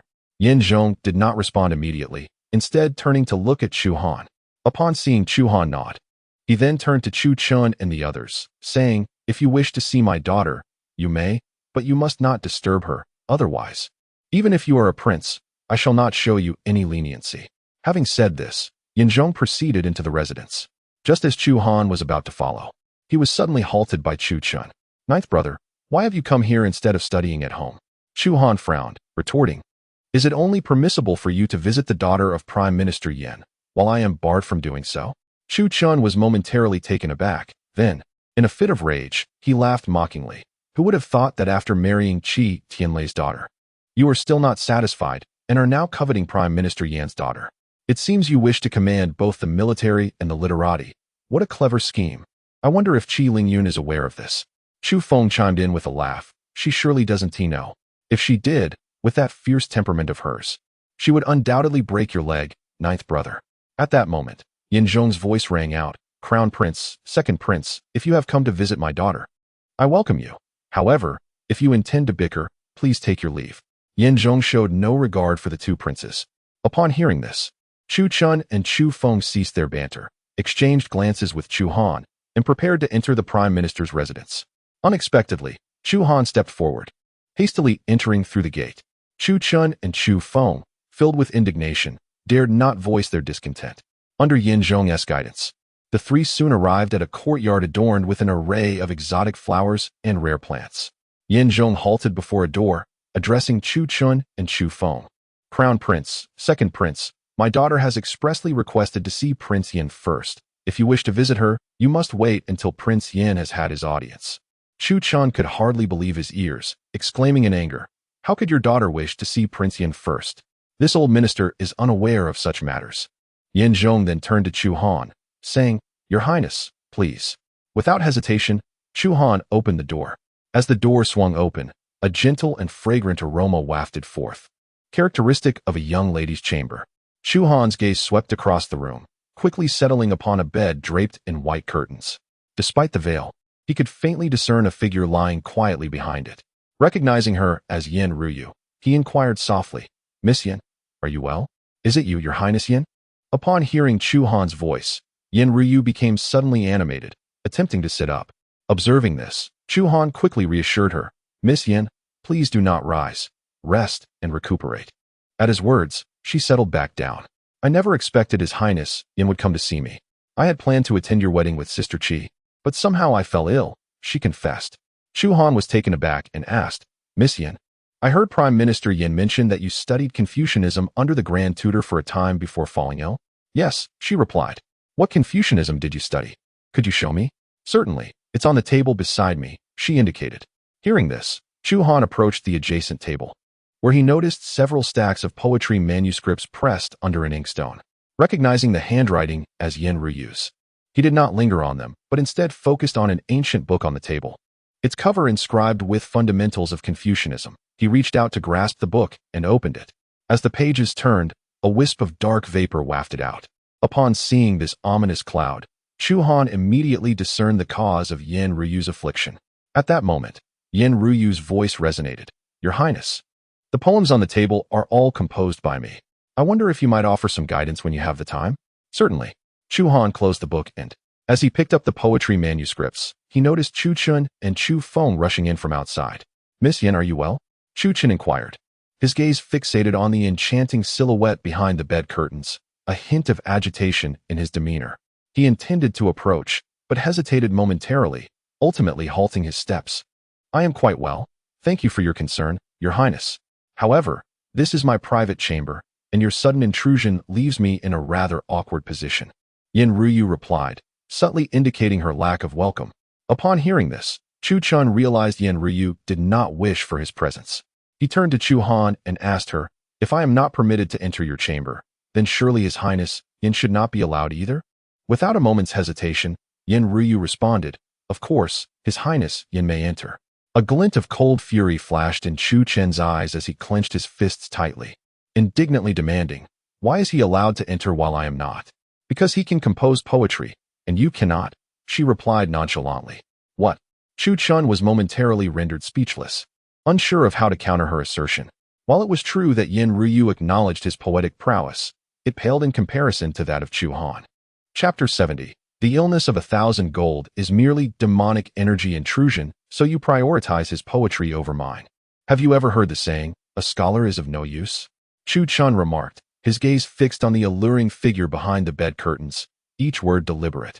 "No matter how exquisite his poetry, it will not make him the future heir of Dayan. I, on the other hand, have the support of the 4 great families. And as the legitimate eldest son, I am the most likely candidate to become the future heir of Dayan. Should you consent to marry me, I promise you the wealth and prosperity of the Yin family for a lifetime." Your Highness speaks with remarkable bravado. Do you truly believe you can become the future heir of Dayan? At this juncture, Yin Zhong entered, his countenance dark and foreboding. "Even if you are the legitimate eldest son, should I rally the officials to present a petition declaring your conduct unfit? The emperor would deliberate carefully before naming you as the crown prince." Upon hearing this, Chu Qin met Yin Zhong's icy gaze, fully aware that as the prime minister of Dayan, he wielded considerable influence. It was precisely for this reason that he sought to curry favor with Yin Zhong. Suppressing his simmering anger, Chu Chun managed a faint smile, stating, "Prime Minister Yin, your words are too severe.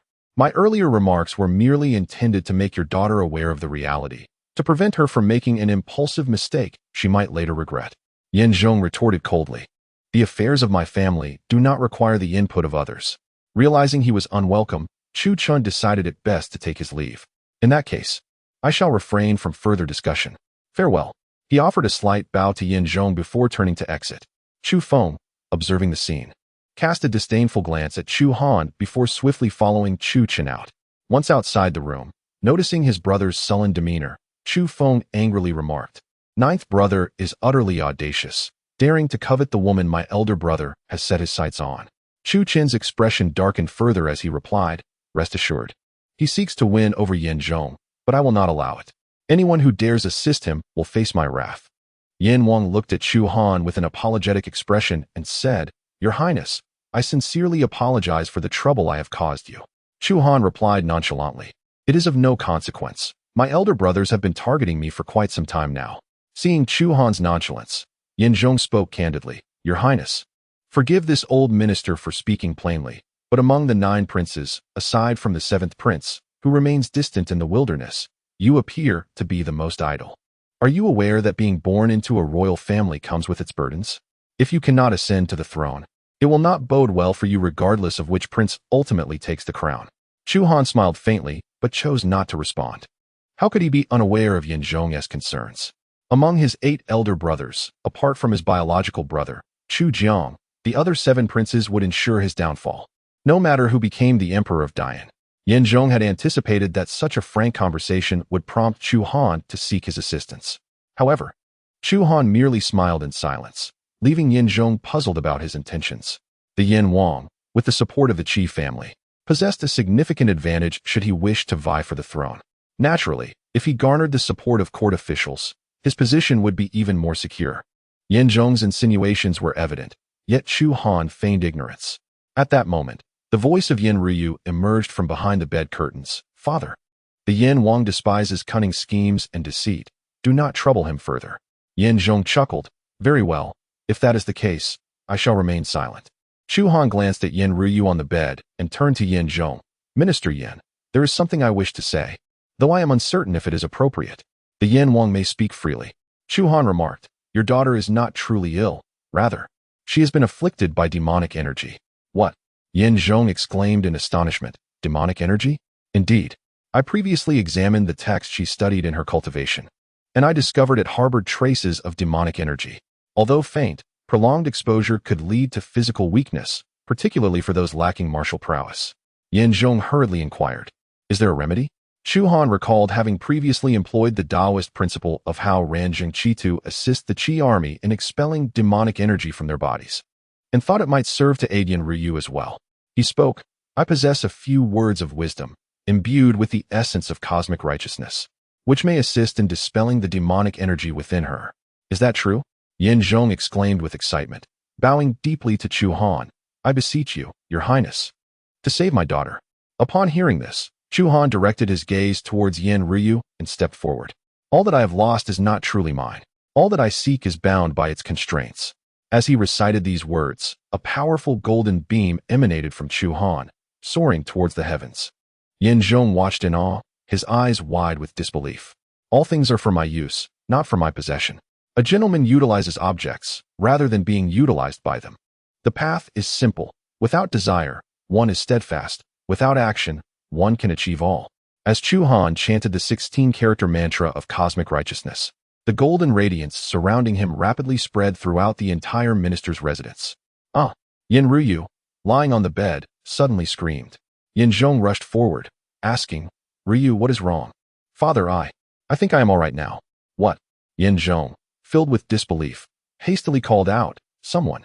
Soon, 2 maidservants rushed in from outside. Quickly, go check on the young lady. The maidservants lifted the bed curtains and entered. Yin Zhong paced anxiously outside with a worried expression. Before long, the curtains were drawn back, and the 2 maidservants gently assisted Yin Ryu as she slowly descended from the bed. Yin Zhong hurried forward, concern etched on his face. How are you feeling? Yin Ryu's complexion remained somewhat pale, yet her spirits had visibly improved. She looked at Yin Zhong and reassured him, I am fine now.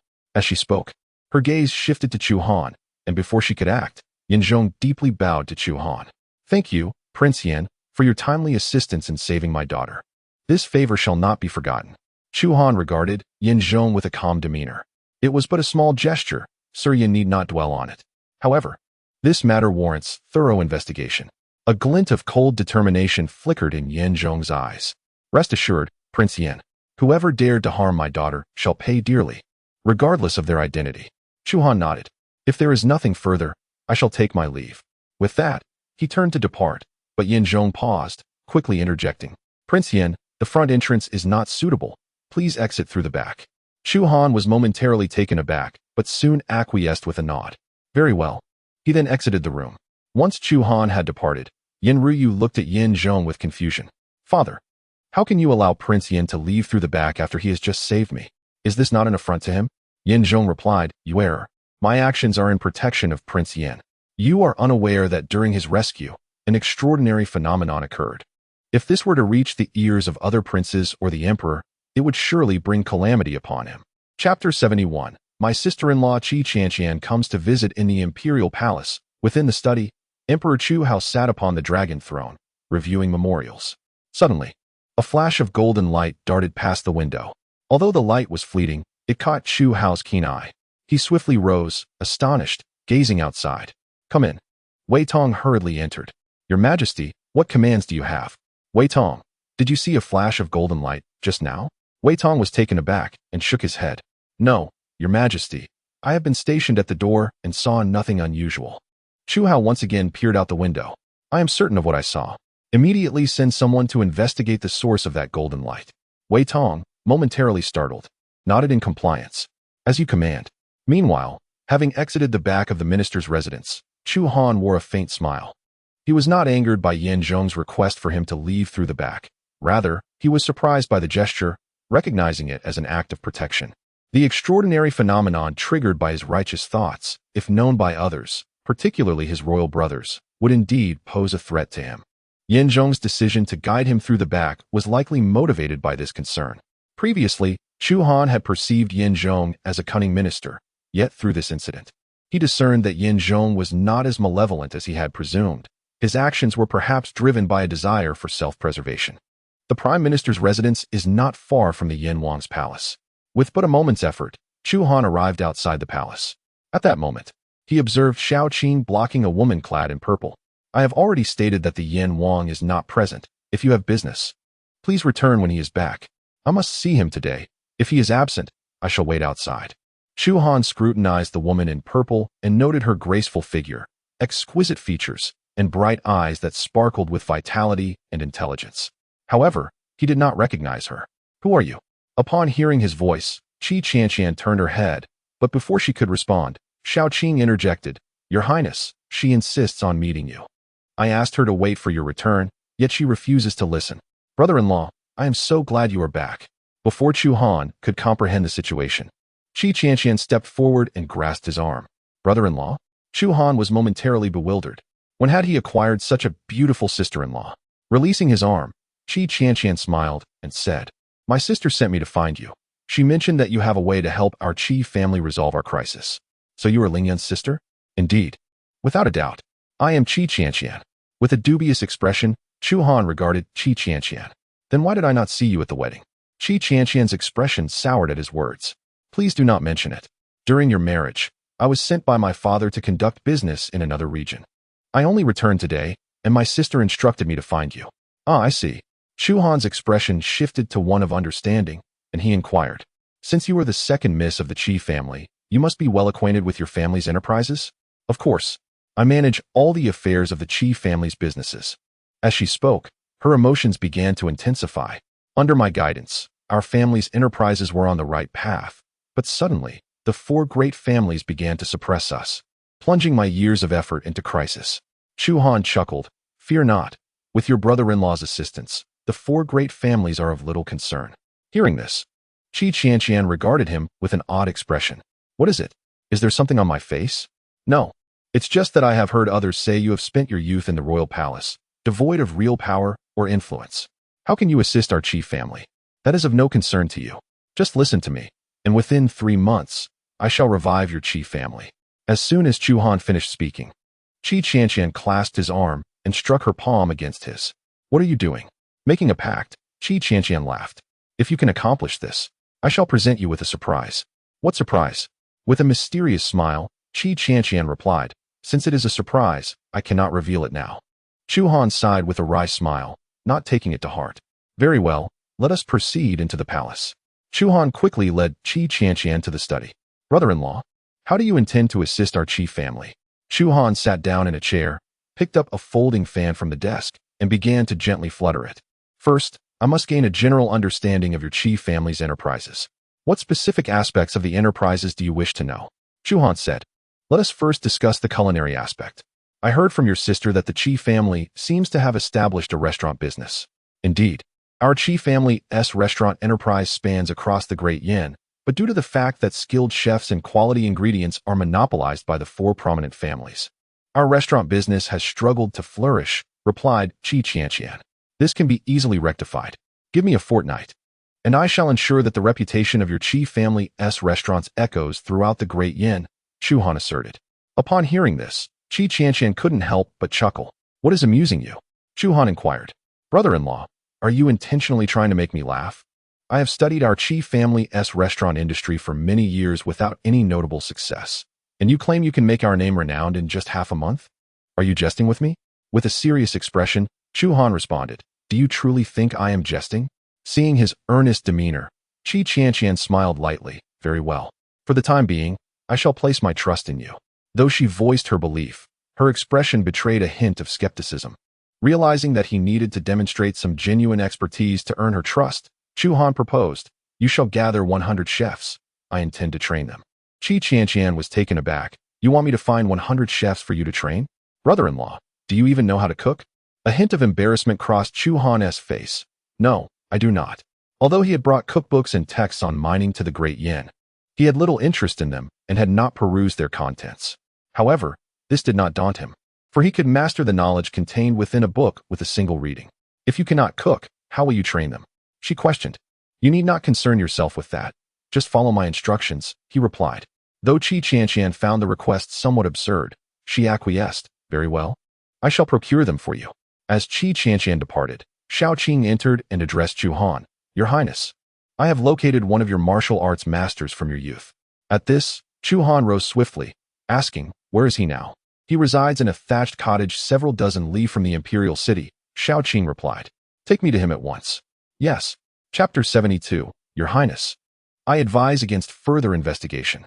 Under Shaoqing's guidance, Chu Han soon arrived at a bamboo grove located several dozen li from the imperial city.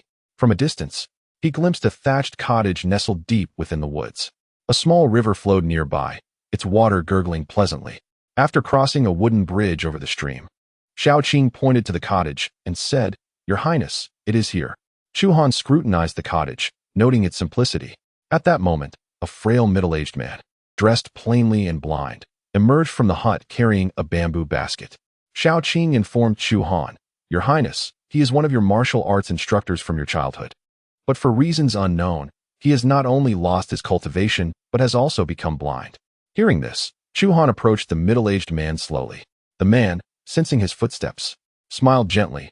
Ah, it seems I have a visitor. May I inquire your name? Do you recall the ninth prince, Chu Han? Upon hearing the name Chu Han, the middle-aged man recoiled in fear, stumbling back several steps before ultimately falling onto the steps. Indeed, you have come.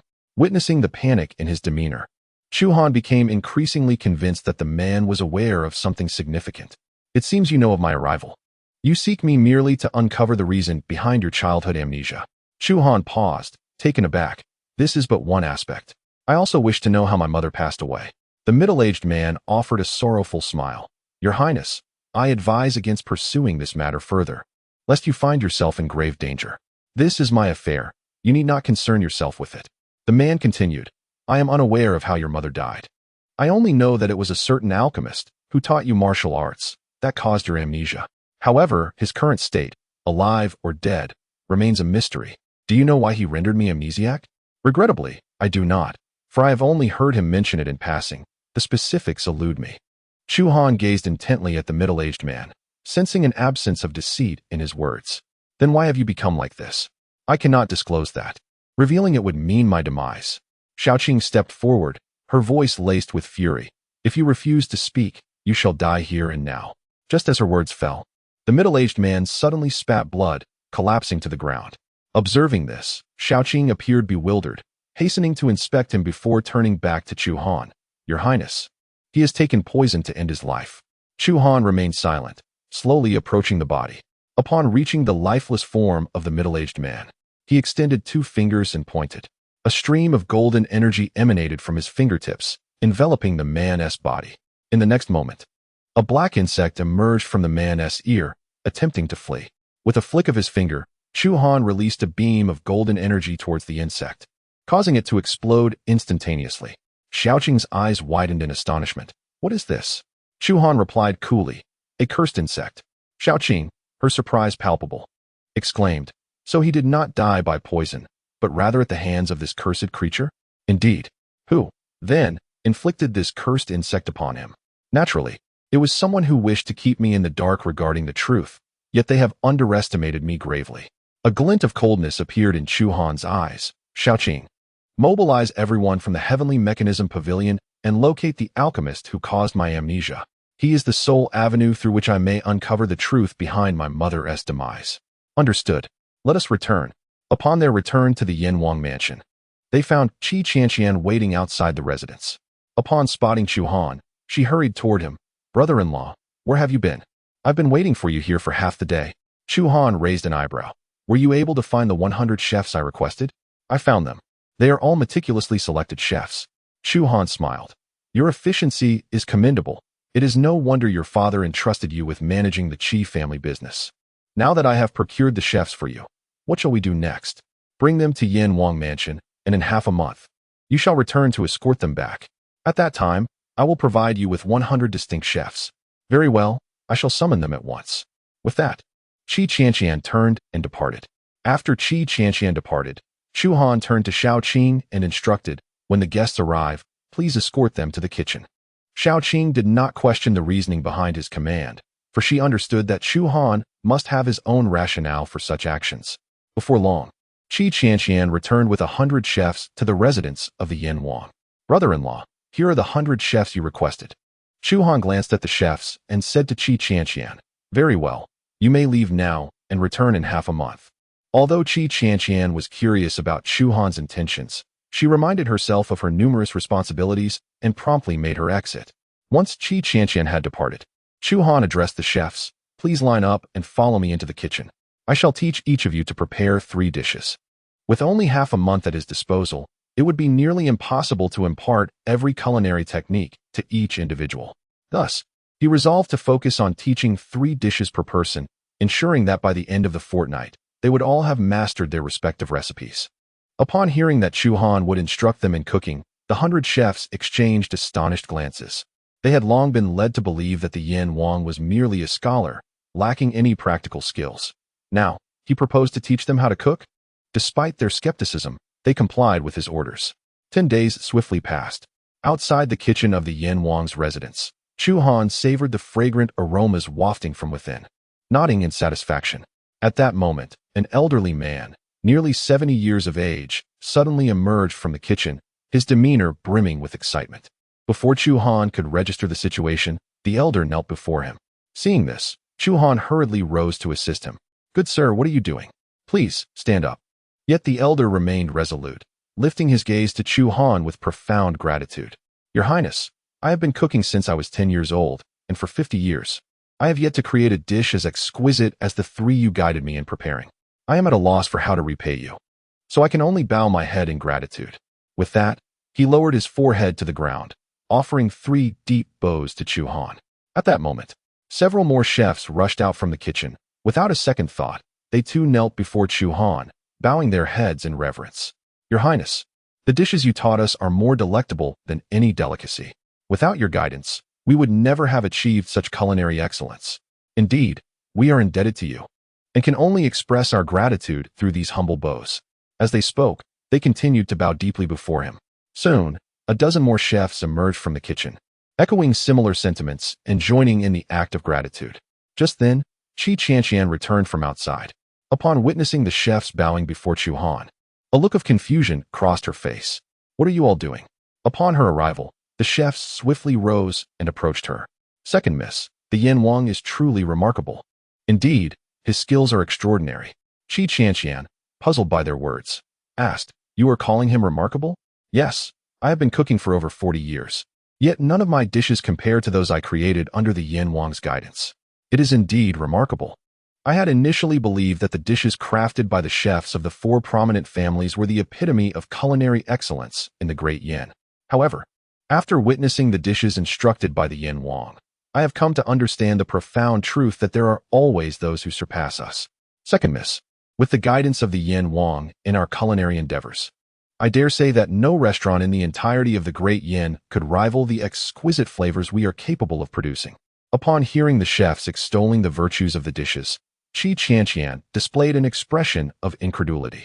Is what you say true or false? She inquired. If you harbor doubts, you may venture to the kitchen and sample the dishes we have prepared. They are simply divine. Upon hearing this, Qi Qianqian proceeded directly to the kitchen. Shortly thereafter, she emerged with an expression of delight, her lips glistening with oil. So, second miss, have we not spoken the truth? The chefs awaited her response. Yet Qi Qianqian ignored them, walking straight towards Chu Han, her face a canvas of astonishment. Chu Han gently flicked his folding fan, observing her oily visage, and could not suppress a wry smile.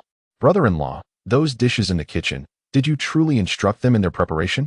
Chu Han folded his fan and replied. What else would it be? But they claim you are merely a scholar, a prince at that. How could you possibly possess culinary skills? That is a lengthy tale. One I shall spare you for now. Chu Han looked at Qi Qianqian and continued. Initially, I had suggested a timeline of half a month. However, I discovered their innate talent for cooking was quite remarkable. In less than 10 days, they mastered all the recipes I imparted to them. Henceforth, you need only ensure they prepare these dishes for the nobility, and in under half a month, the reputation of your Qi family's restaurant will echo throughout the Great Yan. When Chu Han first conveyed this to Qi Qianqian, she perceived it as jest. Yet after tasting the dishes, her perspective shifted entirely. The culinary creations taught by Chu Han were undoubtedly the finest she had ever savored in her life. She gazed at Chu Han and declared, if what you say holds true, I shall be sure to express my gratitude to you. With that, she turned her attention to the assembled chefs. You shall accompany me back, and upon returning to your respective restaurants, you must prepare these 3 dishes for our patrons, particularly those esteemed visitors who frequently grace our establishment. Understood. As her words resonated, Qi Qianqian departed from the Yan Wang's residence, leading 100 chefs in tow. Your Highness, I have been in your service for quite some time, yet I have never witnessed you in the kitchen. When did you acquire such skills? Chu Han unfurled his fan and gently waved it, responding with a smile. Must one even learn? Your prince merely needs to glance at a dish to master it. Before long, 3 days had elapsed. In the imperial palace, within the study, Chu Hao sat upon the dragon throne, immersed in the review of official documents. At that moment, Wei Tong entered, carrying a food box. Chu Hao glanced up briefly and remarked, Wei Tong, did I not instruct you? I have little appetite of late. Do refrain from bringing me food. Gently placing the dishes upon the table, Wei Tong smiled and replied, Your Majesty, I assure you, these dishes will certainly entice your appetite. Chu Hao did not lift his gaze, stating, Even if you were to present a myriad of variations, my appetite remains unkindled. Remove it at once. Your Majesty, this is not the fare of the palace, but rather the delicacies from outside, which have recently gained immense popularity in the imperial city. Even some court officials visit daily. Upon hearing this, Chu Hao's interest was piqued. Is that so? Then open it for me to taste. Wei Tong, upon receiving the command, slowly unveiled the food box. Instantly, a rich aroma wafted from within. Chu Hao inhaled deeply, exclaiming, Indeed, it surpasses the fragrance of the royal kitchen. Wei Tong presented the dishes, saying, Your Majesty, this is Westlake vinegar fish, this is Dompa pork, and this is flying dragon soup. The names sound delightful. Let me savor their flavors, Chu Hao replied. He picked up a spoon and ladled a bowl of soup, sipping it slowly. Initially, he felt nothing, but after several sips, his eyes widened in astonishment, rendering him momentarily speechless. Seeing this, Wei Tong hastily inquired, Your Majesty, what is the matter? Is there something wrong with the soup? No. This soup seems to enhance my cultivation. Chu Hao exclaimed. What? It can aid your Majesty's cultivation? Wei Tong's eyes widened in disbelief. Yes, though only slightly. I can distinctly feel it. His gaze swept over the dishes on the table, and he picked up his chopsticks, eagerly sampling a bite. Moments later, his eyes grew even wider. How can this be possible? Your Majesty, what is the matter? Wei Tong asked, concerned. Chu Hao looked at him incredulously. It appears that these dishes can also assist in my cultivation. Is that true? Then you should eat more. Without regard for his royal decorum, Chu Hao grabbed his chopsticks and began to devour the food voraciously. In no time, several plates and a bowl of soup had vanished. Wei Tong, observing this, asked, Your Majesty, how do you find it? Chu Hao remained silent, closing his eyes to sense the changes within him. After a few moments, he opened his eyes, a look of excitement on his face, and said to Wei Tong, "It seems my cultivation has indeed improved, albeit slightly. However, if I continue to consume such dishes, reaching the Grand Master realm will be within my grasp." He seized Wei Tong's arm, demanding, "Where did you procure these dishes? Go and buy more at once, and ensure you uncover the identity of the chef. I wish to know everything about him." "Understood," Wei Tong replied with a respectful gesture before turning to leave. Once Wei Tong departed, Chu Han paced back and forth in the study, exhilarated. He had believed he would have to compromise with the Sun and Moon sect. But now it seemed that with these dishes, it wouldn't be long before he could attain the Grand Master realm. After leaving the palace, Wei Tong hurried towards the heart of the imperial city. Soon, he arrived at a tavern named Carefree Pavilion, where he was taken aback to see a long line outside. Who could have opened such a popular establishment? I must inquire thoroughly, he thought to himself, approaching the entrance. Yet, before he could get close, he was intercepted by several citizens. "What are you doing? You must queue to enter." One exclaimed. "Yes, we arrived before you. We haven't even eaten yet. Do you think you can go in?" Wei Tong frowned, having dressed in plain clothes to avoid drawing attention.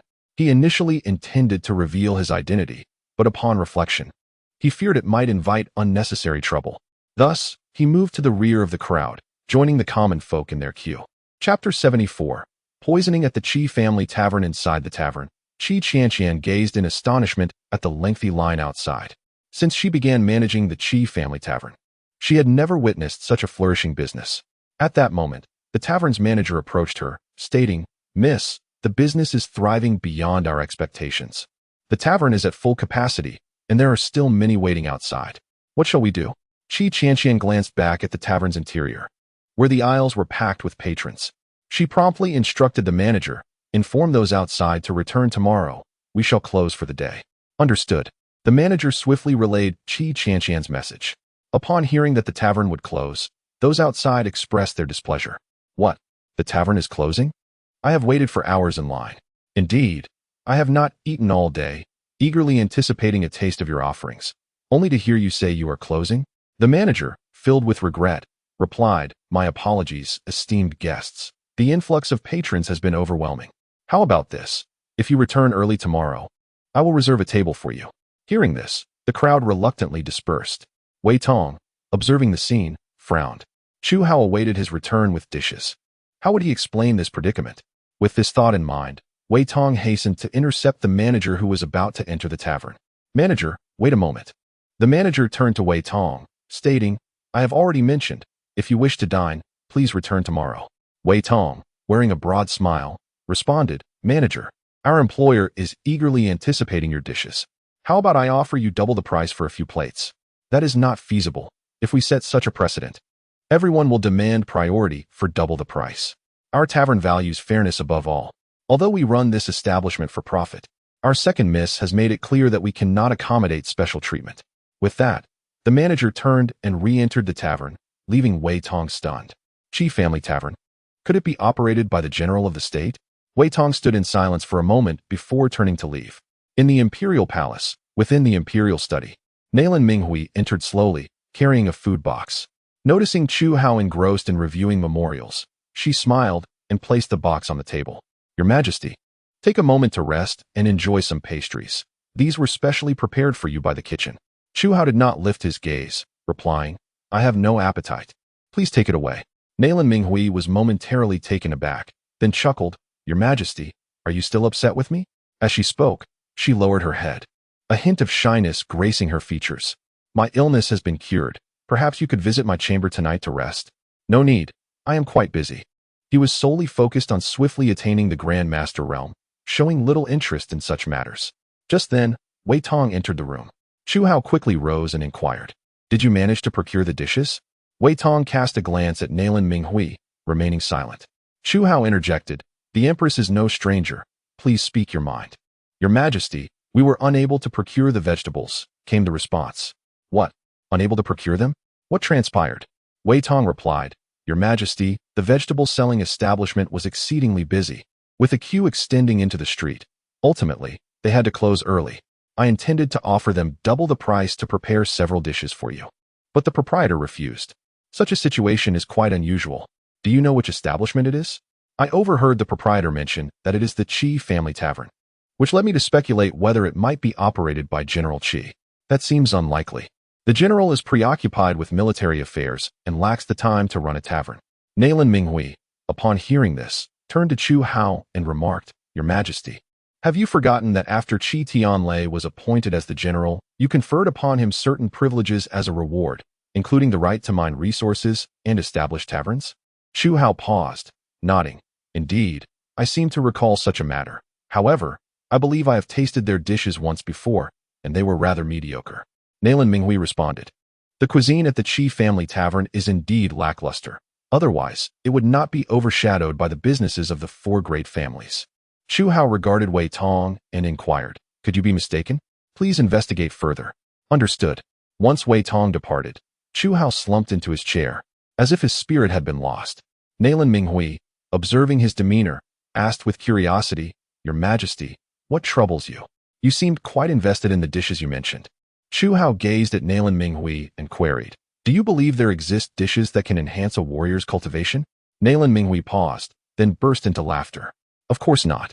Even consuming elixirs does not guarantee an increase in cultivation, let alone mere dishes." Recognizing her disbelief, Chu Han chose not to elaborate further, gesturing for her to rest. "Please take the pastries with you." Naylan Minghui complied and departed, her expression cold.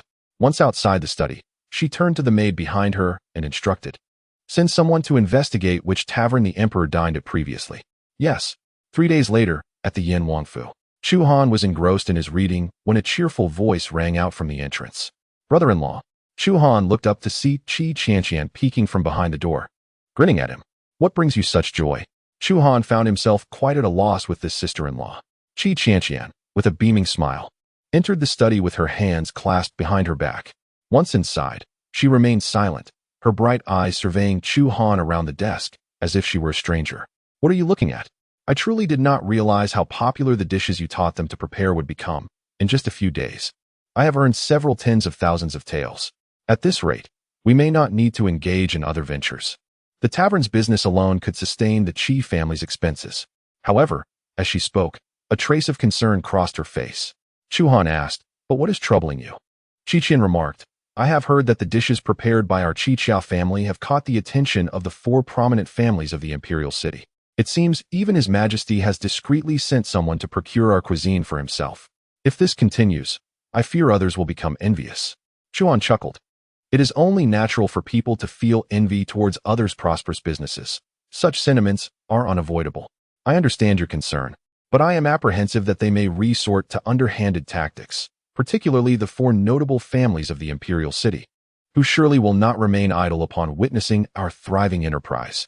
At that moment, Shaoqing entered the study with a grave expression, walking directly to Qiqian and stating, "Miss, we have received word from the Qiqiao restaurant that someone who dined there seems to have fallen ill from food poisoning."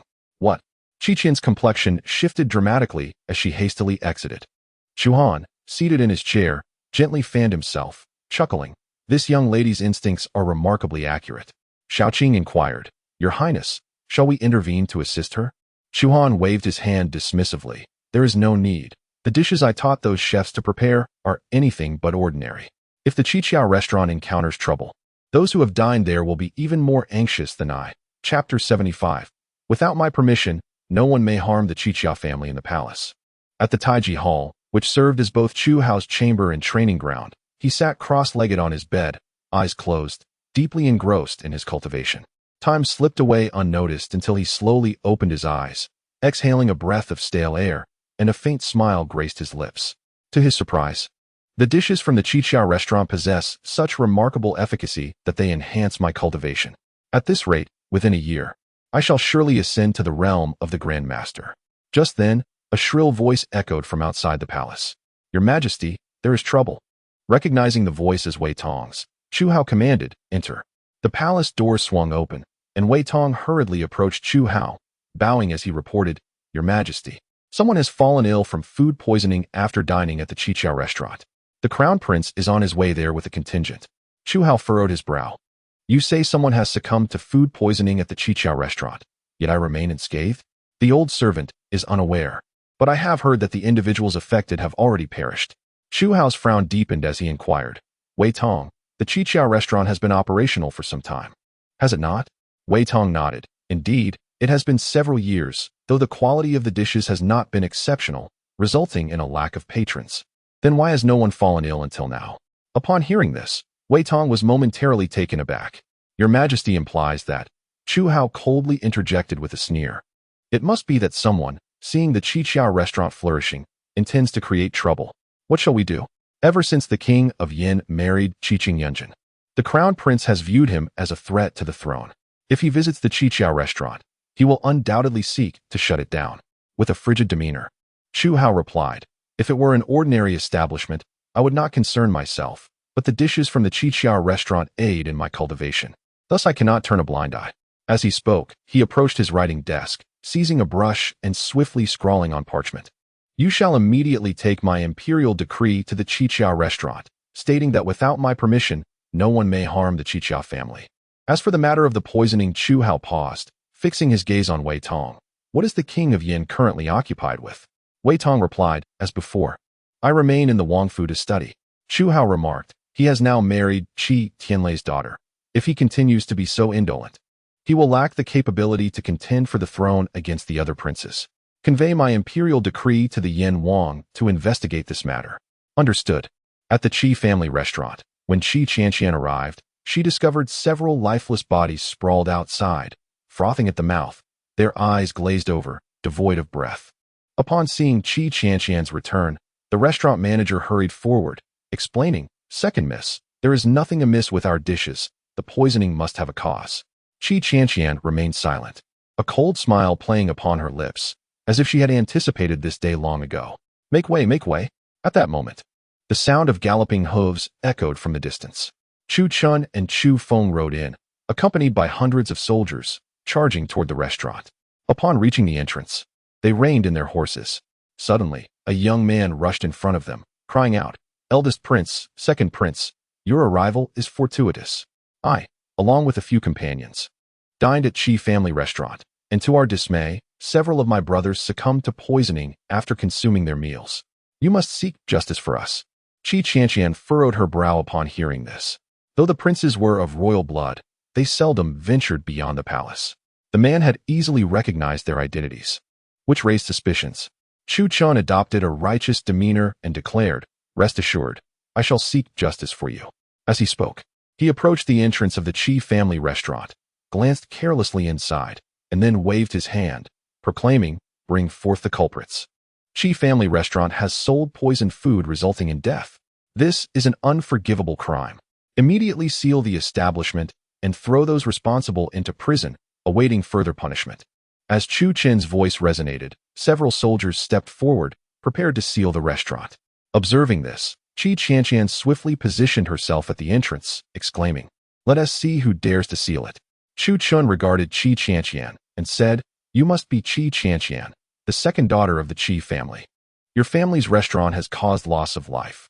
Even though you are the daughter of the general of the state, I must enforce the law. Seize the second daughter of the Qi family. With his command, 2 soldiers advanced to apprehend Qi Qianqian. At that moment, a sharp voice pierced the air. The imperial edict has arrived. Upon hearing this, all turned to see Wei Tong striding toward the Qi family restaurant, holding the imperial decree. Chu Chun and Chu Feng, upon recognizing him, quickly approached with smiles. Wei Gonggong, what brings you here? Without uttering a word, Wei Tong unfurled the edict and began to read aloud. By the grace of heaven, the emperor proclaims, regarding the incident of poisoning at the Qi family restaurant, I find this matter suspicious. I hereby command the Yin Wang to investigate. No one else is permitted to intervene. Thus it is decreed. Upon hearing this, Chu Chun and Chu Feng were momentarily taken aback. Chu Chun, perplexed, inquired of Wei Tong, Wei Gonggong, how could my father, residing in the palace, be aware of the poisoning at the Qi family restaurant? Wei Tong, with a subtle smile, replied, It seems the crown prince is unaware. His Majesty has been partaking of dishes from Qi family restaurant all along. Chu Feng's eyes widened in disbelief. What do you mean? Father has been dining at the Qijiao restaurant? Indeed, someone who dined there has been poisoned. Why is His Majesty unaffected? There must be something amiss. Wei Tong observed the two and said, Enough, I must convey an edict to Prince Yin, so I shall take my leave. With that, he turned and departed. Chu Feng turned to Chu Chun and inquired, Elder brother, what shall we do now? Father has tasked the ninth brother with investigating this matter, clearly favoring the Qijia family. Father truly is biased, always supporting the ninth brother. Yet, a life has been lost, and no matter how the ninth brother investigates, the Qijia family cannot escape culpability. It's a precarious situation. If Father is inclined to protect the ninth brother, even knowing that the food from Qijia restaurant has caused death, he would not take action against them. After a moment of contemplation, Chu Chun replied, "It seems we must seek our mother."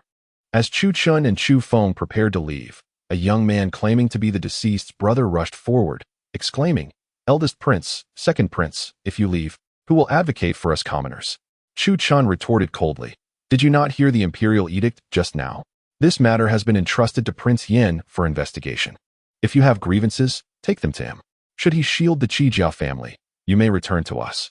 "Understood," the young man replied, then collapsed beside the corpse, wailing in despair.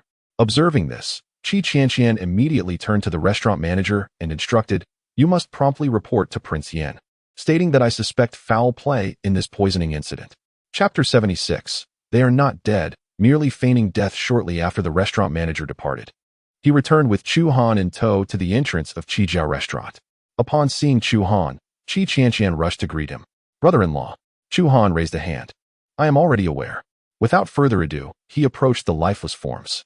The youth, still weeping for the corpses, rushed to kneel before Chu Han. "Your Highness, you must help us. My brothers consumed food from Qijia restaurant and succumbed to poisoning. Their deaths were horrific." The young man raised his voice intentionally as he spoke. Chu Han fixed him with a penetrating gaze. "Did you arrive here with your brothers?" "Yes." "Then why are you unharmed if they have perished?" The young man was momentarily taken aback. "Perhaps I consumed less food, therefore I am fine." Chu Han turned to Qi Qianqian and asked, "Have you examined the dishes they consumed?" "They finished all the food, leaving me no opportunity to inspect it." Upon hearing this, Chu Han scrutinized the bodies lying on the ground. He noted that although they appeared lifeless, their complexions were unremarkable. A cold smile crept upon his lips. To think they would resort to such theatrics. "Alas, you have encountered me." Turning his gaze to Qi Qianqian, he declared, "These individuals are not dead. They are merely feigning death. Have them carried inside. I possess a method to rouse them." "What did you say? They are not dead?" Qi Qianqian's eyes widened in disbelief, her face a portrait of astonishment. A crowd had gathered nearby, and upon hearing Chu Han's assertion, they were equally astonished. "They are not dead? Surely that cannot be true. I examined them closely and detected no breath. Indeed, I have also witnessed it. They have truly perished." Upon hearing Chu Han declare that these individuals were alive, a flicker of panic crossed the eyes of the youth, who had just been weeping. However, he quickly regained his composure and fell to the ground before Chu Han. "Your Highness, I am aware that you are the son-in-law of the general who defends the realm. Yet you cannot deceive the common folk by sheltering them. If you do not provide us with an explanation today, I shall take my grievances to the court." Observing the youth's facade of calmness, Chu Han spoke. "Did you not request an explanation from me? Come with me now, and I shall provide you with one." As he spoke, Chu Han entered the tavern. The youth hesitated momentarily before following him inside. Qi Qianqian shouted, "Bring the bodies inside." Soon, the 5 corpses that had been lying at the entrance were carried into the tavern. The onlookers, eager to see, attempted to enter but were halted by the tavern staff. "Let us in to witness how the Prince of Yin revives the dead." One cried, "Indeed, we have heard that the Prince of Yin knows nothing beyond reading. I do not believe he can bring the dead back to life." Qi Qianqian, displeased by the comments, looked at the crowd and said, "Ladies and gentlemen, this matter concerns the reputation of the Qi family. I kindly ask you to remain calm. If you wish to observe, please do so from outside and do not disrupt the prince's investigation." Upon hearing this, the crowd quieted down. Once the corpses were arranged neatly before Chu Han, he retrieved a packet of silver needles from his sleeve and opened it. The youth standing beside him immediately grew anxious. At that moment, Qi Qianqian approached Chu Han, asking, "Brother-in-law, are they truly certain they are not dead?" "Yes, they must have ingested some elixir that induces a death-like state, or practiced a technique that simulates death.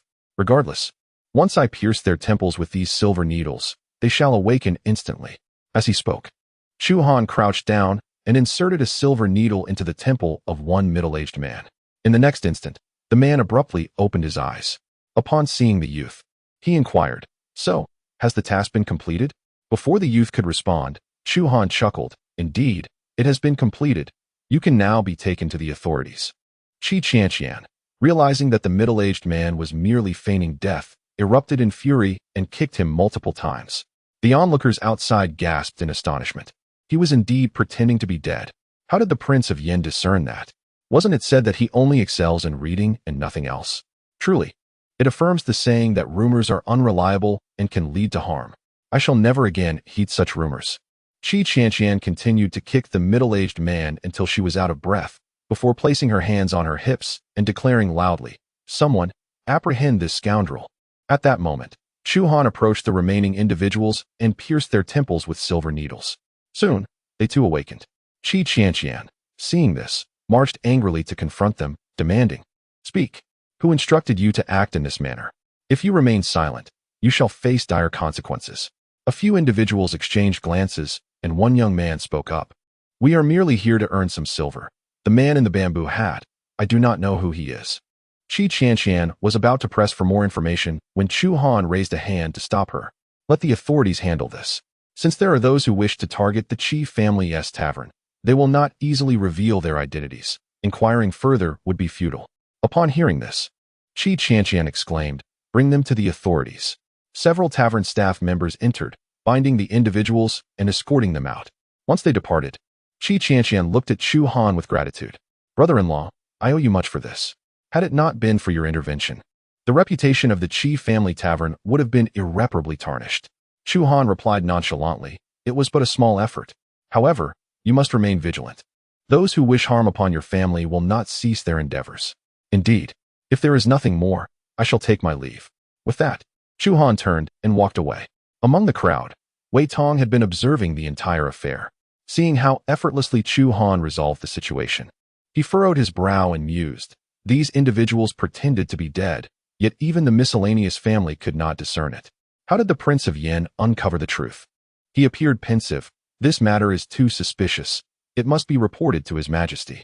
With that, he turned to depart. Chapter 77. Why is Qi Lingyun not dead? Or is the Prince of Yan lacking? In the Imperial Palace, within the Tai Chi Hall, Chu Hao sat cross-legged on his bed, eyes closed in meditation. However, he soon opened his eyes with an expression of resignation. "Indeed, without consuming those dishes, my cultivation cannot progress." Just then, Wei Tong entered from outside. Approaching Chu Hao, he clasped his hands and announced, "Your Majesty, the poisoning incident at the Qi family tavern has been dealt with by the Prince of Yan." Chu Hao raised an eyebrow. Somewhat surprised so swiftly? What transpired? Wei Tong explained, "The individuals who appeared to have been poisoned were not truly dead. They had merely feigned death. When the Prince of Yan arrived, he revived them." Feigning death? Why would they do such a thing? Chu Hao inquired. According to their testimonies, they were acting under instructions. But their supervisor wore a bamboo hat, thus they could not identify them. Hearing this, Chu Hao fell into deep contemplation. Has the Qi family tavern been experiencing a surge in business recently? Wei Tong nodded, "Indeed. Their newly introduced dishes are not only delectable, but also reasonably priced, garnering favor among both the common folk and the nobility. It is said that the Qi family earns tens of thousands of taels of silver daily, solely from their tavern in the imperial city." Chu Hao scoffed. No wonder they are being targeted. Earning tens of thousands of taels daily exceeds the combined income of the 4 major families' taverns in the imperial city. Wei Tong affirmed, "Indeed. And as a result of the Qi family tavern's influence, the establishments owned by the 4 major families have seen a significant decline in business." Chu Hao, smiling, rose from his bed. "That explains it. I have deduced who is behind the targeting of the Qi family tavern." Wei Tong inquired, "What does your Majesty intend to do?" "Of course, I shall observe the conflict unfold," Chu Hao replied, his hands clasped behind his back, smiling. "On one side, we have the 4 major families. On the other, the Qi family. Regardless of how they contend, it will not affect me." Wei Tong pondered for a moment before stating, "By the way, Your Majesty, there is something I find quite peculiar. The individuals feigning death went unnoticed by me, yet the YNWing, lacking any martial prowess, discerned their charade with remarkable clarity, which I find quite astonishing." Chu, taken aback, remarked, "Did the YNWing not claim proficiency in medicine? Perhaps he has studied it, enabling him to identify those who were merely pretending." Wit-ing nodded gently, acknowledging the plausibility of this reasoning. Chu circled the chamber before resuming his position upon the bed, gazing at Ying as he inquired, "Now, let us discuss the matter of that golden light. Do not tell me you have yet to ascertain its origin." Ying hastily bowed and replied, "Upon thorough investigation, I can confirm that the golden light indeed manifested that day, seemingly emanating from the Prime Minister's residence." Cho's expression darkened immediately. "What did you say? That golden light originated from the Prime Minister's estate?" Indeed, numerous witnesses reported that the light radiated from the Prime Minister's residence. Although its appearance was brief, they all concurred that its source was unmistakably there. Upon hearing this, Cho's countenance grew grim. "That golden light is no ordinary phenomenon. I felt an overwhelming impulse to kneel in reverence as it appeared." Ying was taken aback, exclaiming, "How can this be? Your Majesty is the Exalted One." Cho stated, "Precisely because I am the Exalted One, I am deeply concerned about this matter. If the golden light were to emanate from an object, it poses little threat. However, if it originates from a person, the implications are perilous, particularly concerning Yan Dynasty. If the light were to stem from him, it would suggest his cultivation may have surpassed that of a Grand Master." Ying immediately refuted, "That is impossible. He is at most a Grand Master." Cho pondered, "Better to err on the side of caution, seek an opportunity to gauge his true capabilities." "Understood." In the Su-Ndi Hall, the chamber of Empress N.L.N.M. Hu, she was seated, engrossed in a book when N entered. "Your son greets you, mother." N.L.N.M. Hu slowly set down her reading material and inquired, "Chn, what troubles you?" Chn, visibly agitated, replied, "Mother, father is exceedingly biased. To protect the Q family, he has assigned ninth brother the investigation into the poisoning incident at the Q family's tavern." N.L.N.M. Hu smiled faintly, as if anticipating this revelation. "Chn, it seems you are unaware that your father has been dining exclusively on the dishes from the Q family tavern, even neglecting the snacks I prepared for him." Chn, taken aback, found this hard to believe. Despite Ying's prior disclosures about Cho's preference for the Q family's cuisine, he presumed it was merely a pretext for favoritism. Confused, he asked N.L.N.M. Hu, "Are the dishes from the Q family tavern not rather mundane? How could father indulge in their fare?" "That was in the past. Currently, the Q family's culinary offerings are quite exceptional." N.L.N.M. Hu's expression turned serious. "I discreetly sent someone to acquire some dishes for tasting and discovered that their food is not only delectable, but can also enhance one's cultivation." "What? How can this be?" N exclaimed, wide-eyed with disbelief. "If you doubt it, you are welcome to sample it for yourself." Chu Han gazed at Nalan Minghui and inquired, "Is it possible that Father Emperor refrains from punishing the Qijong restaurant because their culinary offerings can aid in his cultivation?" Nalan Minghui paused momentarily, then regarded Chu Han with a question. "By the way, has Kalingian perished? Why has Mother Empress not received any news of her demise?" "Mother, this is precisely what I intended to ask you. The pill you provided to ninth brother, does it truly have the capacity to cause one to explode upon engaging in intimacy?" "Indeed, this is a pill crafted by your sixth brother for the Empress. According to him, it is a recent creation, and as of now, no antidote exists." "But why has Kalingian remained unharmed?" Nalan Minghui stood stunned. "This cannot be. Could it be that she and ninth brother have not engaged in intimacy?" Upon the utterance of these words, both Chu Han and Nalan Minghui widened their eyes in surprise. Soon after, Nalan Minghui erupted in laughter. "Kalingian is not dead. There are only two explanations for this. Either she refuses to share a bed with your ninth brother, or he is incapable in that regard." "Haha." Chu Han chuckled heartily.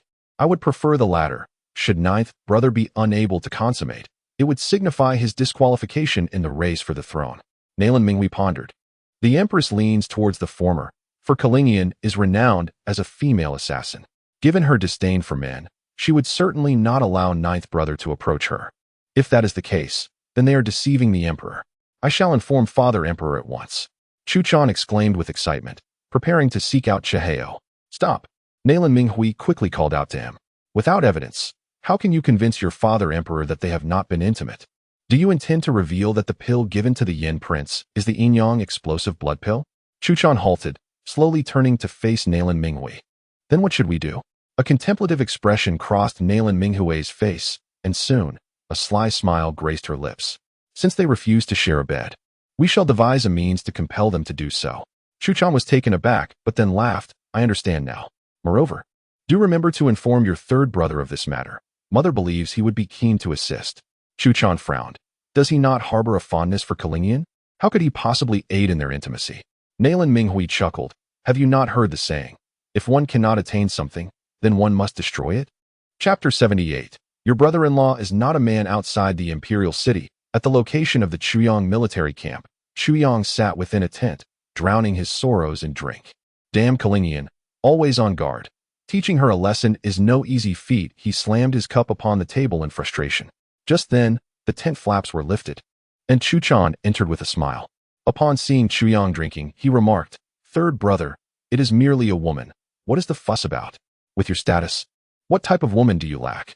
Chuyang raised an eyebrow at him, not offering a warm reception. What brings you here, brother? It is rare for you to visit without cause.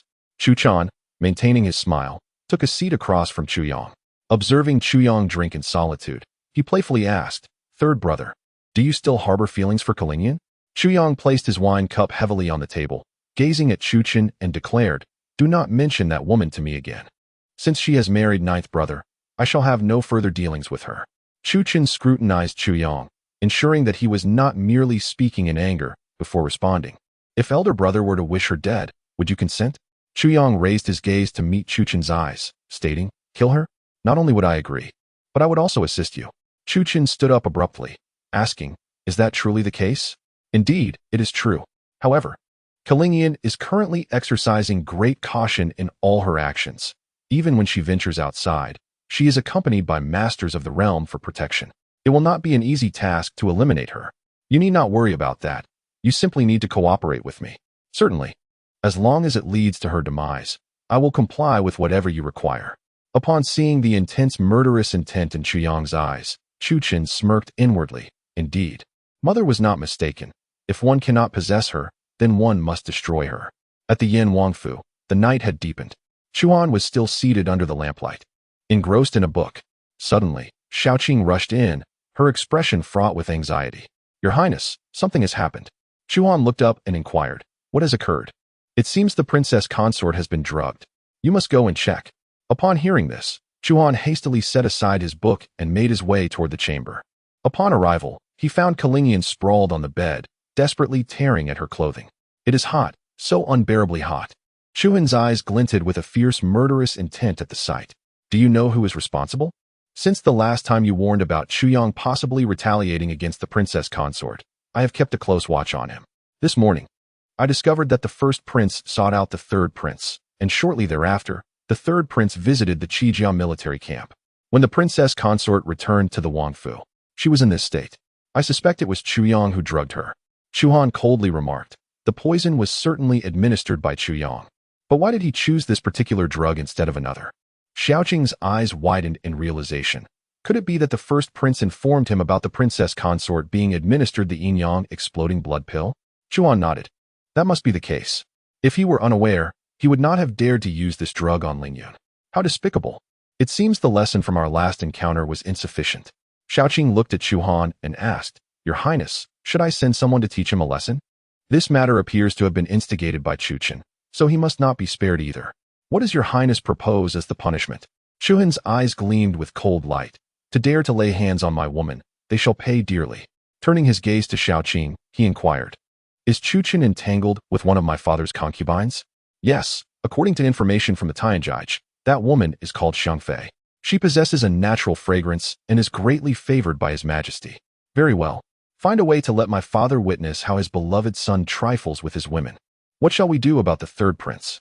He is still needed to guard the Yinmen Pass. It is too soon to eliminate him. Strip him of his clothing and leave him in the most conspicuous spot in the imperial city. Last time he ran naked, it did not capture my father's attention. This time, I shall ensure he becomes a notorious figure in Dian. Understood, I shall attend to this matter at once. With that, Xiaoqing turned and departed. As Xiaoqing departed, Chu Han closed the door behind her and made his way towards the bed. Upon reaching the bedside, he discovered that Shi Lingyun had torn open the collar of her garment, revealing an expanse of alabaster skin and an enticing cleavage. Just then, Shi Lingyun unexpectedly grasped Chu Han's arm, pulling him onto the bed with a swift motion. Before Chu Han could react, Her lips were already pressed against his. The softness against his chest ignited a fervor within him, and noticing the dazed look in Qi Lingyun's eyes, he felt a sudden jolt of alarm and hastily pushed her away. Lingyun, you have been drugged. Remain calm. I shall rescue you at once. As he spoke, Chu Han laid her down upon the bed and retrieved silver needles, applying them to various acupoints on her body. Soon, Qi Lingyun fell into a tranquil slumber. As he gazed upon the unconscious form of Qi Lingyun, Chu Han's eyes instinctively roamed over her physique. Years of martial training had bestowed upon her a curvaceous form. Nearly flawless, ample bosom, slender waist, and toned legs, leaving little room for imperfection. Such a sensuous figure could rival that of modern supermodels, yet Chu Han sighed in resignation. Had it not been for Qi Lingyun's unfortunate consumption of the yin-yang exploding blood pill, she might have already been his true partner. It seemed imperative for Shaoqing to swiftly procure the antidote. The exquisite beauty lay within arm's reach, yet remained untouched, a torment for Chu Han. He gently draped a blanket over Qi Lingyun and leaned against the bed's edge, gradually closing his eyes. No sooner had he shut his eyes than Qi Lingyun quietly opened hers, observing Chu Han's closed eyelids. A flicker of disappointment crossed her gaze before she too closed her eyes once more. The night swiftly passed. When Chu Han awoke the next day, he discovered Qi Lingyun fully dressed, staring vacantly into a bronze mirror. When did you awaken? Qi Lingyun slowly turned, her gaze landing on Chu Han's face. Her demeanor as icy as ever.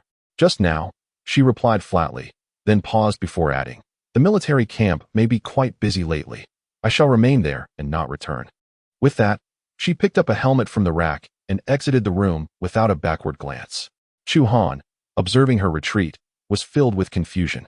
He sensed Qi Lingyun was upset, yet the reason for her ire eluded him. Upon stepping out of the room, Qi Lingyun encountered Qi Qianqian.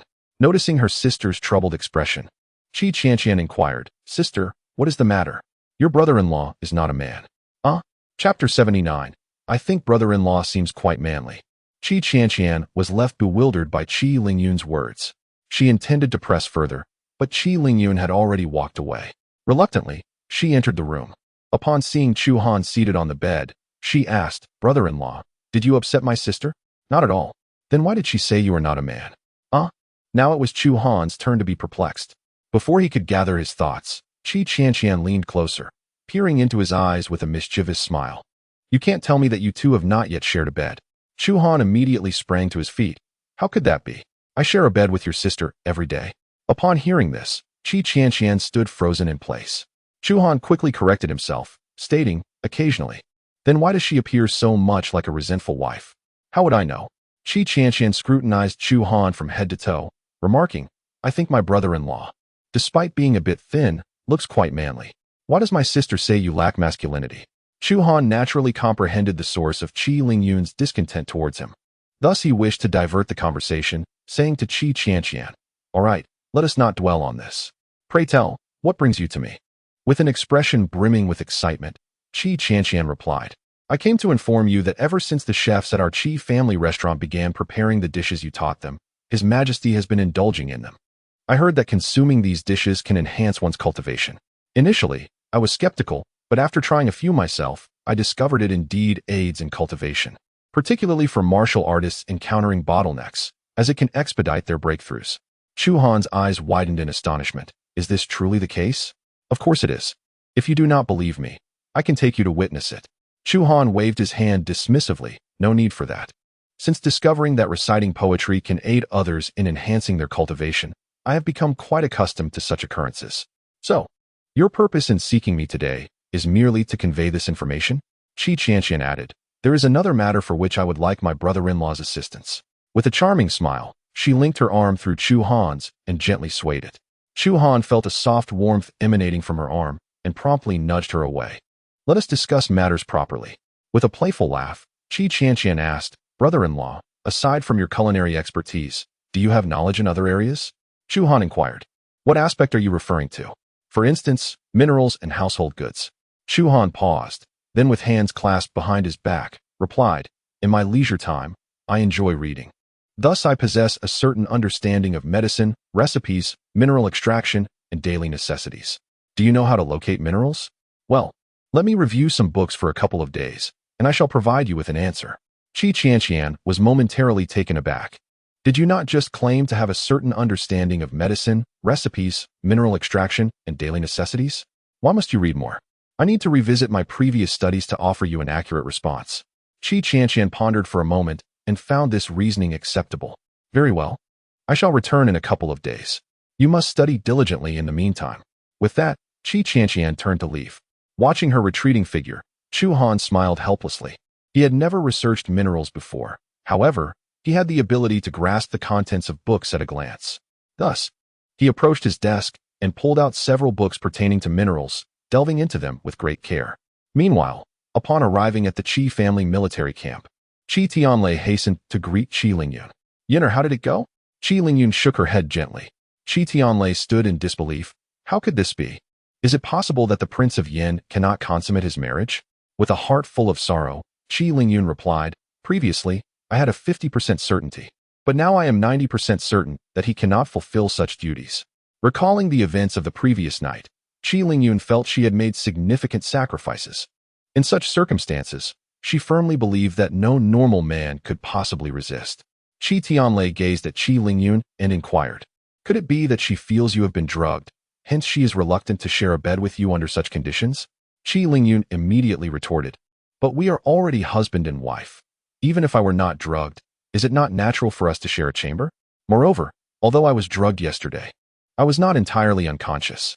I thought if I took the initiative, he would consummate our marriage, yet unexpectedly. Qi Lingyun paused, unable to continue. Qi Tianlei sighed. It is best that His Majesty remains unaware of this matter. Otherwise, the Prince of Yin will have no hope of succession. A prince unable to perform intimacies signifies a future devoid of heirs.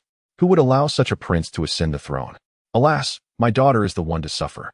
Qi Lingyun, with a cold demeanor, replied, it matters not. I have never been fond of men. Marrying one incapable of intimacy is, in fact, quite fitting.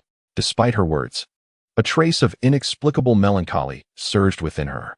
By the way, should we inform the Prince of Yin that you were drugged by the third prince? No need. If the Prince of Yin learns that the third prince has drugged me, he will surely be enraged. He lacks any real power, and confronting the third prince would yield him no advantage. Very well, but he dares to drug my daughter. If I do not give him a taste of consequences, then I, the general of the realm, am merely a figurehead. Qi Tianlei declared loudly, summon someone. Soon, a deputy hurried before Qi Tianlei, cupping his fists and asking, what orders do you have, General? How far is the third prince's camp from our Qi family camp? Reporting to the general, it is merely a dozen miles away. Good. This evening, take men to set his camp ablaze, and inform him that should he dare to harm my daughter again, I shall break his legs. Understood. Qi Lingyun gazed at her formidable father, momentarily touched by his fierce resolve. At the Prince of Yan's residence, Chu Han compiled knowledge and techniques regarding mineral extraction and set them aside on the table, preparing to present them to Qi Qianqian upon her arrival. Just then, Xiao Qing entered the room. Approaching the desk, she spoke, Your Highness, everything has been arranged. Would you care to witness the spectacle? What arrangements have you made? Xiao Qing whispered, The fragrant concubine is under our control now. She has summoned the crown prince to the imperial garden. Provided His Majesty arrives on time, he is sure to witness a captivating scene. Are you certain the fragrant concubine will cooperate? Indeed, we hold leverage over her. Xiao Qing continued, As for His Majesty, we have thoroughly investigated his daily activities. He typically visits the imperial garden every afternoon, and we are well aware of his route. As long as he passes by there, he will certainly witness an unforgettable scene.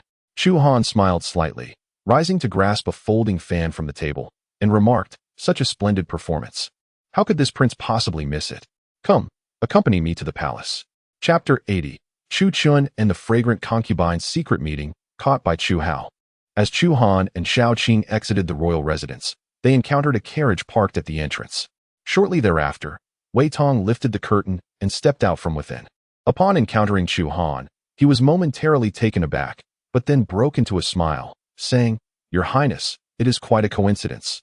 I was just looking for you. Chu Han inquired coolly, What business do you have with me? Wei Tong bowed toward the palace and replied, By the Emperor's command. I am here to invite the Prince of Yin to the palace for an important matter. Chu Han paused. What does my father wish to ask me? Wei Tong chuckled. This old servant does not know. I am merely here to convey the message. As he spoke, He turned and gestured toward the carriage. Please, Your Highness. Chu Han, observing this, turned to Shao Qing and instructed, stay at the manor. I shall see what this is about. Understood. Soon after, Chu Han followed Wei Tong into the carriage, heading toward the palace. In the palace, within the imperial study, Chu Hao sat upon the dragon throne, reviewing memorials. At that moment, Wei Tong entered with Chu Han.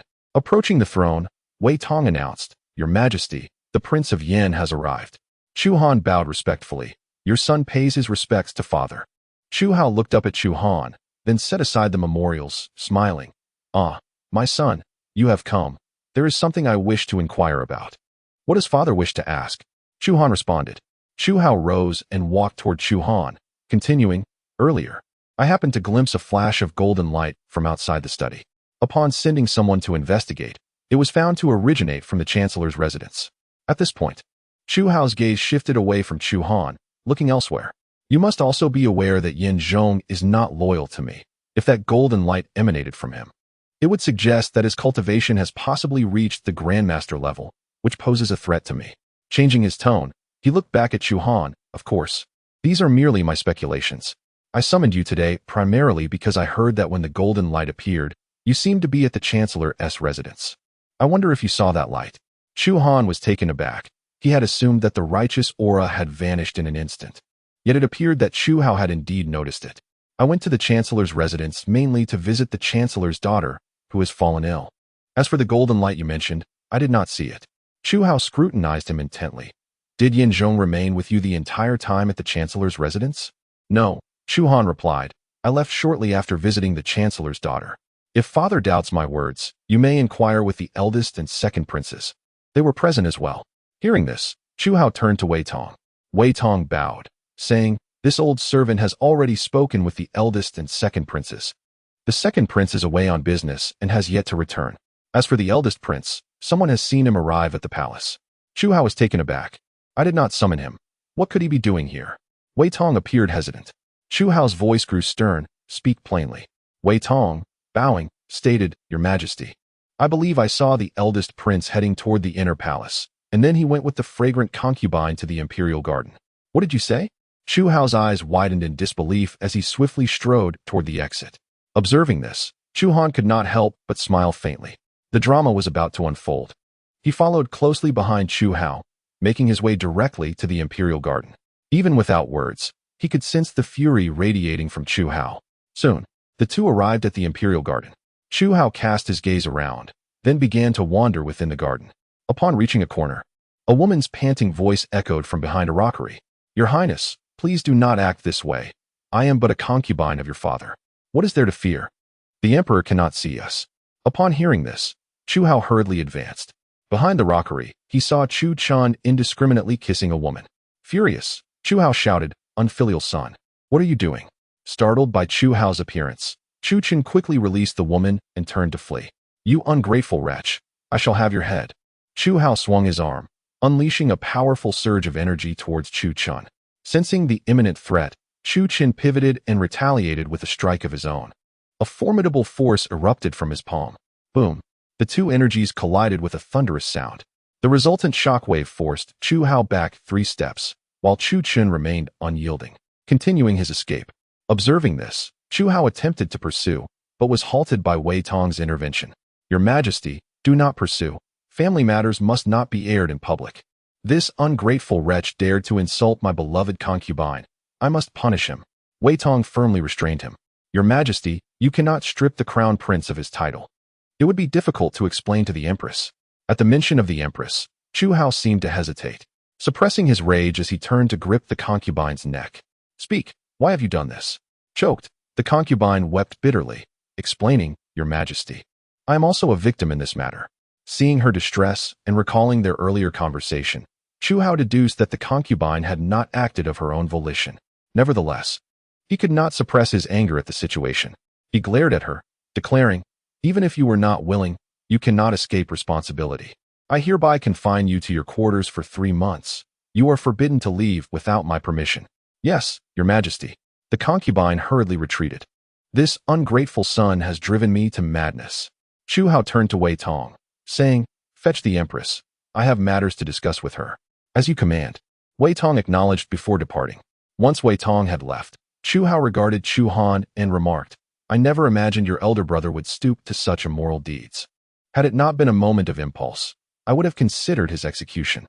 Chu Han internally scoffed, knowing that Chu Hao's reluctance to kill Chu Qin stemmed not from mercy, but from fear of the powerful family behind Chu Qin's mother. Chapter 81. Chu Yang's naked run in the imperial city, becoming a notable figure in Dian not long after Wei Tong's departure. Na Lan Ming Hui approached him briskly. Upon reaching Chu Han, she inquired, "Your Majesty, I just heard from Lord Wei that Shun'er has harassed the concubine. Is this true?" Chu Hao's expression darkened as he replied angrily, "I witnessed it with my own eyes. Is there any doubt?" Na Lan Ming Hui, initially taken aback, quickly asserted, "Shun'er would never commit such an act. It must be that the concubine intentionally seduced him. Your Majesty, you must see the truth. Even if the fragrant concubine attempted to seduce him, he still had the power to refuse, yet he did not." Chu Hao, consumed by fury, found his breath quickening.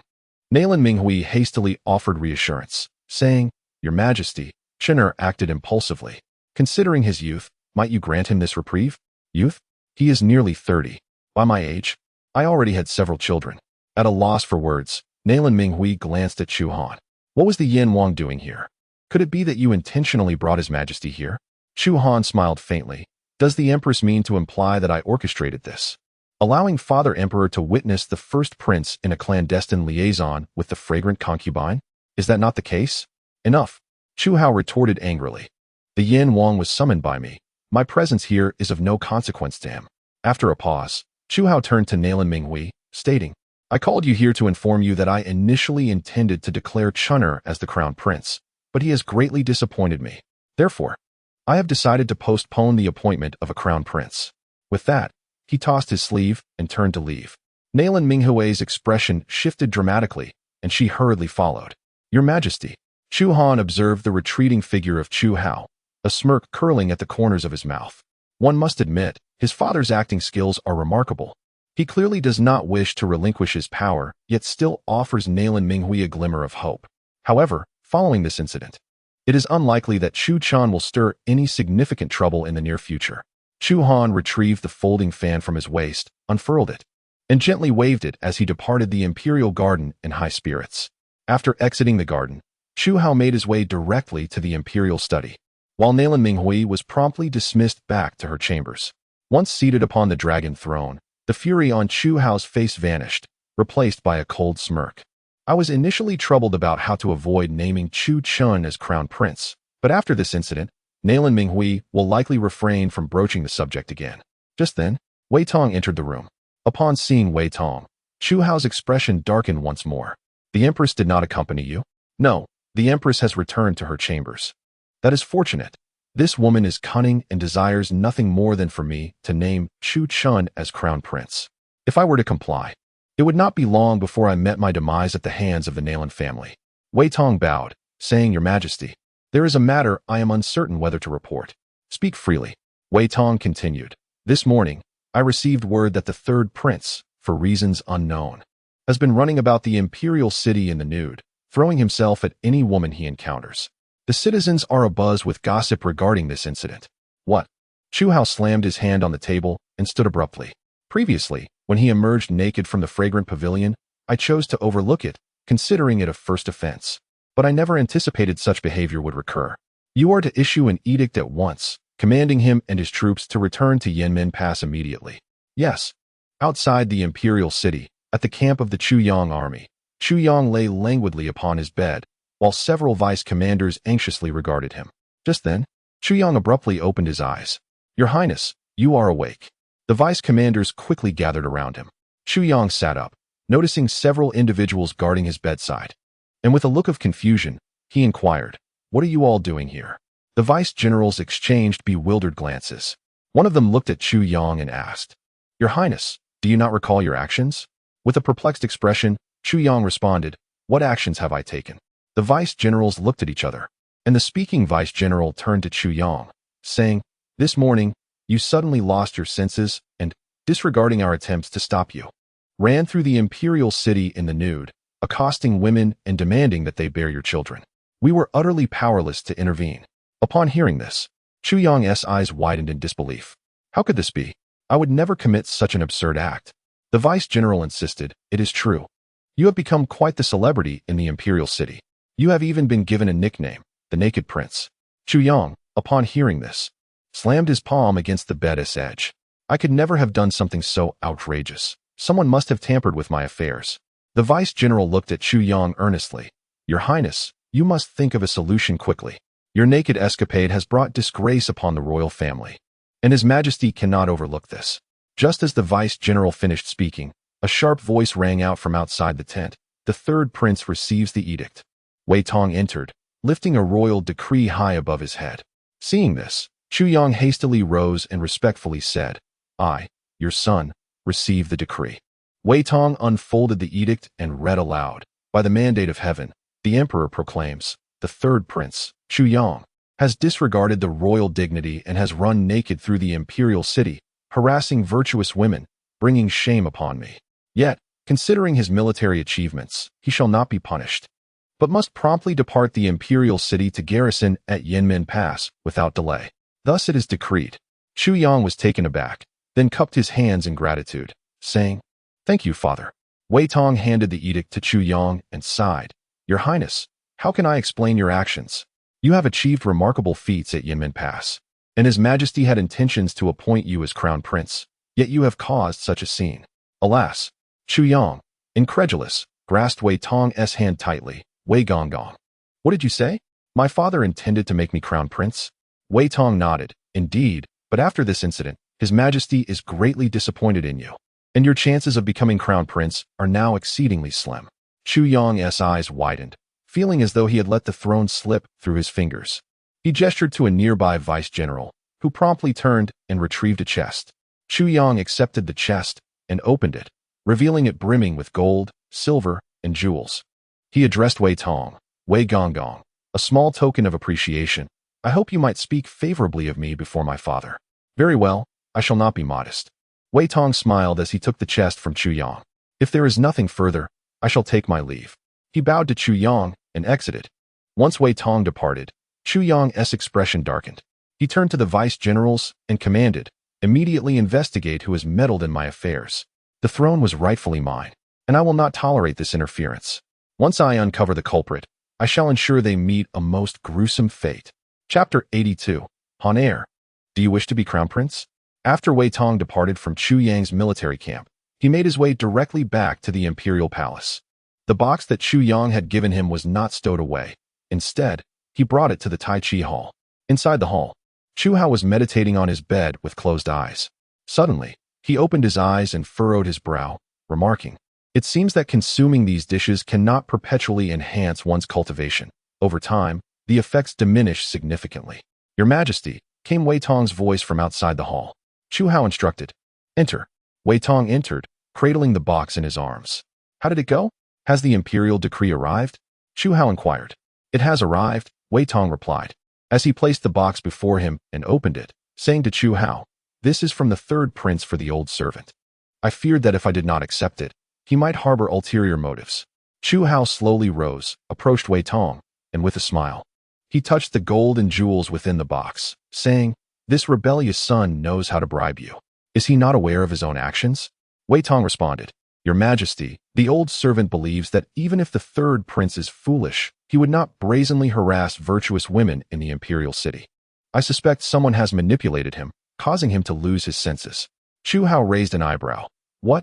Are you now defending him because you received his gifts?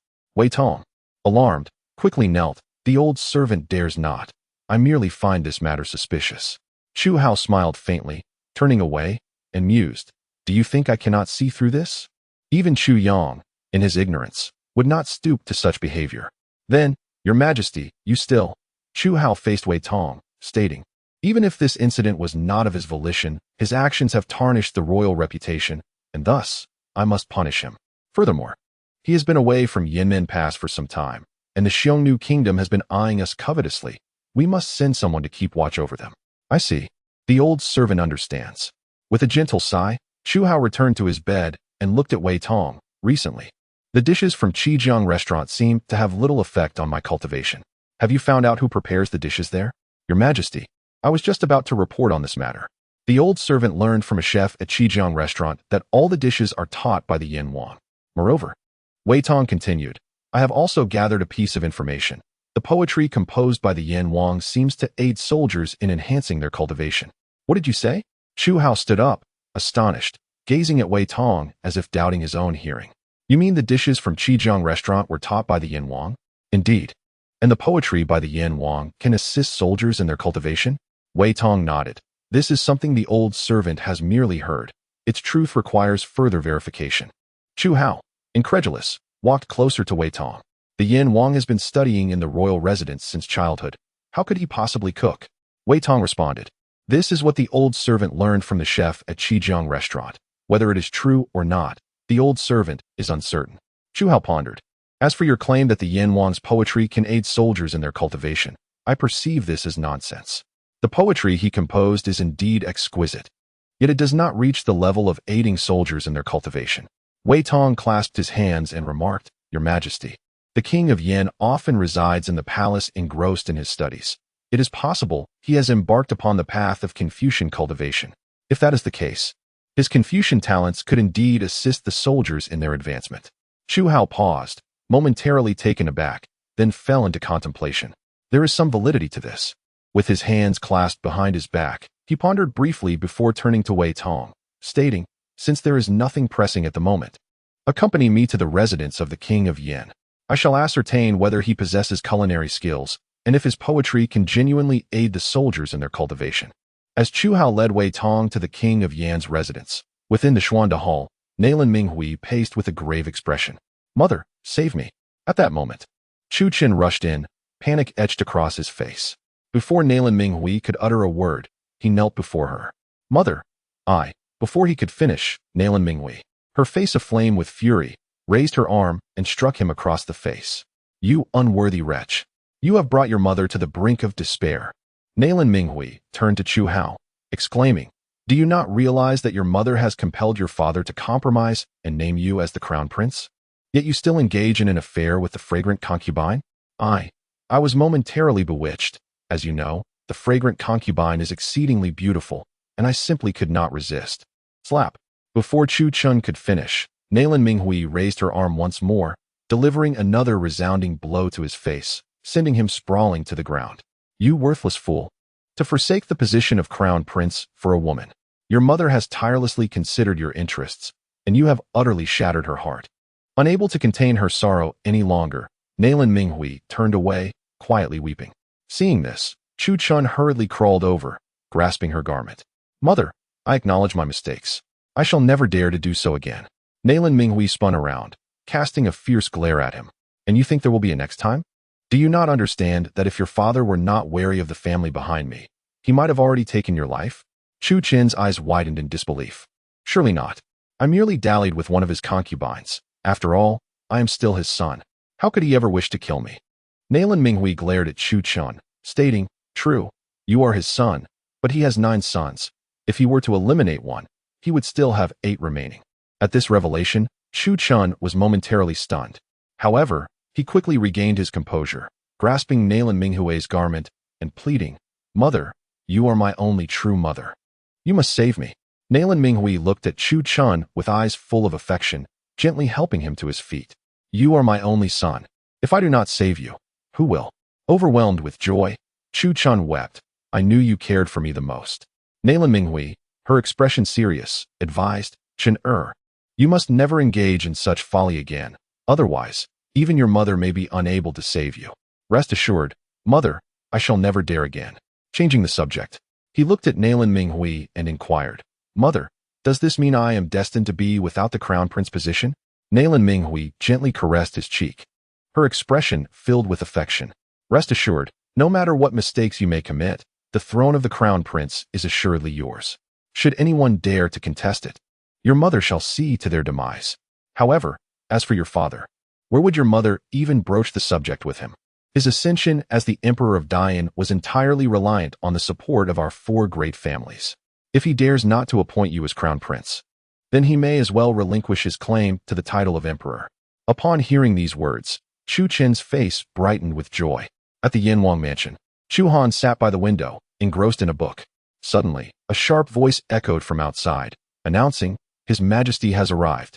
At the sound, Chu Han lifted his head and saw Chu Hao entering, hands clasped behind his back, accompanied by Wei Tong. He hastily set down his book, rising to bow respectfully. "Your son pays his respects to Father Emperor." Chu Hao smiled slightly. No need for such formality. After saying this, he began to survey Chu Han's study. Not knowing the purpose of his father's unexpected visit, Chu Han remained silent, standing still. After taking a moment to examine the room, Chu Hao turned his gaze toward Chu Han. "I have heard that the new dishes at the Chi family restaurant were inspired by you. Is that true?" Chu Han, unfazed by the inquiry, had anticipated this moment since he had indeed taught the restaurant's chefs. "The new dishes at Chi family restaurant are indeed the result of my guidance, though I merely consulted several cookbooks and relayed their methods to them." Hearing this, Chu Hao furrowed his brow. "Is that truly the case?" "Of course it is true. Does Father Emperor think I possess the skill to cook?" Chu Hao regarded Chu Han intently before chuckling. "I know well that you could not possibly cook. Though the servants in your residence are fewer than those of other princes, there is no need for you to labor over a stove. However, the dishes you have taught them seem extraordinary. Could you present those recipes to your father?" "Certainly." Chu Han retrieved the meticulously prepared recipes for Chu Hao to peruse. As Chu Hao examined them, he frowned slightly. "Where did you acquire these recipes? Many of these dishes are unfamiliar to me." Chu Han casually fabricated a response. "These dishes are the result of my research through ancient texts." Upon hearing this, Chu Hao raised an eyebrow at Chu Han and then returned the recipes. "By the way, I have also heard a rumor that your poetry can aid soldiers in enhancing their cultivation. Is there any truth to that?" Chu Han burst into laughter. "What a preposterous notion. How could Father Emperor believe such a thing? They merely encountered a bottleneck, and my poetry provided them with the opportunity to break through, leading them to mistakenly think that my verses were the source of their advancement." Chu Hao nodded thoughtfully. "That makes sense. My doubts have been laid to rest." With a smile upon his face, he placed a hand on Chu Han's shoulder and asked, "Honor, may I pose a question to you? Do you wish to be the crown prince?" Chu Han was momentarily taken aback, unable to anticipate that Chu Hao would suddenly inquire about this matter. The position of crown prince can only be held by one of competence. As for me, I have yet to contribute anything to the grand empire of Yan. Hence I do not dare to covet such a title.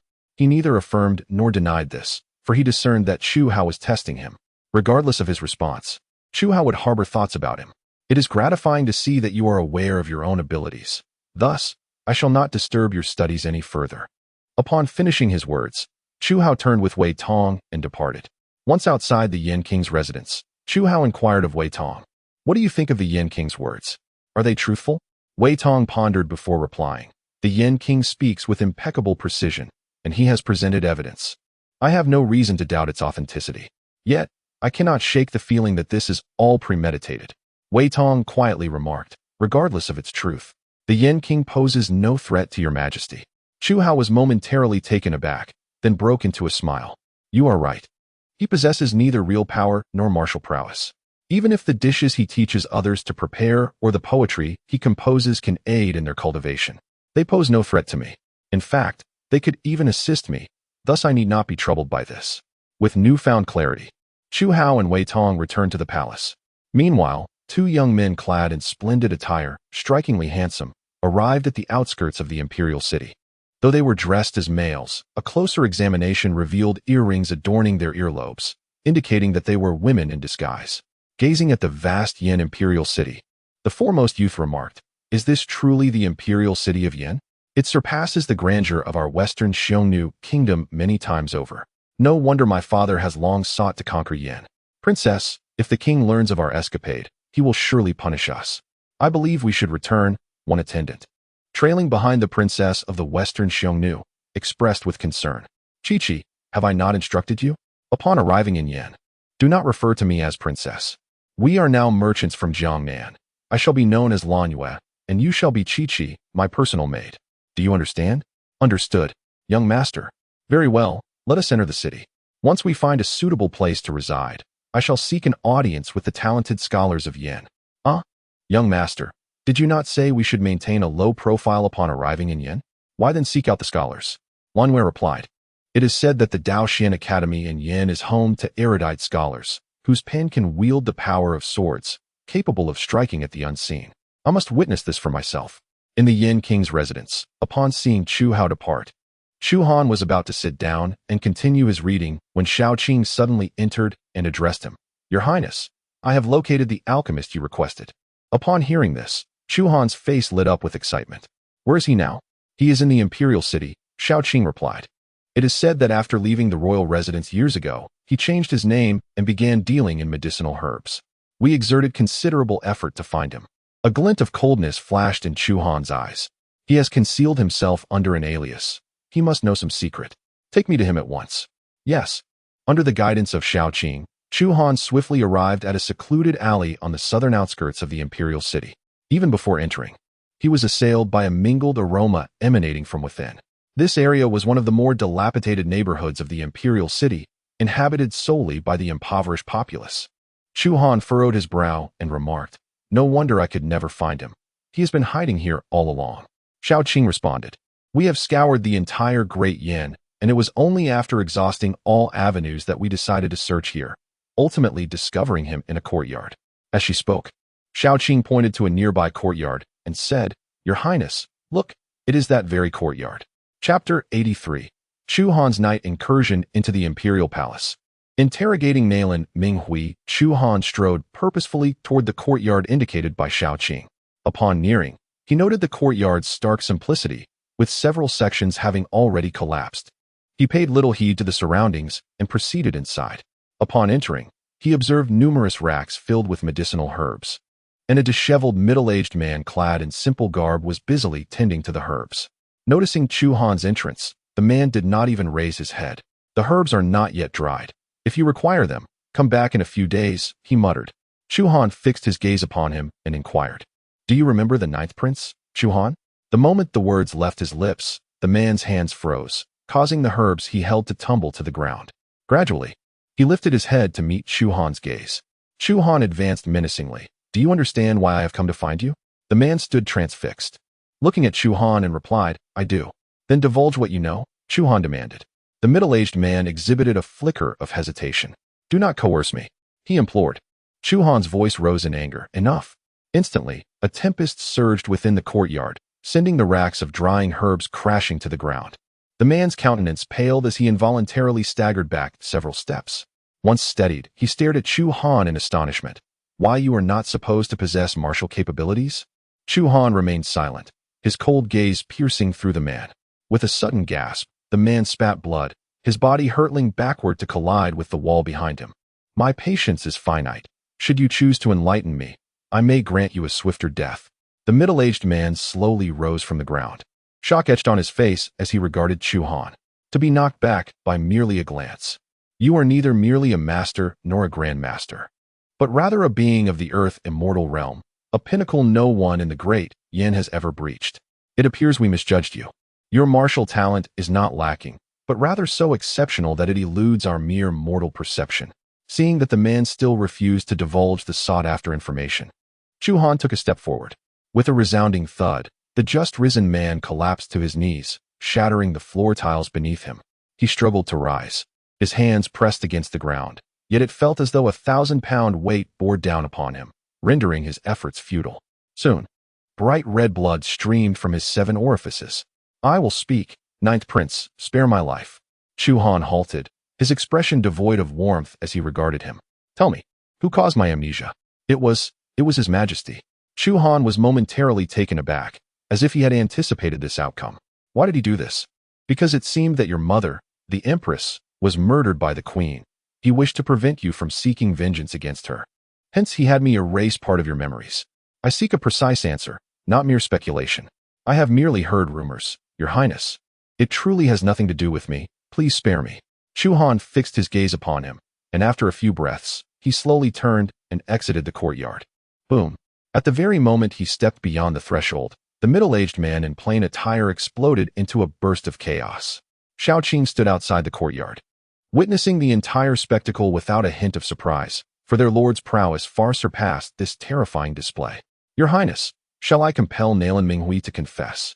If she truly is the one who killed your mother, I would slay her with a single strike." Chu Han looked up to the heavens.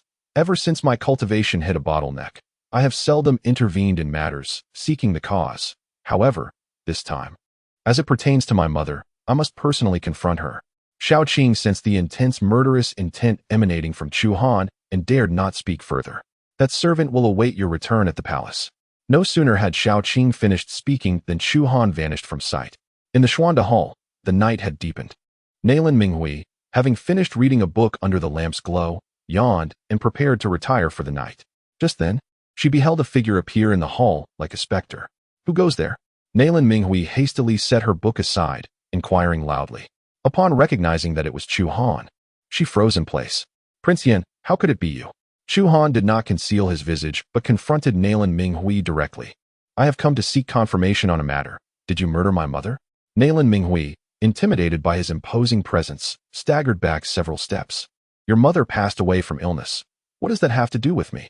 If my mother truly succumbed to illness, you and my father would not have erased my childhood memories. I shall grant you one more opportunity. If you refuse to speak, I will take your life. Upon hearing this, Nalan Minghui was momentarily stunned before she let out a derisive laugh. Kill me? You, a mere waste incapable of martial arts?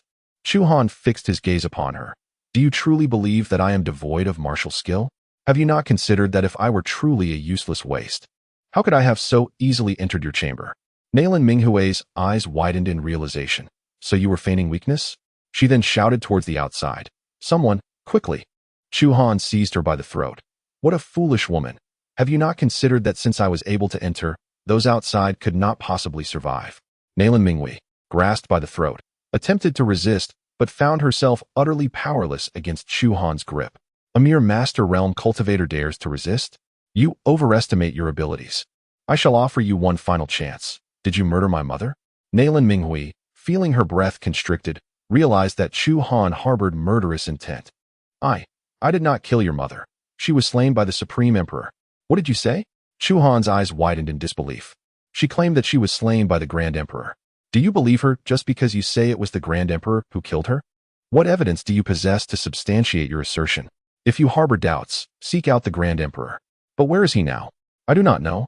For 15 years ago, he suddenly informed both me and your father that he intended to pursue the realm of terrestrial immortality, and subsequently vanished.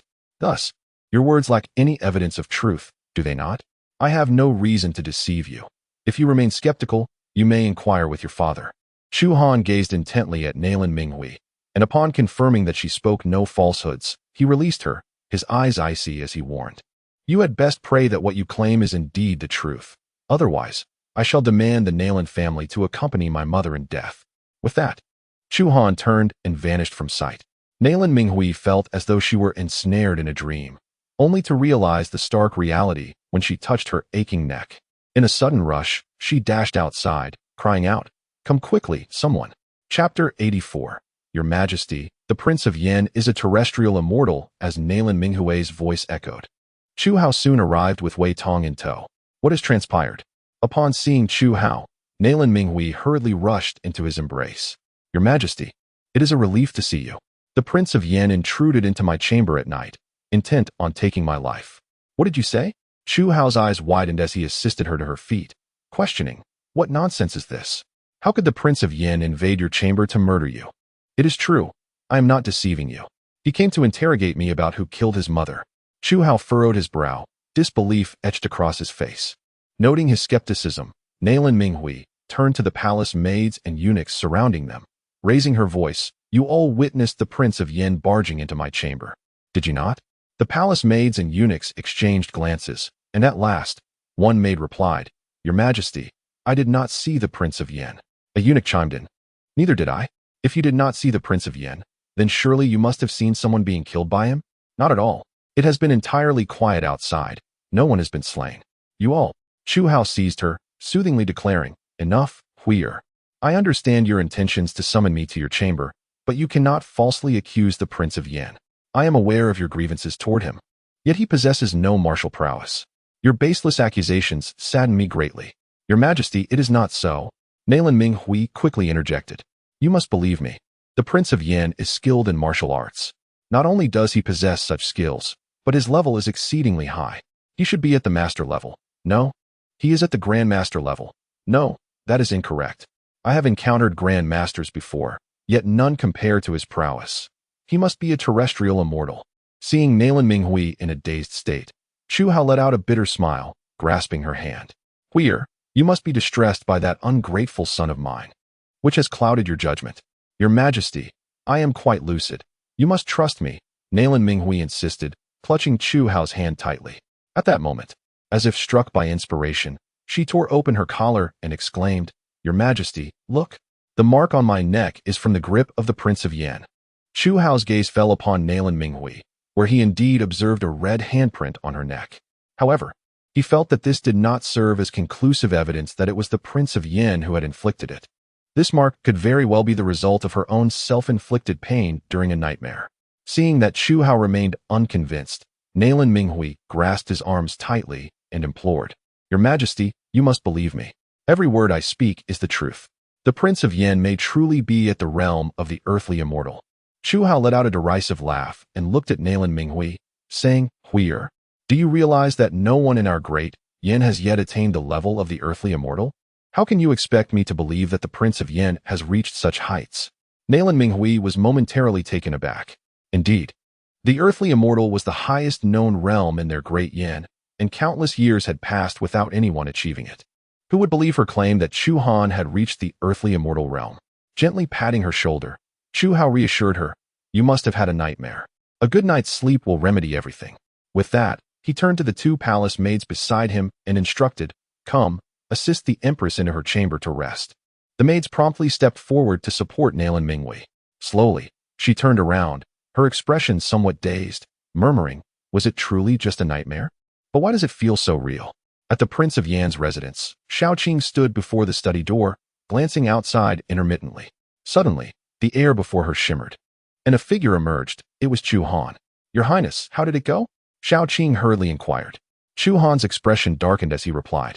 She claims that it was not her who killed my mother, but rather the retired emperor. Shaoqing froze for a moment. The retired emperor has been missing for many years.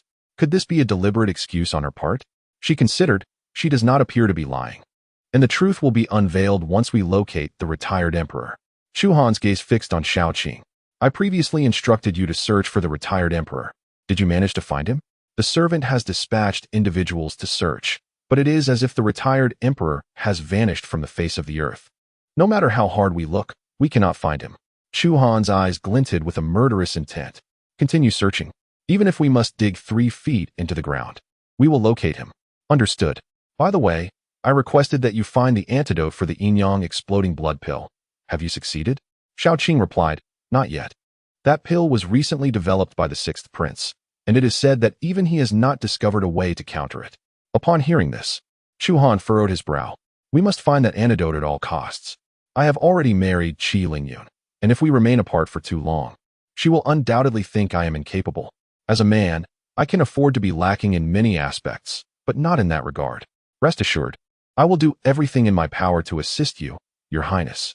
Changing the subject, Shaoqing added, Oh, Your Highness, there is another matter. The Emperor has ordered the 3rd prince to return to Yanmen. Upon hearing this, Chu Han scoffed.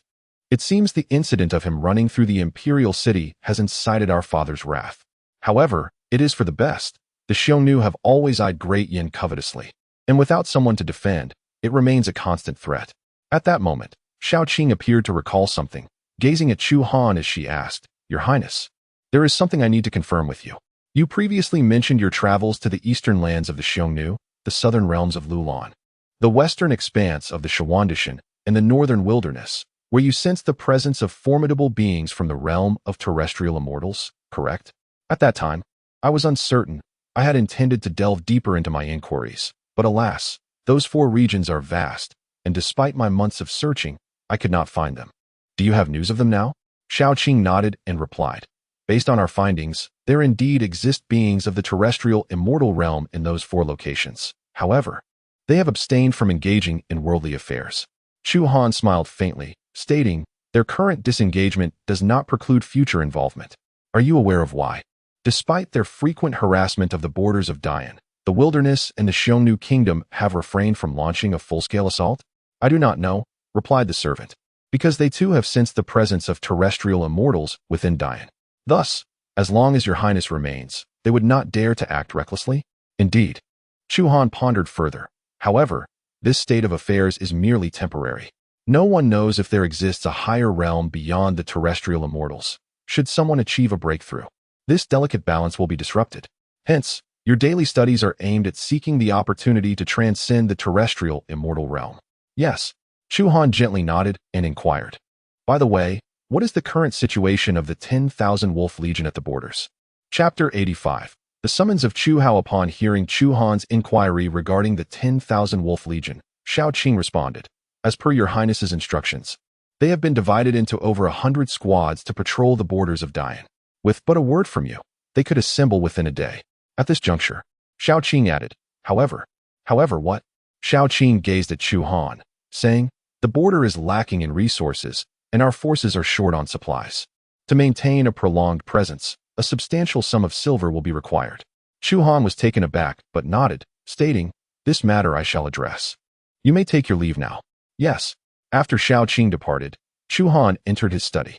In his quest to cultivate power, he had long ago dispatched Shao Qing to engage in trade with foreign entities. Utilizing modern commercial acumen, he amassed a considerable fortune. Subsequently, he began to nurture the 10,000 Wolf Legion, the Tianji Pavilion, and the Tianwang responsible for gathering intelligence. Over the years, the silver he had initially acquired was now nearly depleted. Seated in his chair, Chu Han gazed at the manuscript he had written on mineral extraction technology, and an idea began to form in his mind. Soon, a night passed. On the following day, as Chu Han sat by the window engrossed in his reading, a melodious female voice suddenly rang out. "Brother-in-law." He turned to see Qi Qianqian, hands clasped behind her back, entering with a radiant smile. "You appear quite jubilant. It seems there is good news." Qi Qianqian replied with a smile, "Indeed. Thanks to the new dishes inspired by you, the Qi family tavern has garnered considerable silver. And now our establishment's reputation has spread throughout Dian." As she spoke, Qi Qianqian approached Chu Han from behind, playfully wrapping her arms around his neck. "Our family's business was on the brink of collapse due to the oppression from the 4 great clans, and it was solely your intervention that saved us. I hardly know how to express my gratitude to you. Do you truly wish to show your appreciation to your brother-in-law?" Chu Han turned to look at her, their lips nearly brushing against one another. Qi Qianqian's face flushed crimson, and she quickly stepped back. After suppressing the turmoil within her, she gazed at Chu Han with a shy smile and said, "Of course. However, I am aware that brother-in-law is typically uninterested in ordinary matters, so I wish to propose a collaboration." "Collaborate with me?" he asked. "Yes," Qi Qianqian nodded, adding, "I heard from the chefs at the tavern that you have many culinary recipes that you have not yet shared with them. If brother-in-law is willing to impart this knowledge, I am prepared to offer you 30%. No, 5%. Apologies, I am willing to allocate 50% of the profits to you." Upon hearing this, Chu Han was taken aback. He had already intended to partner with Qi Qianqian in business, but he had not anticipated her to propose it first, and even on equal terms. This was precisely what Chu Han desired. Noticing his silence, Qi Qianqian assumed he was hesitant, and she quickly added, "If you are unwilling, we could also arrange for you to take a smaller share with our Qi family tavern." "No need, a 50-50 split ensures mutual benefit. However, I do have one condition. For any business ventures your Qi family undertakes in the future, as long as I am involved, I require 50% of the profits." "That is no problem," Qi Qianqian replied, her face alight with excitement. "By the way, weren't you inquiring about how to locate minerals last time? Brother-in-law has compiled methods and techniques regarding mineral exploration and extraction for you. You simply need to follow the instructions." As he spoke, Chu Han handed her the prepared manuscript. Qi Qianqian eagerly accepted it and opened it to read. Upon seeing the contents, her eyes widened in disbelief. "Brother-in-law, did you write this?" "Indeed. But you've been studying in the Wang residence all this time. How do you possess such knowledge about locating and extracting minerals?" Chu Han chuckled, "Haven't you heard? There are treasures in books, and within their pages lie the riches of knowledge." Qi Qianqian paused. "I know about Yan Ruyu. She is the daughter of Prime Minister Yan. But what is this golden house?" Chu Han couldn't help but laugh. He instinctively glanced behind Qi Qianqian and noticed her talent was only 2 zhang high, equivalent to that of a child scholar. He suddenly understood why she would make such amusing remarks. "It's nothing. Brother-in-law merely wishes to convey that much knowledge can be gleaned from books without venturing outside. I understand that, just like studying military strategy. Many may not know how to lead troops in a battle, but after studying military texts, they can learn to do so." Chu Han smiled. However, merely reading military treatises is insufficient. Without practical command experience, it is merely theoretical discussion. A commander should be adaptable, responding to circumstances as they arise. Rigidly applying what is written will ultimately lead to defeat. Wow, brother-in-law, I didn't realize you had such insight into military strategy. It's truly impressive. I can't help but feel you are knowledgeable in every field. Chi Tianqian gazed at Chu Han with admiration. Chu Han picked up a folding fan from the table, opened it, and gently waved it, saying with a smile, "Brother-in-law has never led troops. This knowledge is merely theoretical and not to be taken too seriously. No, I believe if brother-in-law were to take to the battlefield, you would surely emerge as an undefeated general. Enough flattery. You should get back to your duties. All right. When shall I arrange for the tavern chefs to come and learn from you?" Before Chu Han could respond, Chi Tianqian continued, "Learning to cook cannot be done simultaneously. Otherwise, the restaurant would have no one to prepare the dishes. Therefore, one person will come to learn from you for a month, taking turns. Of course, I shall not let you suffer a loss. I will share half of the earnings with you." Previously, the restaurant made approximately 400,000 taels of silver. "So I will give you 200,000 taels. I will have someone deliver the banknotes to you shortly. Now, I must take my leave." After finishing her words, Chi Tianqian turned and departed. Watching her retreating figure, Chu Han felt a mix of amusement and exasperation. He then sat down in a chair, gently fanning himself, and pondered. In just a few days, 400,000 taels of silver were earned. Had I known that cooking was so lucrative, I should have encouraged Xiao Qing to open a restaurant long ago. However, having the Qi family take care of it is not so bad. At that moment, a sharp voice pierced through from outside. Soon after, Wei Tong appeared at the door of the study. Chu Han observed him and rose to inquire, "Master Wei, is there something amiss?" By the emperor's command, the Yin Wang is summoned to the palace for a discussion. Upon hearing this, Chu Han frowned. He had visited Nalan Minghui just the night before, and now Chu Hao was summoning him to the palace. Was he to be questioned? "Master Wei, do you know why my father has summoned me?" "I do not know. I am merely executing orders." "Very well. I shall accompany you to the palace now." Chapter 86. Two choices in the Imperial Palace. Within the Imperial study, Chu Hao was seated on the dragon throne, engrossed in a book when Wei Tong arrived. Escorting Chu Han, "Your Majesty, the Yin Wang has arrived." Chu Hao set down his reading material and addressed Wei Tong, "You may leave now." "Yes." Once Wei Tong departed, Chu Hao turned his attention to Chu Han, asking, "My son, do you know why your father has called for you?" "I do not know. My son is unaware." Chu Hao fixed his gaze intently upon Chu Han. "Have you heard about the events that transpired in the palace last night?" Chu Han appeared perplexed. "I do not know what my father refers to." Seeing Chu Han's bewilderment, Chu Hao's suspicions were further solidified. He chuckled lightly. "It is nothing of great consequence. It is merely that the Empress had a troubling dream, claiming that you entered the palace to interrogate her about your mother's death." A cold smile crept upon Chu Han's lips. "Did not my father state that my mother passed away from illness?" Not receiving a direct answer, Chu Hao grew somewhat irritated. "How your mother perished is of little importance. Your father merely wishes to ascertain whether you visited the palace last night." Though he doubted Nalan Minghui's words, Chu Hao still sought confirmation. In his heart, Chu Han sneered, "How my mother died is of no importance. It seems you do not hold her in high regard." His memories of his mother were hazy, and he longed to know what she looked like. Yet now, hearing Chu Hao dismiss the significance of her death ignited his anger. Noticing Chu Han's silence, Chu Hao instinctively glanced at him. At that moment, he sensed a terrifying aura of killing intent emanating from Chu Han. As he pondered the reason behind such a heavy atmosphere, Chu Han slowly raised his head and looked at Chu Hao, saying, "The palace guards are vigilant. Without my father's permission, how could I have entered the palace?" Thus, what the Empress spoke of last night was mere nonsense. Chu Han gazed intently at Chu Hao, inquiring, "Did father summon me solely to discuss this matter?" "Certainly not. The Emperor has other tasks for you to undertake."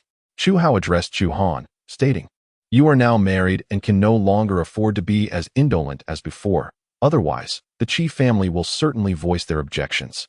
The Emperor has presented you with two pathways. It is up to you to choose between them. The first option is to follow your second elder brother's footsteps, engaging in commerce to enrich the royal treasury, thus contributing to the Dai Yen. The second choice is to emulate your third elder brother, leading troops to guard the borders. Of course, there exists a third possibility, to become a wandering cultivator like your fourth, fifth, sixth, and eighth elder brothers. Despite retaining your princely status, you would wield no power. After a brief pause, he continued, in truth, since the day you wed Qi Lingyun, you are left with only the first two paths. The Qi family will undoubtedly not permit you to become a wandering cultivator. What if I refuse to choose? Chu Han asked, his gaze fixed on Chu Hao. If you abstain from making a choice, father will choose for you. Very well, in that case, I shall opt for commerce. Chu Hao was taken aback, somewhat surprised. In his view, having married Qi Lingyun, Chu Han should logically pursue a military role to bolster his influence. Was he perhaps fearful for his life? Clenching his fists tightly, Chu Hao found Chu Han's decision utterly unexpected. Since you have chosen commerce, father will assign your second elder brother to mentor you. No need. The second young lady of the Qi household is also involved in commerce. I can seek her guidance. With that, Chu Han turned to leave. Stop. Chu Hao called after him. Since you have chosen commerce, you must demonstrate to father that you possess a business acumen. Should you continue to languish as before, father will still send you to guard the borders. Chu Han turned to face Chu Hao, asking, how does father wish me to prove this? It is quite simple. If you can earn 10,000 taels of silver within a month, it will affirm your business savvy. From that point onward, whatever you choose to pursue will no longer concern father. Agreed, but I have one stipulation. What is it? If I engage in commerce and someone attempts to sabotage my efforts, I must be allowed to take decisive action first and report afterward. Chu Hao paused in surprise, but then nodded in agreement. Very well. If father has no further instructions, I shall take my leave. Chu Han offered a respectful bow to Chu Hao before turning to exit. As he reached the entrance to the imperial study, he unexpectedly encountered Nalan Minghui, who had come to deliver tea to Chu Hao. Crash. Upon seeing Chu Han, Nalan Minghui was filled with panic, causing the teacup in her hand to slip and shatter on the ground. Observing this, Chu Han merely smiled coldly, disregarding her and continuing on his way. Chu Hao, noticing the shattered teacup, promptly rose and approached her, concern etched on his face. Queer, are you all right? I am fine, Nalan Minghui replied, her gaze lingering on Chu Han's retreating figure, her eyes filled with fear. Seeing her distress, Chu Hao comforted her. I have already assured you. You must have simply had a nightmare last night. How could the Prince of Yin possibly enter your chamber? Nalan Minghui was well aware that she had not experienced a nightmare. The one who intruded upon her chamber the previous night was indeed Chu Han. From a young age, Chu Han had been confined to the royal residence, engrossed in his studies, which led to the widespread perception of him as a bookish youth, utterly inept in martial arts. Consequently, no one took his words seriously. With a grave expression, Nalan Minghui fixed her gaze upon Chu Hao and said, Your Majesty, I understand that you may not believe anything I say at this moment, but you must remain vigilant regarding the Prince of Yin. His martial prowess is truly formidable, and he may have already reached the realm of a terrestrial immortal. There is likely no one in the entire Great Yin who could rival him. Chu Hao smiled, reaching out to gently touch Nalan Minghui's forehead. Queer, you are not feverish, are you? Why do you speak such nonsense? Have I not already informed you that no one in Great Yin has achieved the realm of a terrestrial immortal? The Prince of Yin has been raised in the royal residence studying. Even if he possesses some martial skills, it is impossible for him to be at that level. Now, go and rest. Seeing that Chu Hao dismissed her concerns, Nalan Minghui could only leave helplessly. After Chu Han exited the imperial study, he returned to the Prince of Yan's residence. Upon his arrival, Shaoqing hurriedly approached him. Your Highness, what did the Emperor summon you for? Chu Han replied with a smile, My father has indeed set his sights on me. He has presented me with two paths, one towards commerce and the other to lead troops in defending the borders. Which path do you intend to choose? Shaoqing inquired. Chu Han pondered for a moment before responding. We already possess our own army and intelligence network. The only lacking component is capital. Hence, I shall undoubtedly choose to pursue commerce. Initially, I had intended to delegate the task of earning money to Qi Qianqian, but I was surprised to find that my father assigned me this responsibility. Since that is the case, I must take matters into my own hands. What kind of business do you plan to engage in? Shaoqing asked. Chu Han did not answer immediately, but instead looked at Shaoqing and asked, Do you know whose money is the easiest to earn? Shaoqing shook her head. Chu Han chuckled, No matter where one is. Money from women is the easiest to acquire. Thus I plan to venture into a business related to women. Chapter 87.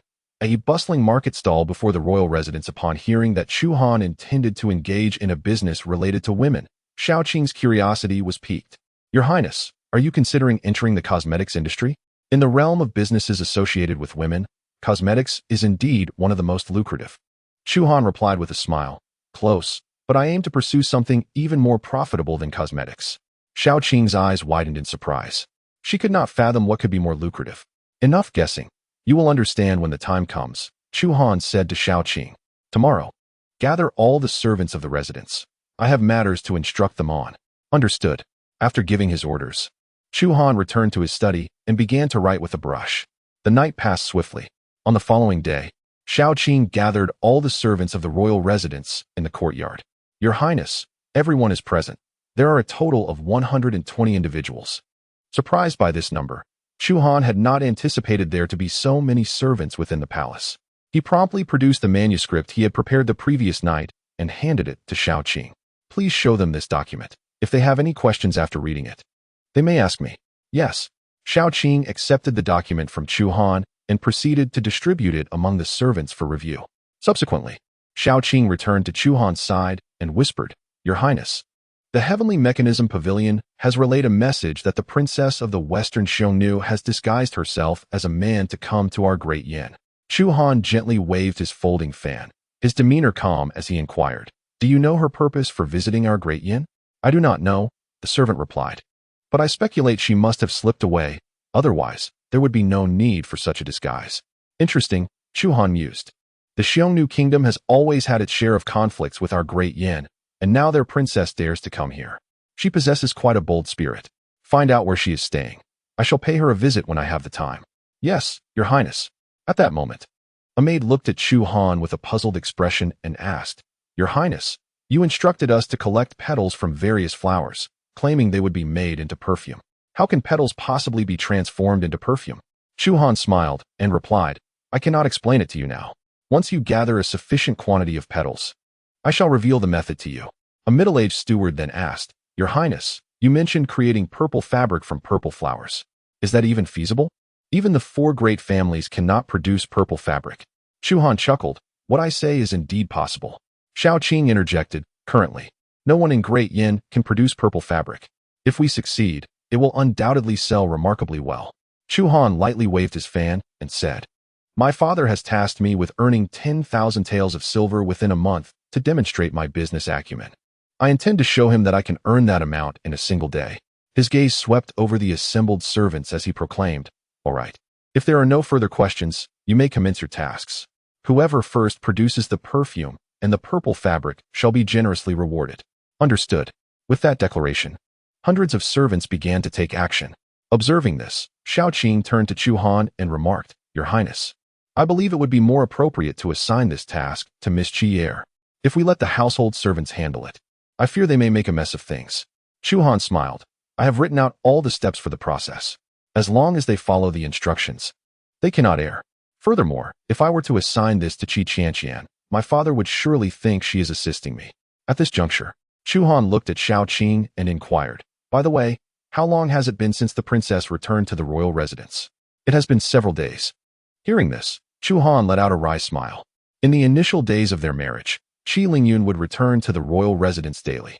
However, since that fateful night, she had used the excuse of training soldiers at the military camp. Now, days have passed without her return, clearly indicating she is avoiding him. Very well. Perhaps it is for the best that she remains absent. Reflecting on the events of that night, he thought that had it not been for his self-restraint, they might have crossed a line.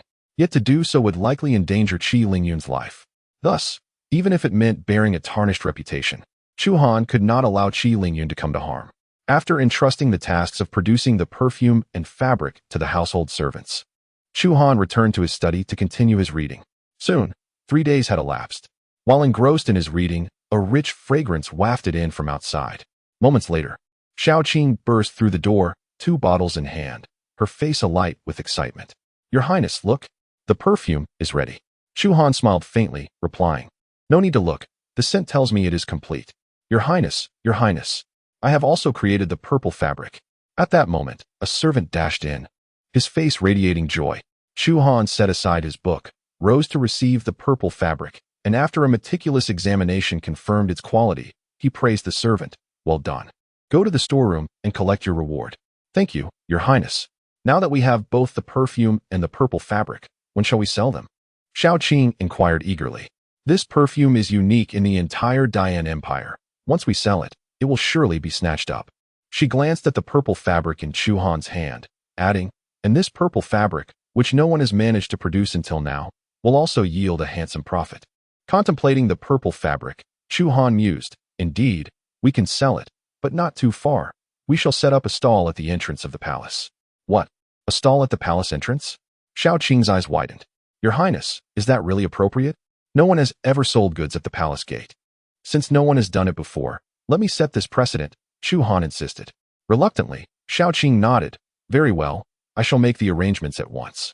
Soon, Xiao Qing, accompanied by the palace staff, brought the completed perfume and purple fabric to the palace entrance for sale. Initially, no one dared approach. However, upon catching a whiff of the perfume and seeing the rare purple fabric, townsfolk began to gather curiously. What a rich fragrance! Is that truly purple fabric I see? After a brief moment of contemplation, they moved closer to examine the wares. What is this liquid? It smells divine. Xiao Qing promptly explained, this is perfume. Spray it on. And you carry its scent wherever you go. Such a remarkable creation. I must have some. Me too. And I want that purple fabric as well. In no time, the perfume and purple fabric were snatched up by eager buyers.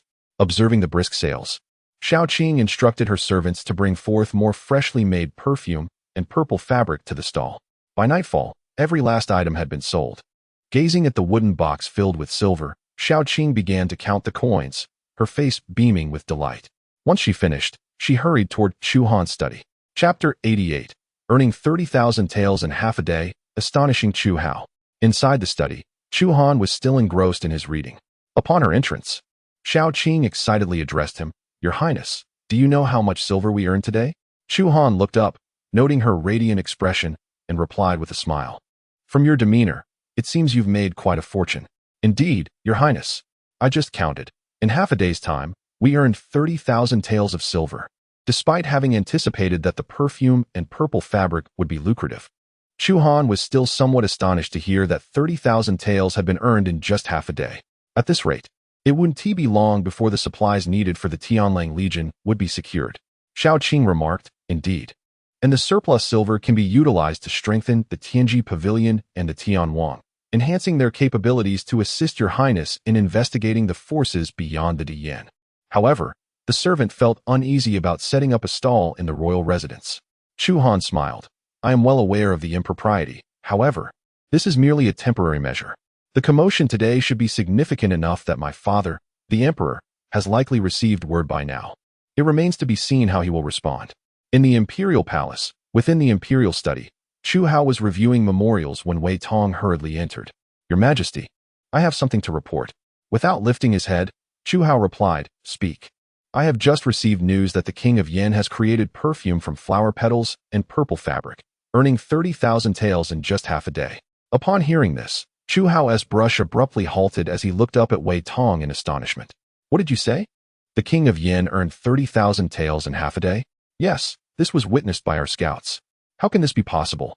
Chu Hao questioned incredulously. No one has been able to produce purple fabric until now. How did he manage it? And what exactly is this perfume? It is a fragrance made from flower petals that, when applied, lasts for an extended period. As he spoke, Wei Tong hastily produced a bottle of perfume from his sleeve, holding it aloft and presenting it to Chu Hao. The emperor took it, opened the cap, and was immediately enveloped by a rich aroma. Is this chrysanthemum scent? Indeed. Wei Tong confirmed. Not only chrysanthemum, but the King of Yen has crafted perfumes from all flowers he could gather, allowing customers to choose based on their preferred scents. Naturally, the primary clientele are women, and they nearly came to blows over the perfume. Hearing this, Chu Hao scoffed. I never imagined the King of Yen possessed such capabilities. I previously thought it would be a challenge for him to earn 10,000 taels in a month. It seems I have underestimated his prowess. Your Majesty, what shall we do now? If this continues, the wealth of the King of Yen will soon surpass that of the second prince, and at that point, he will no longer be someone to dismiss lightly. With a somber expression, Chu Hao replied, I initially believed he would be easily manageable since he lacked martial skills. But it appears he is not so easily controlled. Wei Tong suggested, Your Majesty, if necessary, you might consider assigning him to guard the frontier. Even with the assistance of the Qi family, he would pose no threat to you. Yet I have already promised him that as long as he earns 10,000 taels within a month, I would not interfere. That may be so. But if something were to happen at the human pass, would he not insist on accompanying Qi Lingyun? Chu Han paused, then smiled, a good idea. However, this matter must be discussed directly with him.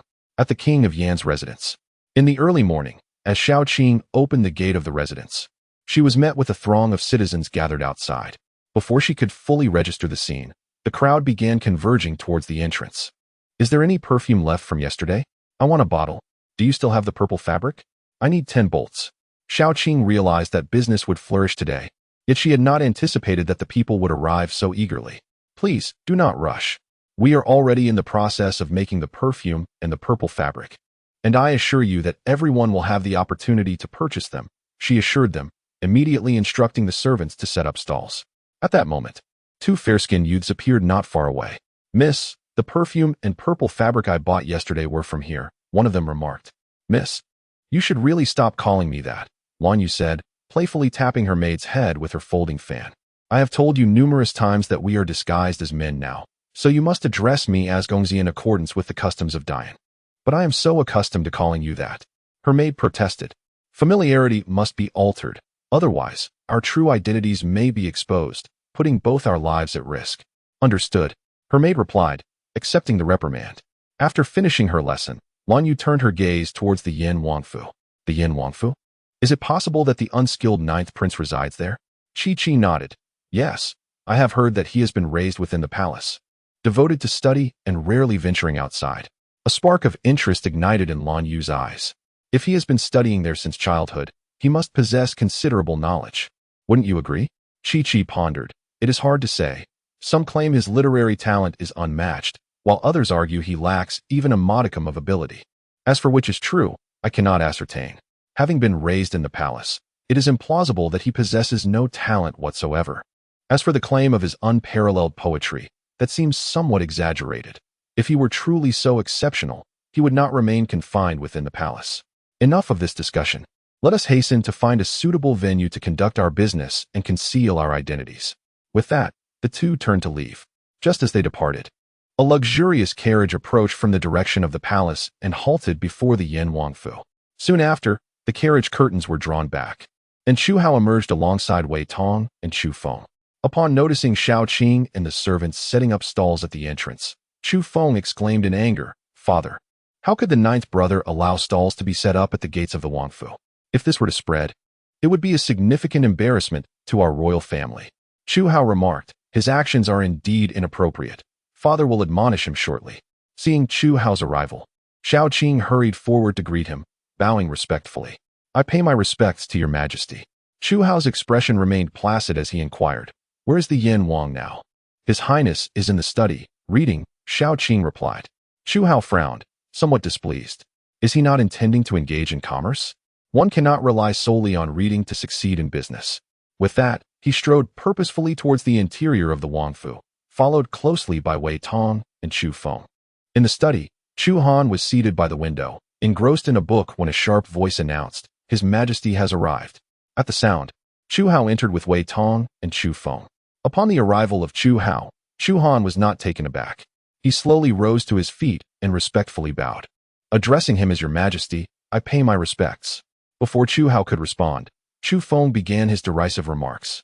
9th brother, you truly are audacious, daring to set up a stall at the palace gates. Do you not realize that this tarnishes our royal reputation? Chu Han looked up at Chu Feng and retorted, What is royal reputation worth in silver? You. Chu Feng was momentarily at a loss for words, then turned to Chu Hao, saying, Father, you see, 9th brother is solely fixated on silver, completely disregarding our royal dignity. Enough. Chu Hao raised his hand to silence Chu Feng and turned his attention to Chu Han. Honor, your father understands your eagerness to prove yourself, yet the palace gates are indeed an unsuitable venue for such endeavors. Furthermore, I have come today primarily to ask you to accompany the general of the state to guard the human pass. Upon hearing this, Chu Han furrowed his brow. What? Are you unwilling? Chu Han remained silent, walking over to a chest and bending to open it. Inside, it was brimming with gleaming silver coins. Father, here are 30,000 taels. According to our previous agreement, as long as I earn 10,000 taels within a month, you shall not question my future endeavors. Now, I have earned 30,000 taels in just one day. Surely that satisfies the requirement? Chu Hao's countenance darkened at these words. Chu Feng chuckled, earning 30,000 taels in a day. What a jest! Even I could not achieve that. Chu Han looked at Chu Feng with scorn. Do not question others with your limited intellect, lest you appear foolish. What did you say? You dare to call me foolish? Chu Feng was incensed by this remark. Were it not for Chu Hao's presence, he might have retaliated against Chu Han. Chu Hao, visibly irritated, glared at Chu Han. Hunter, Chu Feng is your second brother. How can you speak to him in such a manner? I brought him here today precisely to provide you with guidance in commerce, but now, with your disrespectful words, he may find it difficult to assist you.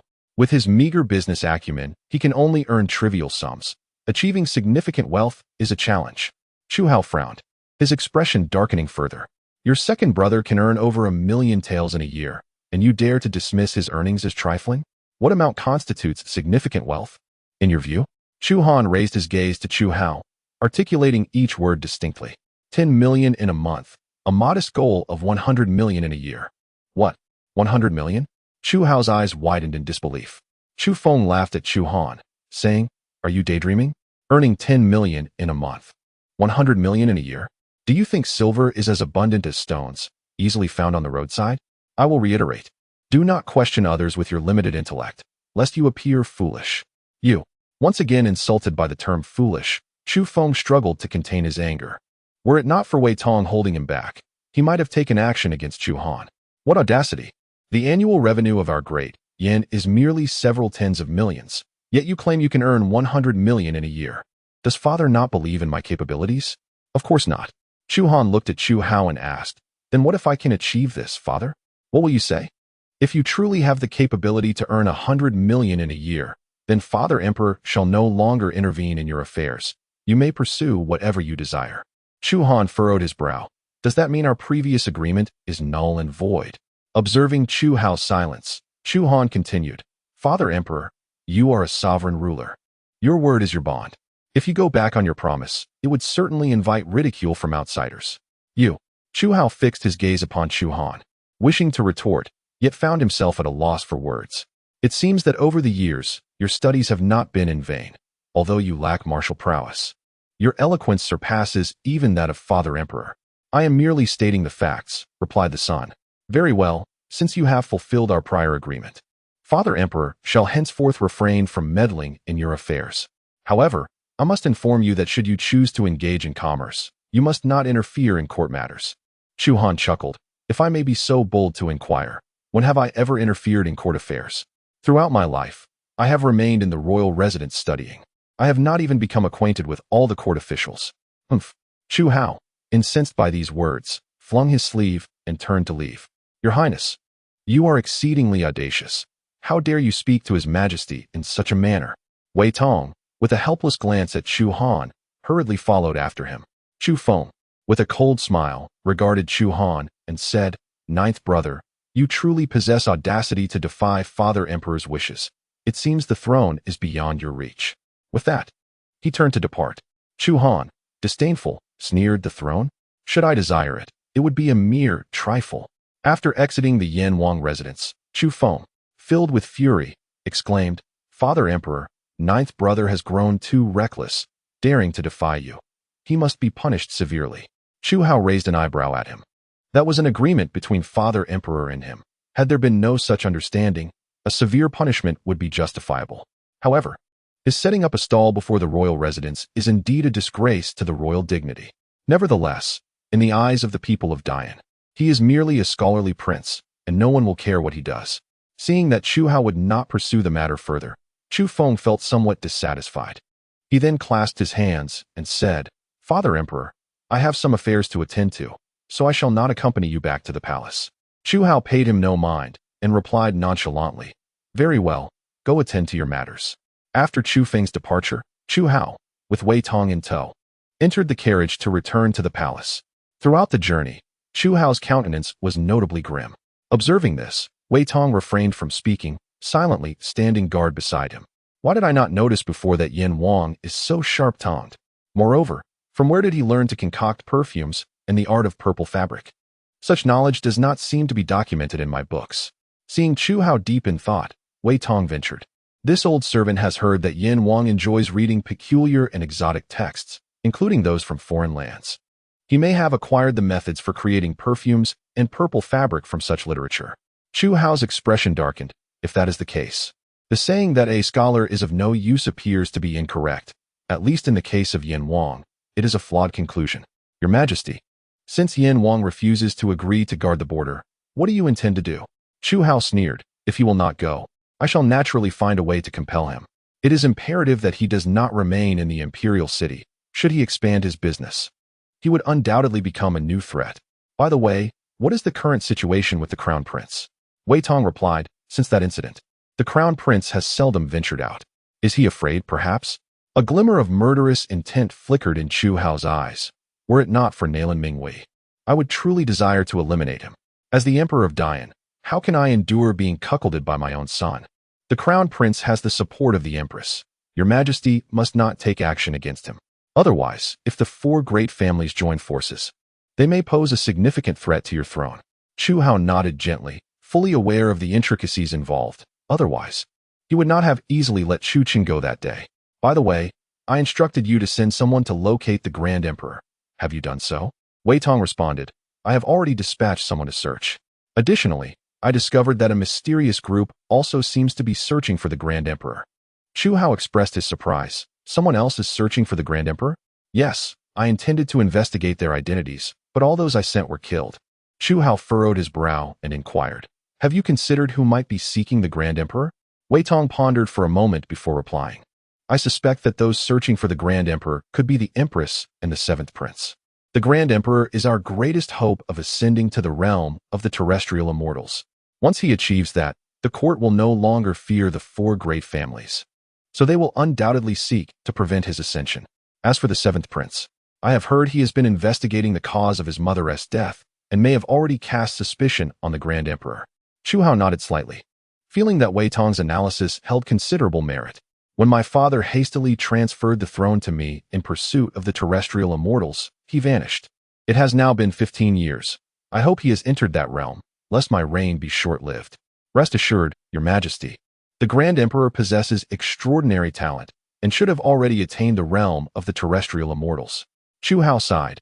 It is premature to assert that. You must also send someone to find the Grand Emperor. Regardless of whether he has entered the realm or not, he must be located. Understood. Meanwhile, after the second prince, Chu Feng, departed from the Yin Wangfu, he sought out Chu Chun. Upon encountering Chu Chun, he found him and his aide, Gong Sun Yu, seated in the rear courtyard, enjoying wine. Elder brother, you truly possess a refined taste. It appears you are utterly unconcerned about any reproach from father. Chu Feng jested upon seeing Chu Chun. I must commend you for daring to involve yourself with even father's most favored concubine. Chu Chun, upon hearing this, smirked disdainfully and replied, Second brother, come, let us drink together. Chu Feng approached and seated himself beside Chu Chun. After instructing a nearby maid to fill Chu Feng's cup, Chu Chun remarked with a smile, Isn't it merely a concubine? Once I ascend to the throne, all of father's concubines will belong to me. Chu Feng looked at Chu Chun in astonishment. Elder brother, such words should not reach father's ears, or we shall find ourselves in great trouble. What is there to fear? There are no outsiders here. Seated beside him, Gong Sun Yu gently waved his black folding fan and remarked with a smile, Your Majesty refrains from taking action against the Crown Prince solely due to the powerful family backing the Empress. He is acutely aware that should he provoke the Crown Prince, the four prominent families of the Imperial City would surely retaliate. How I envy my elder brother for having such support, unlike myself, who must tread carefully in conversations with our father. Chu Qin scoffed lightly, saying, Second brother, you needn't be so modest. Do you truly believe that elder brother is unaware of the support you receive from the Daoxian Academy? You and the other 7 royal brothers, aside from the 9th brother who stands alone, all possess varying degrees of backing from influential forces. Chu Feng remained silent, a smile playing on his lips. Indeed, he had the Daoxian Academy's support. To secure this, he had been distributing his annual earnings to the institution. Well then, let us discuss the purpose of your visit. I know you would not come to your elder brother without cause. Embarrassed, Chu Feng replied with a sheepish smile, Since that is the case, I shall be forthright. You must have heard about the 9th brother's recent endeavors? He has made a staggering 30,000 taels of silver in just half a day through his perfumes and purple fabrics. Chu Han smiled faintly. Although I have not ventured beyond the gates of the residence recently, I am well aware of his circumstances. His ability to concoct perfumes and produce purple fabric indeed surprises me. Indeed, the ninth brother has concealed his talents too well. If we do not devise a strategy to counter him, he will surely pose a threat to us in the future. With a cold smile, Chu Han reassured, "Fear not. Should he wish to profit, he shall find no opportunity. Tomorrow, I will dispatch people to surround the Yin Wangfu. Anyone who dares approach shall meet their end." Chu Feng was taken aback, exclaiming, "What a splendid idea." Raising an eyebrow, Chu Han continued, "The perfumes devised by the ninth brother will undoubtedly impact your rouge business significantly. You cannot solely rely on elder brother's intervention. You too must employ some strategies." With a cold smile, Chu Feng replied, "Rest assured, elder brother. I have already enlisted the aid of those from the Daoxin Academy. Prepare yourself for the spectacle that will unfold." After Chu Hao departed from the Yin Wangfu, Chu Han resumed his reading in silence. At that moment, Shao Qing entered the room. "Your Highness, it appears that His Majesty is quite angry. Have you offended him?" Without lifting his gaze, Chu Han replied, "Isn't that an inevitable occurrence? He fears that my presence in the imperial city might threaten him. Hence he is desperately trying to send me to the border with the Qi family army, but I have not agreed. Then His Majesty will not easily relent." Furthermore, the third prince was seen visiting the crown prince shortly after leaving the palace, Shao Qing added. Startled, Chu Han raised his head and instructed, "Tomorrow, gather more people to stand guard outside the residence. If anyone dares to cause trouble, regardless of who they are, execute them on the spot." Shao Qing appeared puzzled. "Your Highness, are you suggesting that there will be trouble tomorrow?" With a cold smile, Chu Han replied, "My second brother has numerous rouge businesses within the imperial city, and now that his endeavors are threatened by the perfumes, he will certainly not sit idly by. Very well. I shall ensure that we have ample support when we set up stalls tomorrow." As time passed, the next day arrived swiftly. As Shao Qing opened the grand entrance of the estate, preparing to set up her stall to sell perfumes and purple fabric, she discovered that the surrounding townsfolk were entirely obstructed by a group of martial artists. "Let us pass. Is there no law left for the king? We are not even allowed to make purchases," exclaimed one. "Indeed, everything was fine yesterday. Why can we not buy anything today?" As she witnessed the townspeople being hindered from making their purchases, Shao Qing recalled the words spoken by Chu Han the previous night. With a decisive wave of her arm, she led a group of a dozen attendants toward the commotion. Chapter 90. Qi Lingyun challenges Tang Hu. Striking fear into the imperial city approaching the leader of the martial artists, Shao Qing called out boldly, "Who authorized you to block these citizens?" The leader, brimming with arrogance, bowed slightly towards the direction of the Chu residence, declaring, "By the command of the crown prince, the imperial city has become increasingly unsafe, and we have been dispatched to conduct patrols. We chanced upon these unruly commoners gathered here and detained them." Shao Qing's eyes glinted with menace. "I give you 3 breaths to vanish from my sight, or face death." The leader laughed derisively at her words, clearly unimpressed. "We are in the service of the crown prince. Do you dare to kill me?" Clang. Thud. However, before he could finish his taunt, Shao Qing unsheathed her flexible sword and swiftly severed his throat. Stunned, he clutched at his neck, wide-eyed in disbelief, unable to fathom that Shao Qing would dare to take his life. Thud. With a dull thump, the leader collapsed to the ground. Observing this, Shao Qing cast her icy gaze upon the remaining martial artists. "By the decree of the King of Yan, anyone who dares to obstruct citizens seeking to shop shall be executed without mercy." Fear immediately washed over the martial artists as they prepared to abandon their blockade. When a cold voice interjected, "How brazen of you, King of Yan, to kill at will in the imperial city, disregarding the laws of Great Yan." As this voice resonated, the foremost scholar of the imperial city, Tang Hu, approached, elegantly wielding a white paper fan. As a prince of Great Yan, he not only failed to set an example, but also transgressed the law, compounding his guilt. Shao Qing, brandishing her sword, pointed accusingly at Tang Hu. "Who do you think you are to speak of our lord? It seems you seek death." With that, she darted towards him. Tang Hu furrowed his brow at her advance, then retorted angrily, "Indeed, like master, like servant. However, with your mastery, you cannot hope to kill me." As he spoke, he swung his folding fan with force, unleashing a torrent of powerful azure energy that coalesced into a massive azure serpent, surging towards Shao Qing. The manifestation of this energy was a technique only cultivators of Confucianism could wield. It was said that only those who trained at the Daoxian Academy could summon such forms. The azure serpent collided with Shao Qing in an explosive clash. Boom! With a resounding burst, the azure serpent erupted, sending a formidable shockwave that sent Shao Qing hurtling backward. Swiftly, she regained her footing, her feet firmly planted on the ground. However, the shockwave was overwhelming. Upon landing, she could not stabilize herself and skidded several feet across the ground before barely coming to a halt. With a single move, Tang, who had repelled Shao Qing, and with an air of arrogance, he proclaimed, "I have already stated that you are no match for me. You might as well summon your King Yan." He indulged his subordinates in brazenly committing murder in the streets, declaring that even if this were reported to His Majesty, he would ensure justice was served.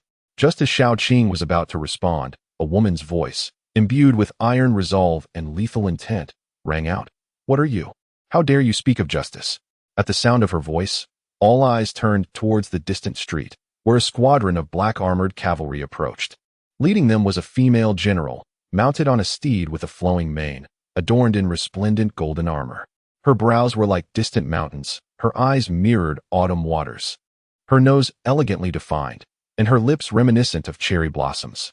Such beauty might suggest gentleness, yet her gaze radiated a fierce, chilling intensity, exuding an aura of ruthless determination. It was the famed female warrior, Qi Lingyun. How audacious of her to bring her cavalry into the imperial city, surely. Only she among the entirety Yin would dare to do so. Upon Qi Lingyun's arrival, the crowd was gripped with terror, instinctively holding their breath. The name of this female warrior was already legendary, and everyone feared that a single misstep could provoke her wrath. Even Tang, who had been so haughty moments before, felt his arrogance dissipate upon witnessing Qi Lingyun, replaced instead by a grave expression.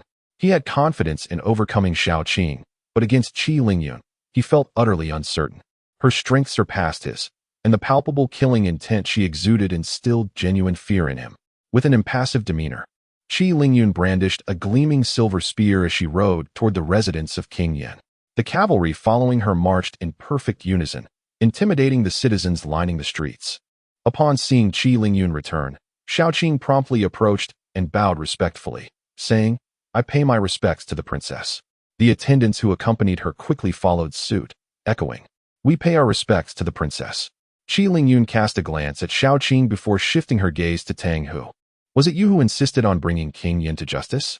Facing Qi Lingyun's penetrating stare, Tang Hu felt a twinge of fear but feigned composure, asserting, "Indeed. King Yan permits his subordinates to commit murder. Such transgressions are unforgivable, and according to the Yan law, punishment is mandatory. Even if King Yan is guilty, it is not for you to decide. As for you, having harmed my household servant outside the palace, what punishment do you deserve?" Qi Lingyun brandished her spear, pointing it menacingly at Tang Hu. Her expression was cold, and the aura of menace radiating from her was enough to send shivers down his spine. Terrified, Tang Hu retreated several steps. "I admit I have harmed your household servant, and I am indeed guilty. However, King Yan's indulgence of his subordinates' murderous ways is equally culpable. King Yan's indulgence will be addressed by His Majesty. But you, who have recklessly harmed my household servant, will receive your due lesson today. Do you think my household's people are easy to bully?" With that, Qi Lingyun thrust her gleaming silver spear forward. Thud! Ah! Before Tang Hu could react, his left hand was pierced through by the silver spear. "This is the fate that befalls those who provoke the people of my household." Kalingyan's demeanor was icy as she exerted her strength, effortlessly sending Tang Hu soaring several zhang away. Thud! Tang Hu fell to the ground like a lifeless dog. The surrounding citizens, taken aback by the spectacle, hurriedly retreated. Truly, she was a goddess of death, unhesitatingly springing into action. It was no wonder that the enemies trembled at her name. Anyone caught in her grasp would surely meet misfortune. After dispatching Tang Hu, Kalingyan turned her gaze towards the martial artists obstructing the civilians. "Those who wish to live, leave immediately. Otherwise, do not blame me for my ruthlessness." The martial artists had long been petrified by Kalingyan's overwhelming aura. Upon hearing her words, they fled as if their lives depended on it. Once they had dispersed, Kalingyan surveyed the remaining crowd, her frigid voice echoing in every ear present. "Should anyone dare to cause trouble in front of my royal residence again, they shall meet the same fate as him." She pointed her gleaming silver spear at Tang Hu. With that, Kuling Yan dismounted, and a cavalryman promptly stepped forward to receive her weapon. She then turned to Xiaoqing and inquired, "Where is the king of Yin?" Xiaoqing replied, "The king of Yin is in the study, reading." Kuling Yan frowned and made her way directly into the palace. Inside the study, Chu Han sat at the window, engrossed in his book as usual. How leisurely of the king of Yin. While chaos ensued outside, he remained undistracted by his reading. As Kuling Yan entered, she regarded Chu Han with a cold expression.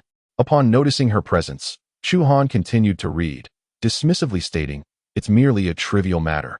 There's no need for me to intervene." Kuling Yan, displeased by his nonchalance, retorted, "Are you aware that Xiaoqing has killed someone? Isn't it just a murder?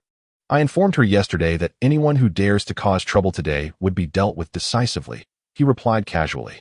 Kuling Yan frowned. "Aren't you concerned about the Emperor's wrath?" Chu Han set down his book and looked at her. "It seems you're unaware. I had previously made an agreement with my father. If I can earn 10,000 taels of silver within a month, he would cease to concern himself with me. Moreover, he granted me permission that if anyone dared to cause trouble during my earning period, I could act first and report later." Realizing this, Kuling Yan comprehended. No wonder he felt so emboldened. Chu Han regarded her with a mild gaze. "Now, tell me, why have you returned? I know you must have a purpose. If not, you wouldn't have come back." At his words, a twinge of guilt flickered within Kuling Yan, yet thinking of Chu Han's inability to empathize, that guilt swiftly dissipated. "I have returned primarily to inform you of an important matter. Yesterday, the Emperor summoned my father to the palace, intending to send you to garrison the Human Pass. He believes you lack experience and should not squander your time in the imperial city." Upon hearing this, Chu Han let out a derisive laugh. "Did my father-in-law agree to that?" "No. My father understood that the Emperor's intention to send you to the border was merely out of concern that your presence in the imperial city posed a threat to his throne." Chu Han remarked, "Does he think I would pose no threat if I were stationed at the border? My father-in-law is the Grand General of the state, commanding over half of the Great Yan's military. Wouldn't he fear that I might rise in rebellion if sent to the border? Thus, His Majesty has evidently intended to strip my father of his military authority, though he has yet to find a suitable justification." Qi Lingyun pondered. "My father is fiercely loyal to the Great Yan. If the Emperor truly demands he relinquish his command, he will undoubtedly comply. However, that was in the past. Now that I am wed to you, he will likely reconsider, prioritizing your future. He understands that should he surrender his power, not only will our Qi family be in peril, but you too would face oppression from the other princes.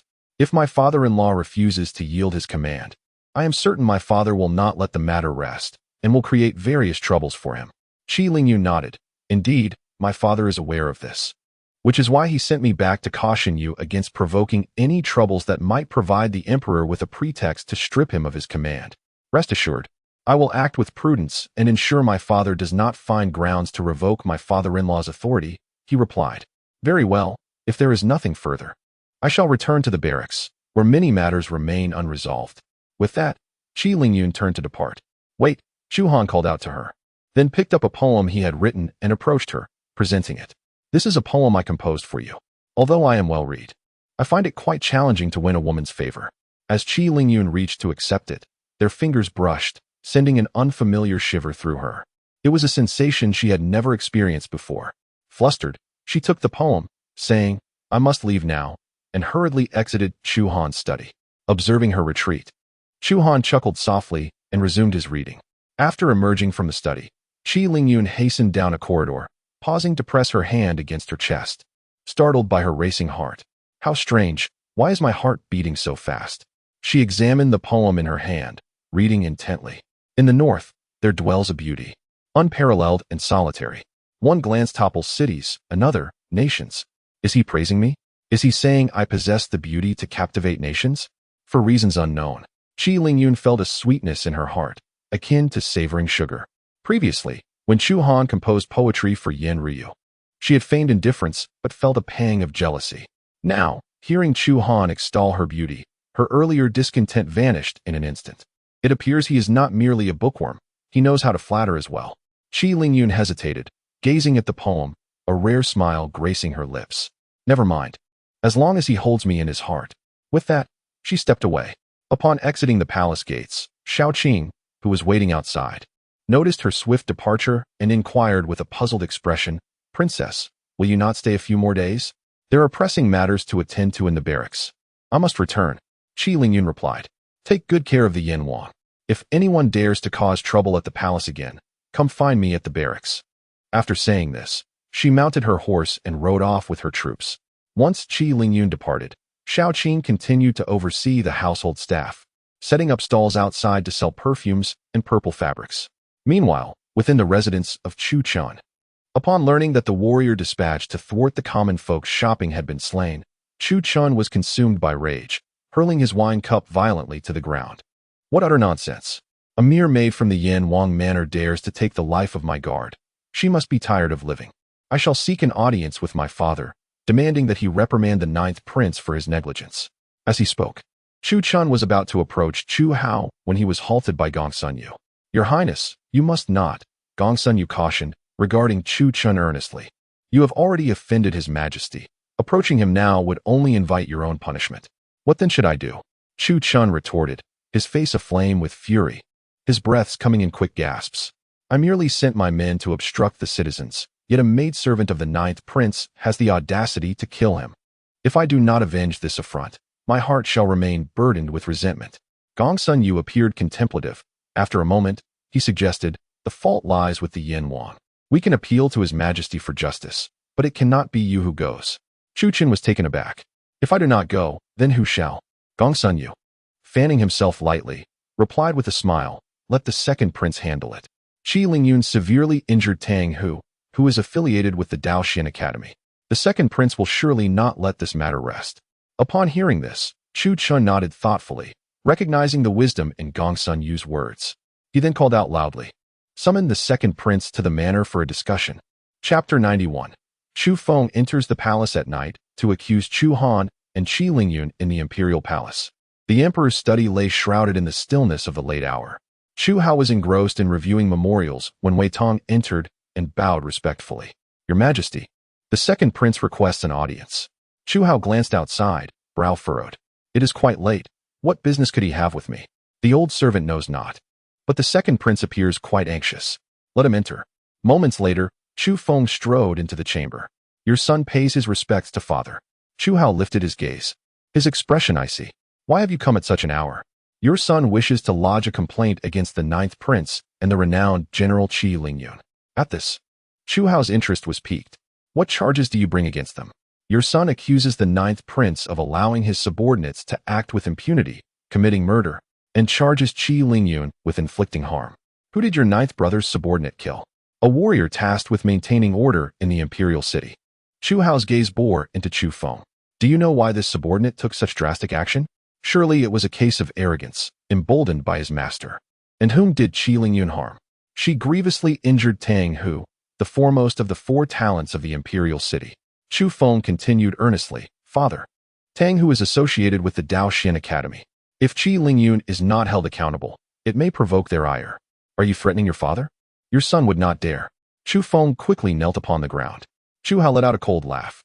"With merely your one-sided account, you expect father to punish your 9th brother and Qi Lingyun? You are indeed naive. Moreover, the truth of the matter may not align with your assertions." Gazing at Wei Tong, who stood at the entrance, Chu Hao began, "Wei Tong, you must be aware of the events that transpired before the gates of the Yan Wang mansion, correct?" Upon hearing this, Wei Tong promptly approached and respectfully replied, "Your Majesty, I do have some knowledge regarding the occurrences outside the Yan Wang mansion." "Then do share what you know," Chu Hao commanded. "Yes," Wei Tong continued, "this morning, a group of unidentified martial artists, acting in the name of the Crown Prince, besieged the Yan Wang mansion, attempting to prevent the citizens from purchasing the perfumes and purple fabrics crafted by the Yan Wang.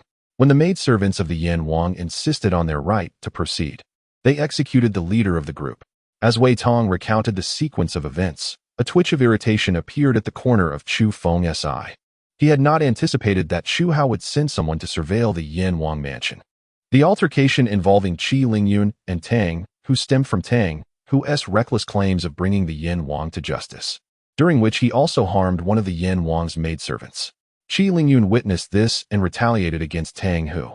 Fortunately, Qi Lingyun refrained from delivering a fatal blow, otherwise, Tang Hu would have met his demise. After hearing Wei Tong's narration, Chu Hao regarded Chu Feng with a cold demeanor. What further words do you have? Chu Feng, displaying signs of discontent, replied, nevertheless, it remains inappropriate for the ninth brother to permit his subordinates to commit murder. Chu Hao replied indifferently, there is a matter that our father neglected to inform you. When he instructed your ninth brother to engage in commerce, he stated that if anyone dared to disrupt his business, he could act first and report later. What? Chu Feng's eyes widened in disbelief. Chu Hao sighed.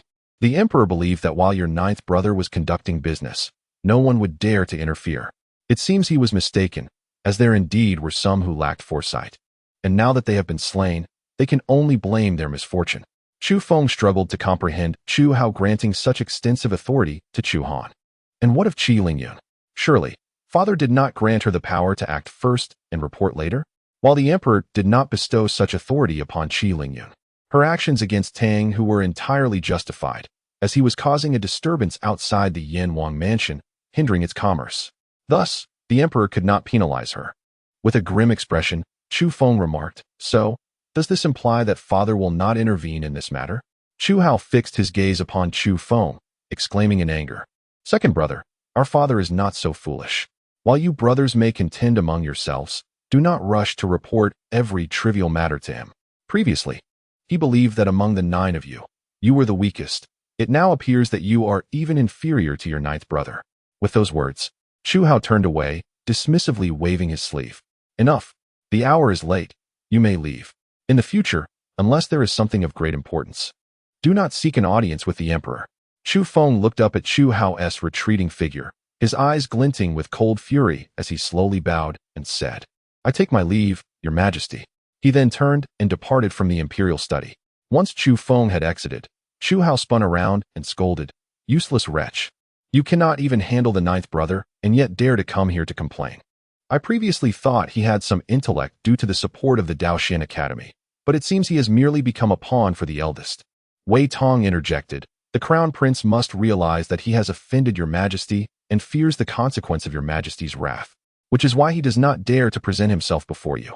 Chu Hao spoke coldly. He still knows fear, this ungrateful son. If it were not for the empress, I would truly wish to end his life. Just thinking of that day's events makes me yearn to kill Chu Chun. Your majesty, do you truly intend to remain uninvolved in this matter? If you do not intervene, given the second prince's character, he is likely to involve Daoxian Academy, someone suggested. Chu Hao sneered. That would be best. Qi Tianlei refused to allow the ninth prince to guard Yumen Pass, did he not? I shall see how he assists the ninth prince against Daoxian Academy. At the palace gate, a luxurious carriage was stationed outside. When Chu Feng emerged from the palace, the carriage's curtain was lifted, revealing Chu Chun and Gong Sun Yu stepping out. How is it, second brother? Has father mentioned how he intends to deal with the ninth brother's transgressions? Chu Feng's face was grim as he replied to Chu Chun, eldest brother. It is only today that I have come to truly appreciate father's prowess.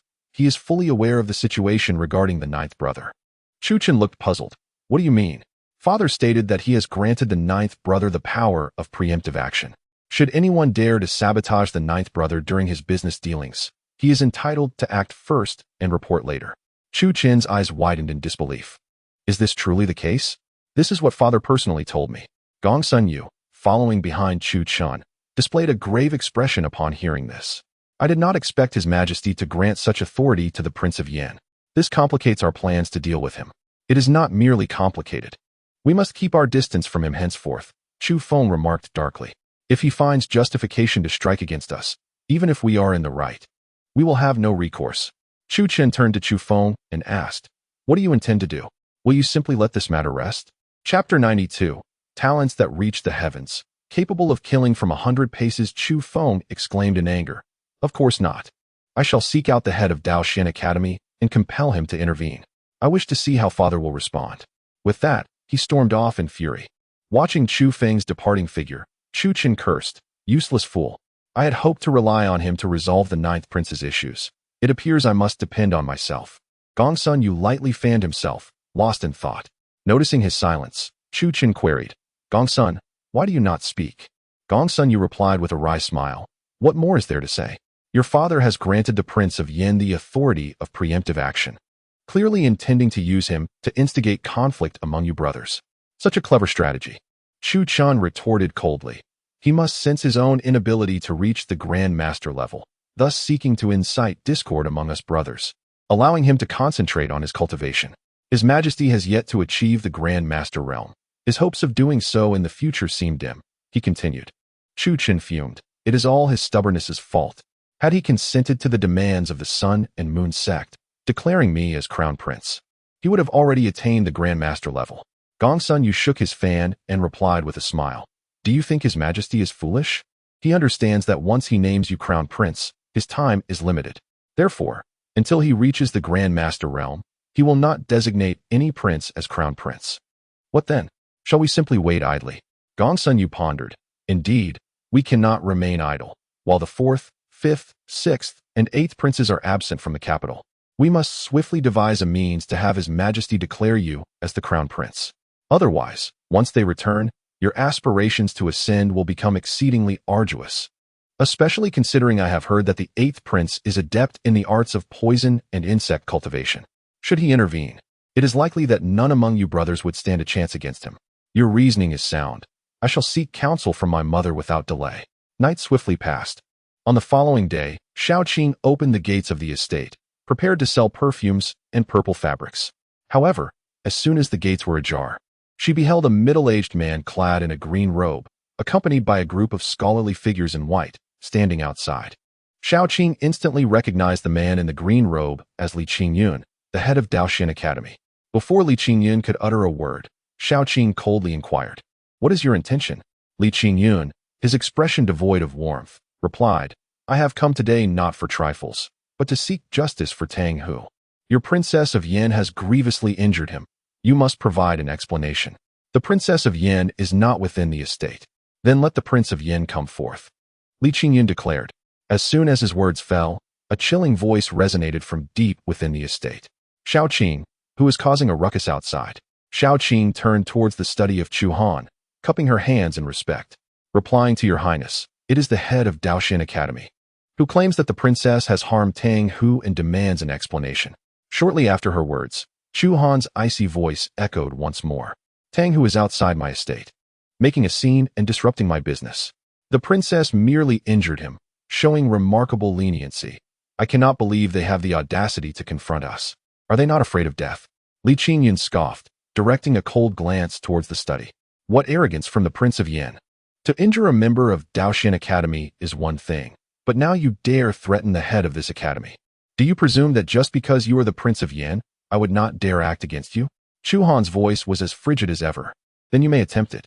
Li Qingyun's countenance darkened. Daoxin Academy is one of the 3 great powers of Dayan. If we cannot deal with a martial inept like you, we are unworthy of our status. With these words, Li Qingyun stepped forward, intending to enter the estate. Should you wish to enter, first inquire whether I permit it. Shaoqing unsheathed her flexible sword, poised to obstruct him. Li Qingyun directed a frigid gaze at her, then swung his arm sharply, unleashing a powerful surge of azure energy that sent Shaoqing hurtling away. A mere maid is unworthy to engage with me. With that, Li Qingyun continued his advance into the estate. However, the moment his foot crossed the threshold, a formidable wave of azure energy erupted from within the estate, soaring towards the heavens. Simultaneously, this energy released a tremendous force, causing the surrounding structures to tremble violently. Li Qingyun's eyes widened in disbelief. Before he could react, he was swept away by this overwhelming power. Poof! In midair, he opened his mouth and spewed forth a mouthful of blood, ultimately crashing heavily onto the ground. A mere 10 paces away from the Wang residence. Dean! Dean! The students who had accompanied him rushed over, quickly supporting him. Puffed! As Li Qingyun managed to rise, he again coughed up blood. With a face filled with terror, he gazed into the depths of the Wang residence. There were indeed formidable experts within. Upon hearing this, all the students looked towards the Wang residence in disbelief. One student spoke up. Dean, you possess the cultivation of a jinshi. Anyone capable of injuring you with their talent must be at least a Tanhua. Li Qingyun, still staring into the depths of the Wang residence, shook his head in fear. You did not see. His talent soared to the heavens. His realm is certainly not that of a Tanhua. It could be that of a saint. Puffed. Before he could finish his sentence, he again coughed up blood.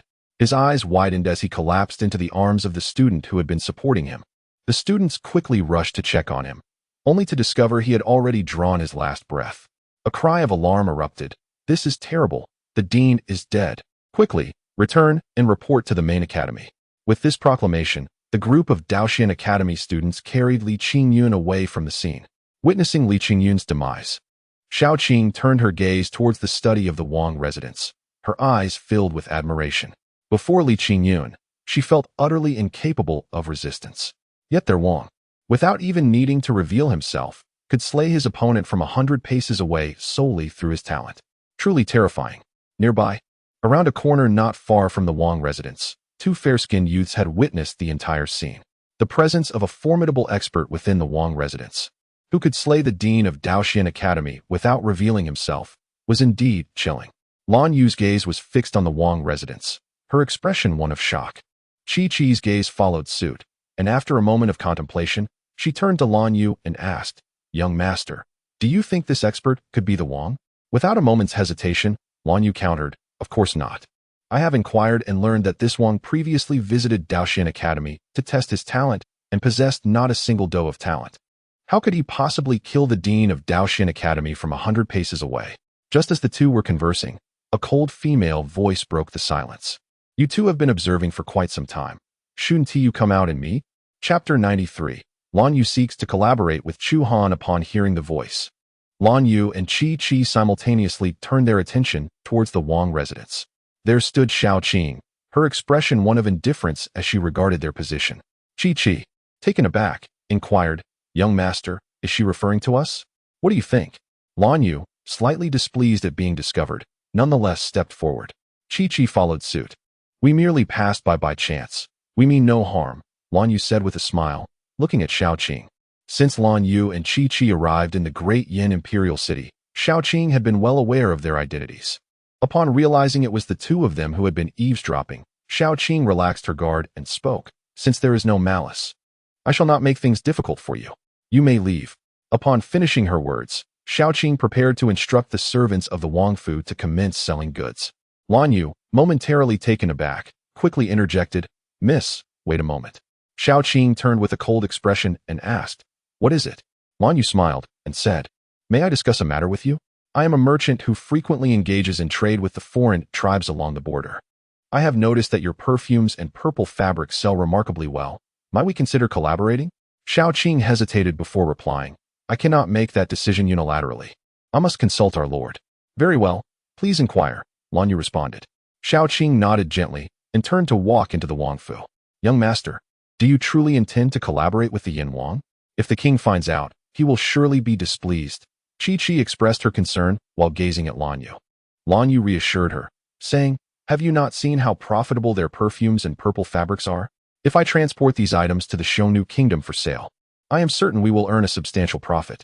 With that money, my father can recruit soldiers and fulfill his dream of unifying the Xiongnu kingdom. He would not blame me for this."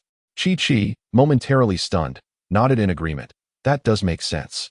In the Yin Wang Fu, within the study, Chu Han sat calmly by the window, engrossed in a book. Upon seeing him, Xiao Qing marveled at the composure of their Yin Wang. Despite having recently executed the head of the Daoxian Academy, he appeared as if nothing had transpired. "Your Highness," Xiao Qing called out as she entered. Chu Han slowly raised his head. "What is it?" "The princess of the Western Xiongnu's wise king has come to seek our cooperation in the perfume and purple fabric trade."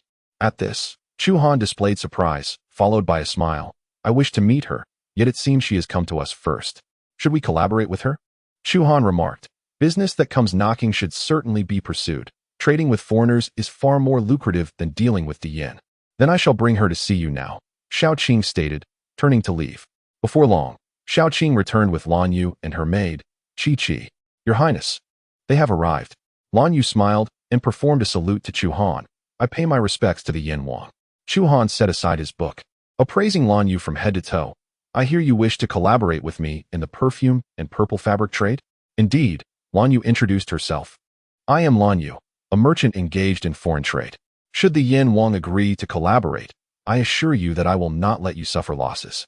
The question remains whether the Yin Wang will grant me this opportunity." With a smile, Chu Han stood and approached Lan Yu. Rather than answer directly, he circled around her. "Strange, I detect a sweet feminine fragrance about you. Could it be that you..." Lan Yu's heart raced at his words, fearing her identity had been uncovered. Just as she felt lost, Chu Han suddenly burst into laughter. It seems you must have experienced the enchanting qualities of the perfumes crafted within the Yen Wangfu, which is why you seek my collaboration, am I correct? Lan Yu quickly nodded and replied with a smile. Indeed, that is precisely the case. Chu Han clasped his hands behind his back, pondering. Indeed, I have long wished to transport perfumes and purple fabrics to foreign lands for sale. Yet I have been unable to find suitable channels. Most importantly, I have not encountered a trustworthy individual. Lan Yu smiled and replied, although I have just met the Prince of Yan, I can assure you that collaborating with me will not lead to any losses. Chu Han turned to Lan Yu and inquired, how do you propose we collaborate? Lan Yu hesitated before responding, you shall handle the production, while I will take charge of sales, and we shall split the profits evenly. Chu Han smiled faintly, sensing his dissatisfaction. Lan Yu quickly amended her offer. A 60-40 split would suffice, with you receiving the larger share. Chu Han replied, producing perfumes and purple fabrics requires not only labor costs, but also expertise. Meanwhile, you merely need to transport the goods to foreign territories and await payment. Do you truly find a 60-40 split fair? Lan Yu was momentarily taken aback. She had not anticipated the Prince of Yan to be so astute in his calculations. Surely a 70-30 division would be acceptable? Lan Yu remarked, transporting goods from the imperial city to abroad involves not only labor costs, but also the risk of robbery. If you are unwilling to agree to a 70-30 split, then I shall take my leave. Chu Han contemplated before responding. A 70-30 split could be considered. But I have one condition. What condition? In the future, should I have other items to sell abroad, our arrangement will revert to an 80-20 split in my favor. If you agree, we shall proceed with our collaboration. Upon hearing this, Lan Yu furrowed her brow. Initially, she intended to collaborate solely on the perfume and fabric business. But now it seemed the prince had other items in mind for sale. If she acquiesced, it would not be to her advantage. However, considering the potential profits from the perfumes and fabrics in foreign markets, she felt that a slight loss on other items would be acceptable. Thus, she nodded in agreement. Very well, that is acceptable. Splendid, Chu Han replied with a smile, turning to Shao Qing. You shall oversee this collaboration. Yes, my lord. Noticing that Lan Yu showed no intention of departing, Chu Han inquired, is there anything else, brother Lan? With a smile, Lan Yu looked at Chu Han and tentatively asked, I happened to witness someone within the prince's residence using their talents to slay the head of the Daoxian Academy. Might that person be you, prince? Chu Han chuckled. If I were to claim it was indeed me, would you believe it? Lan Yu paused, then replied with a smile, not quite.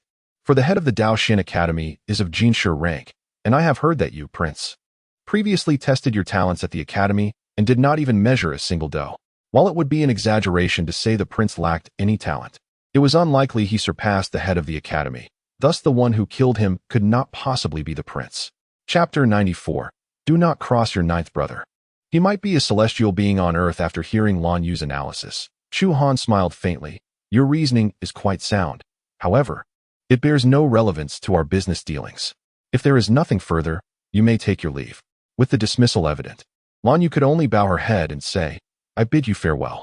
With that, she departed with her maid, Chi Chi. Upon exiting the residence of the Prince of Yan, Lan Yu appeared to have a sudden thought and turned to the young lady Shao Qing, inquiring, might I ask how to address you? I am Shao Qing, came the reply. Ah, so you are Miss Shao Qing. Lan Yu smiled and continued. Since my arrival in the imperial city, I have encountered several exquisite poems, rumored to have been penned by your esteemed Prince of Yan. I wonder if this is true. There are indeed many poems composed by our Prince of Yan. Which ones do you refer to? Shao Qing pondered.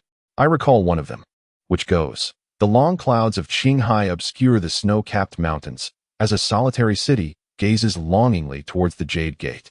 After 100 battles in the yellow sands, I shall not return until the enemy is vanquished. There is also another. Clouds envision garments, flowers envision beauty. The spring breeze caresses the balustrade, heavy with dewdrops. Had I not seen you atop the mountain of clustered jade, I would have met you beneath the moon at the Yao Terrace. These two verses, the former reflecting the indomitable spirit of border defenders who vow not to return home until their foes are defeated, and the latter, a poem extolling the virtues of a woman, can both be deemed masterpieces of unparalleled merit. Shao Qing nodded affirmatively. Indeed, these two poems are the creations of our Prince of Yan. With this confirmation, Lan Yu remarked, It seems that the rumors claiming the prince lacks any literary talent are but slander. With a bow, Lan Yu bid farewell to Shao Qing and departed with her maid. Chi. Meanwhile, outside the Xuanda Hall, one could see Chu Han anxiously pacing back and forth. How strange that my mother has refused to see me these past few days. Regardless, I must meet her. At that moment, a maid emerged from the Xuanda Hall. Chu Han hastened forward, asking, "Has my mother agreed to meet with me?" The maid replied, "The Empress initially did not wish to see His Highness, but upon noticing your persistent presence, she reluctantly consented." Upon hearing this, Chu Han rushed into the Xuanda Hall. Inside, he found Nalan Minghui reclining on the bed, her complexion pale and her demeanor haggard. Chu Han approached her with concern. "Mother, what has befallen you?" Nalan Minghui looked up at him, saying, "Sure, have you come to confront your ninth brother again?" Taken aback, Chu Han responded, "Indeed, the ninth prince has become exceedingly arrogant, allowing his subordinates to slay my people. If I do not avenge this, my heart shall remain burdened with resentment." Nalan Minghui grasped his hand firmly. "Chener, do not oppose your ninth brother. You are not his match. His cultivation is formidable, terrifyingly so." Confused, Chu Han retorted, "Mother, it seems your illness has clouded your judgment. The ninth brother has never been able to cultivate martial arts. How could he possess such prowess?" Nalan Minghui tightened her grip on Chu Han's hand, her expression grave. "Chener, I am your mother. How could I deceive you? If I am not mistaken, your ninth brother may possess the cultivation of an earthly immortal." Unable to contain himself, Chu Han burst into laughter. "Huh? Mother, it appears your condition is severe. Our Great Yan has yet to produce an earthly immortal. How could the ninth brother possibly be one?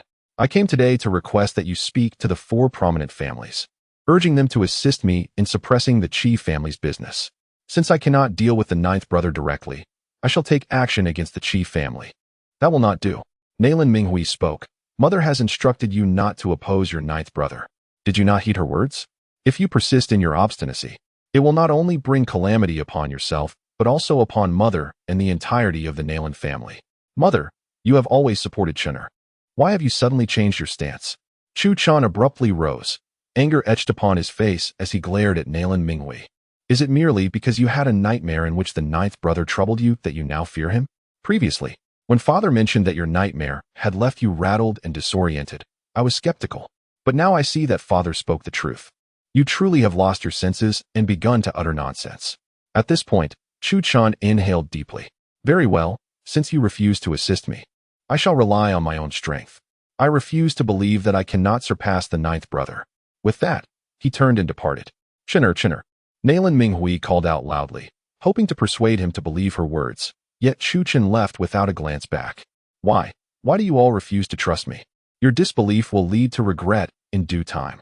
In the Imperial Palace, within the study, Chu Hao was reviewing memorials when Wei Tong hurriedly entered, his expression fraught with concern. "Your Majesty, something terrible has occurred." Chu Hao slowly set down the memorials, puzzled. "What has happened to cause you such alarm?" Wei Tong clasped his hands and replied, "Your Majesty, today the head of Daoxian Academy sought an audience at the Yan Wang residence, demanding an explanation regarding the injury inflicted upon Tang Hu. Unfortunately, he was killed by Yan Wang." Chu Hao stood in shock, exclaiming, "What did you say? The head of Daoxian Academy was slain by the ninth brother?" Wei Tong paused, quickly clarifying, "This old servant does not know if it was indeed Yan Wang who killed him. I only heard that the head of Daoxian Academy attempted to enter the Wang residence to find Yan Wang, but as soon as he stepped inside, he was struck by a formidable surge of true energy and was instantly killed." Chu Hao remained frozen, contemplating the implications before finally speaking. "The head of Daoxian Academy possesses the cultivation of a Jinshi. To slay him with true energy would require at least the prowess of a grandmaster. The ninth brother has never been able to cultivate martial arts, so it could not have been him." Wei Tong pondered. This old servant also feels it unlikely to be Yan Wang, especially since no one witnessed him strike. But if it was not him, then who could it be? Chu Hao mused, glancing at Wei Tong. Could it be someone sent by the seventh brother? Wei Tong was taken aback. That is indeed a possibility. Previously, to protect Yan Wang, he dispatched numerous experts to the imperial city. Chu Hao scoffed. "If that is the case, it makes sense. I never expected the seventh brother to go so far as to send grandmasters for the sake of the ninth brother. At this rate, it won't be long before he turns his sights on me." Wei Tong suggested, "Your Majesty, when you exiled him to the wilderness, it was akin to sentencing him to death. Now that he has survived, he will undoubtedly seek revenge. This old servant advises you to prepare accordingly. Chu Han clenched his fists, a look of inner turmoil crossing his face. Initially, I had no desire to compromise with the Sun and Moon sect, but it appears that avoiding such a resolution is no longer feasible. Wei Tong, you shall guard the study and allow no one to enter. I must pay a visit to the dungeon. Chapter 95. Chu Han agrees to trade with the Sun and Moon sect in the depths of the prison. Clad in a flowing black robe, Chu Han approached a cell where a middle-aged man in a similar robe sat cross-legged. Upon noticing Chu Han's presence, the man smiled and remarked, "I knew you would come to seek me again. I have come to offer you a chance at survival. Apart from the condition you previously proposed, I am willing to consider other terms," Chu Han asserted. The middle-aged man's pupils constricted. Chu Han's voice turned icy. "This is your final opportunity. Should you fail to cherish it, I shall take your life." The man in black fell into contemplation, then raised his gaze to Chu Han and said, "Since you have refused my earlier condition, I propose a new one. Qi Lingyun has dismantled our branch in the Imperial City, and we seek a new location to establish our presence, free from the court's interference, where only the Sun and Moon sect shall hold authority." "And where do you wish to establish this branch?" Chu Han inquired. "In Jiangning City," came the response. At the mention of Jiangning City, Chu Han's expression hardened. Jiangning, located in the southern region, boasts a vast population and a thriving economy, contributing over 1 million taels of silver in taxes to the court annually. In fact, 1/3 of Dian's revenue derives from Jiangning City. Jiangning is out of the question. "Propose another location," Chu Han insisted. The man in black retorted coldly, "I have already made considerable concessions. If your majesty remains unwilling to comply, then so be it." Hearing this, Chu Han fell into silence, the shadows of the black robe revealing a struggle upon his face. "Very well, I concede to your request." "How forthright." The middle-aged man smiled slightly before producing a pill from his robes. "This is the Taishan pill, designed to aid martial artists at the master level in breaking through to the Grandmaster realm. However, it requires the consumption of 2 pills consecutively to be effective. I shall give you the first now, and once our Sun and Moon sect stabilizes in Jiangning, I will provide you the second." Chu Han accepted the pill and scrutinized it before voicing his skepticism. "Are you certain this pill will assist me in attaining the Grandmaster realm?" "Indeed. Upon consuming the first pill, you will sense the threshold of the Grandmaster realm. At that point, simply ingest the second pill to achieve your goal." "Very well. I shall trust you this once." As he spoke, Chu Han turned and commanded, "Release this man." Yet, as his words fell, the middle-aged man transformed into a swirling black mist and soared out the window. "Ha ha ha, if I truly wished to escape, this prison would be utterly incapable of containing me. I chose to wait here because I knew you would come seeking me. Now that my task is complete, it is time for me to depart." Upon witnessing this, astonishment flickered across Chu Han's face. However, it was swiftly replaced by a fierce intent to kill. "I never anticipated the Sun and Moon sect possessed such formidable dark arts. It seems that until the sect is eradicated, Dian shall know no peace." In the courtyard of the Chu Chun residence, Chu Chun and Gong Sun you were leisurely sipping wine in a pavilion. "Master Gong Sun, my mother is currently in a state of confusion and refuses assistance from the 4 great families. I shall rely on you to offer me more guidance in the future," Chu Chun said as he poured wine for Gong Sun Yu. Gong Sun Yu raised his wine cup and gazed at Chu Chun, declaring, "Rest assured, Your Highness. Even if it means shattering into 1,000 pieces, I shall assist you in ascending to the throne." "With your words, I am at ease," replied Chu Chun. As they downed their drinks, a mocking voice rang out. "Ha ha. To rely on a person as feeble as a fledgling to contest for the throne is nothing short of delusional." Enraged, Chu Chun shouted, "Who dares speak?" A swirl of demonic energy surged from the distance, descending upon the pavilion, and as it dissipated, a middle-aged man clad in black robes emerged. Upon seeing the man, Chu Chun's face lit up with joy, and he quickly rose to his feet, inquiring, "Elder, when did you arrive?" The black-robed man chuckled, "Just now." Gong Sun Yu regarded the man with a puzzled expression, asking, "Your Highness, who is this?" Chu Chun promptly introduced, "Mr. Gong Sun, this is Protector Chun, one of the 4 guardians of the Sun and Moon sect." Gong Sun Yu's eyes widened in astonishment. It was known that the Sun and Moon sect had 4 guardians named after celestial bodies, each mastering a formidable demonic technique. Protector Chun was said to wield the heavenly ascendant demonic art, which allowed him to transform his body into demonic energy, for free traversal. Protector Chun, somewhat surprised, looked at Gong Sun Yu and said, "Indeed, I am Protector Chun. Who are you to know of our 4 guardian secrets?" Chu Chun respectfully elaborated, "Elder, he is my advisor." Gong Sun Yu, "Many of our strategies have originated from Mr. Gong Sun." Gong Sun Yu, appearing proud, feigned modesty, stating, "It's merely trivial skills, hardly worthy of mention." Protector Chun scoffed, glancing at Chu Chun, "No wonder you are unable to contend with a mere martial arts novice like Prince Yan. It seems there is more to it." At these words, the smile on Gong Sun Yu's face instantly froze. Chu Chun hastily sought to alleviate the tension, asking Protector Chun, "By the way, Elder, weren't you imprisoned in the celestial dungeon by my father? How did you manage to escape? Has my father agreed to name me as the Crown Prince?" Protector Chun shot him a cold glance. "Do you think becoming the Crown Prince is so simple? Even with my assistance to help him break through to the Grandmaster level, he still refuses to acknowledge you." Angrily, Chu Chun retorted, "That stubborn old man. Unable to break through to the Grandmaster realm himself, yet he refuses to name me as the Crown Prince. How infuriating." Protector Chun replied with a chuckle, "He cannot die just yet. If he were to perish, your path to the Crown Prince title would become even more arduous." Gong Sun Yu interjected, "Indeed. The second prince has the support of the Daoxian Academy, while the third prince is backed by the Heavenly Buddha Temple. Both factions are on par with the Sun and Moon sect.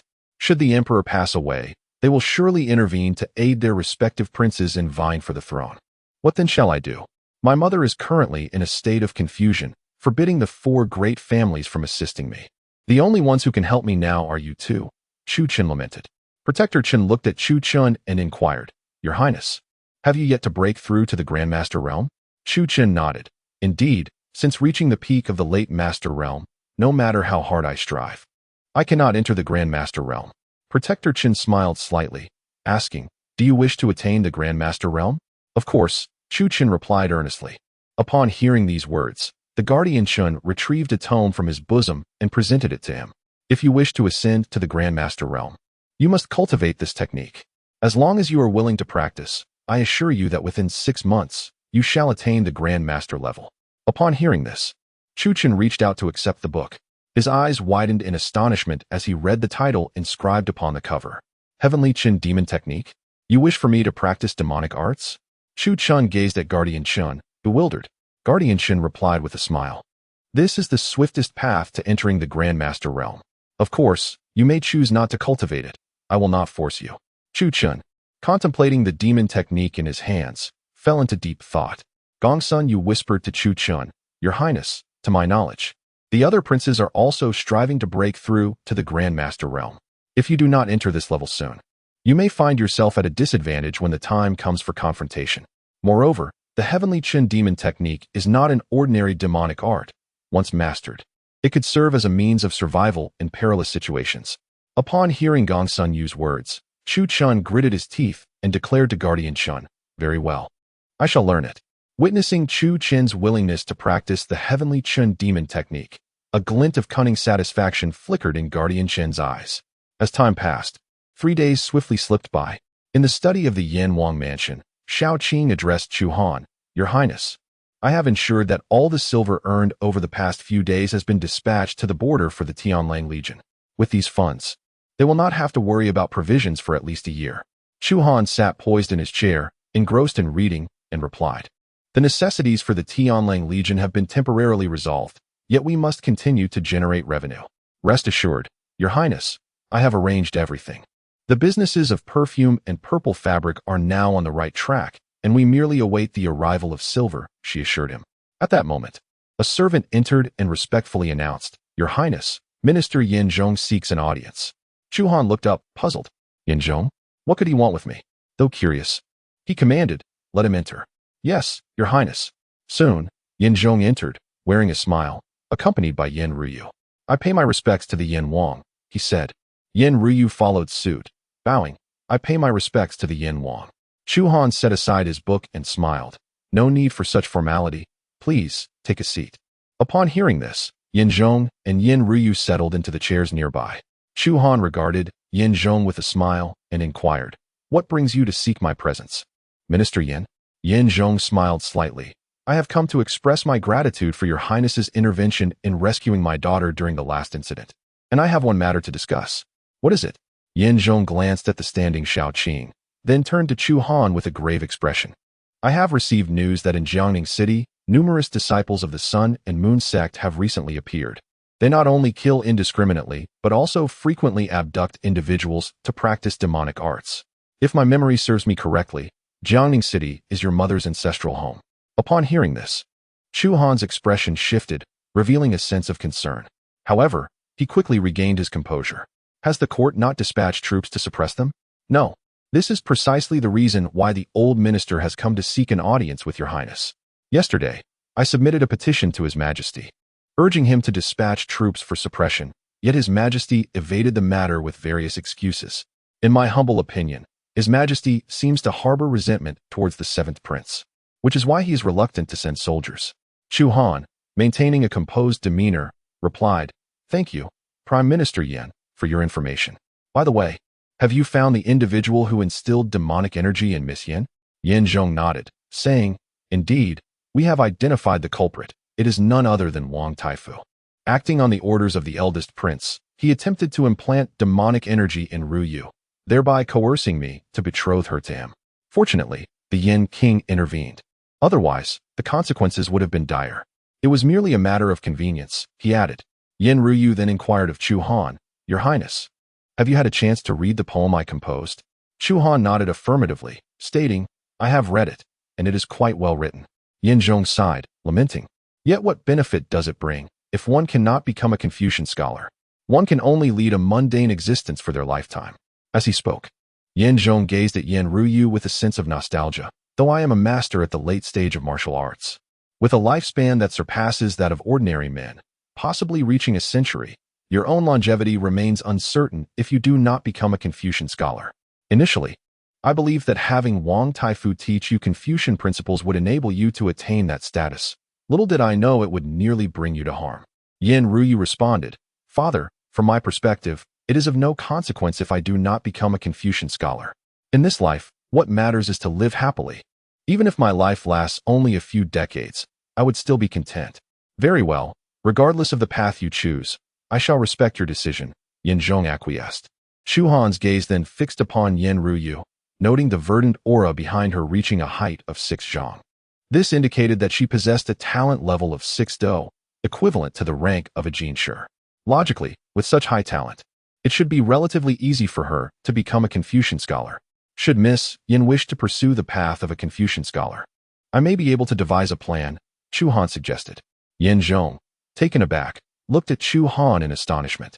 Could it be that the Yan King has a solution? I recall having perused a book related to the attainment of Confucian status. Perhaps it could assist Miss Yan. However, my collection is vast, and I am currently unsure of its whereabouts. Perhaps you and Miss Yan could return home, and once I locate it, I shall send someone to deliver it to you. That would be splendid, Yan Zhong said, his face lighting up with joy. He then stood, offering a respectful bow to Chu Han. I shall not impose any further. With that, he turned and departed with Yan Ruyu. Once the two had taken their leave, Chu Han immediately turned to Xiao Qing, instructing Xiao Qing promptly dispatch someone to Jiangning City to verify the truth of Yan Zhong's claims. If they prove to be accurate, report back without delay. Understood, Xiao Qing replied with a bow before swiftly exiting. With her departure, Chu Han began to rummage through his bookshelf. He clearly remembered that his own cultivation and mastery of the lethal art of poetry stemmed from reading the 4 books and 5 classics. Thus, he wished to encourage Yan Ruyu to engage with these texts as well, to see if she might attain the status of a Confucian scholar. However, just as he located the 4 books and 5 classics, doubt began to creep in. Xiao Qing had also read these texts. Why had she not become a Confucian scholar? Perhaps his ability to achieve that status was not solely due to his reading, but also related to his being a traveler from another realm. It appears that in order for Yan Ruyu to become a Confucian cultivator, alternative methods must be considered. With this thought in mind, Chu Han prepared to return the 4 books and 5 classics. However, a sudden idea emerged in his mind. The soldiers in the barracks enhanced their cultivation by reciting poetry alongside him.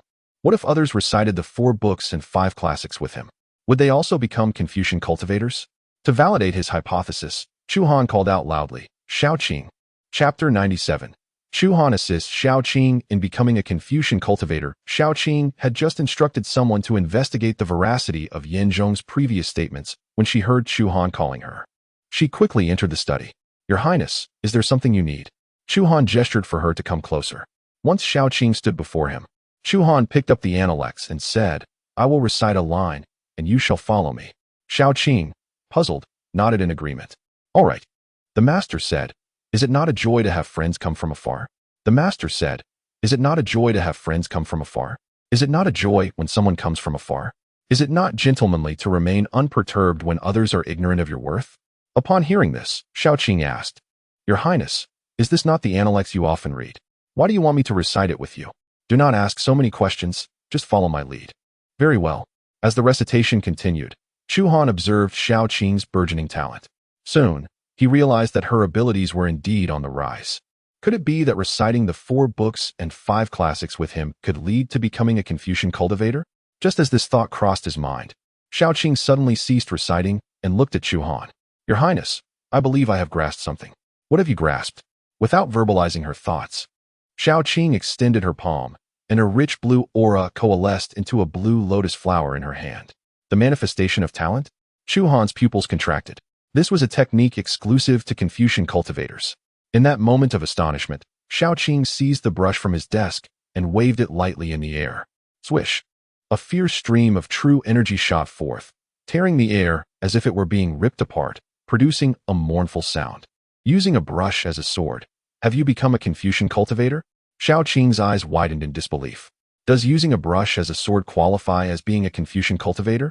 Chu Han replied, using a brush as a sword is merely one of the many techniques of a Confucian cultivator. However, since you have already manifested your talent, I deduce that you are now a Confucian cultivator. Am I not a martial artist? How have I become a Confucian cultivator? Chu Han smiled. Is it not wonderful to be a Confucian cultivator? It does not impede your martial pursuits, and possessing 6 of talent is equivalent to being a grandmaster among martial artists. Is that true? If so, will I have the strength to contend with grandmasters? Indeed. Chu Han nodded. However, you must continue to read extensively. Only through diligent study can you comprehend more Confucian techniques. Understood, Your Highness. I shall read more from now on. If there is nothing else, I will take my leave. Go ahead. As Xiao Qing departed, Chu Han gazed at the Analects in his hand, a smile gracing his lips. He was now certain that reading the 4 books and 5 classics could indeed lead to becoming a Confucian cultivator, provided one followed his lead. Brother-in-law. At that moment, an enchanting female voice resonated from outside the study. Shortly thereafter, Qi Qianqian entered. Her bright and spirited eyes exuded intelligence and vitality, and her pink attire did little to conceal her graceful figure. Upon entering the study, she furiously addressed Chu Han. Brother-in-law, the 4 prominent families are despicable. Unable to compete with our thriving business, they are resorting to sabotage. Chu Han smiled faintly, having anticipated such a scenario. Their flourishing enterprise was too lucrative for the 4 families to ignore. You should seek your sister, rather than coming to me, he advised. Qi Qianqian retorted angrily. I did seek her, but she claims she only manages the military and will not involve herself in such disputes. Noticing Chu Han's silence, Qi Qianqian stepped closer, grasping his arm playfully. Brother-in-law, we are partners now. You must devise a strategy to deal with them. If this continues, our losses will be substantial. Chu Han felt something pressing against his arm and instinctively glanced down, only to be met with a pair of alluring curves. Flustered, he quickly averted his gaze, feigning composure. I will find a way to resolve this. You should attend to your own matters. Very well, Qi Qianqian responded, preparing to leave. However, after taking a couple of steps, she suddenly turned around and, to Chu Han's astonishment, planted a kiss on his cheek. What was that for? He stammered. Qi Qianqian laughed. Brother-in-law, did you forget? I previously mentioned that if you assist the Qi family in overcoming this crisis, I would grant you a surprise. Chu Han frowned. Is this your idea of a surprise? Indeed. Are you not pleased? She replied. This is hardly a surprise. It's more akin to a shock. Not at all. This is my first kiss, which I intended to reserve for my future husband. However, seeing how much you have aided the Qi family, I decided to give it to you instead. Chu Han was at a loss for words. His sister-in-law was certainly unpredictable. All right, brother-in-law, I must be off. And please, do not inform my sister that I gave you my first kiss. Otherwise, she will surely be furious. Chu Han was left bewildered. What first kiss? It was merely a peck, and he was the one on the receiving end, making it seem like he was at a disadvantage. Before he could respond, Qi Qianshan hastily exited the study. Just as she departed, Xiao Qing entered. Your Highness, I have just received some news, she began. But upon noticing the red lip mark on Chu Han's face, her words faltered. Chu Han, sensing her peculiar expression, inquired, What is it? Your Highness, it appears you have a lip mark on your face. Upon hearing this, Chu Han quickly grabbed a nearby bronze mirror and indeed discovered the vivid imprint. He promptly wiped it away. Is this lip mark from Miss Qier? Xiao Qing asked. That girl took advantage of my momentary distraction to steal a kiss. Please do not inform the princess. Xiao Qing stifled a smile, having never witnessed such an expression from His Highness towards a woman before. Rest assured, I shall keep it to myself. By the way, what was it you were saying earlier? Xiao Qing continued. I just received a message via carrier pigeon from Jiangning City. It seems there are indeed members of the Sun and Moon sect causing chaos there. They are not only committing murder indiscriminately, but also abducting children for nefarious purposes. It is rumored that some children from the Yang family have also been taken. The Yang family? Indeed, it is the family of your mother. Upon hearing this, a murderous intent flickered in Chu Han's eyes.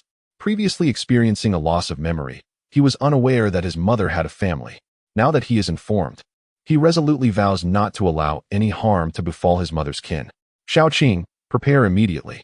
We shall depart for Jiangning City. Understood. Soon, Chu Han took his leave from the Yanwang mansion with Xiao Qing in tow.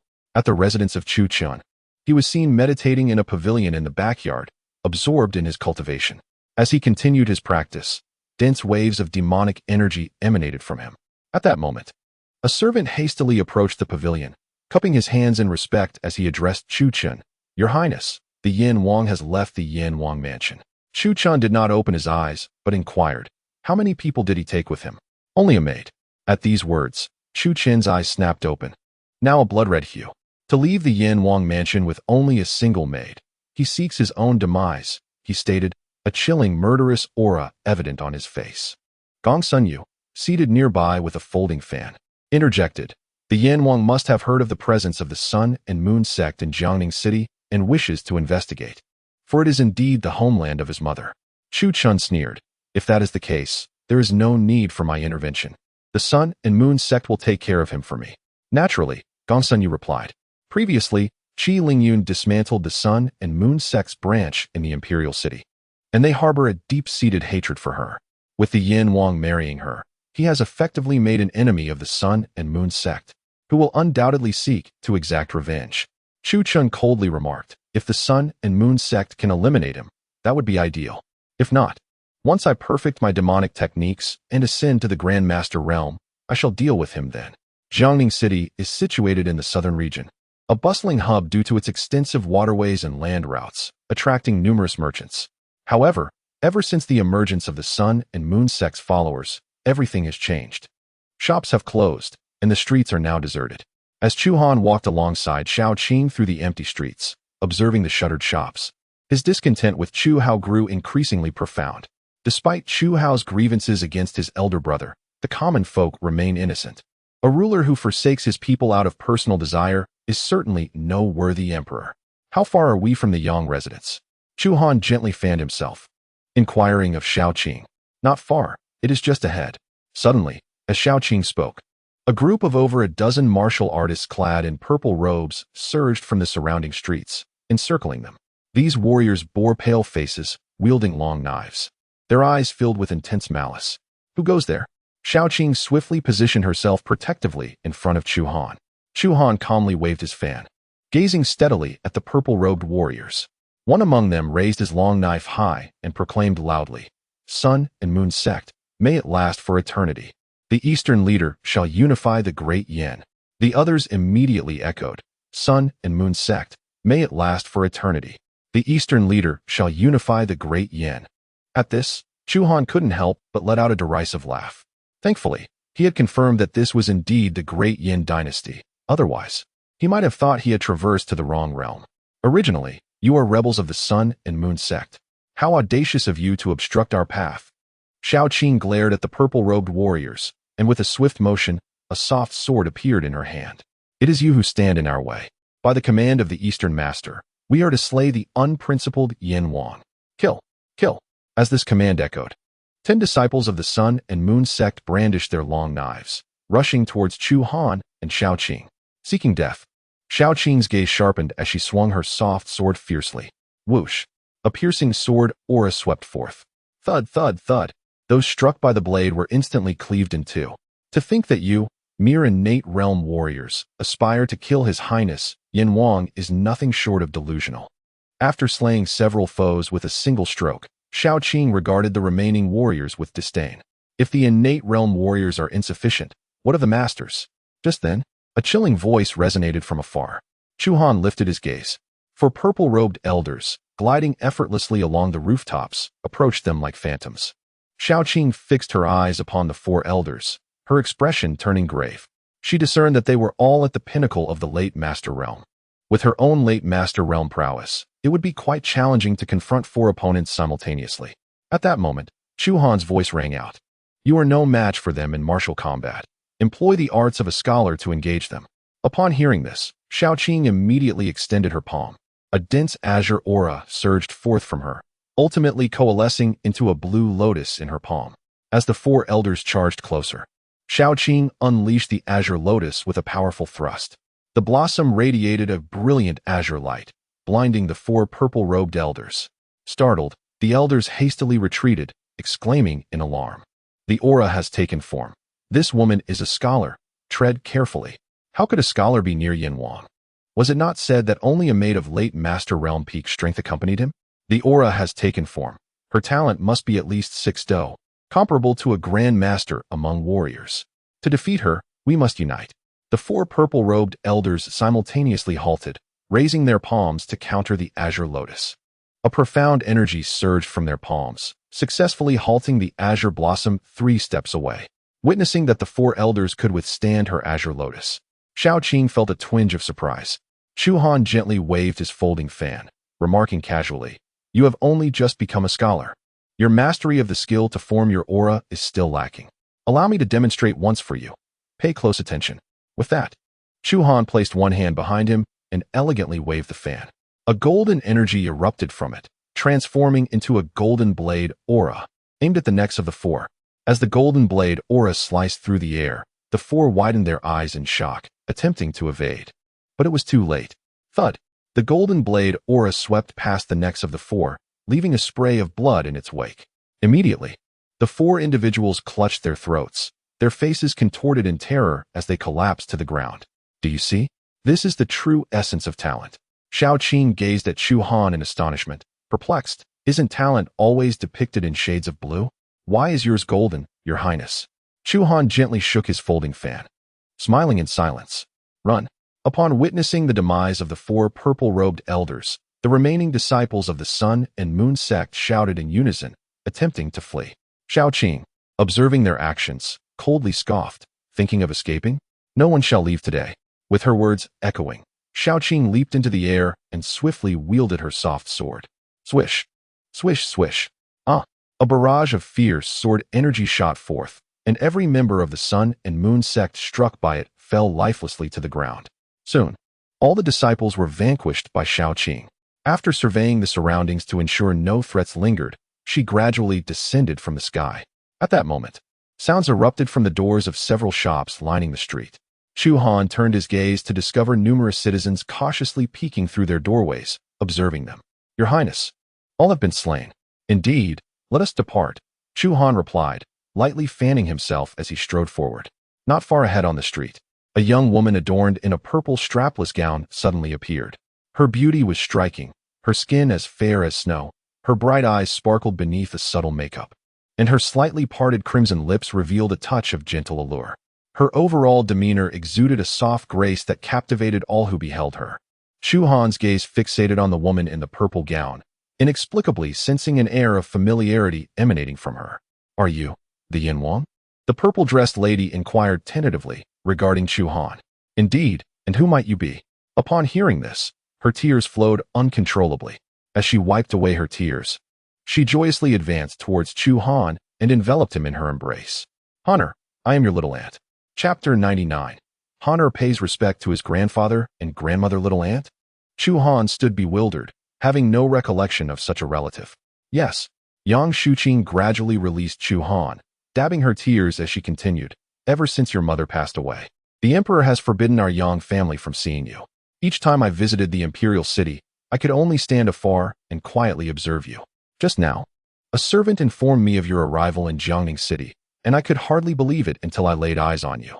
As she spoke, her sobs betrayed her genuine emotions, unmistakably sincere. Little aunt, do you know how my mother died? Yang Shuqing did not respond immediately. Instead, she scanned their surroundings and said, Honor, this is not the place for such discussions. Come with your little aunt back to the Yang residence. As she spoke, Yang Shuqing took Chu Han's hand, leading him towards the Yang residence, with Shao Qing closely following. Soon, the trio arrived at the Yang estate. Being one of the most prestigious families in Jiangning City, the Yang residence, though not ostentatious, was spacious, with pavilions and towers adorning the grounds. Yang Shuqing guided Chu Han and Shao Qing into a grand hall, where an elderly couple and a middle-aged couple sat regally. After Yang Shuqing entered the hall, her face beamed with joy as she addressed the elderly couple seated at the center. Father, mother, look who has arrived. The head of the Yang family, Yang Taizhan, and his wife, Mu Yuzhu, turned their gaze towards the entrance. Upon seeing Chu Han step inside, they both rose hastily. Is he truly Hanu? Yang Taizhan questioned with a hint of disbelief. Yang Shuqing nodded affirmatively. Yes, he is the one you have longed for. Holding back tears, she turned to Chu Han and exclaimed, Honor, come quickly to pay your respects to your grandparents. Chu Han gazed at the elderly couple, feeling an indescribable warmth in his heart. He approached slowly, kneeling on one knee. Honor pays his respects to grandfather and grandmother. Yang Taizhan and Mu Yuzhu, with tears in their eyes, rushed forward to assist him in standing. Good child, rise quickly. Once Chu Han was on his feet, Yang Taizhan, trembling, gently caressed his face, scrutinizing his features closely. You resemble your mother so closely. Mu Yuzhu, wiping her tears, smiled through her sorrow. Indeed, he looks just like his mother. Chu Han looked at them and inquired, Grandfather, grandmother, how did my mother die? Was it at the hands of the Grand Emperor? Upon hearing this, Yang Taizhan and Mu Yuzhu were taken aback, as were Yang Shuqing and several others in the hall. Honor, how do you know that your mother's death is connected to the Grand Emperor? Yang Shuqing asked curiously. I have heard rumors, but I cannot ascertain their truth at this moment. Yang Taizhan and Mu Yuzhu exchanged glances, hesitant to speak. Noticing their reticence, Chu Han pressed, Grandfather, grandmother, do you know something? Yang Taizhan sighed in resignation at Chu Han's insistence.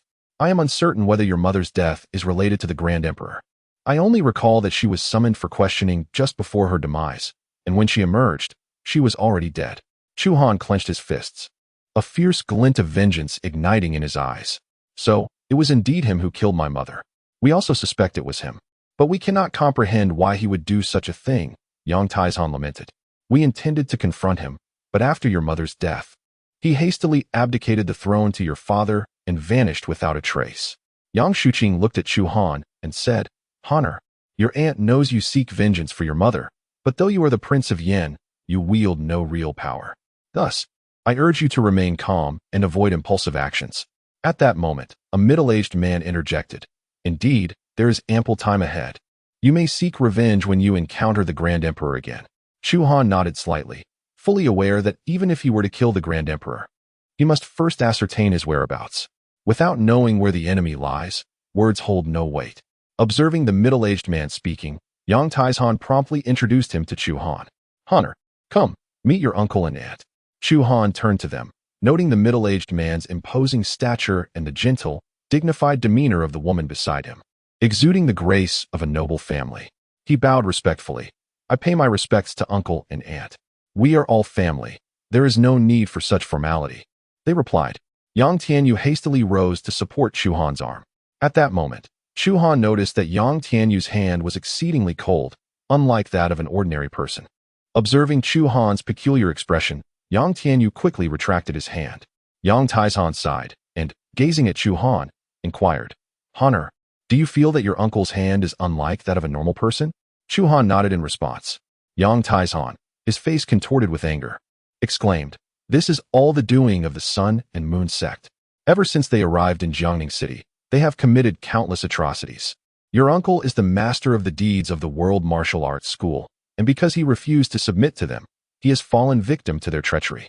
Now, he has not only lost all his cultivation, but also the sensation in his limbs. Upon hearing this, Chu Han turned to Yang Tianyu and asked, "Uncle, may I examine your body?" Yang Tianyu was taken aback and glanced at Yang Taizhan. Yang Taizhan replied, "Since Honor wishes to see, let him proceed." Yang Tianyu then stood up. Chu Han approached him and casually examined him, stating, "Your cultivation remains intact. It is merely sealed by demonic energy. The continued spread of this energy within you has caused the loss of sensation in your limbs." Hearing this, Yang Tianyu's eyes widened in disbelief. "So, I have not lost my cultivation?" "Indeed," replied Chu Han. Yang Tianyu, filled with excitement, grasped Chu Han's hand. "Do you have a way to help me break the seal?" "Yes." As he spoke, Chu Han produced a packet of silver needles and said to Yang Tianyu, "Uncle, do not move. I will now use these needles to expel the demonic energy from your body." All right. Under the watchful eyes of the others, Chu Han skillfully extracted the silver needles, inserting them into various acupoints on Yang Tianyu's body. At the moment Chu Han inserted the final needle, Yang Tianyu let out a piercing scream. A dark mist erupted from his mouth. All done. Chu Han withdrew the needles from Yang Tianyu, who then sighed in relief and slumped into the chair. Chu Han's aunt, Lu Kaiyun, quickly reached out to support him. "My dear, are you all right?" Yang Tianyu exhaled deeply and looked at Chu Han, saying, "Honor, you are truly a blessing for our Yang family. You have cured your uncle upon your arrival." Yang Taizhan and his wife, along with Yang Shuqing, gazed at Chu Han in astonishment. "Honor, where did you learn such medical skills?" Chapter 100. Remember, my name is Yi. Upon hearing Yang Shuqing's inquiry, Chu Han replied nonchalantly, "I learned it from books." "What? You learned it from books?" Yang Taizhan and his wife, along with Yang Tianyu and Yang Shuqing, all stared wide-eyed. Can such remarkable medical skills truly be acquired from books? Moreover, I have yet to hear of any techniques to expel demonic energy. Yang Tianyu's face was filled with skepticism. At that moment, Yang Taizhan interjected, "It is perfectly normal for you to be unaware. Have you considered Honor's identity? He is the 9th Prince of Dayan. The royal palace possesses countless martial arts texts. Perhaps Honor inadvertently stumbled upon these texts and comprehended the ability to expel demonic energy from them." Yang Shuqing nodded in agreement, acknowledging the reasoning that Honor, due to his inability to cultivate martial arts from a young age, had spent his time in the royal residence immersed in countless books. It was only natural for him to acquire skills to counteract demonic energy through his extensive reading. Chu Han had initially thought he would need to elaborate on his reasoning, but upon witnessing his maternal grandfather and aunt proactively support him, he could not help but breathe a sigh of relief. Hearing this, Yang Tianyu also found the logic sound. Reflecting on Chu Han's inability to practice martial arts, he sighed, lamenting, "It is a pity that Honor cannot cultivate martial arts. Otherwise, he would undoubtedly be a formidable warrior." Chu Han, however, had not forgotten the purpose of his visit. He turned to Yang Shuqing and inquired, "By the way, aunt, what is the current situation in Jiangning City? While in the Imperial City, I heard that the Sun and Moon sect has been indiscriminately killing people and abducting children to practice their skills. Is this true?" Yang Taizhan responded, "It is indeed true. Several children of our servants have already been taken by them. I intended to intervene, but their strength was overwhelming. Not only did I fail to rescue the children, but I was also severely injured." Upon hearing this, a fierce glint of murderous intent flashed in Chu Han's eyes. The Sun and Moon sect not only slaughtered the innocent, but also abducted children for their nefarious practices, and they had even harmed his grandfather. If he did not teach them a lesson, they might truly believe they could act with impunity in Dayan. "Aunt, I feel rather fatigued. Might I first request a place to rest?" Without hesitation, Yang Shuqing replied, "Of course, follow me." Under her guidance, Chu Han and Xiaoqing soon arrived at a courtyard. "Honor, this courtyard has many rooms. Choose whichever you prefer to reside in." After saying this, she turned to Xiaoqing. "She is your maidservant, correct? Let me consider where she should stay." Xiaoqing, fearing Yang Shuqing would assign her to a different place, quickly interjected, "I will not go anywhere. I intend to stay in the same courtyard as His Highness." Yang Shuqing glanced at Chu Han, who affirmed, "Xiaoqing is not only my personal maid, but also my guard. Unless there are exceptional circumstances, she will not leave my side." "Very well. She shall stay with you in the same courtyard." Yang Shuqing pointed to a nearby courtyard and said, "Aunt will reside in the adjacent courtyard." Should you have any needs, do not hesitate to seek me out. Understood. I shall not disturb your rest any further, Yang Shuqing replied before turning to leave. Once she had departed, Xiaoqing turned to Chu Han and asked, Your Highness, I sensed a murderous intent emanating from you earlier. Are you contemplating taking action against the Sun and Moon sect? Indeed, Chu Han nodded. While the Sun and Moon sect had previously been reckless, they refrained from indiscriminately killing the innocent or abducting children for their practices. However, now they have committed both offenses and harmed my grandfather. Thus, I must impart a lesson upon them. You should allow me to handle this. That is not an option. Chu Han looked at Xiaoqing firmly. The Sun and Moon sect dares to slaughter innocents and abduct children here, indicating that powerful experts are stationed nearby. With your current strength, you likely would not be their match. Very well then, I shall await your return here. In Jiangning City, within a desolate courtyard, several dozen martial artists clad in black robes had gathered. At the forefront, a leader addressed the assembled warriors with a commanding voice. Remember, tonight's target is the Yang family. It has been decreed that the third miss of the Yang family, Yang Shuqing, is quite lovely. We are to capture her alive. As for the other members of the Yang family, they are to be exterminated. Not a single one shall remain. The warriors present responded in unison, yes. Just then, a chilling voice echoed through the air. If you intend to make a move against the Yang family, you may find that the opportunity has slipped away. Upon hearing the voice, the crowd turned in unison to glance behind them. In the dark expanse of the night sky, a bright moon hung high. Beneath the moonlight stood a young man, clad in a black robe and wearing a black mask, his stature imposing as he gazed at the warriors. Who dares? The leader demanded loudly. Remember, my name is Yi. With that declaration, the young man took a step forward. Simultaneously, he recited, As the moon sets and crows cry, frost blankets the sky, the river's maple and fishing lights bring sorrowful dreams.